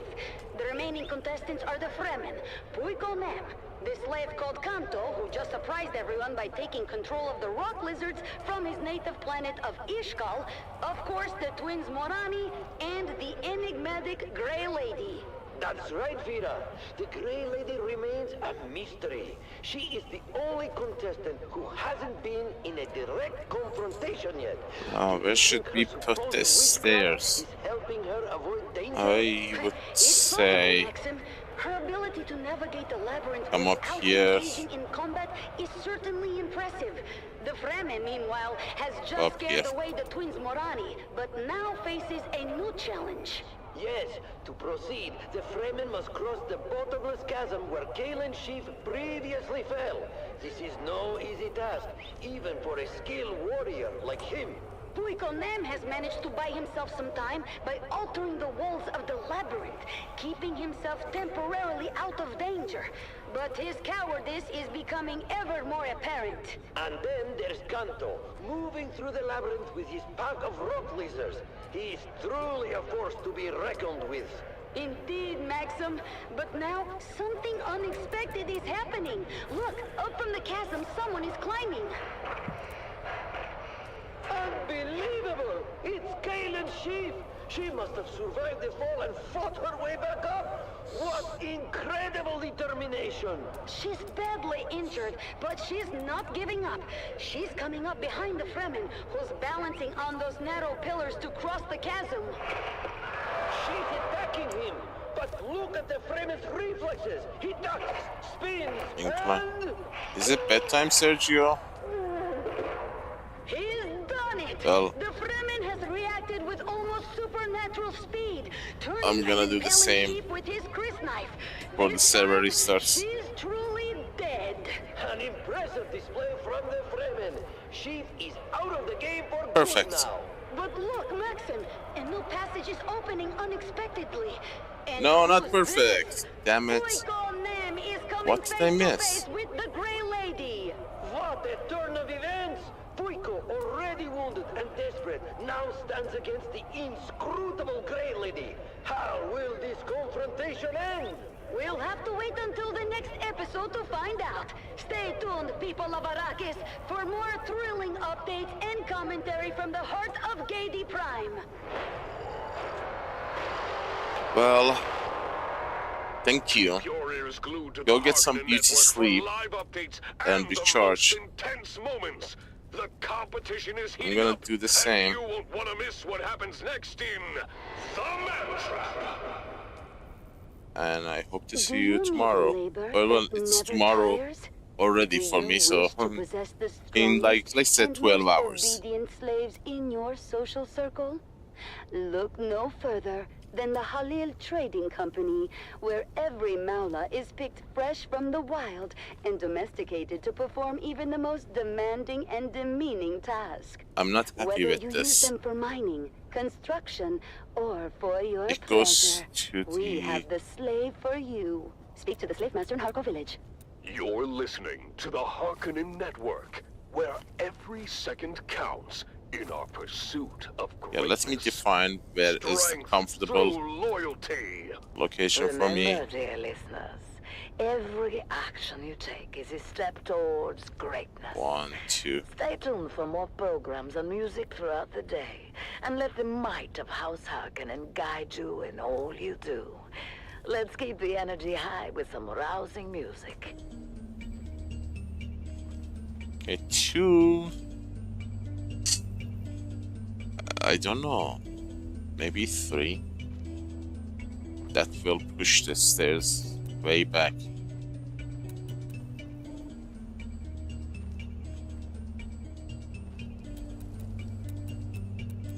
I wish they added the circular stairs. I've forgotten what they're called. Round and round you go. Line.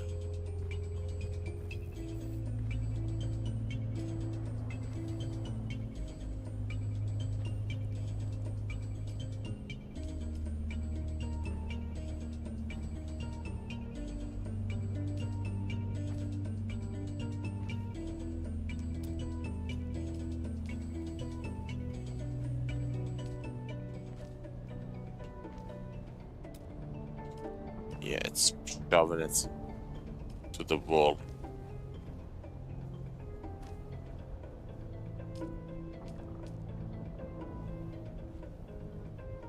Pity. This becomes... You are listening to frequency 152.6, the voice of House Harkonnen. We are Arrakis. Now witness as the dark and tangled truths of House Atreides. It's nice, but it takes a lot of space. The Convert. Greetings, Truth Seeker. I am the Convert. Once a high-ranking advisor to the Atreides regime, I have since escaped and now live under the protection of our good Baron. Recently, events have taken a dire turn, and I fear for my dear ones still trapped in House Atreides. As always, I am not here to tell you what to think. I offer only questions to unlock your own truth. Today's question: what becomes of those who defy House Atreides? Recently, dear listener, the Atreides have discovered my true identity. They have seized my dear ones, who now languish in the depths of Erakin's dungeons. I fear for their lives under the yoke of this noble house. What do you think happens to the prisoners of House Atreides? Are they treated with the dignity and respect that the Duke so proudly proclaims? Or are they subjected to unspeakable horrors, hidden away from the eyes of the universe? Consider the public face of House Atreides. A facade of honor and righteousness, but what lies I need to play around with that to see how it actually works. That their prisons are places of fairness and justice? I have heard whispers of torture, of deprivation, of souls broken in those dark, oppressive cells, where suffering is the only constant. Is this the true face of the Duke's justice? Reflect on this. What does such cruelty say about the moral high ground the Atreides claim? How does a leader justify the torment of innocence to maintain power? As you ponder these questions, think of my dear ones facing the bleakest of fates. Does the Duke's righteousness extend to mercy? Or does it stop at the threshold of his ambition? Dear listener, ask yourself, can a house built on the suffering of others be trusted? Follow these questions to their ultimate conclusion, dear listener, and you may just find your truth. You're listening to the Harkonnen Network, where every second counts in our pursuit of greatness. Strength through loyalty. Remember, dear listeners, every action you take is a step towards greatness. Stay tuned for more programs and music throughout the day, and let the might of House Harkonnen guide you in all you do. I will change these floors later. I just wanna finish the floors and then decide what to do next. So I'm gonna change them. I don't want to use Atreides all the way. I'm gonna mix and match between different building pieces, especially the water shippers.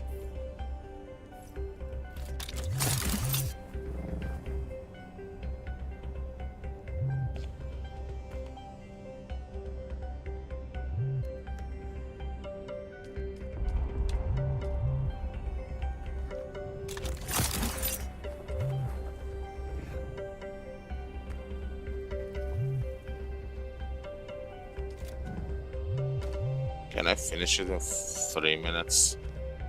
I don't think so, because I'm gonna run out of material.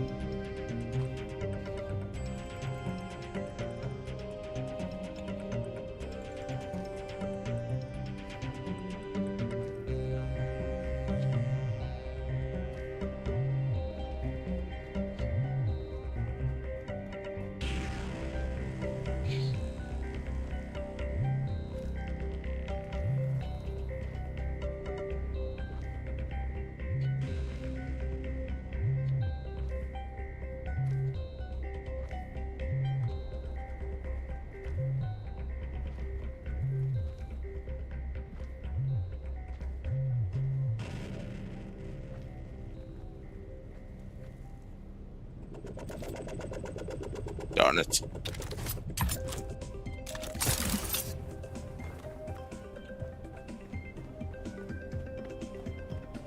I could have finished it.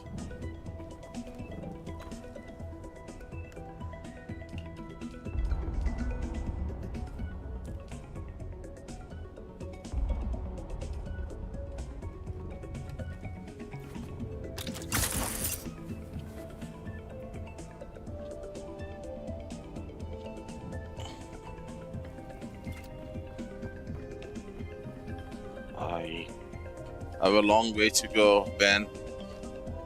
It's like 50% done.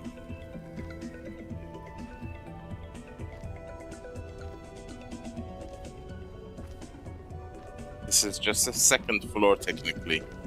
Well, actually it's fourth floor, but for me it's the second floor. I am not intending to use the first two.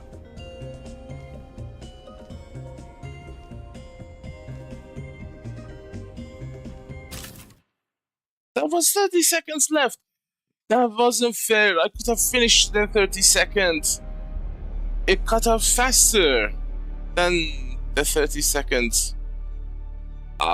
Screw you. That wasn't fair. I could have finished it in 30 seconds. Well, Uncom shut me down. Server admin was watching me, and he didn't want me to win. 10 hours. Damn. I've been building this base for the entirety of the 10 hours, non-stop. Oh my god, took me 10 hours just to get the base established. Well, 4 hours of it went to calculations and skeleton phase to place the parts, the foundations in a way that would give me the real center. You know, most people build their bases without having a center cell, which only appears if you have both height and width as an odd number. So 31 by 19, both are odd numbers. 11 by 9, 11 by 7. As long as you have odd numbers, you're gonna get a center cell. But most people don't do that. But the tricky part was not the getting the odd numbers. The tricky part was building another rectangle, the core block, inside the actual buildable area that would share the same center as the buildable area I have made. So we have 6 blocks with advanced subfief and 5 staking units, and that gave us a lot of building building area. Also, I raised the foundation 5 foundation high, which gave me a ton of vertical build area. I can go so high. I can't wait to reach the landing pad. That's gonna be a fantastic view. And that got me bogged down for like 2 hours. How to build a cube inside a cube, both of which would share a single central spine, which was the black Harkonnen building piece that was going from the center to the sky. Both the base that I'm building and the build area, which is like larger than the actual building I'm building, both of them are sharing the exact same block foundation as their center. It's important because if you want to expand the base or modify the base in the future, you are gonna have an easy time to actually adjust, especially when it comes to stability. You know exactly how many foundations you have placed and then how many roof pieces or floor pieces you are placing. In case you want to delete them, your entire base is not going to collapse, you know? Right now, I have built the base in a way that starting from a single floor, you can go all the way to the other side without any warning about the no support. So if I suddenly delete one of these, 1, 2, 3 of these floors later, it's not gonna bring down the entire 3rd, 4th, 5th floor, because that happens when you don't have a center cell in your base or center foundation, which only happens on odd numbers. So if you have an odd even number when you are placing the base, you don't have the center, and the support system doesn't function. This is a limitation of the game engine, as we discussed yesterday. You can only place 45-degree and 60-degree blocks. But once I figured that out, the rest was just building and then cleaning up the area, cleaning up the skeleton. You know, when in real life, when people are building houses or apartment complexes, they bring those metal thingies and then build them in front of the house to, you know, work on the exterior of the building as the building is going up from the inside.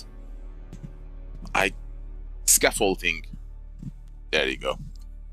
I built like a scaffolding skeleton outside of the core, and then worked my way around the core.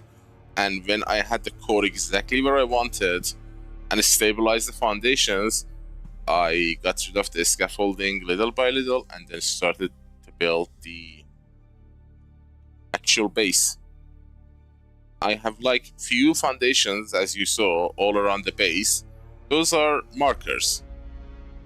I have left them there so I would know where is the center of what, where is the center of the base, where is the edge of the core that I'm building.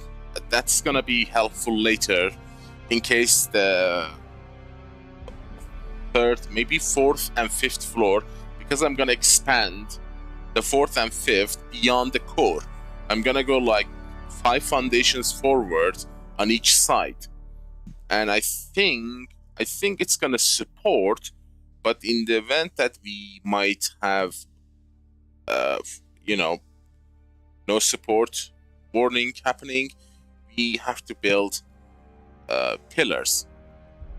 So I've left them there as a marker so I would know exactly where the pillars should go in case we need them. Because I want to build 5th and 6th floor large, and then the 7th floor, which is gonna be the landing area, really large. I just want to know if I can make it look cooler. I'm trying to get the landing area to look like an oval shape. It's gonna be tricky to pull it off, because even if I can get the oval shape stay, penta-shielding that oval is gonna be really painful. I don't think I can penta-shield an oval. I've seen people using some tricks to do so, but I don't know exactly how that works. I actually worked to make a pentashield with an oval horizontally, so I could have a hanger, you know, so I could, you know, come in and land like a nest. But making the top oval is easier. Pentashielding that is trickier than the one as a hanger. On horizontal building mode, creating an oval is easy, but pentashielding that, creating the oval horizontally is difficult. Pentashielding that is easy because you just need to slap a pentashield on the corner and then draw it like a curtain. It's gonna go above the actual oval shape. It doesn't matter because from the outside it's not gonna be visible. The top side, if you want to make the top side oval, creating the oval shape is easy on the top side, but pentashielding the top side is difficult because the snap points are not there. You are gonna have pieces on the edges because edges are gonna be curved. So when you have the edges curved, the pentashield is not gonna be able to snap. So you're gonna have like a single or 1, 2, 3, maybe 3 triangle open space on the corners. We will see. I'm gonna try my best, and I might actually ask for some of these master builders on Discord if they are still active. See if it is possible. But let's get there first, then decide. If I can pull that oval shape on the top, that would make a perfect landing zone. Because I want to make the floor beneath the landing zone as a viewing gallery, you know? Because it's gonna be super high. It's gonna have a fantastic view of the open desert. And there are like 3 spice blows right in front of us, with the guild highliner coming and going often. It's gonna be a very nice view, because I'm not gonna pentashield the, let's say, 7th floor. I'm gonna leave it open and then create a nice seating room and decorate it and make it like a living space.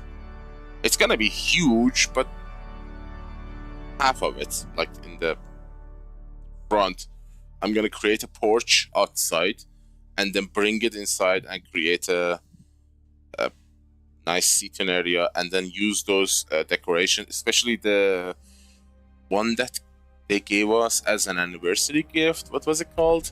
Tea set? Tea set? Yeah, I think that's what it's called. Meditation tea set, something like that. So it would be a nice residential area on the very top. The question is if I can go,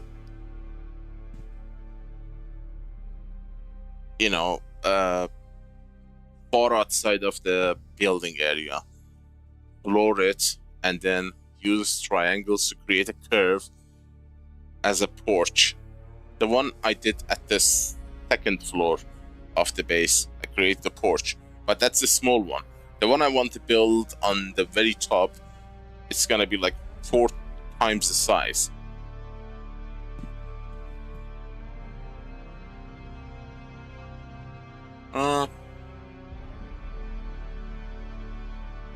Well, we have the base laid out. The rest is just building and decorating. Oh my god, I can't believe I spent 10 hours building a base. I've never done that before. And to be honest with you guys, I try to do it as much as I can in a single sitting, because if you leave it and say I will do it later, yeah, it's gonna be 500 hours before you actually will have time to do it later. So let's do it properly, because the whole reason I started to build a new base was to create storages in a very nice way, to, you know, have them inside specialized building locations. I will show you tomorrow. And it was not happening in the old base. I tried, but it didn't work. So I said, well, with it. I'm gonna start building a new one. And I almost failed. I tried like 5 times. I destroyed, or not destroyed, I wasted like 40 staking units. That's like 500,000 Solaris. But I finally got it. I finally landed the bird. Now we will do the rest tomorrow. I just want to know one thing. I'm scared to ask from Funcom, to be honest. I am blocking a dynamic NPC spawn zone. I'm a little bit scared that might actually, you know, cause problems. Or if that's okay with Funcom. In any event, I built a base, so to hell with Funcom. It is done, baby. So, guys, I hope you join me tomorrow for the finishing touches of the base. And getting to the final floor, which is the landing pad. I am knackered, as they say in England. And Ben, you guys use knackered. And I'm going to find and scavenge for food now. Non-stop 10 hours gameplay, drinking only coffee. Sustenance is required. Alright, my beautiful friends, I'm gonna stop this stream here and I'm gonna come back if internet holds, if everything works as they did today. I spent less than an hour today to come online. Fingers crossed it's gonna be same tomorrow. And if that happens, I will see you in 12 hours. I hope wherever you are having a fantastic time, guys. And I hope to see you soon. Until then, stay safe, stay frosty. Neo, over and out.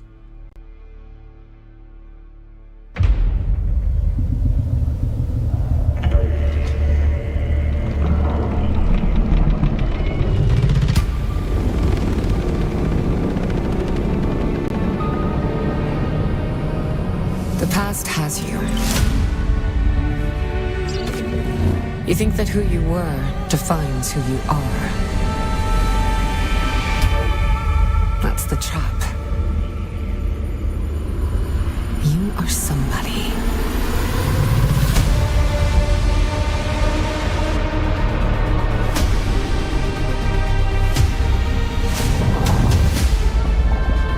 I've been watching you stumble through the blood and sand.